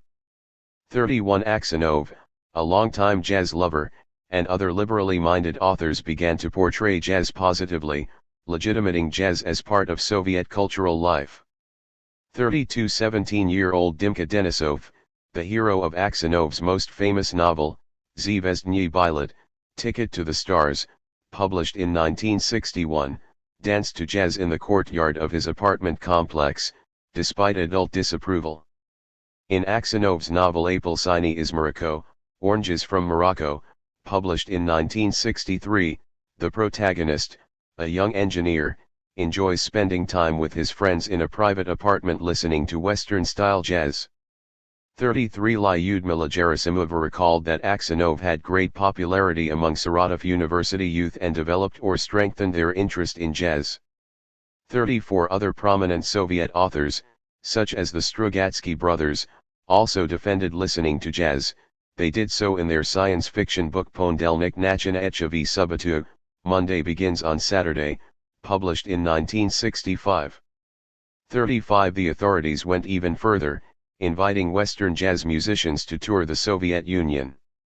The first tour by a Western troupe officially invited to play jazz took place in the summer of 1962. A 1930s swing-style jazz big band led by the clarinetist Benny Goodman visited 5 Soviet cities. The performances met with great success among the audiences and authorities alike. Jazz enthusiasts jammed together with Goodman's sidemen in Moscow, Leningrad, and other cities, despite some police intimidation. 36 The tour resulted from a 1957 agreement between the Soviet Union and the United States on mutual cultural exchanges, part of a series of pacts between the Soviet Union and non-socialist states that built upon the post-Stalin opening to foreign visitors and resulted in appearances by foreign performers and exhibits of foreign goods. 37 These agreements enabled the Soviet Union to send numerous musicians, dancers, and other cultural figures abroad. 38 For instance, the famous balletnia troupe of Bolshogo Teatra, Bolshoi Ballet, and the Moiseyev Tansa, Moiseyev Dance Company, which performed stylized folk dances, toured the United States in 1959 and 1960, with both proving very popular. 39 The Moiseyev Tansa even prepared a twist-style number for their American tour, which they later exhibited back in the Soviet Union under the label Parodiyny Tanets, dance parody. 40 The excellent quality of Soviet high cultural performances sent abroad appealed to audiences around the world and raised the Soviet Union's cultural prestige to unprecedented heights during the early 1960s. 41 The Soviet bloc further improved its international reputation by exporting other innovations across the Iron Curtain, such as the Lamaze childbirth method. 42 The Soviet authorities increasingly permitted ordinary citizens to travel to capitalist countries as tourists, hoping they would serve as grassroots citizen ambassadors. 43 All these activities illustrate the Soviet leadership's intention to harness the soft power of cultural diplomacy in order to showcase the Soviet Union as an appealing socialist alternative to Western modernity. The Kremlin also expanded the number of foreigners including youth permitted to visit the Soviet Union. 44 In 1958, the Komsomol established its own tourist agency, Sputnik, to host visiting young people. 45 As the number of foreign youths pursuing higher education in the Soviet Union grew, the Khrushchev authorities sought to spread the Soviet model through education.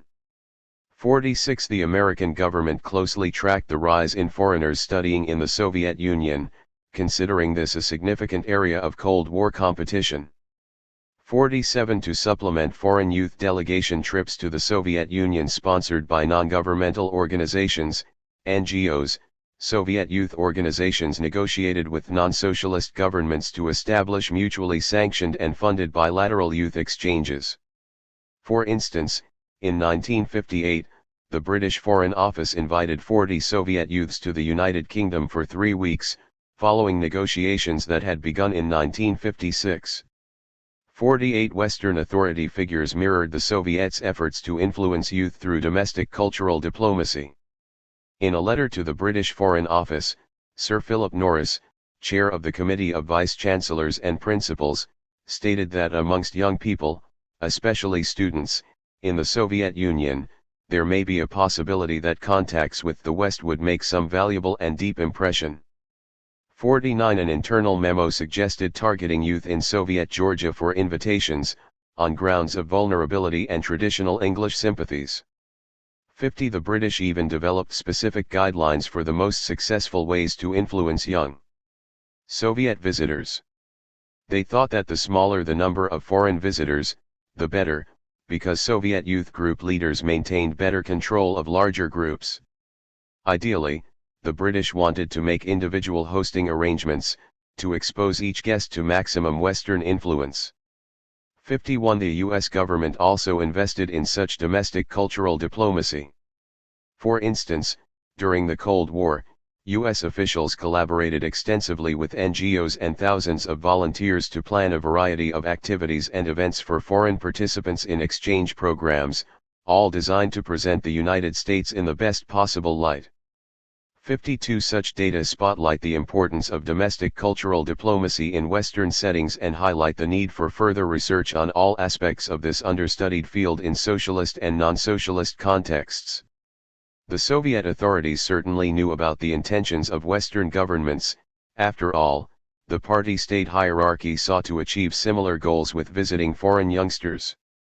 The Soviet Union participated in these exchanges because the Soviet leadership was confident that their socialist alternative would be well received among domestic and foreign audiences.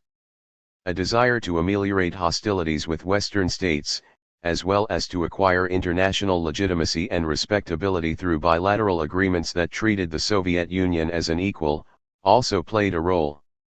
53 More broadly, Soviet tourism speaks to the powerful impact of this sphere on contemporary societies, socialist and capitalist alike. 54. The top-level liberal policy shift greatly expanded opportunities for grassroots initiative and for Western popular culture to become part of the cultural practices of new Soviet people. This finding contradicts recent claims that, in the Khrushchev years, officials and civilians more than 40 years of age could not imagine a jazz enthusiast being a good Soviet citizen. 55. Policymakers responded to youth behavior and desires, as well as sought to get young people into socialist time, to oppose Western propaganda, and to reinvigorate the social contract of the early thaw. These issues gained particular urgency due to the building campaign and the provision of leisure, as youth had substantially greater opportunities to enjoy banned Western popular culture in non-official settings, and to socialize there as well. As a result, the Soviet system grew increasingly irrelevant for the formation of identities, relationships, and community bonds that occurred during free time. Such findings underscore the unexpected consequences of party-state policies that at first glance seem unrelated to state-sponsored popular culture but in actuality intertwined in complex ways, threatening the Kremlin's long-term goals. Statements by Karpinsky, Belyasnaya, and other Komsomol leaders offer further proof that top-level anxieties did not necessarily lead to conservative policy outcomes. Most political elites shared broad goals. They wanted to involve young people in officially sponsored collective activities and to cultivate faith in the party state, all while avoiding excessive consumerism and a preference for the Western way of life. Official unease arose when youth behavior seemed to counter such aims. Hardline and softline cadres, who disagreed on the best way to deal with such problems, promoted their favored solutions in a battle for the allegiance of those closer to the middle. At the end of the 1950s and the beginning of the 1960s, the liberal perspective generally won out. Indeed, the pluralistic transformations in state-sponsored popular culture at the end of the 1950s paralleled liberalizing reforms in, for example, Soviet radio production and criminal rehabilitation. 56. Youth initiative and Western cultural influence in clubs. 1958 to 1962 top-level support paved the way for an upswing in youth initiative. Amateur activities garnered more support and achieved a grander scale. The cultural bureaucracy approved the transformation of some elite amateur theaters into Narodny Teatry, people's theaters. 57. Some of the best amateur classical music circles became volunteer philharmonics and symphony orchestras. 58. Besides gaining prestige, such collectives obtained more financial resources, including paid staff. Ever more frequently, reports from cultural institutions included sections devoted to grassroots activism, indicating the importance of this issue to higher UPS. 59. Nonetheless, tensions over youth initiative manifested themselves in many settings, most notably at several 1962 club worker conferences. The Razakov Dom Kultury, House of Culture, director stated that the many excessively organized trade union club events led to boredom among youth, and the director thus advocated that clubs give young people more room to organize cultural activities on their own. 60. Ls. Zurafleva, the organizer of one of these conferences, bemoaned the fact that some of our club workers are still beholden to old traditions. 61. Hardliners took a different view. The manager of the Dom Kultury for the Krasnye Proletariat Izdatelskaya, Red Proletarian Press, Slutskaya, disagreed with Zurafleva, criticizing those cultural officials who let youth take the lead and did away with old traditions. At Slutskaya's club, activities centered on ideology and propaganda, such as lectures and book discussions. 62. Slutskaya and other conservatives, however, generally occupied defensive positions at these conferences. High-level tolerance allowed jazz to acquire more prominence in amateur collective repertoires. The Moscow folk arts houses ideologically militant administration complained in 1959 that amateur variety ensembles were trying to copy Western jazz bands. 63. In 1962, the director complained that variety ensembles play many Negro and American songs. 64 The authorities allowed interest-based clubs that play jazz. A group of enthusiasts in Leningrad created the first in 1958, the D58, which played jazz music and held lectures on jazz. 65 Jazz fans established a club in Moscow in 1960, and other clubs soon opened their doors in major cities, often with Komsomol sponsorship. 66 Attitudes toward Western dances underwent a similar transition. By the late 1950s, the foxtrot and tango had given way to the boogie-woogie and Charleston, while the most daring youth began to do the twist, shake, and other rock and roll dances. Those engaging in rock and roll dances during the late 1950s occasionally suffered official censure, yet the expanded authority of primary-level Komsomol cells during the decentralizing initiatives of the early thaw protected many youth. Abram Derzhavets, who served as a Komsomol secretary for his class at a Moscow technical college, told me that he simply ignored repeated suggestions from his department's Komsomol to criticize the Western dancing of his cell members. Still, some other primary Komsomol cells in his college did reprimand such youth, while parents often berated children doing the twist and similar dances. 67 By the early 1960s, official tolerance had increasingly extended to the Charleston, twist, boogie-woogie, and other dances as young people began to adopt them en masse. Many of my interviewees recalled youth eagerly doing these dances, in private settings and in state-sponsored events, during the early and mid-1960s. 68 Irina Sokolskaya recalled that the Komsomol disparaged the twist when it first became popular, but such criticism had grown muted by the time she began learning it as a schoolgirl in the early and mid-1960s, though her father still expressed disapproval. Sokolskaya herself initially disliked the twist, considering it ugly and vulgar, and overly individualistic, since each person danced it alone, separated from the collective. Sokolskaya's testimony evinces the power of Soviet official discourse in shaping perceptions of aesthetic norms in dancing. She did eventually accept the twist after watching her friend, an amateur gymnast, perform the dance well, making what she called an ideological leap to get over her discomfort. At no time did she feel disloyal to the Soviet system in her dancing, emphasizing to me that she believed in official rhetoric during her youth. 69 The shifting dynamics of youth cultural practices and tastes forced policy makers to adopt a more tolerant attitude. As small minorities of young people took up new dances like the twist, they made their way up the youth social hierarchies, paralleling similar processes in Western youth cultures. 70 Early adopters, such as Sokolskaya's gymnast friend, offered an appealing model to emulate for more mainstream and committed youth like Sokolskaya. To keep up with the shifts in grassroots youth cultural preferences and behavior, leaders had to stretch the boundaries of the acceptable, at least if they wanted to build a socialist modernity perceived as appealing by the population, a project to which the Kremlin recommitted itself in mid-1958. A major impetus for these Western dances came from the influx of foreigners to the Soviet Union in the late 1950s. Through the International Youth Festival, Soviet youth learned Western dancing from young people from across the globe. While at a Soviet summer youth camp, Francesca Kurilova learned to dance the boogie-woogie from a Czech visitor. 71 Svetlana Kovalova remembered learning about both Western dances and fashion from foreign students whom Moskovsky Gosударственный Universitet, MGU, Moscow State University, hosted during the festival. Soviet youth visits abroad played a similar role. Kovalova toured Czechoslovakia as part of an amateur student troupe, learned the jive, and brought it back to the Soviet Union.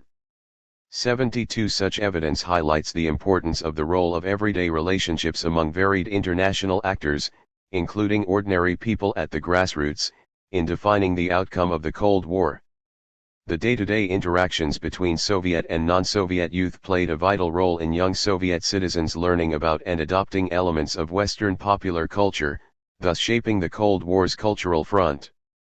Western popular culture continued to inspire wide-ranging debates among club workers. The assistant manager of the Zhiev club asked the audience to recall that, before 1953, The official line had precluded all Western dances, and he then asked, "Why are we so scared that someone will dance rock and roll?" He observed that the intolerant stance of many club officials drove young people away into private apartments, where they danced the twist anyway. 73 others rejected the soft line position. A speaker labeled such dances an example of true bourgeois ideology, which enters our souls through the feet, through shaking. 74 A representative from the Leningrad City Komsomol Committee associated such dances with youth vulgarity and improper relationships with women. 75 Some youth opted to dance recent Western dances in non-official contexts to avoid any monitoring at all. In 1960, a group of young people in Orsk began to gather in private apartments for what the Komsomol propaganda department termed drunken orgies, where they played cards, drank alcohol, danced rock and roll without any clothes on, and had promiscuous sex. News about the group spread to Sverdlovsk, Kuyabyshev, and other nearby cities, and young people began to come to Orsk to participate in these activities. The police shut this group down in early 1962. 76 It would be an understatement to say that no club in the Soviet Union would have agreed to sponsor such activities, which bore some parallels to hippie communes in the United States and presaged the Sistema, the hippie counterculture that developed in the Soviet Union from the late 1960s onward. 77 Youth cafes, 1958 to 1962 Structure, motivations, and cultural diplomacy. During the early 1960s, young Soviet urbanites acquired a new place to spend their leisure, youth cafes. These volunteer-based cultural institutions, managed by local Komsomol cells, mostly operated out of restaurants and more rarely partnered with trade union clubs. A hall set up in a youth cafe style had tables and chairs placed sufficiently far from each other to enable young people to talk together comfortably, as opposed to the traditional cultural event settings with rows of chairs facing the stage. The youth cafe format thus shifted the center of gravity to the interactions among cafe visitors themselves, not between the stage and the audience. Youth cafes served light and inexpensive meals, coffee, and, at some cafes, wine, with patrons sitting at their tables for many hours, drinking, eating, and, most of all, talking. In many youth cafes, the entertainment largely consisted of ensembles playing American-style jazz, figure 7.1. Frequently, they also held special events that resembled those at youth initiative clubs, such as debates, meetings with prominent musicians, artists, and writers, fashion shows, and other engaging activities, as opposed to propagandistic lectures. Most cafes had dance floors, and some had recreational rooms where youth hung out, socialized, and played chess, table tennis, and billiards. Youth cafes sought to convey a modern and progressive sensibility through a sleek and elegant, post-Stalinist, thaw-era decor and design. This is what the director of the Moscow Youth Cafe Molodezno, Youth, meant when he called for such cafes to have a modern Sovremenny hall. 80 youth cafes needed to have beautifully decorated and comfortable spaces, with appropriate paintings, decorations, and furniture. 81 Coffee conveyed the spirit of novelty and progress, since this beverage was just beginning to become more popular and available in the Soviet Union. Furthermore, it had an aura of Western influence, explicitly different from the tea-drinking Slavic tradition. 82 The personnel working in youth cafes were similar to those in the youth initiative clubs in terms of their enthusiasm, and many elements of the youth cafes originated in those clubs. 83 Youth cafes relied mostly on volunteer activists, particularly in the form of a cafe council whose members were generally lower-level Komsomol cadres, along with a few officials from other agencies, jazz enthusiasts, cultural figures, and white-collar professionals. 84 The large majority of those serving on cafe councils did so out of passion for the youth cafe movement, spending long hours with minimal reward from officialdom. The Vostokno, Eastern, Youth Cafe had a council described as an initiative-based group of comrades who are avid supporters of the cafe. 85 Vadif Sadikhov, a jazz musician, described how one council, made up of Komsomol cadres, organized everything needed to hold jazz evenings. Many had good relationships with jazz musicians and hung out with them during performance breaks. 86. Local Komsomol cadres carved a niche for these innovative cultural forms within the Soviet system. In Moscow in 1959, at one of the first serious discussions about youth cafes, Timiryazev neighborhood Komsomol officials convinced higher UPS to try out youth cafes as an experiment, and, by July 1960, the Komsomol CC itself had offered strong support for youth cafes. 87 Komsomol conferences and newspapers promoted cafes, and, with such support, youth cafes soon opened their doors in the early 1960s in Moscow and Leningrad. 88 Molodezno, one of the best-known Moscow cafes, offers a detailed view of youth cafe activities. In the words of Valery Ponomarev, a Moscow jazz musician, during the 1960s Molodezno was considered the most fashionable and modern establishment in Moscow. 89 Like many of its counterparts, this cafe functioned in the mornings and afternoons as a regular restaurant run by the food bureaucracy. In the evening, the Komsomol took charge and transformed this space into a youth cafe. Each program began with contemporary jazz music and later proceeded to some special event. 90 prominent artists performed in Molodezno, including the actor bard Vladimir Vysotsky.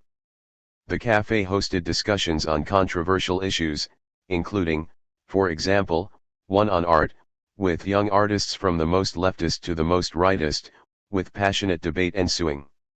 Sometimes, audience members came on stage and read their own poetry, and artistically inclined college student amateurs, especially from MGU, offered their talents. 91 Moscow's Vostokno offers an example of a more modest and typical cafe. Most evenings involve jazz music, and each Wednesday and Saturday Vostokno held special events, such as a cycle of lectures on the history of jazz, a fashion show, or amateur performances. 92 Some cafes, especially those in Leningrad, focused less on jazz music, instead providing more targeted activities for particular audiences, such as avant-garde painters, poets, and other members of the progressive cultural intelligentsia. Leningrad's Cave Poetov, Poets Cafe, acquired widespread popularity among poets as a safe space for controversial poetry. 93 Patetikisko, Pathos, a cafe in Moscow, had a similar function for writers and poets. 94 An abstract-style painter reportedly painted the tiles of the famous Saigon Cafe in Leningrad. 95 These new cultural institutions emerged from Western models. An article from May 1961 depicted a well-run foreign college student youth cafe, suggesting that this form deserved emulation in the Soviet Union. 96 The Western-style cafe culture of the Baltics provided another source of inspiration.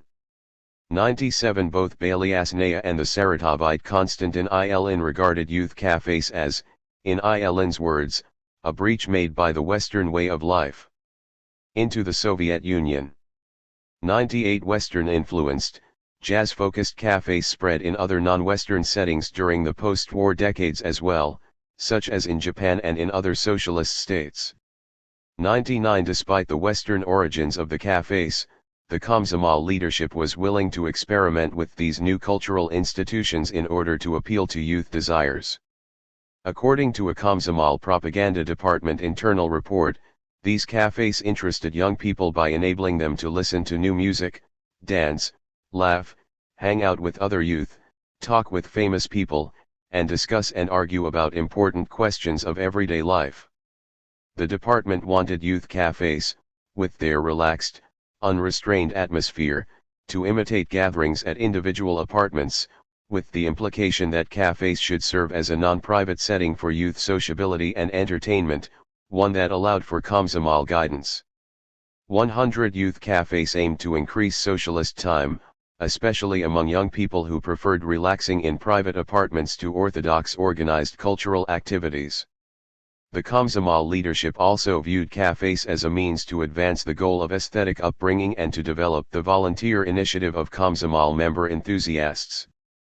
101 The Komsomol hierarchy also endorsed these new institutions because of the crucial role that youth cafes and jazz had acquired in Cold War domestic cultural diplomacy.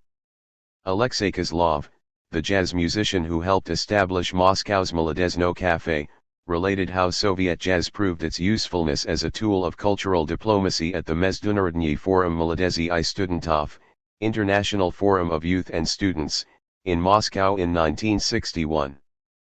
The Komsomol needed to create what Kozlov termed a relaxed and modern atmosphere for meetings between Soviet and foreign students in a club.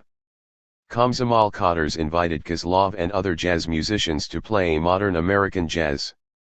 102 The British ambassador to the Soviet Union described this event as having been well attended by many young Africans, Asians, Latin Americans, and Eastern Europeans. The party state gave delegates lavish treatment, including cultural programs. It is difficult to see how such activities can fail to have had an effect on many of the delegates, particularly from newly emerging countries, claimed the ambassador. 103 Moscow's youth cafes, especially Molodezno, became favored destinations for the Soviet authorities to take foreign dignitaries and delegations. 104 Molodezno began operating in October 1961, just before the 22nd Communist Party Congress, with the cafe opening time to correspond to the arrival of the foreign communist visitors, according to Kozlov. A Cuban delegation led by Raúl Castro visited Molodezno, and Kozlov's jazz band performed the Marca del 26 de Julio, July 26 hymn. A Cuban revolutionary piece, to great effect. On one occasion, a group of Americans, including businessmen, Ford Foundation representatives, and reporters from Look magazine, visited Molodezno. 105 Ordinary foreign tourists frequently visited youth cafes as well. Ponomarev recalled that Molodezno was always full, mainly of European tourists. He believed the authorities intended Molodezno to amaze Western guests with the freedoms available in the Soviet Union. 106 Gleb stated that Soviet advertising materials aimed at tourists explicitly promoted youth cafes to demonstrate what constitute the Soviet modern culture. 107 Harding Gans, an American tourist, remembered a Leningrad youth cafe he visited in 1966 as a swinging place, with contemporary jazz music and free-flowing, lively conversations. Gans expressed surprise to me at finding such an open establishment in the Soviet Union. 108 These data support the argument that showcasing the Soviet Union for foreign observers had a great deal of importance to the party state. Michael David Fox, looking at the 1930s, has concluded that the authorities specifically built model sites of Soviet socialism, such as new cities, with foreign visitors in mind. 109 Similarly, impressing foreign guests served as a core function of youth cafes. This goal shaped their construction, design, and range of activities, especially for cafes in the capital cities frequented by foreigners. Everyday life impact youth cafes acquired immense popularity among the young. The challenge of gaining access to a youth cafe in the early 1960s testified to their appeal. An instruction booklet from 1962 portrayed the cafes as immensely popular, with lines forming long before the cafe opened, a phenomenon that Gans remembered. 110 By promoting youth cafes to ensure grassroots support, the Komsomol ended up creating consumer demand that it had trouble satisfying in the short run. Frustrations over long lines undermined some of the legitimating function of these establishments, illustrating some of the challenges in building an appropriately socialist consumer society. What drew young people to youth cafes? Certainly, the non-traditional, Western aspects of the cafe setup, drinking coffee at a table, socializing with interesting people, and taking in exciting and often Western-style cultural entertainment appealed to many. The music in particular drew plenty of jazz fans. Others went to the cafes because they seemed exotic or because they offered the chance to meet foreigners. 111 Most former cafe visitors recall the spirit of these cafes as the fundamental element in their appeal, namely their intimate and unconstrained environment, a pluralistic space of state-sponsored sociability. In Kozlov's Words, at that time, the unconstrained discussion of two strangers in a public setting where one's words might be recorded constituted a very new and exciting phenomenon. 112 Sadikov characterized the social atmosphere of youth cafes as wonderful. 113 The Saratovite Mikhail Ruskin found the spirit of freedom exciting. 114 Many others referenced sociability as crucial to youth cafes. 115 Youth cafe organizers put unrestrained socializing front and center. The director of Moscow's Molodezno proclaimed that young people need a cafe club where they can have debates, meet with interesting people in a relaxed atmosphere, and talk with a friend. 116 Lakodev depicted youth cafes as essential since, when young people go to cafes, they engage in socializing and behave themselves like human beings should, a statement dovetailing with the emphasis on sociability in 1960s Soviet culture. 117 Attracted by the atmosphere of cafes, many pluralistically inclined members of the cultural intelligentsia also frequented these institutions.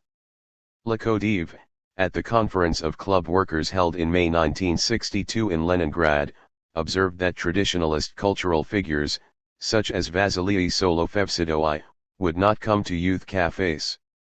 Lakodev stated, however, that he and others like him, such as N.V. Bogoslovsky, a prominent cultural figure who liked laughing and making witty comments, would indeed attend and perform.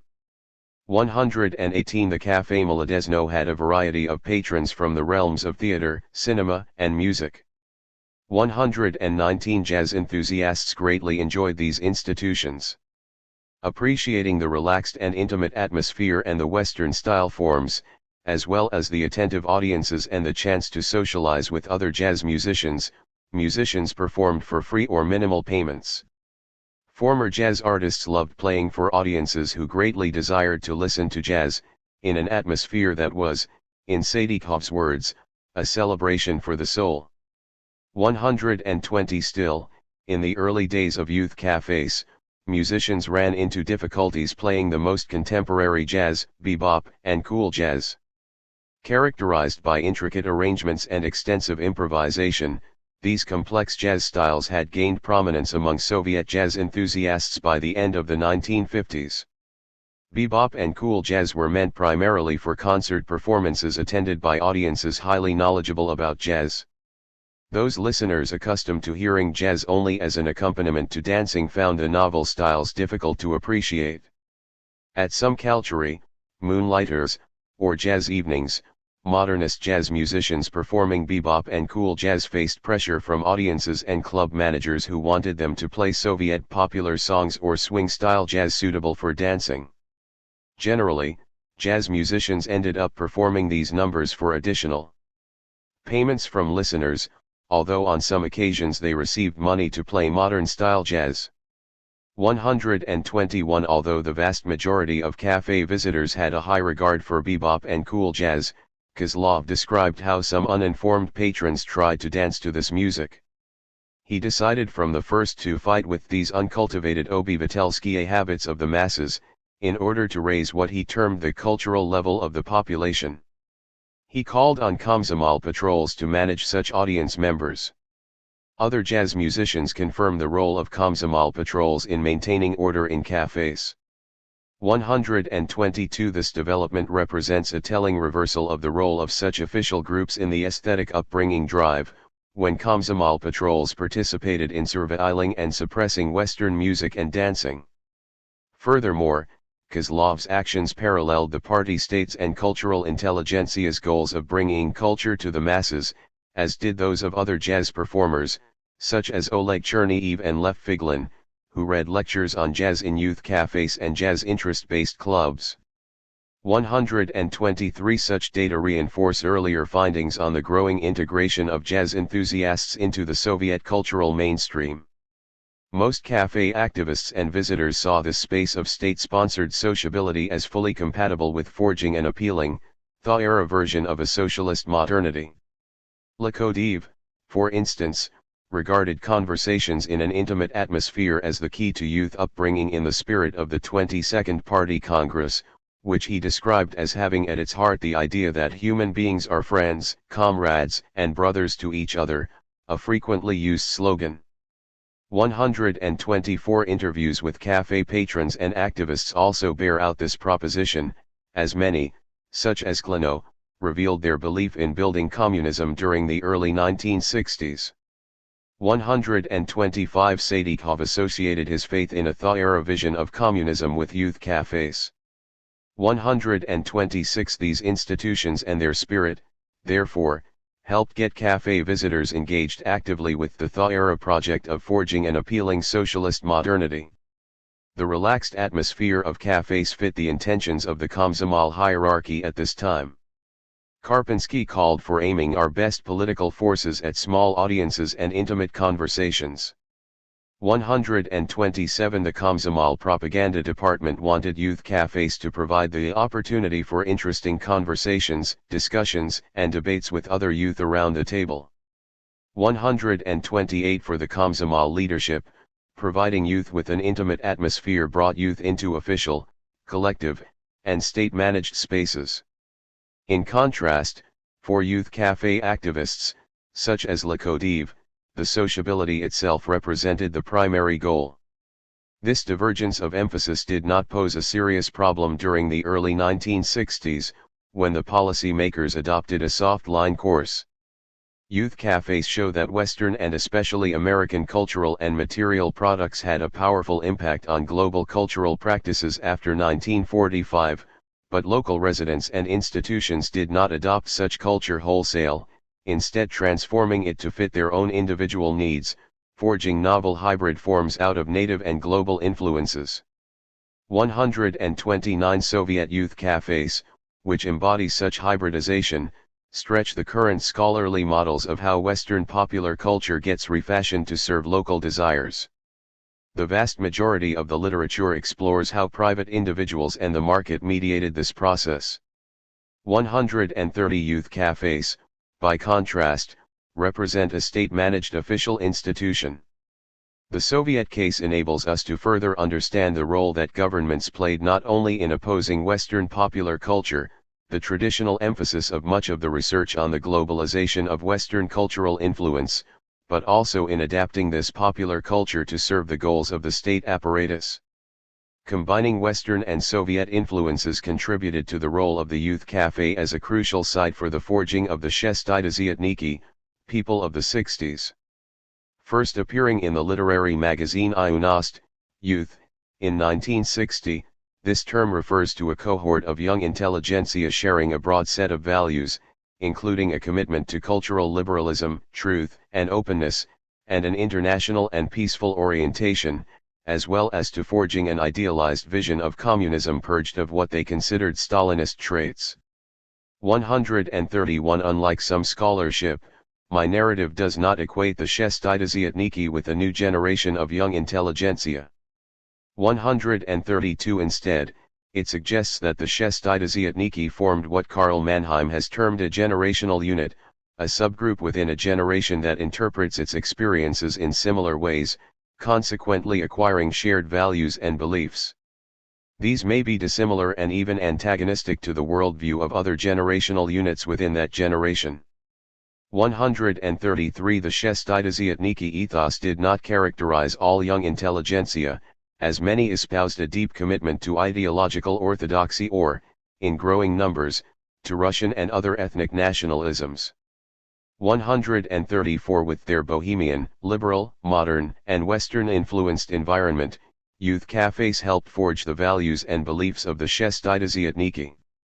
Likewise, youth cafes embodied the civic spirit of the Shestidesiatniki, depending as they did on the enormous investments of time and energy on the part of young, liberal-minded activists and cultural intelligentsia willing to reform the Soviet system and to push the Soviet Union toward a more pluralistic socialist modernity. Unsurprisingly, officials who were more militant spoke out against youth cafes, for instance at the Club Worker Conference in 1962. A characteristic comment censured youth cafe activists' rejection of lectures. 135a.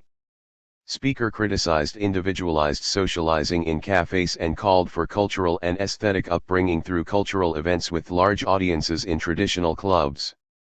136. A hardliner challenged the director of Mladezno on how the cafe propagandized the decisions of the 22nd Party Congress. The director replied that the cafe did not propagandize them.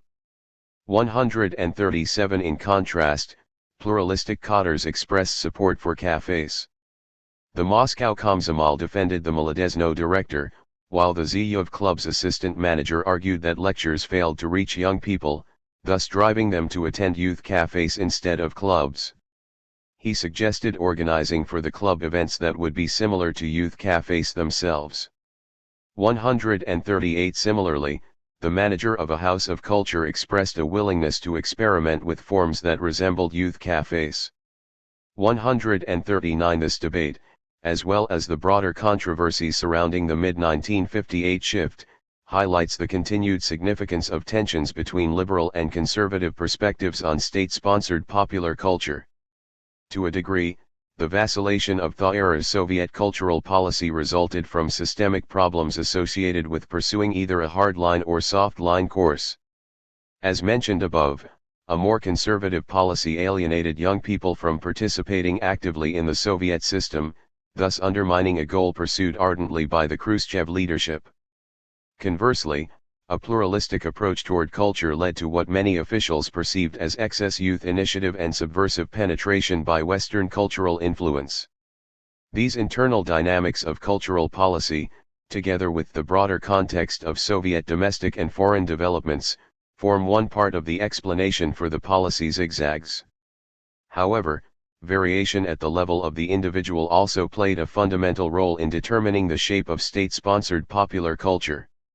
Regardless of the party line at any specific time, liberally inclined officials expressed strong support for grassroots autonomy and open-mindedness with regard to Western popular culture, reflecting the hard versus soft line alignments dating back to early Soviet history.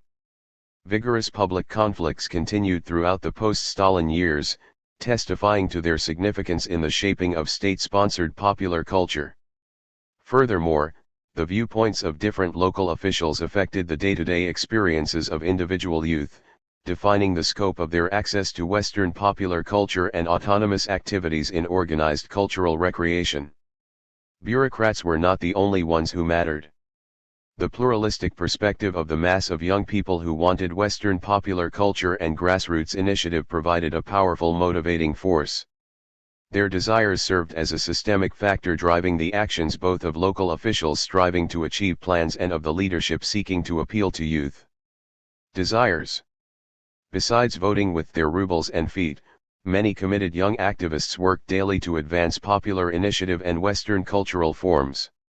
Their efforts included engaging in sustained debates with skeptical officials, thus casting further doubt on claims that official discourse lost relevance for everyday youth experience from 1953 onward.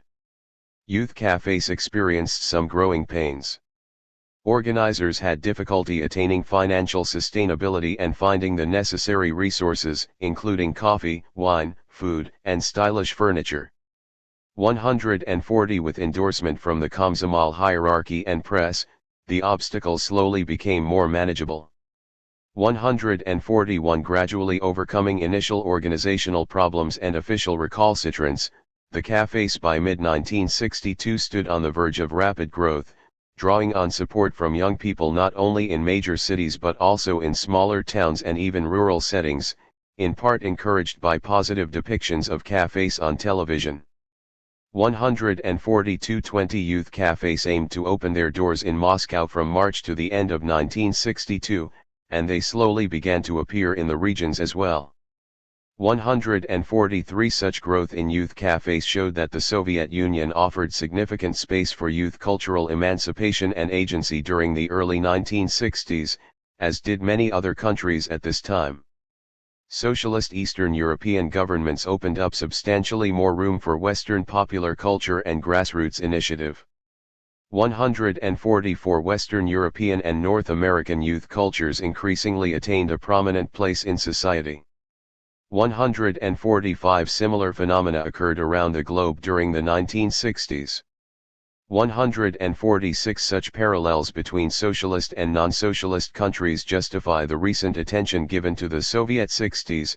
As an important chronological period, it offers a useful basis for analysis that draws comparisons between Soviet and non-Soviet contexts. 147 My evidence suggests that we should date the start of this era, at least in regard to cultural policy, to the Party Central Committee revoking of the decree against Western-style music in May 1958. The Soviet 60s, although a part of the thaw that lasted from 1953 to the end of the 1960s, stand out as tangibly different from the early thaw. In the Soviet 60s, the authorities acknowledged the legitimacy of explicitly building upon Western cultural forms in forging an attractive socialist alternative to a Western modernity, with youth cafes the clearest example of this practice. The hardline turn of the late Khrushchev years, 1963 to 1964. In late 1962, the Khrushchev administration faced a series of domestic and foreign challenges.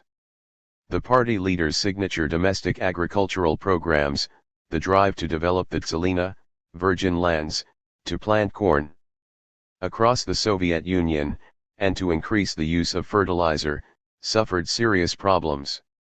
A combination of shortages and price reforms inspired discontent among the population, most notably expressing itself in the Novokirkirsk uprising of June 1962.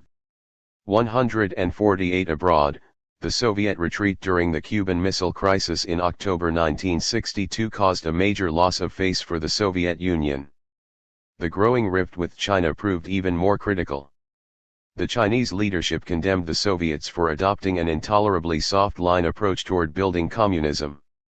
149 Such developments inspired worries over whether the post-Stalin top officials had chosen the correct path. In particular, such missteps gave conservatives ammunition to criticize de-Stalinizing reforms, placing the Khrushchev administration on the defensive. As a result, the Kremlin stepped away from some elements of cultural liberalization after mid-1962. In December 1962, Khrushchev famously condemned an exhibit of abstract art at Moscow's Manege as degenerate. Over the next several months, he gave major speeches decrying cultural liberalism and tolerance toward Western cultural influence in front of audiences filled with members of the intelligentsia. Some soft-line officials lost their positions, and hardliners gained ground. 150 Literary and film production grew more constrained.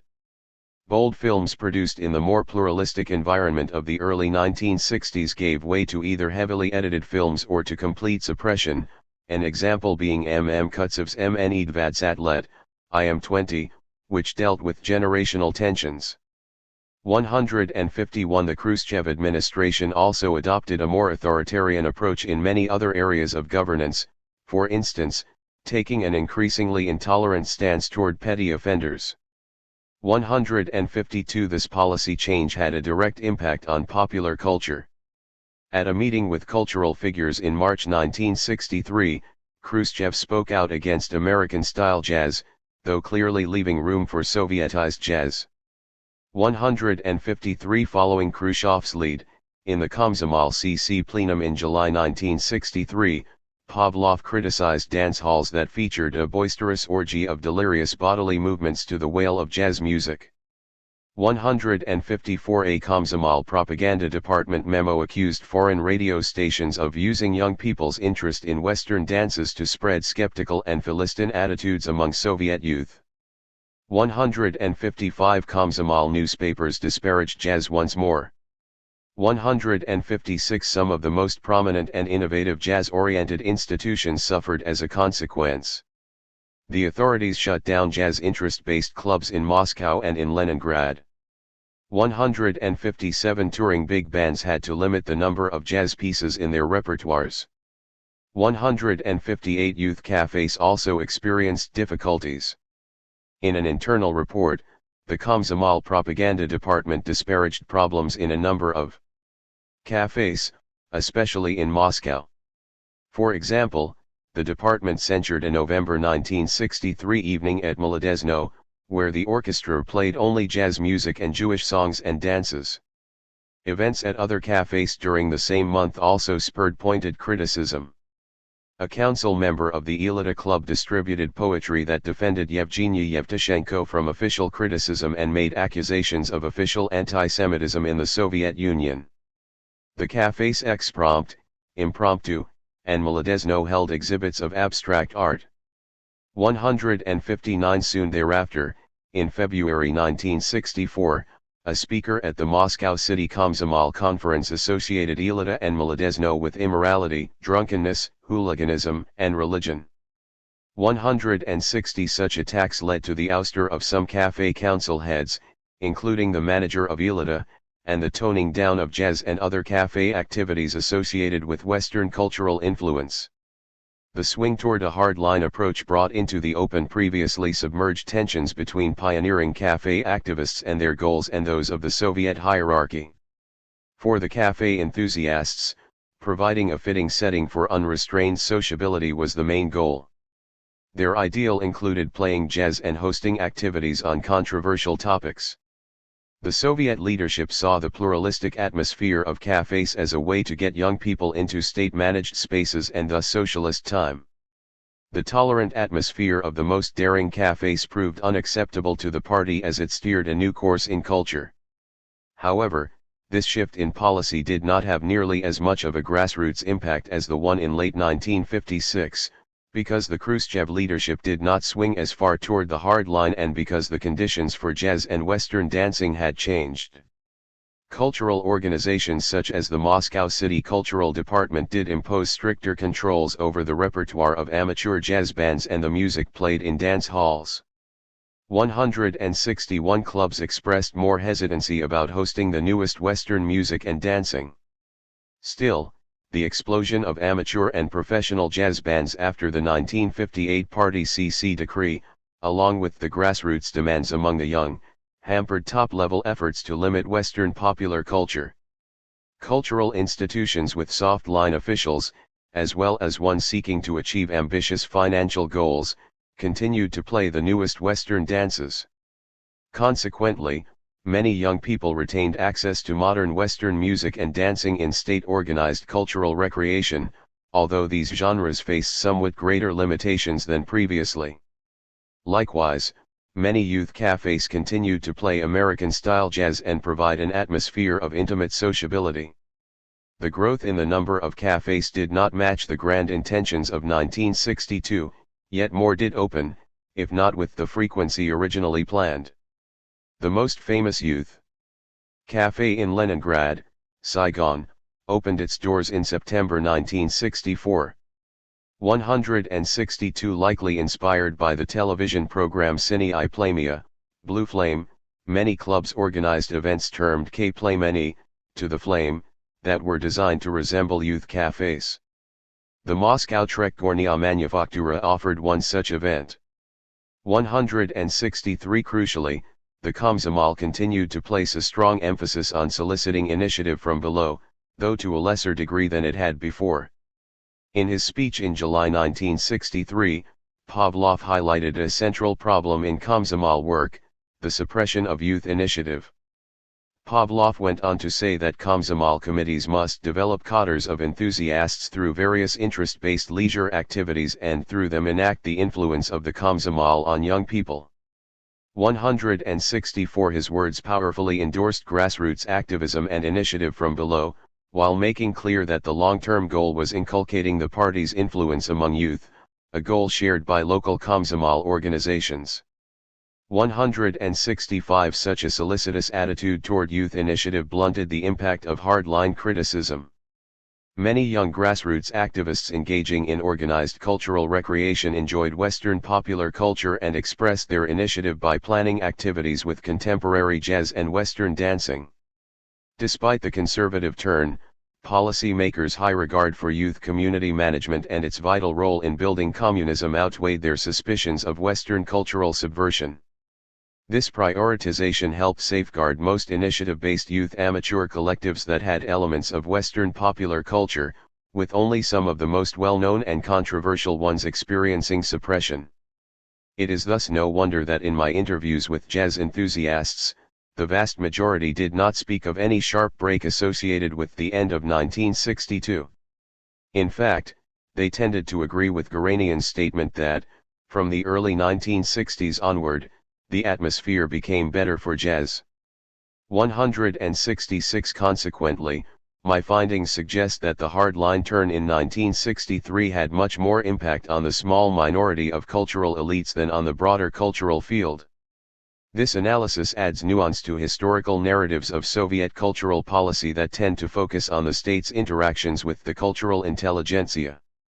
Such works, reflecting the concerns and conceptions of their elite historical subjects, generally depict December 1962 as a fundamental turning point away from thaw-era liberalism. 167. However, the experience of the multitude of non-elite cultural producers in the amateur arts underscores that the Manège events did not constitute a sharp and momentous break in the vast majority of youth lives and cultural practices. By mid-1958, policymakers were gradually realizing that the didactic aesthetic upbringing campaign had alienated a significant proportion of youth from collective recreation spaces and socialist time. The hardline policies of late 1956 and 1957 undermined the Khrushchev administration's social contract and efforts to strengthen youth activism. Furthermore, high officials began to recognize that censorship did not compete successfully on the Cold War cultural front's new battleground of leisure, pleasure, consumption, and fun.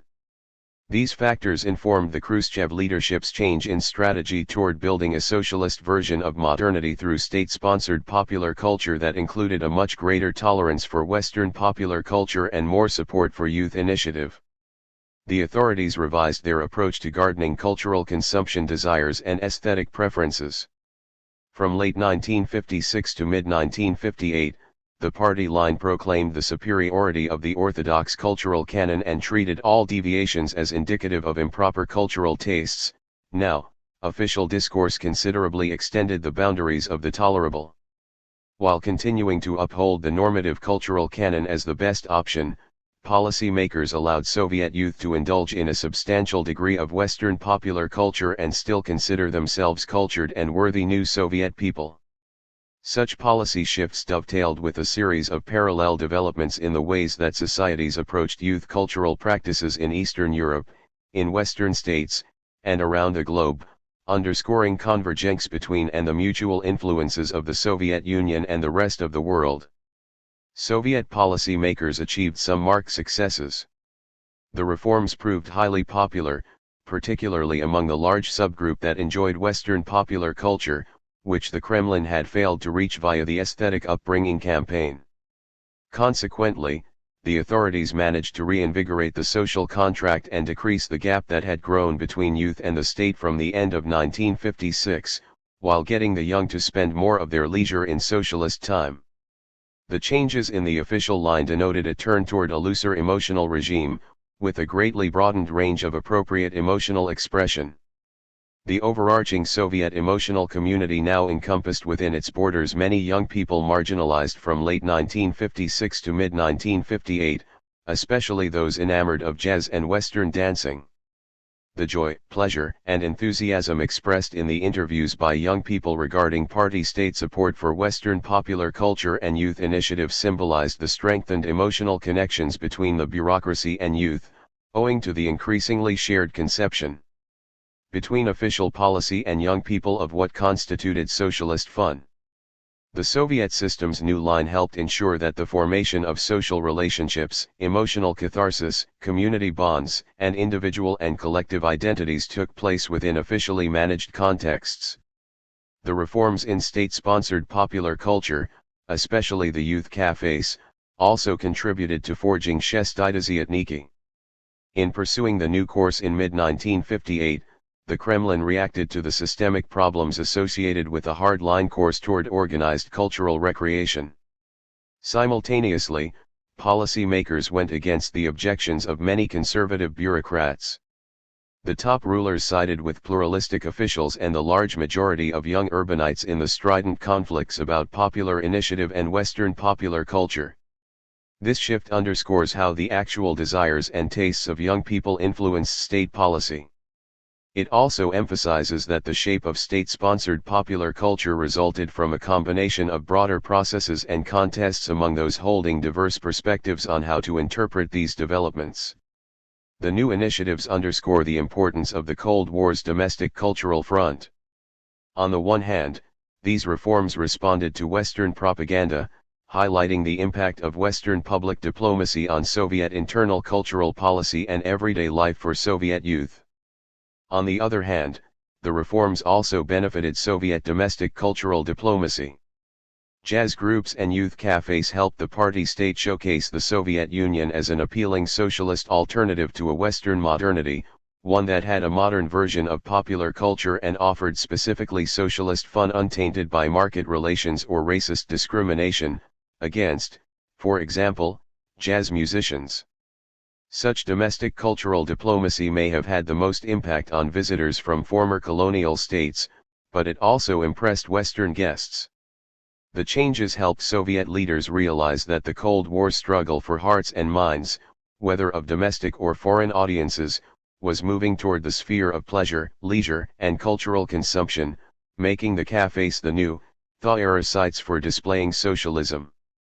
The new party line in state-sponsored popular culture thus influenced Soviet foreign policy. Furthermore, the reforms in the sphere of state-sponsored popular culture provided greater opportunities for daily interactions between Soviet and foreign youth. These grassroots interactions arguably made both sets of youngsters more likely to have a sympathetic attitude toward the foreign other and less willing to support hostile and jingoistic foreign policies. The rising exposure of Soviet youth to Western popular culture likely had a particularly powerful role in pushing them to adopt a more peaceful stance as they grew up and took power, most clearly illustrated by the peace-oriented course of the Gorbachev years. 168 Further research on the long-term impact of exposure to Soviet domestic cultural diplomacy will help reveal to what extent the altered outlook of foreign visitors to the Soviet Union influenced Western public opinion and government policy. 169 More than likely, the information about Soviet state-sponsored popular culture brought back by visitors and published in newspapers within Western countries contributed to an erosion of the Western post-war consensus about the Soviet Union as an evil monolith. Helping spread a more complex and multifaceted view of socialist societies, Soviet domestic cultural diplomacy arguably enabled formulation of a more nuanced U.S. foreign policy, thus helping institute détente. 170 Overall, my findings point to the importance of going beyond traditional diplomacy channels to investigate multilevel and multipolar interactions and thus reveal their powerful role in shaping the daily experience and overarching course of the Cold War. By establishing youth cafes and, more broadly, permitting Western popular culture such as the most recent American-style jazz and Western dancing, the authorities aimed to domesticate Western popular culture within socialist settings. To lessen the forbidden appeal of what Alexei Yurchik termed the imaginary West, the Khrushchev leadership sought to co-opt what it deemed to be acceptable elements of Western cultural influence and make them part of the official Soviet model. 171 Sending Soviet tourists abroad and inviting foreign visitors to the Soviet Union served a similar function. My findings complicate triumphalist accounts that ascribe the fall of the Soviet Union to Western cultural penetration and propaganda, and they show the role played by the agency of the Soviet state in managing the stream of external influences. 172 The Soviet system in the THA proved quite flexible and adaptable in its endeavor to build an alternative, socialist version of modernity. Reacting to a series of blunders in domestic and foreign policy, in 1963 and 1964 the authorities pursued a more ideologically militant policy toward literature and art, which bred resentment among cultural elites. However, despite some criticism of and limitations on jazz and Western dancing, the impact on club activities proved slight, to a large degree owing to the continuing endorsement of youth initiative from below by the Khrushchev administration. The hardline policies of 1963 and 1964 had a much stronger influence on the cultural intelligentsia than on the cultural activities of the millions of non-elite amateur artists. For them, December 1962 did not mark the ending of the cultural liberalism of the THA. Chapter 8. State-sponsored popular culture, 1965 to 1970. In early May 1967, numerous jazz musicians, promoters, and fans gathered in Tallinn, Estonia, for a remarkable event, a massive jazz festival, Tallinn 67. Organized by local Komsomol organs, trade unions, cultural institutions, and city authorities, this festival had concerts with attendance reaching 3,000.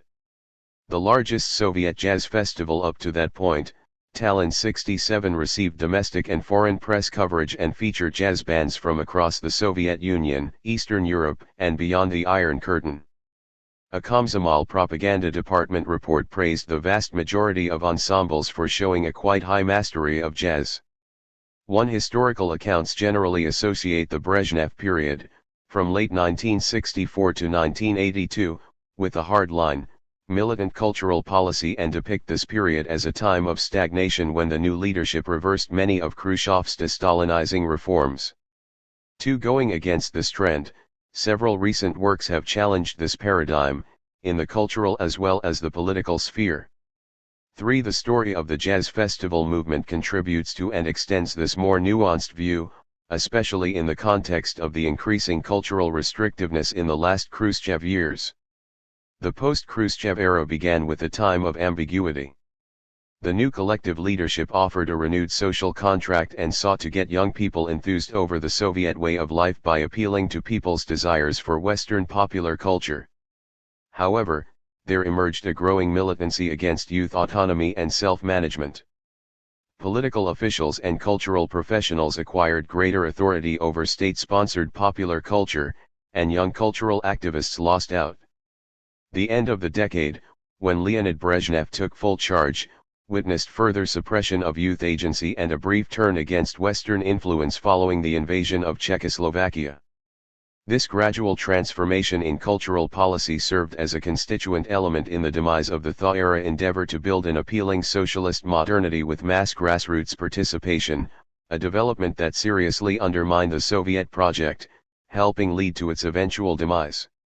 Non-controversial club activities in the early post-Khrushchev years. Ambiguity pervaded the Soviet Union from late 1964 to August 1968. Top officials launched a coup against Khrushchev in October 1964, accusing him of economic mismanagement, international adventurism, excessive and poorly considered reforms, and rudeness. During the mid-1960s, a collective leadership shared the reins of power, with a contest for supremacy taking place behind the scenes. The dynamics of this struggle fed into the complex and shifting official policy at this time as the party state searched for a post-Khrushchev path. Brezhnev gradually emerged as the dominant leader. His faction defeated an alternative clique led by the former Komsomol head Alexander Shelepin in mid-1967. The invasion of Czechoslovakia in August 1968 consolidated Brezhnev's authority. For the population had high expectations for the new leaders. Khrushchev's ouster met with little public opposition, as he had lost support among many key social groups by the mid-1960s. Economic setbacks beginning in the early 1960s resulted in widespread shortages of basic goods. A substantial portion of the populace disagreed with Khrushchev's denunciations of Stalin and the nature and extent of many de-Stalinizing reforms. 5. Among the cultural intelligentsia, many felt dismayed by Khrushchev's militant rhetoric and policies after December 1962 and hoped for a return to the soft-line policies of 1958 to 1962. 6. Although an intensification of militancy occurred in the literary arena, other cultural fields faced a more ambiguous policy environment. 7. The new leadership tamped down hardline criticism in most areas, scaling back the late Khrushchev-era campaign against abstract art, as well as restrictions on film and art music. 8. In regard to state-sponsored popular culture, there was considerable continuity in policy. The Soviet government kept reducing length of the work week. 9. Komsomol discourse underscored the importance of providing organized activities to fill this increase in youth free time. 10. The increasing availability of individual apartments meant a concomitant increase in competition between private recreation and state-sponsored collective activities. 11. Yet, some differences appeared soon after the coup.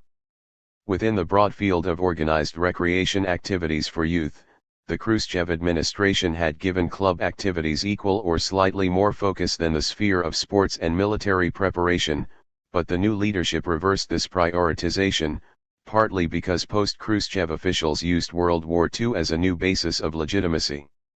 12. The Party Central Committee and the Council of Ministers passed a joint resolution on improving athletics and another on military preparation in 1966. The Komsomol Central Committee, CC, the 15th Komsomol Congress, 1966, and branch Komsomol committees also highlighted sports and military preparation. 13. Nevertheless, state-sponsored popular culture remained an important aspect of Komsomol work. In Orthodox club activities, aesthetic upbringing remained a priority, as conveyed by Sergei Pavlov's keynote at the Komsomol Congress in 1966. 14. The Komsomol continued to promote work where youth lived, with the Komsomol CC resolution in 1966 calling for improved cultural activities in apartment complexes.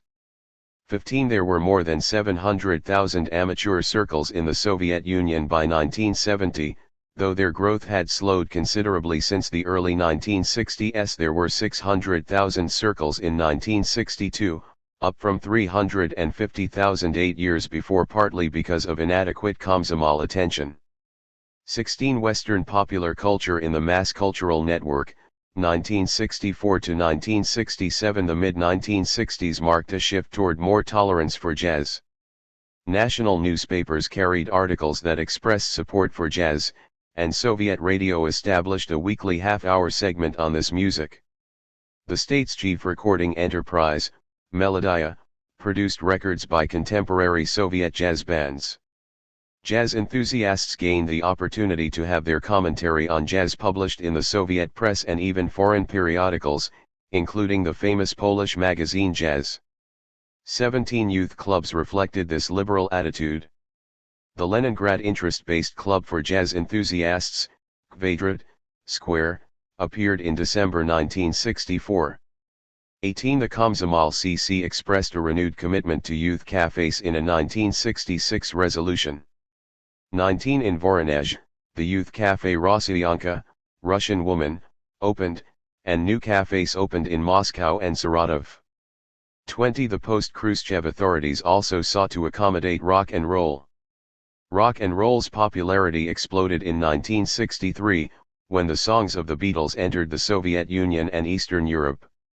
21 During the last years of the Khrushchev regime, the Komsomol leadership expressed nothing but antipathy for rock and roll, as did Pavlov, in July 1963, and the Komsomol newspapers. 22 Soon after Khrushchev's fall from power, this attitude began to change, as officials strove to co-opt rock and roll by inserting some of its elements into the Soviet mainstream. The party state established a new rock-style professional genre known as the Vocal-No-Instrumentalny Ensemble, VIA, or Vocal Instrumental Ensemble. Professional VIAs had rock music equipment, including electric guitars, electric organs, amplifiers, and microphones. However, the authorities directed VIAs to include some brass and folk instruments and to play mostly folk, jazz, and Soviet-written pieces in their repertoires, with only 1 or 2 covers of English-language rock songs permitted at each performance. The most well-known professional VIAs performed in large concert halls, had their songs broadcast on radio, appeared on television, and released official records. 23 At the same time, some young people, unhappy with any restrictions on repertoire and equipment and enamored of the rebellious spirit of Western rock and roll, formed underground bands that played only at unofficial concerts. 24 Between these extremes lay a host of amateur VIA groups. These rock-style ensembles had looser limitations on their repertoire and equipment but had much less government financing and played to small audiences in club spaces.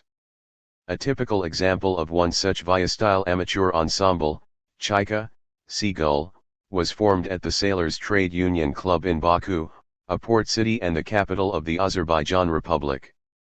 A talented adolescent named Boris Vishnevkin was 14 when he joined the collective in 1966, figure 8.1.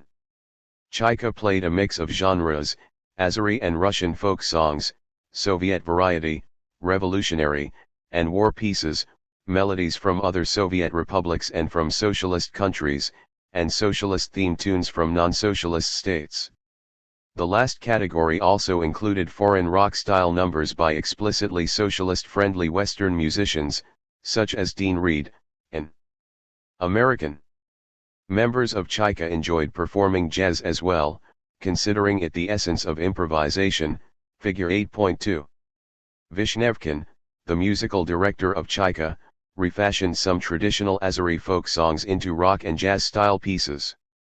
He also wrote some numbers for the group, for example, their signature piece Chaika, named after the band. This song spoke of love, music, seagulls, and working on oil platforms, something particularly meaningful for members of the Sailors' Trade Union in Baku, figure 8.3. Vishnevkin expressed regret that the censorship apparatus limited their repertoire, banning the Beatles, for instance. He and the other musicians felt stifled by and resented these restrictions, unable to express their full musical creativity. Nonetheless, Chaika members worked within the limitations to find numbers that pleased their Sailors' Trade Union audiences. They felt true joy over such success, "We loved it," Vishnevkin told me. Still, this amateur collective gave Vishnevkin access to resources, venues, instruments, audiences, professional development, and a network of other performers and music officials. Furthermore, Chaika represented for him and the other musicians a circle of friends that revolved, to a great extent, around music. They gathered at private parties, playing whatever they wanted. They also borrowed the trade union club's instruments to perform at paid events, using Chaika as a springboard to subsequent professional careers as popular musicians. Vishnevkin recalled performing in Chaika as a vital moment in his life and those of other participants, a center of meaning-making, emotional connections, economic activity, and social life, in other words, their identity and socio-economic position. 25 Although rock gained in popularity, jazz had more young adherents across the Soviet Union until at least the early 1970s, making the large-scale jazz festivals from the mid-1960s onward especially significant. Post-war festivals originated in the jazz sanctuary of the Baltics, which hosted the first officially sponsored jazz event in 1956. 26 Moscow held the first non-Baltic jazz festival in 1962, a small event held at the Club Molodezno and that attracted several local bands. 27 Jazz enthusiasts planned larger events, but the official turn against jazz in 1963 undermined their plans. 28 Consequently, the first massive jazz festivals in the Soviet center occurred only in the mid-1960s. Jazz musicians gathered from around the Soviet Union to perform for large audiences at official concerts, jamming and socializing with each other before and after the performances.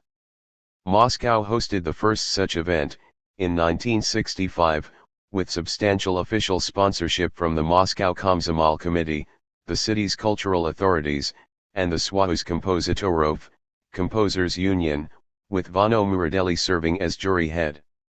This festival received official support from the press. 29 The Jazz Festival in 1966 received even more official recognition, with Melody releasing festival records and a youth-oriented radio station broadcasting the performances.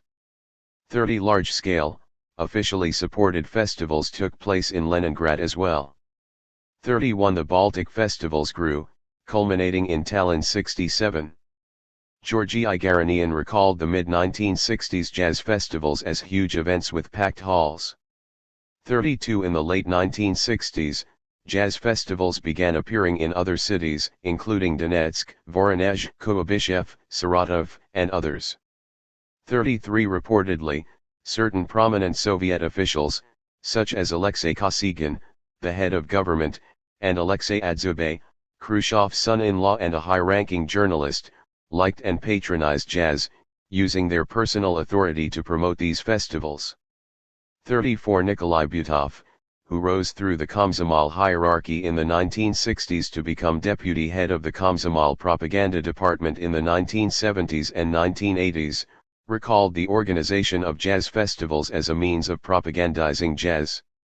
35 The endorsement from the higher levels of the Komsomol and the Soyuz Kompozitorov necessitated that jazz musicians fit their repertoire to official requirements, which generally meant balancing American and Western European jazz pieces with Sovietized jazz. 36 However, the definition of Sovietized jazz expanded to include pieces written by jazz musicians, the vast majority of whom did not belong to the Soyuz Kompozitorov. Thus, Mikhail Kull recollected that, according to the rules for Jazz 67, the jazz festival held in Moscow in 1967, no less than half of each ensemble's program had to have Soviet origins. His band played Moskovskie Prospekty, Moscow Boulevards, a piece written by Kull, which he based on the style of Argentine-American jazz musician Lalo Schifrin. The group also played Dudlin, by the American jazz musician Horace Silver, and an arrangement by Kull of the English jazz saxophonist Johnny Dankworth's Magenta Midget, along with two other pieces written and arranged by another band member. 37 Jazz musicians frequently chose works by members of the Soyuz Kompozitorov that closely resembled American-style jazz, such as those by Isaac Tunovsky. 38 At Saratov jazz festivals, Lev Figlin's band took famous Soviet songs and played them in a jazz style. 39 This focus on works with native origins, even ones performed in the latest American style, underscores a broadening of standards for Sovietized jazz. The cultural authorities undertook a new effort to create a truly viable and popular Soviet jazz, one that satisfied jazz musicians and fans while also distinguishing itself from Western variants. Officials intended the homegrown character of the new compositions to divest jazz as a genre of its Western and capitalist character and instead instill it with a native and socialist spirit. The mass jazz festivals from the mid-1960s onward attracted jazz musicians from across the Soviet Union. Oleg Chernyev's Voronezh ensemble played at Kuyabyshev and Donetsk events. 40 Alexei Kuznetsov, the Muscovite jazz guitarist, performed in many regional festivals. 41 In part, such travel proved possible because Komsomol organizations, patrons of jazz festivals, or trade unions generally covered travel and lodging costs. 42 Festival performers occasionally received a small honorarium. 43 Simultaneously, the issue of finances contributed to the Komsomol's internal corrosion. The Komsomol hierarchy used the large audiences at festival concerts to fill its coffers. Plenty among the Komsomol officialdom saw jazz as somewhat ideologically questionable and would have refused to risk sanctioning jazz festivals based only on the need to satisfy youth desires. For these cadres, financial considerations provided an additional, and often convincing, argument, according to Dubler, who organized a jazz club and several jazz festivals in Donetsk. He explained to me that such Komsomol officials saw jazz festivals as a means of making money for the Komsomol organization, from the tickets sold at the festival concerts. For each festival, Dubler had to present a budget, and Donetsk authorities refused to grant approval for the event unless sufficient profit, generally several thousand rubles, remained for the Komsomol. 44 In this sense, the festival served as the antecedent to the corruption of organized cultural activities that grew increasingly widespread in the 1970s. 45 Such practices formed one aspect of a broader expansion of underground economic activities during that time. 46 The ideological perspectives of local administrators often determined the fate of jazz festivals. Both Dubler and Cherniev made the point that many cadres, regardless of top-level endorsement or financial incentives, refused to support jazz festivals because they perceived that music style to be subversive. Dubler described how, in 1970, a newly appointed head of the Donetsk Party Committee forbade a jazz festival in Donetsk that year, despite the fact that the city had hosted a successful one the previous year. When Cherniev tried to organize jazz festivals in Voronezh, Some bureaucrats told him that jazz is not our own, this is American music, and suggested that he instead hold folk music festivals. 47 Fortunately for jazz enthusiasts, the combination of top-level sanction, the policy of appealing to youth desires, and the financial motive enabled some regions with more permissive officials to hold jazz festivals. These events helped give birth to union-wide jazz networks. In the 1950s, jazz networks had been only local affairs. The jazz clubs and youth cafes of the early 1960s offered the first stepping stone to extending links between musicians and promoters, making it possible to coordinate joint events with similar establishments in other cities. The clubs and cafes also offered visiting jazz enthusiasts a place to meet local performers. 48 jazz festivals gave jazz musicians from around the country the opportunity for officially sponsored travel to meet one another, evaluate the quality of each other's performance, and form personal contacts at private jam sessions and parties. Such ties led to later jazz exchanges and the continued strengthening of union-wide linkages. For instance, as the founder of a Donetsk jazz club, Dubler received an invitation to Tallinn 67, where he established contacts with other musicians. He invited them to his Donetsk jazz festivals and received invitations in return. Dubler kept up contacts both by visiting festivals elsewhere and by exchanging letters with jazz musicians and promoters. 49 Chernihiv described the emergence of a group of jazz enthusiasts, living in a number of Soviet cities, who kept up contacts with each other, and due to these, jazz exchanges took place, generally via jazz festivals. 50 In another crucial development, a wave of foreign jazz musicians and promoters came to Soviet jazz festivals and on individual tours. The Khrushchev authorities did not invite any Western jazz musicians to perform during 1963 and 1964. However, in May 1966, an American jazz ensemble led by Earl Fatah Hines toured the Soviet Union. When in Moscow, many of the sidemen came to Molodezno and jammed with Soviet jazz musicians. 51 The first performance at a Soviet jazz festival by an American group, Charles Lloyd's Quartet, occurred at Tallinn 67. The group finished its tour in Moscow's Molodezno. 52 Moscow's Jazz 67 featured the visit of Willis Conover, the host of Jazz Hour on Voice of America. 53 Duke Ellington arrived in 1971. 54 jazz players from other socialist states also came. They played at major events in Moscow, Leningrad, and the Baltics. For instance, Polish jazz musicians played at Tallinn 67. 55 They also toured Soviet provincial cities. Dubler invited musicians from Czechoslovakia, Poland, and Romania to perform at Donetsk. Dubler first made contacts with Eastern European jazz enthusiasts in the mid-1960s by perusing Polish jazz journals and finding the names and addresses of potential contacts in a section entitled "We Want to Write to Each Other." Dubler eventually started to write to non-socialist foreigners, and they sent him jazz materials in return for Soviet souvenirs.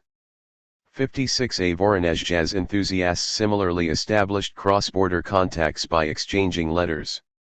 Thus, from the mid-1960s on, Soviet jazz networks were becoming integrated into broad jazz networks across the Eastern Bloc, a process advanced by Soviet jazz musicians participating in Eastern European jazz festivals. The most famous such event, the Jazz Jamboree, took place in Warsaw and featured jazz bands from around the world. The first Soviet attendees arrived in 1962, a number of them being jazz musicians, including Kozlov, who had had a good showing at the Moscow Jazz Festival in 1962. At the Jazz Jamboree, the Soviet jazz musicians played Thelonious Monk's Straight, No Chaser, as well as 3 pieces written by the musicians themselves. They received enthusiastic applause, which Kozlov attributed not to the quality of their performance, which did not equal that of the best Polish jazz musicians, but to the fact that the appearance at the festival of people from the USSR playing in an American style was so unexpected that it produced a sensation. Kozlov and the other Soviet jazz musicians established friendly relations with Polish and other socialist jazz musicians and even jammed with the visiting American jazz trumpeter Don Ellis. The Soviet musicians returned home full of euphoria and hoped for more such visits in the near future. 58 However, the militant cultural policy of 1963 and 1964 closed the door to international jazz events. Only after the new leadership took power did such visits become a regular occasion. In 1965, Garanian's ensemble went to a Prague Jazz Festival.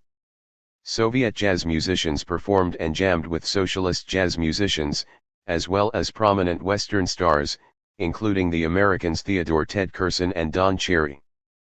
59 Similar cross-border jazz exchanges within the Soviet bloc took place in the late 1960s and 1970s. 60 Still, such visits constituted a privilege available only to a select group of jazz musicians. Chernihiv, for example, remembered his resentment over a refusal for a visit to East Germany. 61 The international jazz contacts between the superpowers served the interests of American cultural diplomacy. The appearance of American jazz musicians in front of large Soviet audiences made Americans seem less threatening, thus reducing Cold War tensions. Jazz tours helped raise the United States' prestige among the citizens of its superpower competitor. The Soviet Union benefited as well and also sought to defuse tensions through jazz exchanges. Lacking direct contact with Soviet jazz, American citizens read press reports about American jazz activities in the Soviet Union. The Village Voice published an article about the 1966 tour by Heinz's group, including mention of the jam with Soviet musicians in Molodezno. 63 The visit by Lloyd's Quartet received coverage in Downbeat. 64 Very positive comments by Don Ellis about the quality of Soviet jazz musicians appeared in the American press, too. 65 Newsweek carried an article about the 1965 Jazz Festival in Moscow and ran a photograph of Kleno with it. 66 Such foreign press coverage helped the Soviet Union's domestic cultural diplomacy by convincing outsiders that it welcomed contemporary jazz. Doing so countered Western propaganda about the suppression of jazz behind the Iron Curtain. Moreover, depictions of Soviet jazz events contributed to the Soviet Union's aim of presenting itself as having a homegrown, socialist version of jazz, offering socialist fun as part of an alternative modernity. For the Soviet party state, jazz exchanges within the Soviet bloc served cultural diplomacy purposes as well. The liberal Komsomol cultural officials who sponsored the visits of Soviet jazz musicians abroad claimed that such trips helped strengthen a progressive socialist version of jazz, while the wide acknowledgement of Soviet jazz in Eastern Europe supposedly meant a victory for Soviet culture. 67 By promoting such cultural contacts, the authorities aimed to strengthen a sense of cohesion and community within the Soviet bloc and to create a common socialist popular culture in opposition to a capitalist one. The growth of international jazz exchanges brought problems unique to those forums, especially in relation to American visitors. The invitation for the Lloyd Quartet to play at Tallinn 67 came on the initiative of the festival organizing committee, rather than through typical diplomatic channels.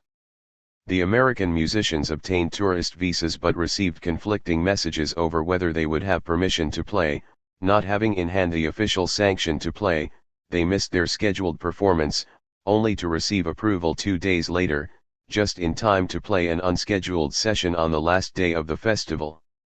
68 These problems arose despite the fact that, according to the U.S. State Department's official list of cultural exchanges, the quartet had received confirmation that it would be part of the program. 69 Kleno, who attended the festival, described the outrage felt by the festival goers over such treatment of the visiting musicians. Rumors circulated that Kosygin had intervened to permit Lloyd's quartet to perform. 70 The Komsomol propaganda department report on the festival censured the festival organizers for having violated government discipline in circumventing the proper diplomatic channels and provoking difficulties with regard to the performance of American artists. Such problems, in turn, enabled some dishonest foreign journalists to twist the essence of the issue into political speculation and present the local authorities as preventing the performance of black jazz musicians before an Estonian audience, while heating up separatist tendencies among Estonians and undermining party authority. 71 Indeed, Downbeat spent about half its article about the tour describing the difficulties experienced by Lloyd's quartet in trying to perform, also hinting that racial discrimination may have played a role. 72 The implications of racism may have been especially problematic given propaganda claims that juxtaposed the Soviet Union's supposed racial unity and a racist Western model. 73 Another incident at Moscow's Jazz 67 highlighted continuing tensions over American jazz in the Soviet Union. Conover invited many jazz musicians and promoters to visit the American embassy for a post-festival reception in his honor, prompting much excitement among jazz musicians, according to Kozlov. However, the liberal Komsomol officials who had organized the festival sought to prevent Soviet jazz musicians from attending the reception, which they believed could constitute a serious threat to the future of Soviet jazz, if, for instance, the U.S. press discovered that Moscow's jazz festival had ended with a reception at the American embassy. Having apparently received an order from above, Kozlov's Komsomol contacts warned the people who received an invitation, such as Kozlov, that those who attended would never again receive permission for international travel. With a heavy heart, Kozlov and most other jazz musicians and promoters decided that this occasion, however unique, was not worth ruining relations with their Komsomol allies or risking the negative impact of articles appearing in American newspapers. 74 The main problem was not Soviet jazz musicians visiting foreign embassies. Vadif Sadikov and Klano had played at the American and other embassies, where they were well paid and given gifts such as foreign cigarettes and beer. 75 The crux of the issue lay in the potentially harmful impact of Western public attention on Soviet jazz. The actions of U.S. representatives underscore how they pursued American cultural diplomacy goals in regard to Soviet youth. A U.S. Embassy report on this topic reveals that the American officials stationed at the heart of the Soviet Union tried by all feasible means to increase their contacts with Soviet youth. 76 The United States Information Agency, USIA, paid specific attention to the young.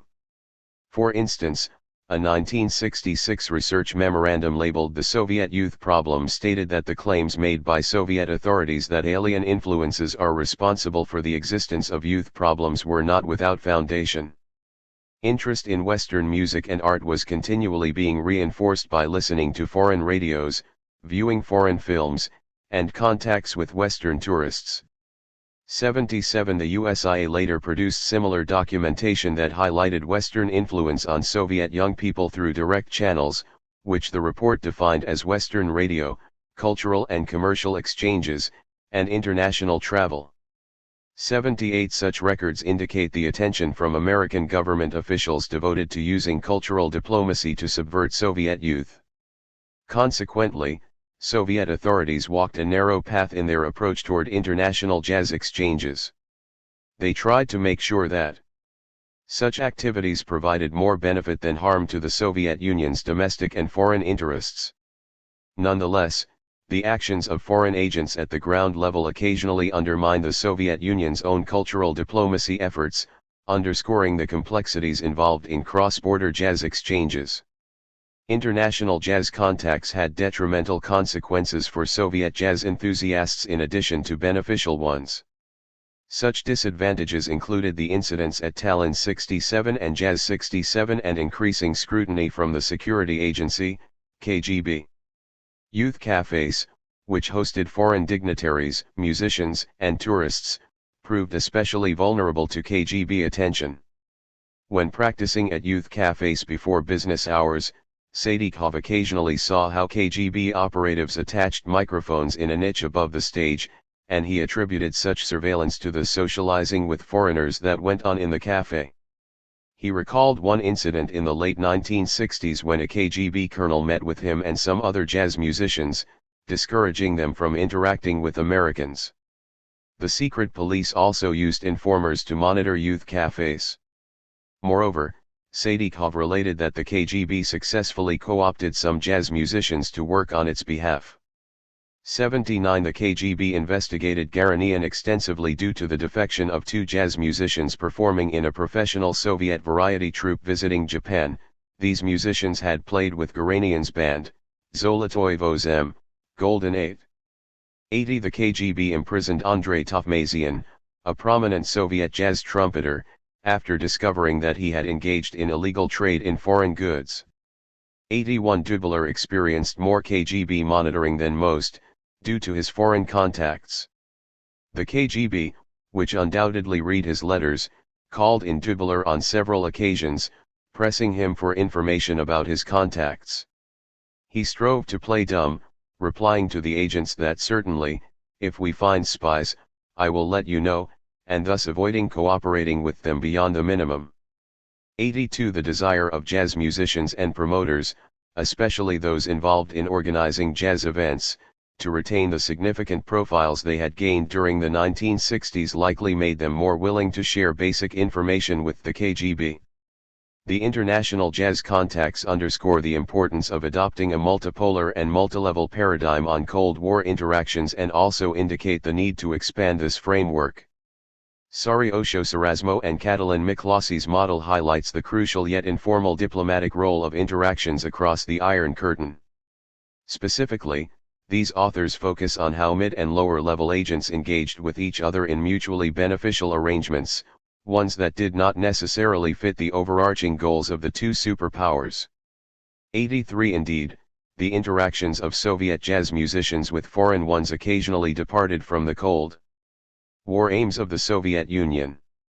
Likewise, Soviet jazz performers gained substantial dividends from their contacts with those outside the country, though they also suffered the consequences of interactions with foreigners, as did other Soviet citizens.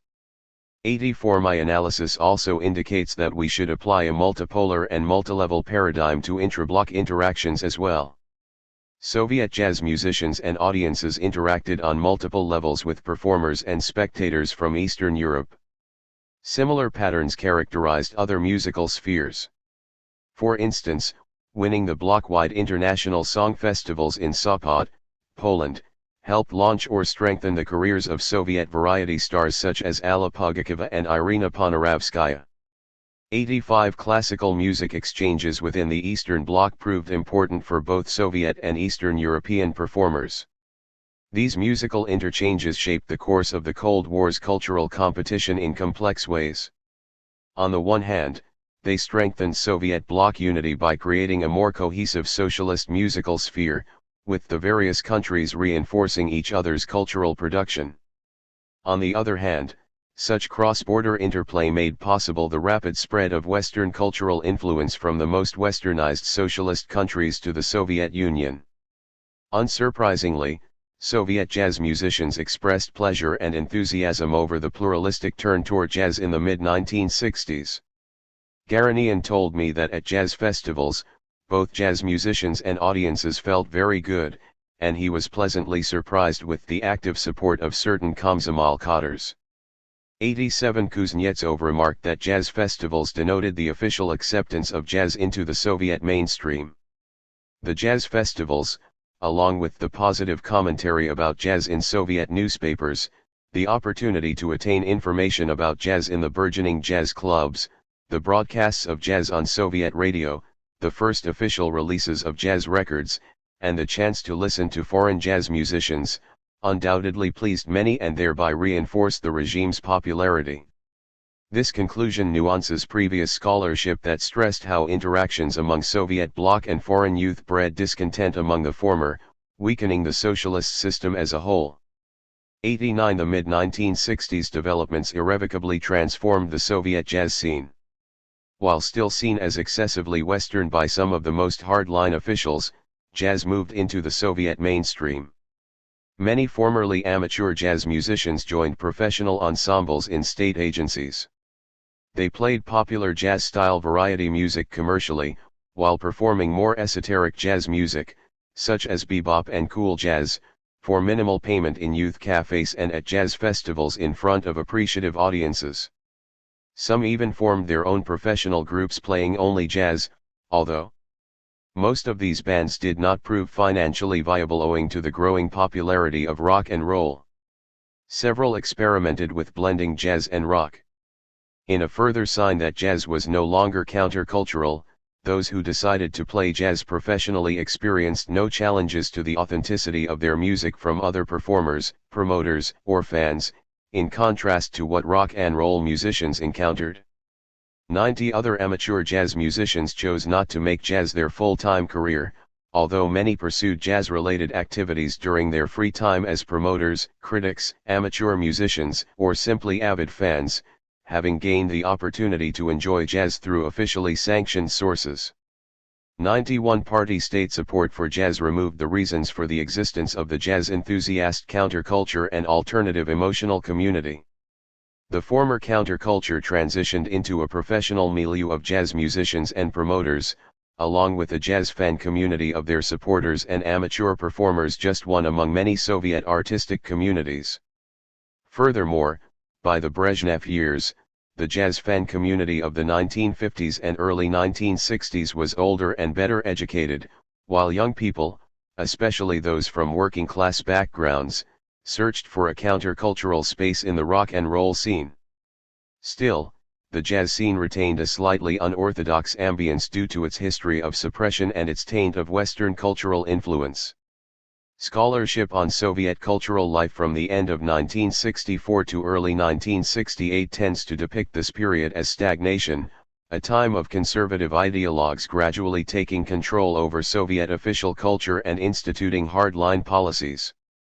A recent typical account by Vladislav Zubok, who, like most historians, relies on sources produced largely by cultural elites, terms the mid-1960s the years of creeping Stalinization, a gradual reversal of de-Stalinization and cultural liberalism associated with Khrushchev's thaw, harking back to the ideological militancy of the late Stalinist cultural model.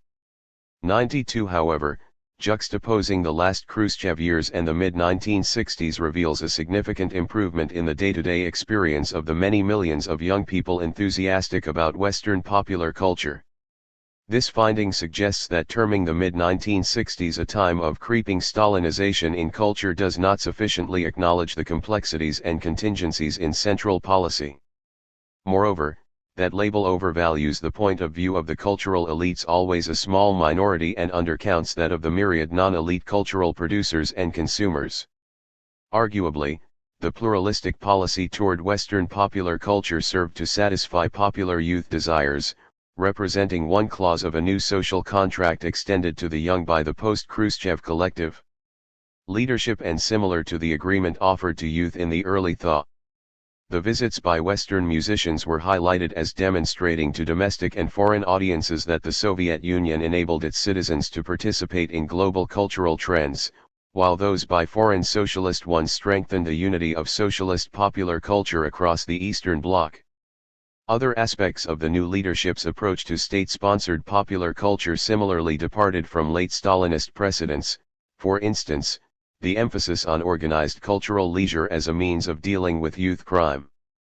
Likewise, the drive for aesthetic upbringing and cultural work taking place where youth lived originated during the late 1950s and early 1960s, not under Stalin. Admittedly, the stress on sports and military preparation did reflect late Stalinist preferences, as did the increasingly cautious attitude toward youth initiative. On balance, the period of the mid-1960s deserves to be labeled one of ambiguity, conflict, and uncertainty in cultural policy, when some pluralistic tendencies gained ground and others lost out. Youth initiative and state-sponsored popular culture, 1964 to 1967. The growing emphasis on sports, military preparation, and patriotic upbringing in youth policy hints at the changes in values desired by the post-Khrushchev Kremlin in youth-oriented recreation activities. Indeed, top-level statements and policies foreground discipline, obedience, and consciousness, while initiative, autonomy, and spontaneity slowly retreated into the background. This shift took place gradually, and its impact took a while to percolate throughout state-sponsored popular culture, especially since Khrushchev-era policies ramped up institutions and notions associated with youth leadership from below. The policy began to shift soon after the coup that ousted Khrushchev. At the 15th Komsomol Congress, in 1966, Brezhnev delivered a speech in which he did not mention the development of youth initiative as one of the overarching goals for the Komsomol, instead stressing the need for discipline. Brezhnev also did not praise activism in organized recreation. 93 Brezhnev's de-emphasis of youth initiative marked a sharp departure from Khrushchev's statements at the 1958 and 1962 Komsomol Congresses. Similarly, Pavlov did not list eliciting initiative from below as one of the Komsomol's main aims, instead calling for strengthening the discipline and cohesion of Komsomol ranks. Pavlov, unlike Brezhnev, did advocate for young people to show activism in organizing interest-based clubs, and he commended Ukraine for helping develop the initiative of school-age Komsomol members. 94 such signals reached Komsomol cadres, who carefully observed top-level statements for signs of the post-Khrushchev direction. Following the coup, Saratov city Komsomol conferences stopped calling for the development of grassroots activism. 95 Still, many club activities associated with youth initiative, particularly interest-based clubs, continued to grow. In tune with Pavlov's statements at the Congress, branch Komsomol conferences and the Komsomol press expressed support for interest-based associations. 96 Paralleling top-level pronouncements, most of these statements emphasized greater efforts on interest-based clubs for adolescents, as opposed to those for older youth. 97 With such support, the numbers of youth clubs and interest-based associations increased quickly. Most notably, interest-based clubs for adolescents grew by more than 450% from the 1962 Komsomol Congress to the 1966 one, reaching approximately 12,000 by 1967. 98 The encouragement from above to promote interest-based clubs for adolescents arose from several factors. First, the number of adolescents as a proportion of the population grew substantially owing to the demographic imbalances following the war. 99 Second, the authorities perceived adolescents as easier to influence than older youth and more liable to engage in criminal behavior. 100 Interest-based associations also focused on a single issue or social group rather than on the broad range that youth initiative clubs encompassed and were therefore considered less likely to express inappropriately channeled initiative or to escape the control of the hierarchy. All of these factors help explain why Komsomol speeches and conference resolutions in the mid-1960s downplayed youth initiative clubs and rarely mentioned interest-based clubs targeted at older youth. Youth cafes represent one exception to the trend of a shift away from support for organized cultural recreation for those of college age. However, the expansion of youth cafes came with a price, a decrease in grassroots management. Youth cafes began to shift from being experimental and daring entities to a normal component of Komsomol work, one not only sanctioned but also demanded by the Komsomol leadership. Furthermore, the increasing use of cafes for cultural diplomacy resulted in closer monitoring by party state organs. As a result, much of the spirit of enthusiasm and freedom permeating the first wave of youth cafes declined, disenchanting some visitors. The Saratovite Mikhail Ruskin stopped going to youth cafes after his initial excitement, as the air of freedom he had enjoyed so much began to dissipate. 101 Also appealing to older youth and rapidly burgeoning during this period were the Kluby Samodietel Nykh Pazan, clubs of amateur songs. These institutions served as officially sanctioned platforms in which to write and perform guitar poetry. 102 Alexander Vinanov, who served in the Komsomol committee of a Moscow Technical Institute in the mid and late 1960s, told me that many in the Komsomol bureaucracy had a skeptical view of these clubs, believing they harbored unhealthy and even slightly anti-Soviet tendencies. 103 In light of these official attitudes and the wider tendencies militating against youth initiative, the spread of these clubs during the mid-1960s deserves note. To a significant extent, This development resulted from the desire of the authorities to prevent young people from following barred celebrities and engaging in nonconformist musical activities in private settings.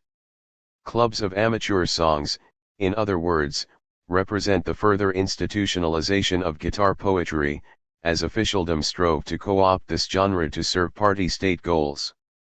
The clubs, at the same time, constitute a case study of how unofficial culture influenced the mass cultural network, causing it to grant youths more of what they desired. Even mainstream interest-based associations faced opposition from some strongly militant cadres. A Komsomol propaganda department report from 1967 noted that some regions had plenty of interest-based clubs, yet others had few or none, in large part because Komsomol cadres had widely varying attitudes toward interest-based clubs.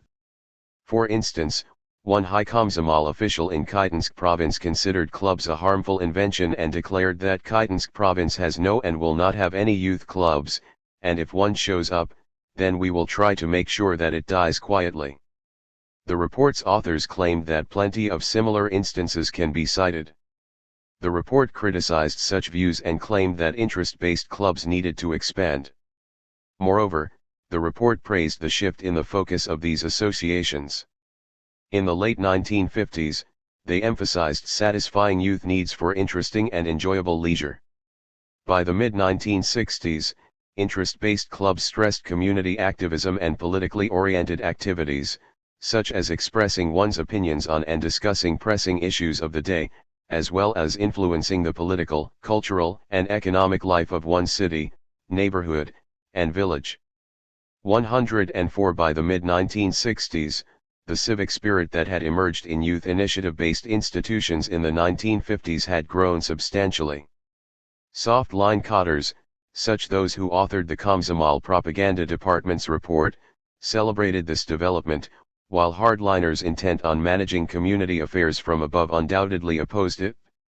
Such tensions also emerge in a proposal, advanced in 1966 by several high-level Komsomol officials, to establish the Vysosoyuzno Podrostkovo Objednanie, Union-wide Adolescent Association, which would unite interest-based institutions for adolescents. The proposal's authors noted that among those Komsomol cadres consulted, a minority expressed concern that the new entity might decrease the interest of adolescents toward the Komsomol. Proponents rejected this view, arguing that the association would actually significantly improve communist upbringing.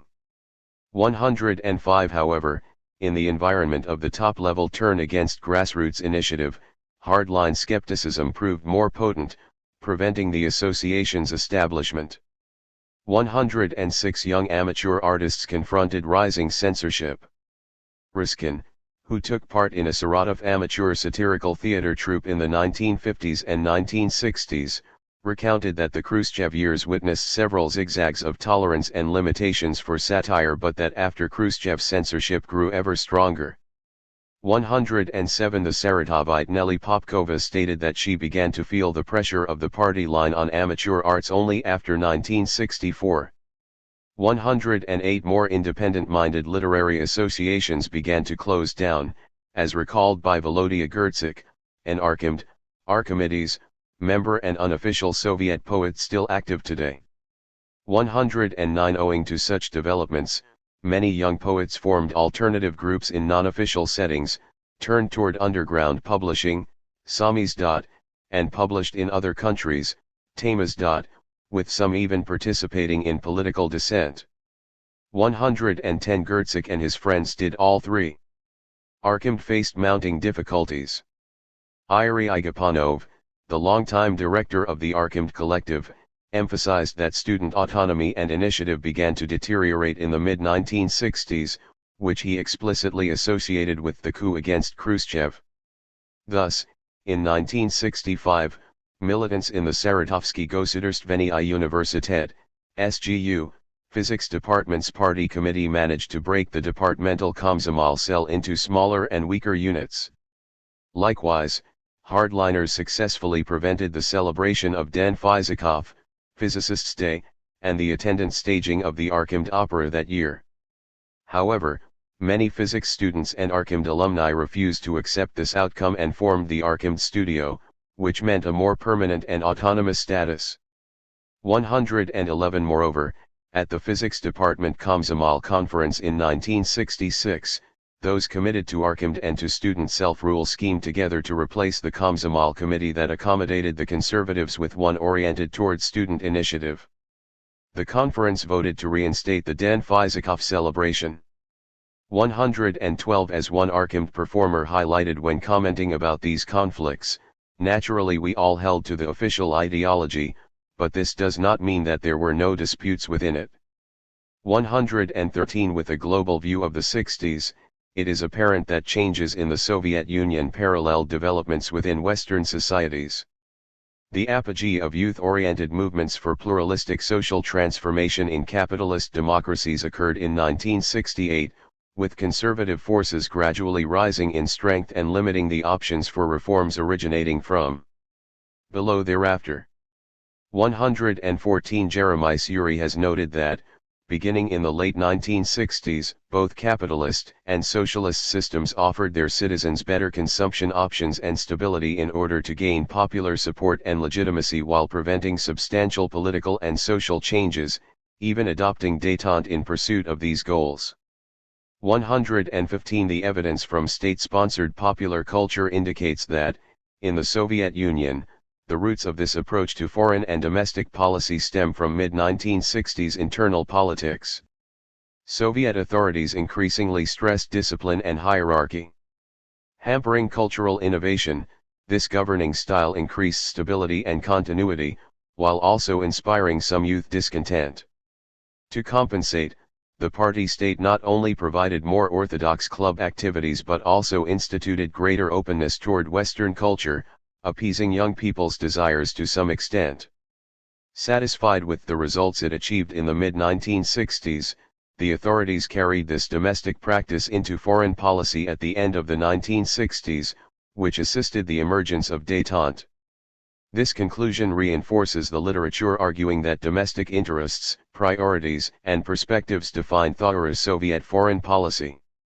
116 State-sponsored popular culture, 1968 to 1970s Historical accounts generally consider the Soviet-led invasion of Czechoslovakia in August 1968 as a sharp and defining hardline turning point that marked the bitter end of THIRD liberalism.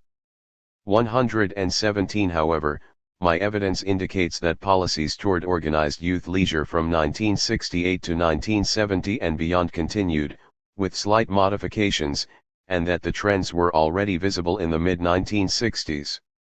Ted Hopp's framework implies that the decision to use armed force in Prague largely resulted from Soviet domestic priorities, an issue not receiving much attention in geopolitics-focused scholarship on Soviet foreign policy. The Czechoslovak Communist Party proclaimed a vision of socialism with a human face in January 1968, launching a period of liberalization known as the Prague Spring. This policy represented, from the perspective of the post-Khrushchev leaders, an unpardonable expression of initiative. Moreover, the pluralistic trends of the Prague Spring, which encouraged the Czechoslovak population to exhibit unconstrained grassroots activism while staying within the socialist framework, departed from the increasingly hardline domestic stance taken by Soviet top officials. Newly empowered after triumphing over Shelepin, Brezhnev chose to invade Czechoslovakia, thus acting in accord with Soviet domestic policies calling for obedience from below and closing down institutions that refused to oblige.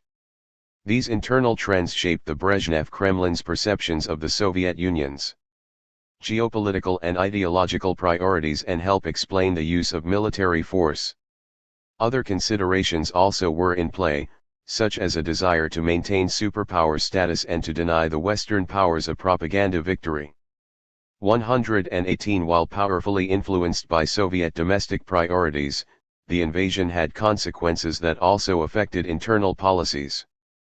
The Komsomol hierarchy placed even greater emphasis on sports, military preparation, and patriotic education. At the Komsomol Congress in 1970, E.M. Tyajelnikov, who took over leadership of the Komsomol from Pavlov in June 1968, spent little time speaking of clubs and amateur arts, instead focusing on sports and military preparation. 119 regional Komsomol organizations did so as well. 120 Western popular culture suffered only slightly after the attack and quickly rebounded. Some short-term restraints cast a brief pall on the jazz scene, and the authorities cancelled a Leningrad Jazz Festival. 121 no jazz festivals took place in 1968 or afterward in Leningrad, Moscow, or Tallinn, the major sites of the mid-1960s jazz festivals. However, the authorities began to sanction regional jazz festivals, probably because the sort problems with foreigners that had marred the Jazz 67 and Tallinn 67 festivals were less likely to occur in regional cities, which were much more difficult for foreigners to access. 122 Yet, jazz musicians and fans from across the Eastern Bloc could attend, and Soviet propaganda could successfully claim that the Soviet Union sponsored jazz. The post-Khrushchev party state's promotion of discipline and devaluing of grassroots voluntarism helped bring about the Prague Spring, and the crushing of that uprising intensified the party state's resolve to uproot grassroots initiative. In contrast to Pavlov's speech at the Komsomol Congress in 1966, Tyajelnikov's keynote at the Congress in 1970 did not discuss the need to develop youth initiative or strengthen individual community activism, though it devoted considerable attention to the Komsomol's role in youth upbringing. 123 Thus, the situation for youth community leadership, which began to deteriorate after the coup, had grown substantially worse by 1970.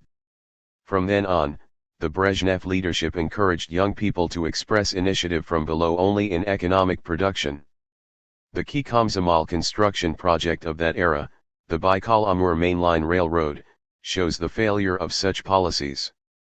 124 The clampdown on youth community leadership expressed itself in state-sponsored popular culture.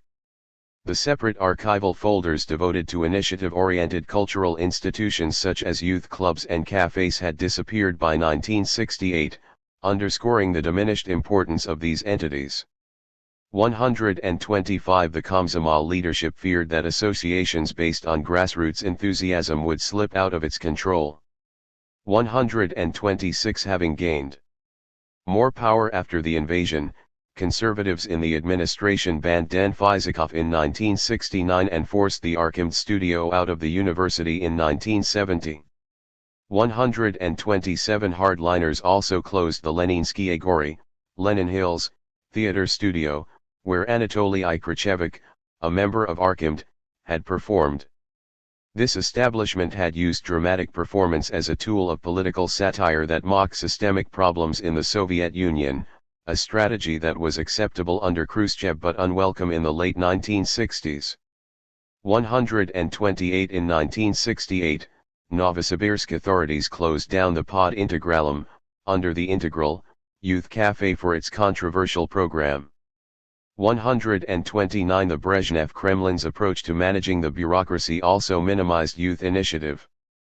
In place of the Khrushchev administration's orientation toward encouraging citizens to participate in local governance, the Brezhnev regime instituted the stability of cadres. 130 This policy gave officials much greater authority over their individual administrative fiefdoms and minimized the space in which ordinary people could undertake community leadership and oppose the bureaucracy. Since many cadres at the grassroots level disliked initiative-oriented cultural collectives, which disrupted traditional patterns and challenged bureaucratic complacency, the new Kremlin policy enabled local administrators to undermine such institutions. A further factor hampered grassroots activism: systematization.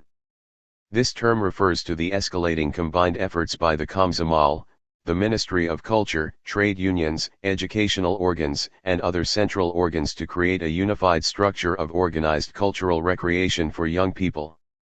Lyubov Belyasnaya related that such systematization had roots in the late 1950s in the collaborative interagency efforts to organize leisure activities where youth lived. However, the crucial moment, in her words, occurred in 1966, when a party Central Committee resolution demanded the active coordination of agencies working on organized recreation for school-age youngsters. 131 This resolution applied to older youth as well, with Komsomol cadres calling for a system of youth aesthetic upbringing in the mid-1960s. 132 Nikolai Butov told me that at the local level, this systematization meant a cohesive program, with the district party committee, Komsomol committee, police, and cultural organs creating a unified plan, and everything tied with it controlled very closely. This approach applied equally to all the territories of the Soviet Union.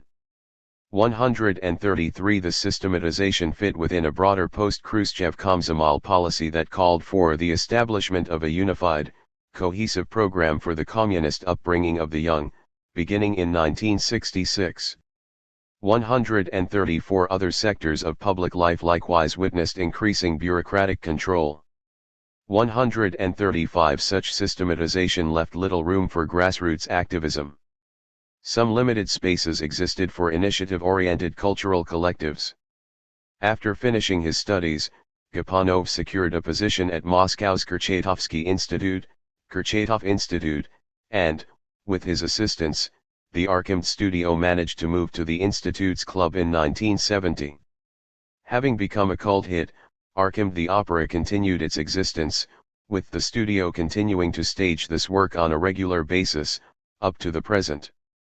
136 The studio videotaped the opera's 50th anniversary performance in 2000 and made it available for viewing over the internet. 137 In 1965, Georgy Ifrid and several other musical experts created the Moskovsky Molodezny I Musikalny Club, Moscow Youth Musical Club, an institution with a democratic and open atmosphere. 138 Certain amateur theaters in Moscow emphasized grassroots involvement by audiences. 139 Owing to the stronger regulatory mechanisms in the center, the Soviet regions frequently offered more room for initiative from below during this time of increasingly hard-line approaches promulgated from above. The Saratovite Vladimir Rozkov recalled the thaw lasting longer in Saratov than in Moscow. 140 The historian Nina Devyatekina, who studied and then worked as a professor in SGU's history department from 1961 onward, told me that the department's tradition of pluralistic amateur cultural activities, developed under Khrushchev, kept going in the early Brezhnev years. 141 Vladimir Vshnya led a grassroots effort to establish a youth cafe in the physics department of SGU during the late 1960s. 142 This tendency reflected a pattern of decreased controls and greater room for the expression of popular desires similar to those this study has revealed for the anti-cosmopolitan years. This overview of state-sponsored popular culture from 1965 to 1970 clarifies the Brezhnev approach to governance. In the mid-1960s, the post-Khrushchev collective leadership was already undermining the early thaw social contract by increasingly moving against cultural activities imbued with the spirit of grassroots activism despite knowing that the youth greatly enjoyed these highly popular club forms. To offset this loss to the youth, policymakers gave young people substantially greater access to Western music and dancing, aiming to retain the legitimacy of the party state among youth by satisfying at least some popular desires. Apparently, the new top officials decided that channeling cultural consumption desires toward Western culture represented a safer and wiser course than permitting homegrown youth initiative and civic spirit. Upon consolidating power, the Brezhnev administration intensified this approach and continued it into the 1970s and early 1980s, tamping down youth self-management while gradually allowing more Western cultural influence. 143 This policy constituted part of a broader social contract, Brezhnev's Little Deal, that put aside any substantive reforms and strove to keep the population satisfied by appeasing consumerist desires. 144 A technocracy staffed by political managers and professional experts with minimal citizen involvement came to define the Soviet system. 145 In tune with the Soviet hegemon, other socialist Eastern European states followed suit.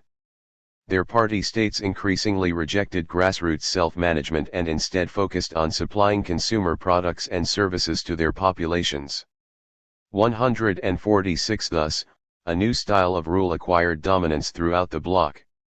This approach to governance closely paralleled what Zygmunt Bauman has termed the patronage state, which is one that promises personal provision and security but demands surrender of the right to choose and to self-determine.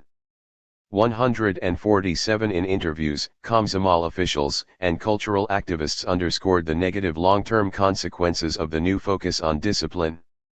Butov recollected that, prior to the 1970s, the party state strongly endorsed cultural activities arising from below, and he expressed regret that after 1970 the authorities came to direct such a great proportion of club activities from above. He personally fought to promote innovative and daring cultural activities during the Brezhnev years, thus facing threats to his career from conservatives. Yet, Butov lamented, the general tendency was the complete opposite of what he wished to occur, resulting in the growth of underground culture, with young people expressing their cultural creativity in non-official settings. 148 Popkova told me that, in the Khrushchev years, the authorities had welcomed and praised youth initiative, listening to what young people themselves wanted, allowing them to organize their own cultural activities, and providing them with club spaces and equipment. As a result of this attitude from above, Popkova recalled that neither she nor her friends developed feelings of cynicism. After 1964, the situation gradually changed, with rule by directives from above and few opportunities to argue with authority figures, leading, in Popkova's view, to cynicism among a majority of young people. 149 Olga Lebedykina underscored how directives for cultural activities from above ruined initiative from below, with young performers losing the feeling of enthusiasm and excitement. 150 Lyudmila Gerasimova related that amateur arts had grown more professionalized and controlled by the 1970s, which tamped down the spark of enthusiasm that had fueled arts activities. According to her, in the early 1960s she and many other young Komsomol cadres believed that we could make the system better, in order to ensure that everything was honest, wise, just. During the 1970s, this sentiment changed, with Komsomol officials increasingly placing the organization first and everything growing more formalized. As a consequence of all these developments, official life and inner life increasingly grew farther apart. Gerasimova and her friends found themselves more focused on individual concerns during the 1970s. 151 Gerasimova's words speak to a prominent phenomenon of the 1970s and 1980s, the shift away from social activism, official collectives, and Marxist-Leninist ideology and the movement toward personal life, individual self-satisfaction, friends, family, and the home. 152 As official ideology grew less significant and authentic for many Soviet citizens, they found meaning in consumerism, careerism, nationalism, religion, sport, countercultures, and even dissent. 153 Of course plenty remained engaged with the endeavor to build communism and worked for reforms from within the system, as exemplified by Gorbachev and others. 154 However, ever-increasing numbers turned away from areas of life associated with officialdom and the state. This development makes the traditional archetype of the private and public divide more relevant for the late 1960s to the mid-1980s than for earlier decades, although the dividing lines between these categories still remained much more diffuse and porous than the classical model suggests. The Brezhnev-era transformations undermined the legitimacy of the Soviet project, making the populace less willing to undertake the self-sacrifice Gorbachev called for during perestroika and more ready to accept the demise of the Soviet system. 155 Young people were particularly likely to harbor such attitudes. In the middle of the Stalin years, the young expressed substantially more support for the Soviet system than did other age groups. 156 By the late Brezhnev era, however, these ratios had reversed themselves, with youth offering significantly less support. 157 The Brezhnev Kremlin's dismissal of grassroots community management in exchange for significant increases in consumer products represented only one among several elements leading to this outcome. However, this factor played a key part in causing the population and especially youth to experience disillusionment and to disengage from the system, and it deserves much more attention than it has heretofore received from scholars. 158 From the mid-1960s forward, the rest of the Soviet bloc also experienced a growing distance between the population and officialdom. This development proved especially acute among the young. In socialist Eastern Europe, young people grew apathetic and disenchanted. They turned away from social engagement and official ideology and invested their energies in individual pleasures, family and friends, and consumerism. 159 Adults displayed similar attitudes, if to a lesser extent. 160 Further research will likely reveal that such tendencies resulted, to a significant extent, from the official shift away from endorsing grassroots self-management in favor of increased consumerist offerings as a means of ensuring social legitimacy.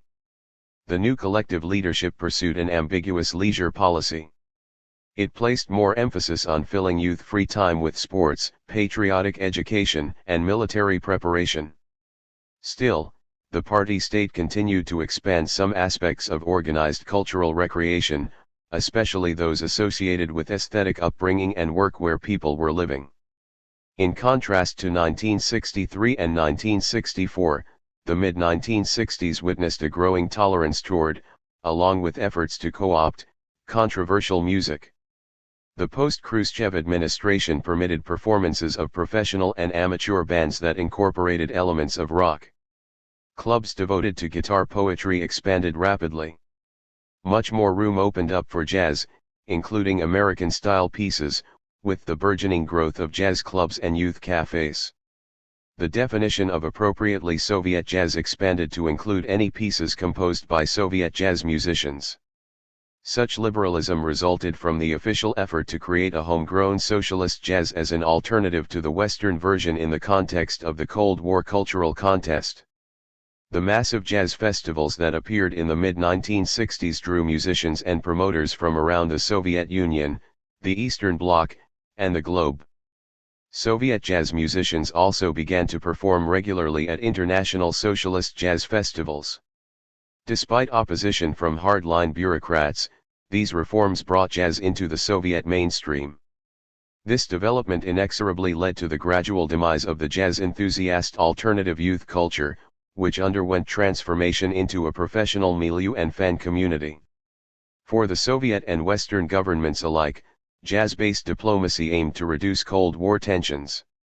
Soviet authorities benefited by presenting their country as having a viable, socialist version of fun and by countering Western propaganda about the suppression of jazz behind the Iron Curtain, thus advancing domestic cultural diplomacy efforts. Jazz exchanges within the Soviet bloc contributed to the strengthening of bonds between the Soviet Union and Eastern Europe and to the forging of a more unified, bloc-wide socialist popular culture. Still, some problems, such as those that occurred at Tallinn '67, marred the party state's efforts, underscoring how grassroots agents may hamper domestic cultural diplomacy. Soviet jazz enthusiasts expressed joy over the chance to socialize with foreigners, with the formerly imaginary West growing less imaginary and more real to jazz musicians, promoters, and fans.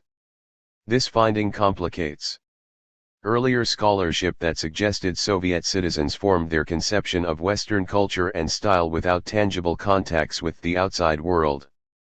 161 Such jazz activities led to the formation of union-wide jazz networks, with some nodes extending to the Soviet bloc nations. However, jazz musicians and promoters suffered as well, especially from greater KGB monitoring.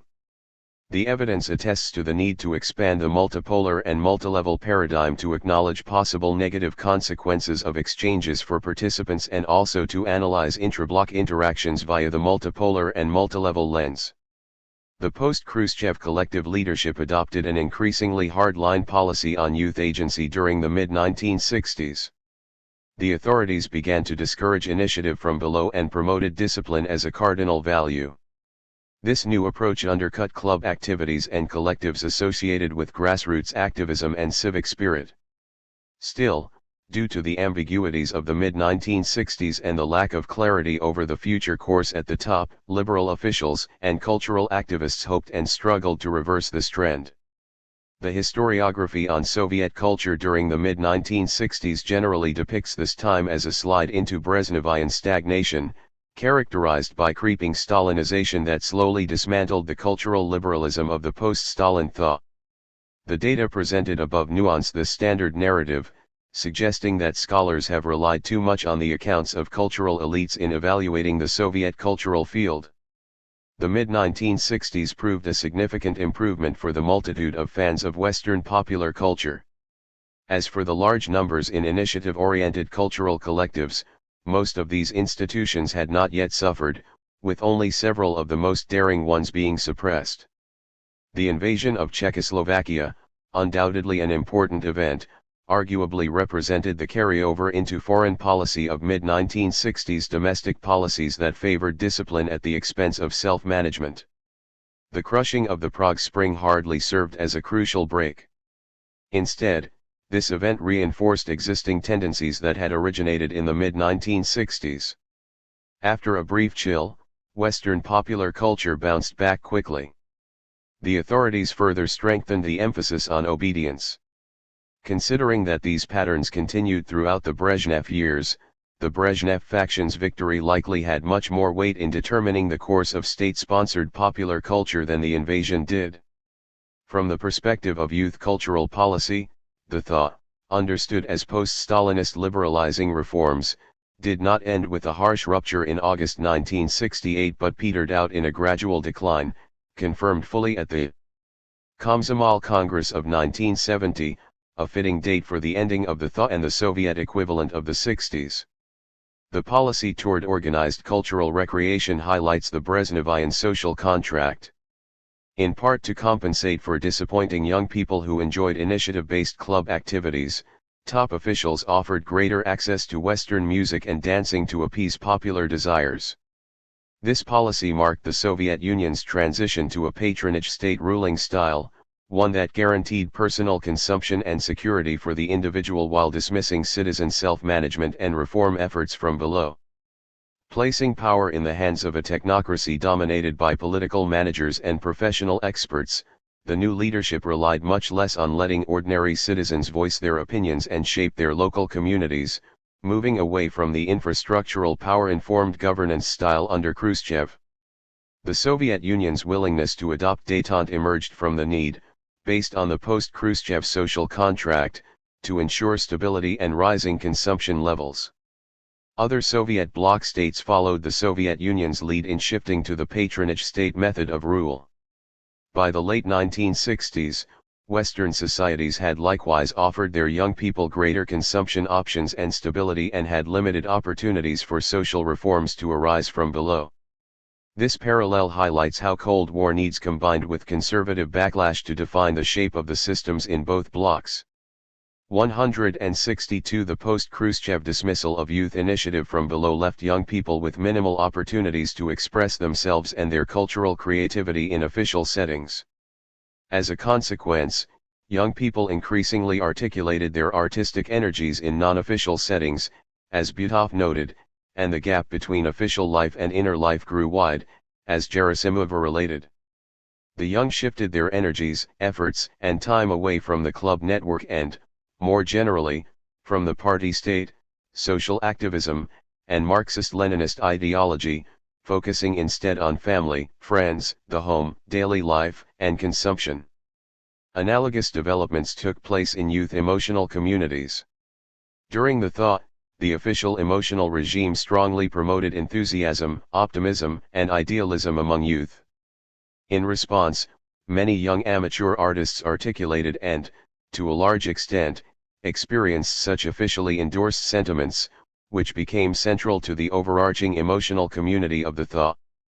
From the mid-1960s on, the authorities slowly reoriented official policy to favor patriotism, pragmatism, and obedience, leading to a new, Brezhnev-era emotional regime. Due to the disparity between the emerging post-1964 emotional regime and the desires and values of many among the young, my interviewees associated the mid-1960s shift with a changing emotional experience, the loss of optimism and enthusiasm, the growth of cynicism and apathy that increasingly came to define youth emotional communities under Brezhnev. State-sponsored popular culture served as a key arena for bringing about this transition. My finding corresponds to the central role of consumption and leisure in other historical cases of changing emotional regimes and emotional communities. 163 The new method of governance spotlights a transformation in the Soviet model of socialist modernity into a new, Brezhnev-era framework. During the thaw, the authorities aimed to provide an alluring alternative to Western modernity by appealing to popular desires and interests in two ways: by satisfying consumerist wants and by encouraging citizens to express their agency and voice through grassroots self-management. The latter had particular importance in ensuring that citizens engaged with the Soviet project's ideological goals, by making people feel that, by making a meaningful difference in the life of their communities, they advanced the cause of communist construction. Furthermore, communal activism assisted in controlling and channeling the growth of consumerism. Encouraging self-management served to appease popular desires to some degree and made the Soviet system better fit grassroots needs, which permitted the party state to provide fewer consumer goods and services in order to achieve the same level of public acclaim.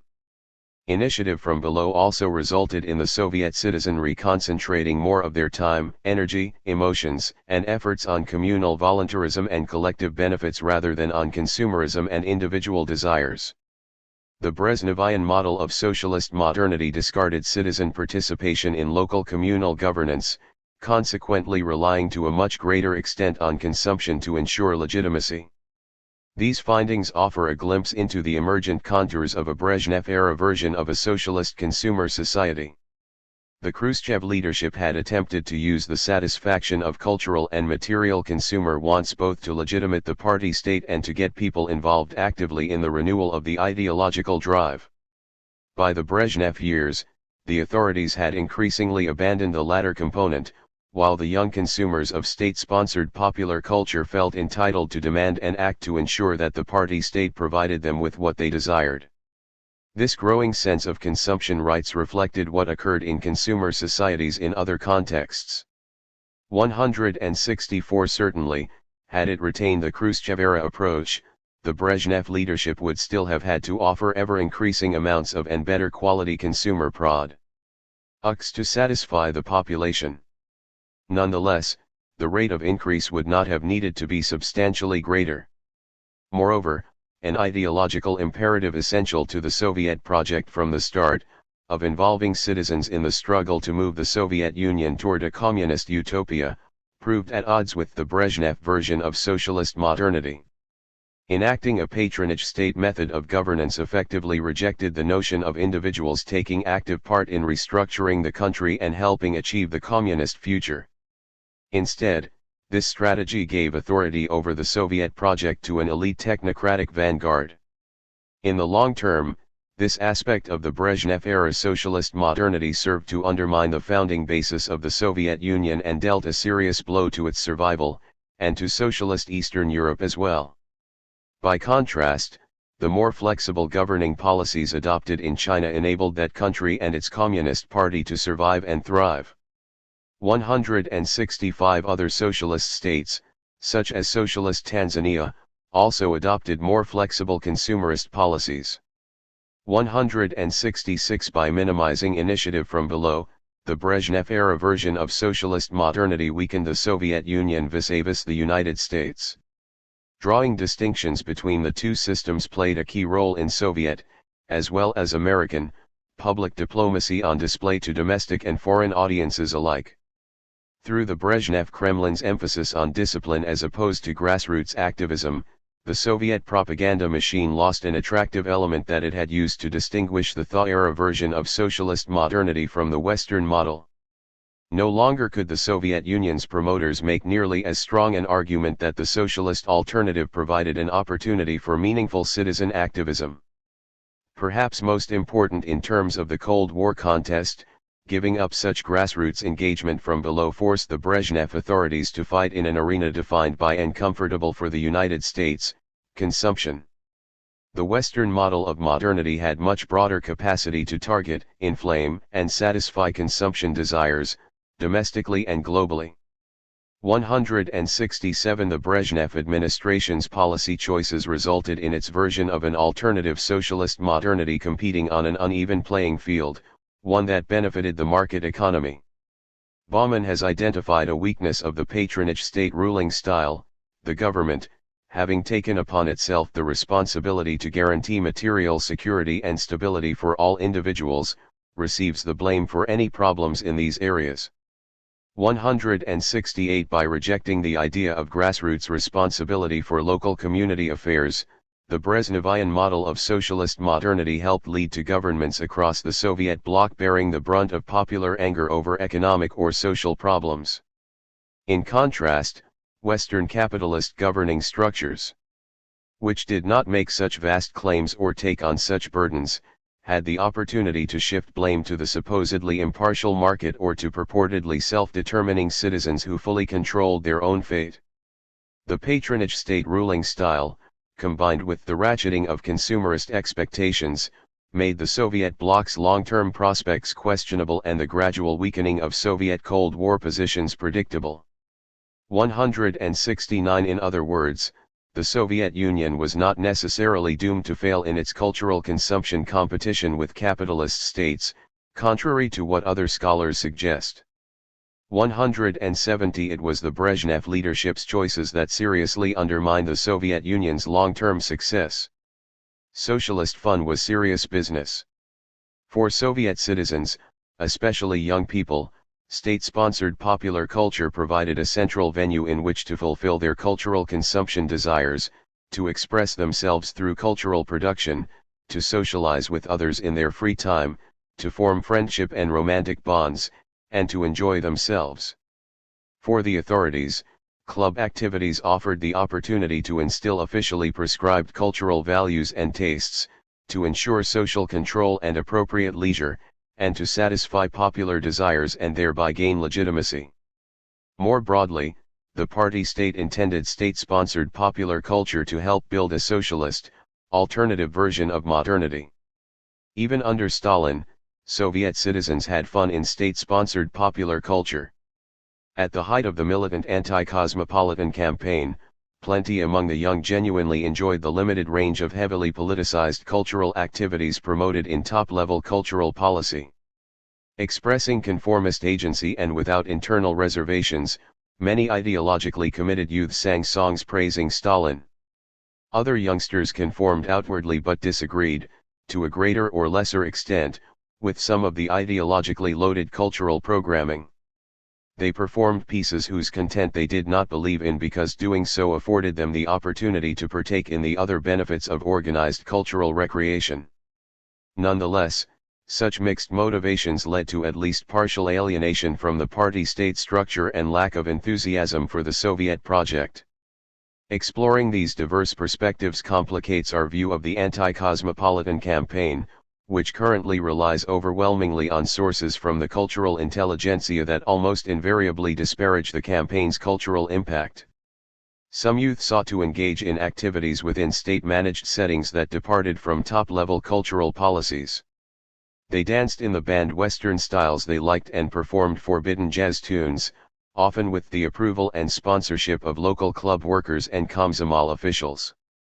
This surprising collaboration between ordinary citizens and lower-level cadres resulted from the structure of the Soviet cultural system, which provided incentives to officials who found ways of satisfying the population. Consequently, mass grassroots desires for prohibited cultural forms, especially Western ones, functioned like consumer demand in market economies, undermining the late Stalinist Kremlin's ideologically militant stance.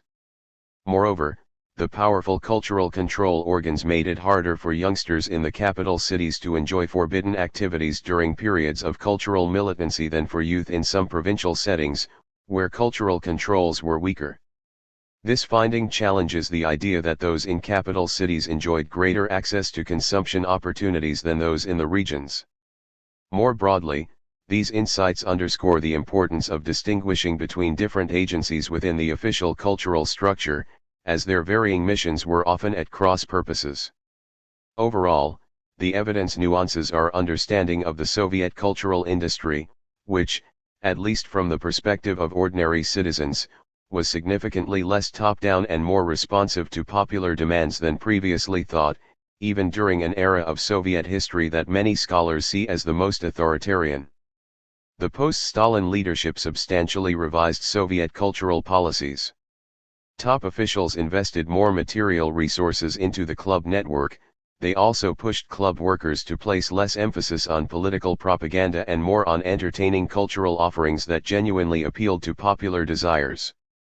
Cultural workers' efforts to achieve that goal included co-opting some elements of Western popular culture. Furthermore, policymakers encouraged widespread youth initiative and autonomy in organizing and managing cultural activities in official institutions. The post-Stalin leadership thus offered a new, THIRD-era model of socialist fun, one not only collectivist, egalitarian, and altruistic but also characterized by an orientation toward popular desires and broad grassroots engagement. Soviet discourse juxtaposed the socialist model against the mainstream Western capitalist model, portrayed as one instilling passiveness, consumerism, individualism, and class divisions, and as serving the interests of the capitalist bourgeoisie instead of ordinary citizens. The post-Stalin reforms reflect the broader goal of the new leadership, to build a THIRD-era version of socialist modernity with wide appeal among domestic and foreign audiences. Creating such an image was crucial in the context of the Cold War struggle for cultural hegemony at home and abroad. Young people responded with great enthusiasm for the THIRD-era model of socialist fun, which gave them much more room to express their agency and enjoy the kind of cultural activities they actually wanted. The post-Stalin reforms succeeded in making many more among the young feel like their own interests and preferences fit the THIRD-era official cultural system. This sense of satisfaction contributed to youth optimism regarding the THIRD-era version of socialist modernity and helped close the gap between the young and policy makers that loomed large in the late Stalin years. The post-Stalin departures in state-sponsored popular culture did not occur without numerous conflicts and policy zigzags. Such tensions date back to pre-revolutionary and early Soviet struggles over whether to rely on spontaneity versus consciousness, indicating the importance of these disagreements for the course of Soviet history.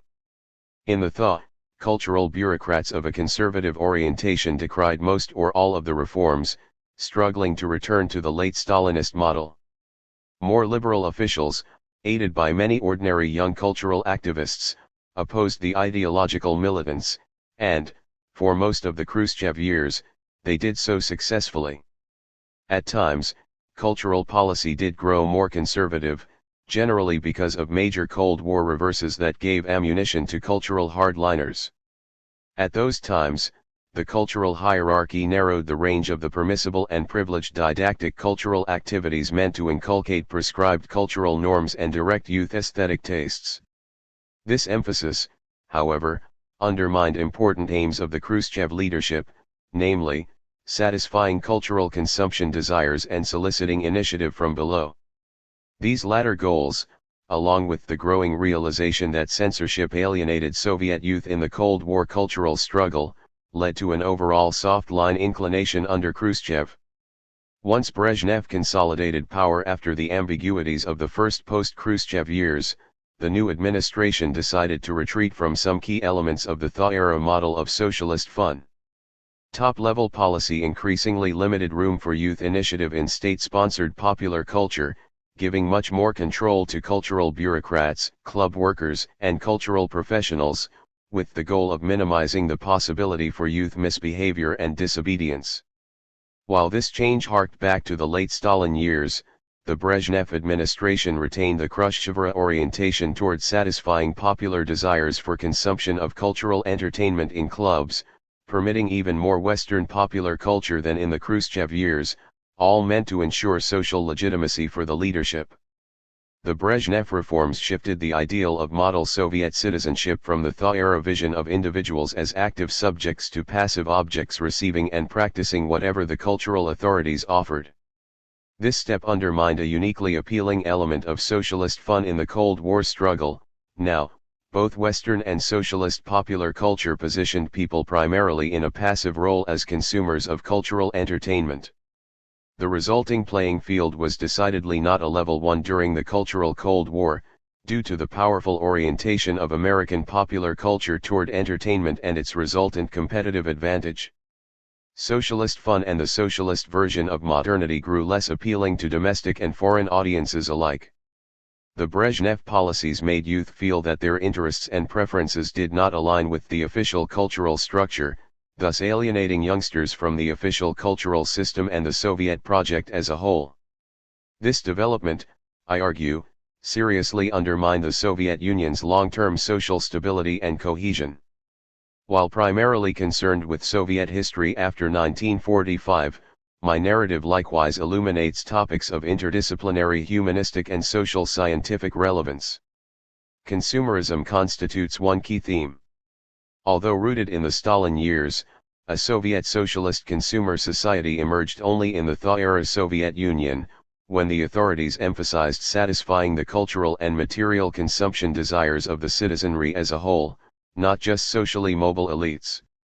Organized cultural recreation proved crucial to the Khrushchev version of a socialist consumer society, which differed from a Western capitalist consumer society by encouraging consumers to also function as active producers of cultural content and by prioritizing collective, not individual, consumption. Although retaining and in some respects intensifying the orientation toward fulfilling popular desires, the Brezhnev version of socialist consumerism shifted away from encouraging grassroots cultural production and collective cultural recreation. This shift moved the Brezhnev-era socialist consumer society closer to the Western version and undermined the idea, vital during the Cold War, that the Soviet Union offered an alternative way of life. A further distinction between Soviet and Western consumer societies lay in the Soviet Union's efforts to shape the population's cultural tastes. The party state's efforts to ensure cultural hegemony by cultivating normative aesthetic tastes resulted primarily from ideological and Cold War concerns rather than the goal of reinforcing class distinctions. The endeavor to define popular cultural preferences, which began during the early Soviet years, took on a mass character in 1957 with the Aesthetic Upbringing campaign. Based on the perceived need to oppose Western cultural propaganda and the globalization of American popular culture, the Soviet drive waxed and waned depending on whether the leadership pursued hard or soft-line policies.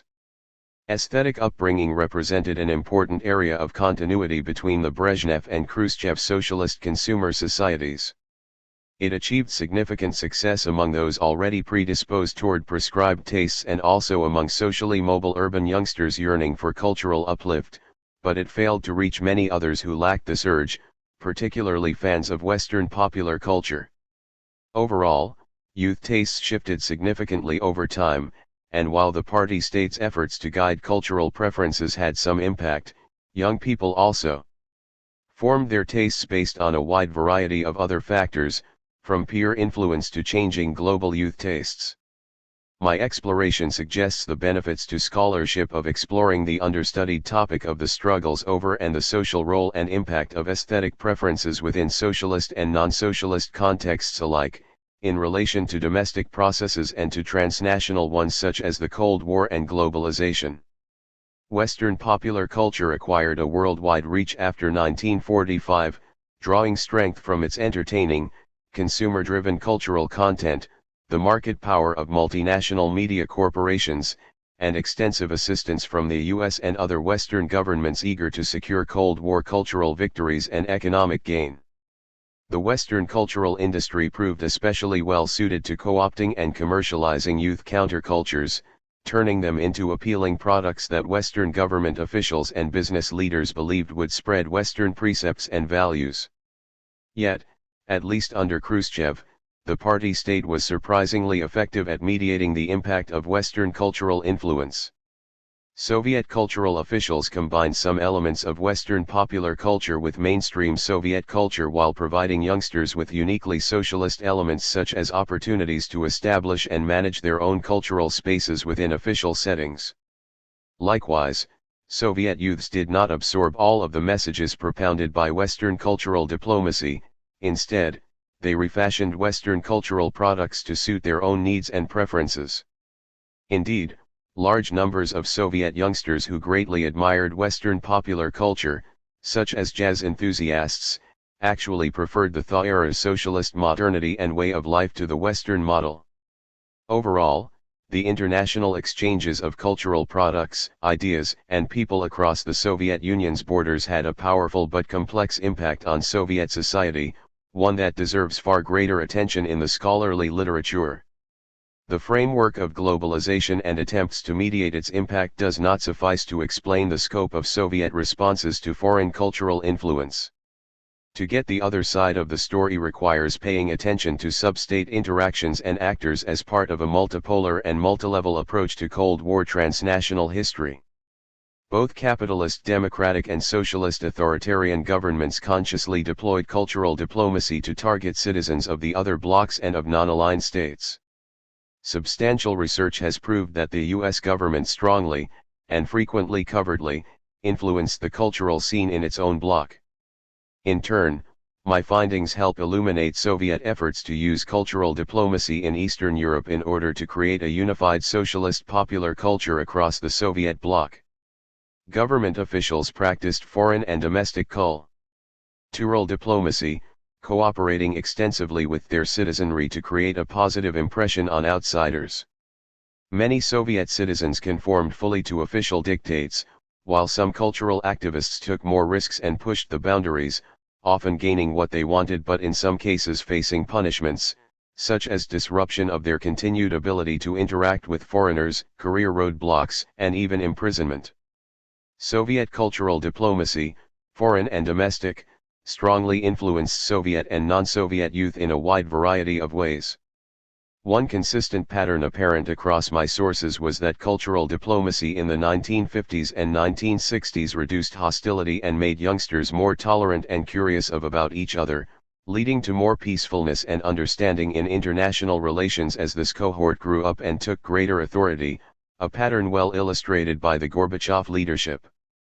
Such evidence indicates that the clash between the superpowers had a powerful impact on Soviet cultural life from 1945 to 1970, underscoring that the Soviet Union represented one among many Cold War cultures.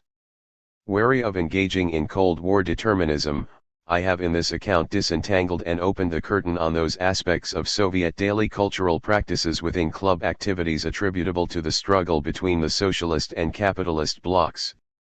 The post-1945 Soviet Union experienced a wave of foreign cultural influence stemming from a combination of internal dynamics, namely, the population's cultural consumption desires and the systemic incentives of the official cultural network, and external drivers, such as globalization and Western public diplomacy. Such diplomacy had more influence than globalization in the Soviet Union in comparison to non-socialist states, owing both to the lack of market opportunities for large multinationals in the Soviet Union and the fact that, after the early 1950s, American public diplomacy became more extensive, subtle, and entertaining, thus increasing its effectiveness.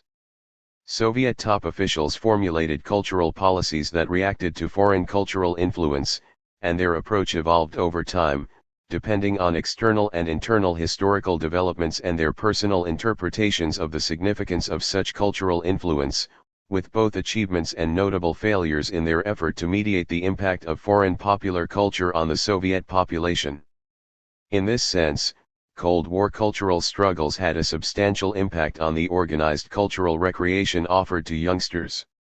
Additionally, party-state efforts at foreign and domestic cultural diplomacy frequently relied on citizen involvement in state-sponsored popular culture, yet another effect of the Cold War on Soviet clubgoers. The foreign cultural diplomacy of the West also deserves acknowledgement, as it provided not only entertaining programming and information on Western popular culture but also opportunities for direct personal interactions via cultural exchanges such as youth groups traveling to the Soviet Union. Likewise, the domestic cultural diplomacy of the West had an influence on the small numbers of Soviet citizens who traveled abroad, which translated into some, if minor, impacts on club activities.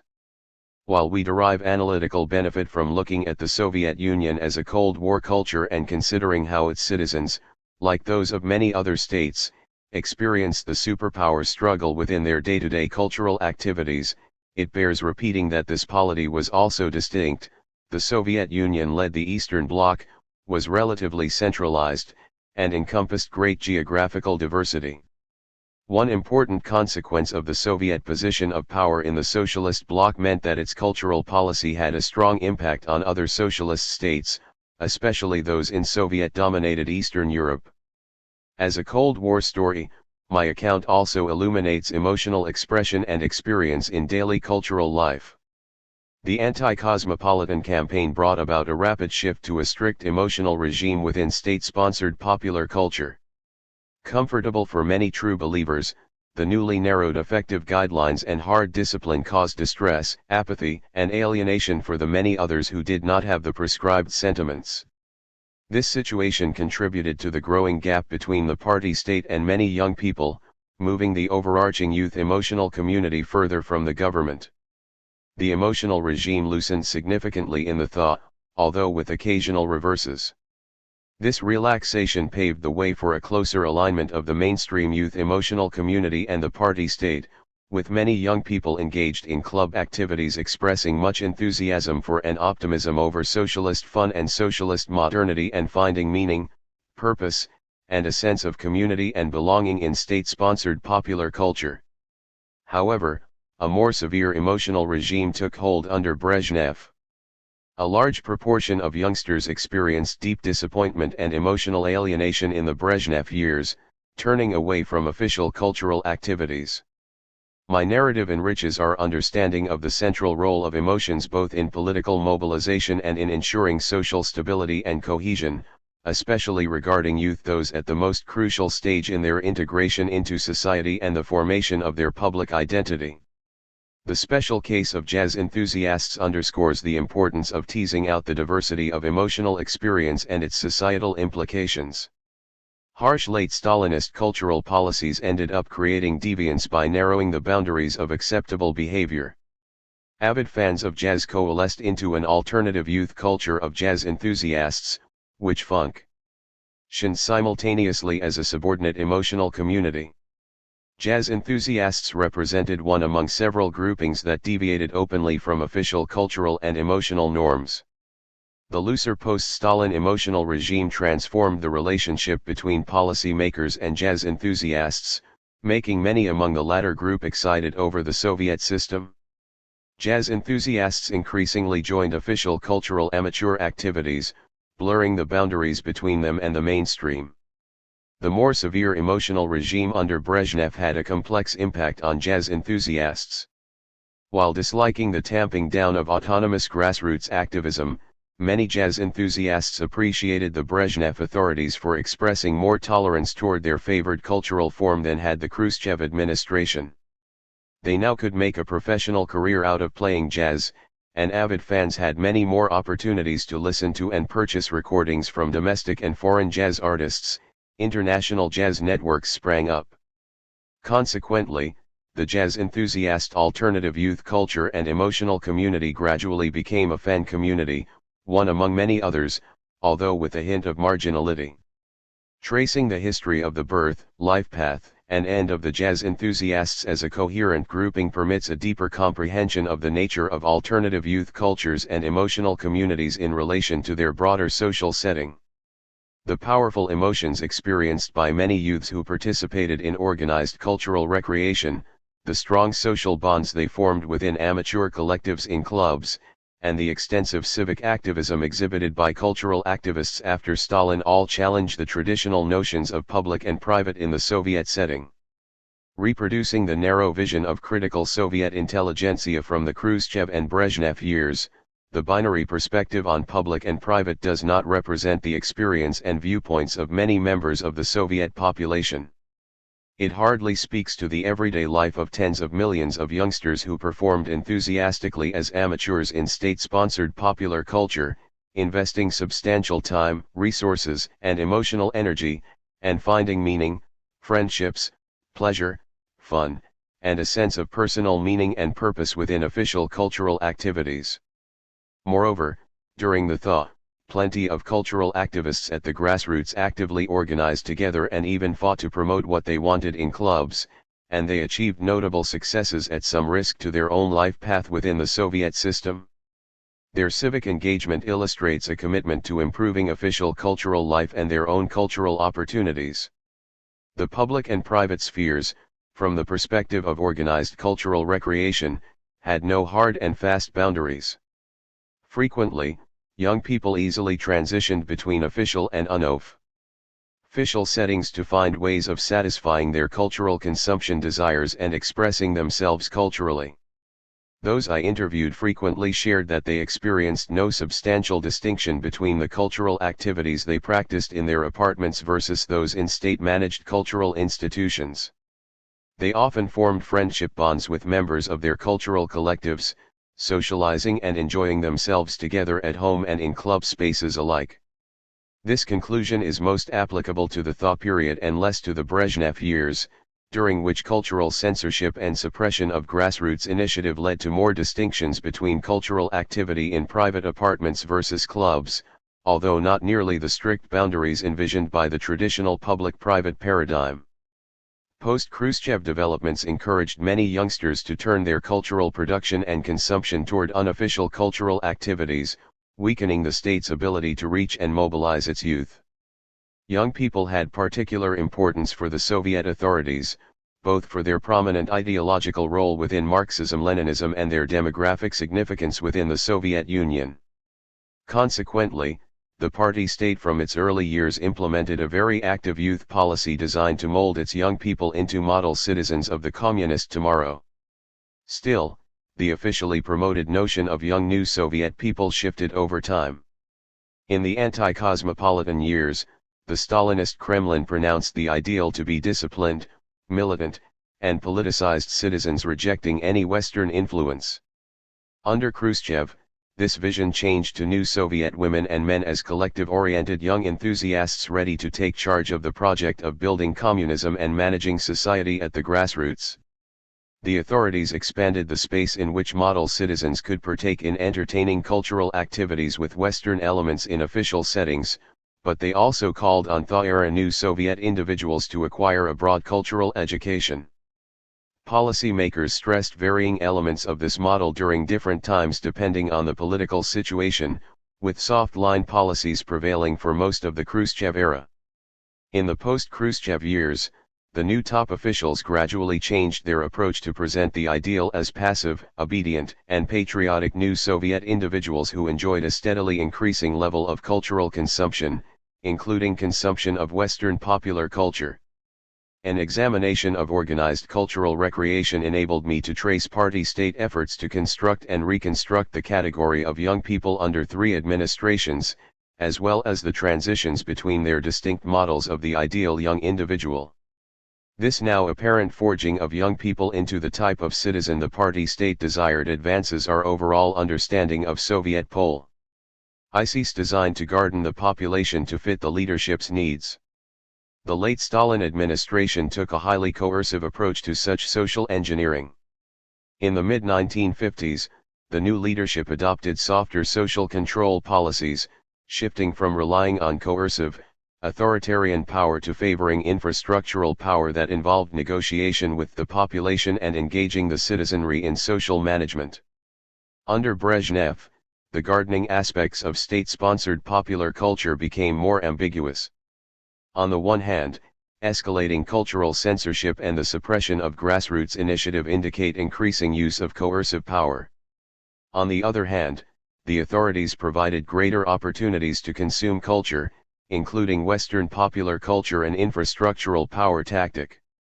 Along with some significant successes, such gardening through state-sponsored popular culture resulted in notable failures, especially during the more authoritarian periods in cultural policy.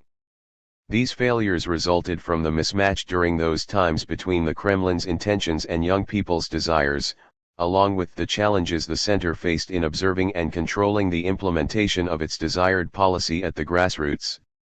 Indeed, young people were not simply obedient objects gardened by officialdom but active subjects showing agency in shaping their everyday environments, including those within state-managed cultural structures.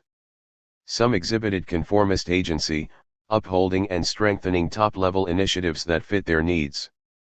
However, especially during times of cultural militancy, the center's cultural policies did not match the desires and interests of many club-goers. Less compliant young people responded in different ways. Some chose to withdraw, to a lesser or greater extent, from state-sponsored popular culture. Others pursued a different path, maneuvering and negotiating within official structures to attain those cultural opportunities that they wanted. They achieved a surprising degree of success, winning many small victories, as a result of the systemic incentives that allowed lower-level club and Komsomol officials to appeal to popular preferences. This multitude of minute expressions of grassroots agency combined to produce a major impact on the shape of Soviet state-sponsored popular culture. Likewise, Kremlin officials, in formulating their policies, ended up responding to the pressures of young people and their desires, at least after Stalin, when the Khrushchev administration sought to elicit grassroots activism among the young and also pursued a social contract that obliged the state to appease popular wants. Additionally, the changes in youth preferences over time also brought about corresponding shifts in the offerings of the Soviet cultural industry. In other words, young people and their voices, agency, tastes, and interests genuinely mattered, helping define broader historical developments. The story of Soviet organized cultural recreation is thus as much a story of young amateur participants and audience members as government bureaucrats and official structures. In an example of this complexity, the Khrushchev Kremlin's support for youth initiative greatly expanded the space for youth agency within the Soviet system, helping bring about the active post-Stalin generation. The last Stalin generation lacked a generational consciousness, although sharing some common traits. Those who grew up in the late Stalin years generally did not identify and organize together with other members of their age cohort to push for social change. To a significant degree, the passive nature of the last Stalin generation stemmed from the late Stalin leadership's approach to young people, which discouraged youth from banding together, did not assign the young great social prominence, and suppressed autonomous youth initiative. The Khrushchev administration pursued diametrically opposite policies in these three areas. Its discourse also explicitly positioned the young cohort in the mid and late 1950s as a generation distinct from previous ones. This differing approach, along with societal dynamics relating to post-war recovery, greater affluence, mass enrollments in higher education, and more free time, led to the emergence of an active post-Stalin generation. Its members shared a generational consciousness and exhibited a civic spirit in collaborating together with others within their age cohort to pursue social reforms of interest to young people and in daring to stand up to older authority figures in doing so. The post-Stalin generation's activism paid off, substantially affecting state-sponsored popular culture. Exploring the last Stalin generation and the post-Stalin generation through organized cultural recreation illuminates how government youth policy interacted with other domestic and external historical developments to influence generational formation and cohesiveness in complex and unexpected ways. These diverse topics combine to advance our understanding of modernity. The Soviet version of socialist modernity represented one among a number of socialist modernities, one that was also affected by other socialist modernities in complex ways, through intra-bloc cultural networks, for instance. More broadly, Soviet socialist modernity constituted one among multiple modernities, although made distinct by the post-Stalin leadership's endeavor to forge the most influential alternative to the capitalist democratic model. Placing the Soviet Union within the multiple modernities framework and thus in a global context provides a substantial analytical benefit, paving the way for international comparisons of the Soviet case study with a range of countries. Informed by this approach, my account draws attention to the similarities and differences between Soviet and non-Soviet society. In terms of popular culture, the Soviet state-sponsored version has the most overlap with those of other socialist states, particularly the ones in the Soviet bloc but also those outside it. The parallels resulted from a combination of the influence of the Soviet model, as well as these states' similar goal of trying to move toward communism, distinctions emerged from their varying histories, internal dynamics, and international geopolitical factors. Moreover, Soviet-organized cultural recreation activities resembled in many ways those in non-socialist authoritarian 20th-century European states. Direct Soviet influence played little role here, although the example of the Soviet model provided a reference point, positive or negative. Most important for explaining commonalities between the Soviet Union and these polities was the shared pattern of state structures striving to garden their populations in order to reach a utopian future, in this instance via government-managed cultural activities designed to reforge cultural norms and ideals while also satisfying cultural consumption desires. Differences from the Soviet case stemmed from both the unique history of each society and its domestic and geopolitical situation, as well as varying ideological perspectives on the utopian future, which caused countries such as Italy and especially Germany to rely, at least somewhat, on market mechanisms. In socialist and non-socialist authoritarian countries alike, gardening through state-sponsored popular culture faced challenges. Tensions arose between popular desires and top-level prescriptions meant to reshape the citizenry's cultural norms. Policymakers experienced difficulties implementing central policy at the grassroots, owing to the conflicting priorities and incentives within differing government structures, as well as the diverse perspectives among officials about the best methods for forging the idealized future. Most distant from the Soviet case, in Western capitalist democracies the market rather than the government functioned as the primary venue for providing cultural activities, with a minor role for non-profit organizations. My account spotlights the need to expand current scholarly paradigms, based overwhelmingly on evidence from Western capitalist democracies, to take much greater account of government structures, non-market methods, and settings outside of the North Atlantic region when considering issues of humanistic and social scientific concern. This book in particular helps nuance our views on consumerism, tastes, emotions, popular culture, globalization, cultural diplomacy, Cold War cultures, public and private spheres, social engineering, agency, mainstream youth, alternative youth cultures, community, generations, and, not least, modernity. Still, certain commonalities also emerged from comparing the Soviet case to Western capitalist democracies, owing to parallel experiences of the impact of post-war recovery and the escalating Cold War, the growing social prominence of young people and their cultural practices, and similarities in technological developments and consequent social changes. A study of Soviet state-sponsored popular culture offers pragmatic lessons for contemporary life.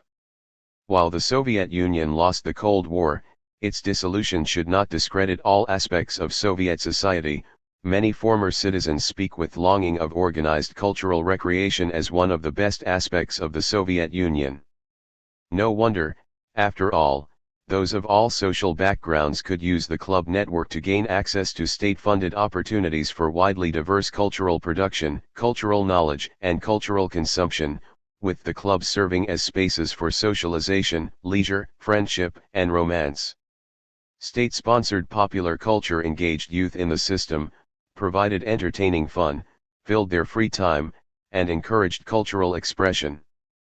Capitalist democracies may well draw some useful lessons from considering these elements of the Soviet model, perceived by those who grew up in the Soviet Union as generally positive, while making sure to avoid its many negative aspects.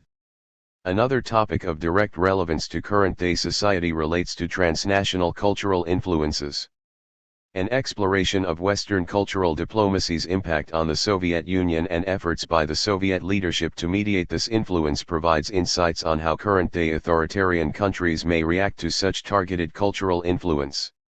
A broader understanding of this issue would enable Western governments to improve their cultural diplomacy, foreign and domestic alike. Such knowledge has particular importance relative to the Cold War context, since future large-scale conflicts between capitalist democracies and major non-democratic states will likely resemble the Cold War pattern of cultural, social, economic, and political competition rather than direct military action, with extensive deployment of cultural diplomacy on both sides. Better appreciation of how Western cultural diplomacy played out in the Soviet Union would also be particularly applicable to the multiple contemporary conflicts between Western democracies and countries whose leadership explicitly rejects the capitalist democratic model and pursues its own path to the future. Such knowledge may lead to a recalibration of the balance between hard power tactics, such as sanctions and interventions, and potentially more effective soft power ones, for instance, cultural diplomacy. A final broad lesson, perhaps the most important one, relates to contemporary perceptions of societies that take a hostile stance toward Western capitalist democratic modernity. When discussing such countries, public discourse overwhelmingly emphasizes authoritarian governance, coercion, and repression. The combination of media discourse and public opinion also sways the actions of government officials. In reality, any society that has long-term social stability and cohesion must gratify the needs and wants of many of its members and therefore possesses many positive and creative elements. Systems hang together internally when they make people feel like they lead meaningful lives through engagement with and contributing to the system's own goals, whether by giving citizens what they want or by shaping their desires to conform to what the system actually offers or, as is usually the case, a combination of both. Acknowledging this truth in media discourse, public opinion, and policy making would go a long way toward advancing cultural understanding and improving international relations. State-sponsored popular culture represented one important element that brought positive and joyful feelings to the Soviet population, letting citizens express themselves culturally and satisfy their cultural consumption desires and making people think and feel that their desires and tastes function to serve the system. Socialist fun helps explain why the Soviet Union, despite its numerous problems, maintained its stability and cohesion for so long. Socialist fun also casts light on some of the reasons for the eventual failure of the Soviet system, as the Brezhnev reforms in organized cultural recreation helped undermine perceptions that individual interests and wants were in line with the system's goals. Socialist fun was serious business indeed.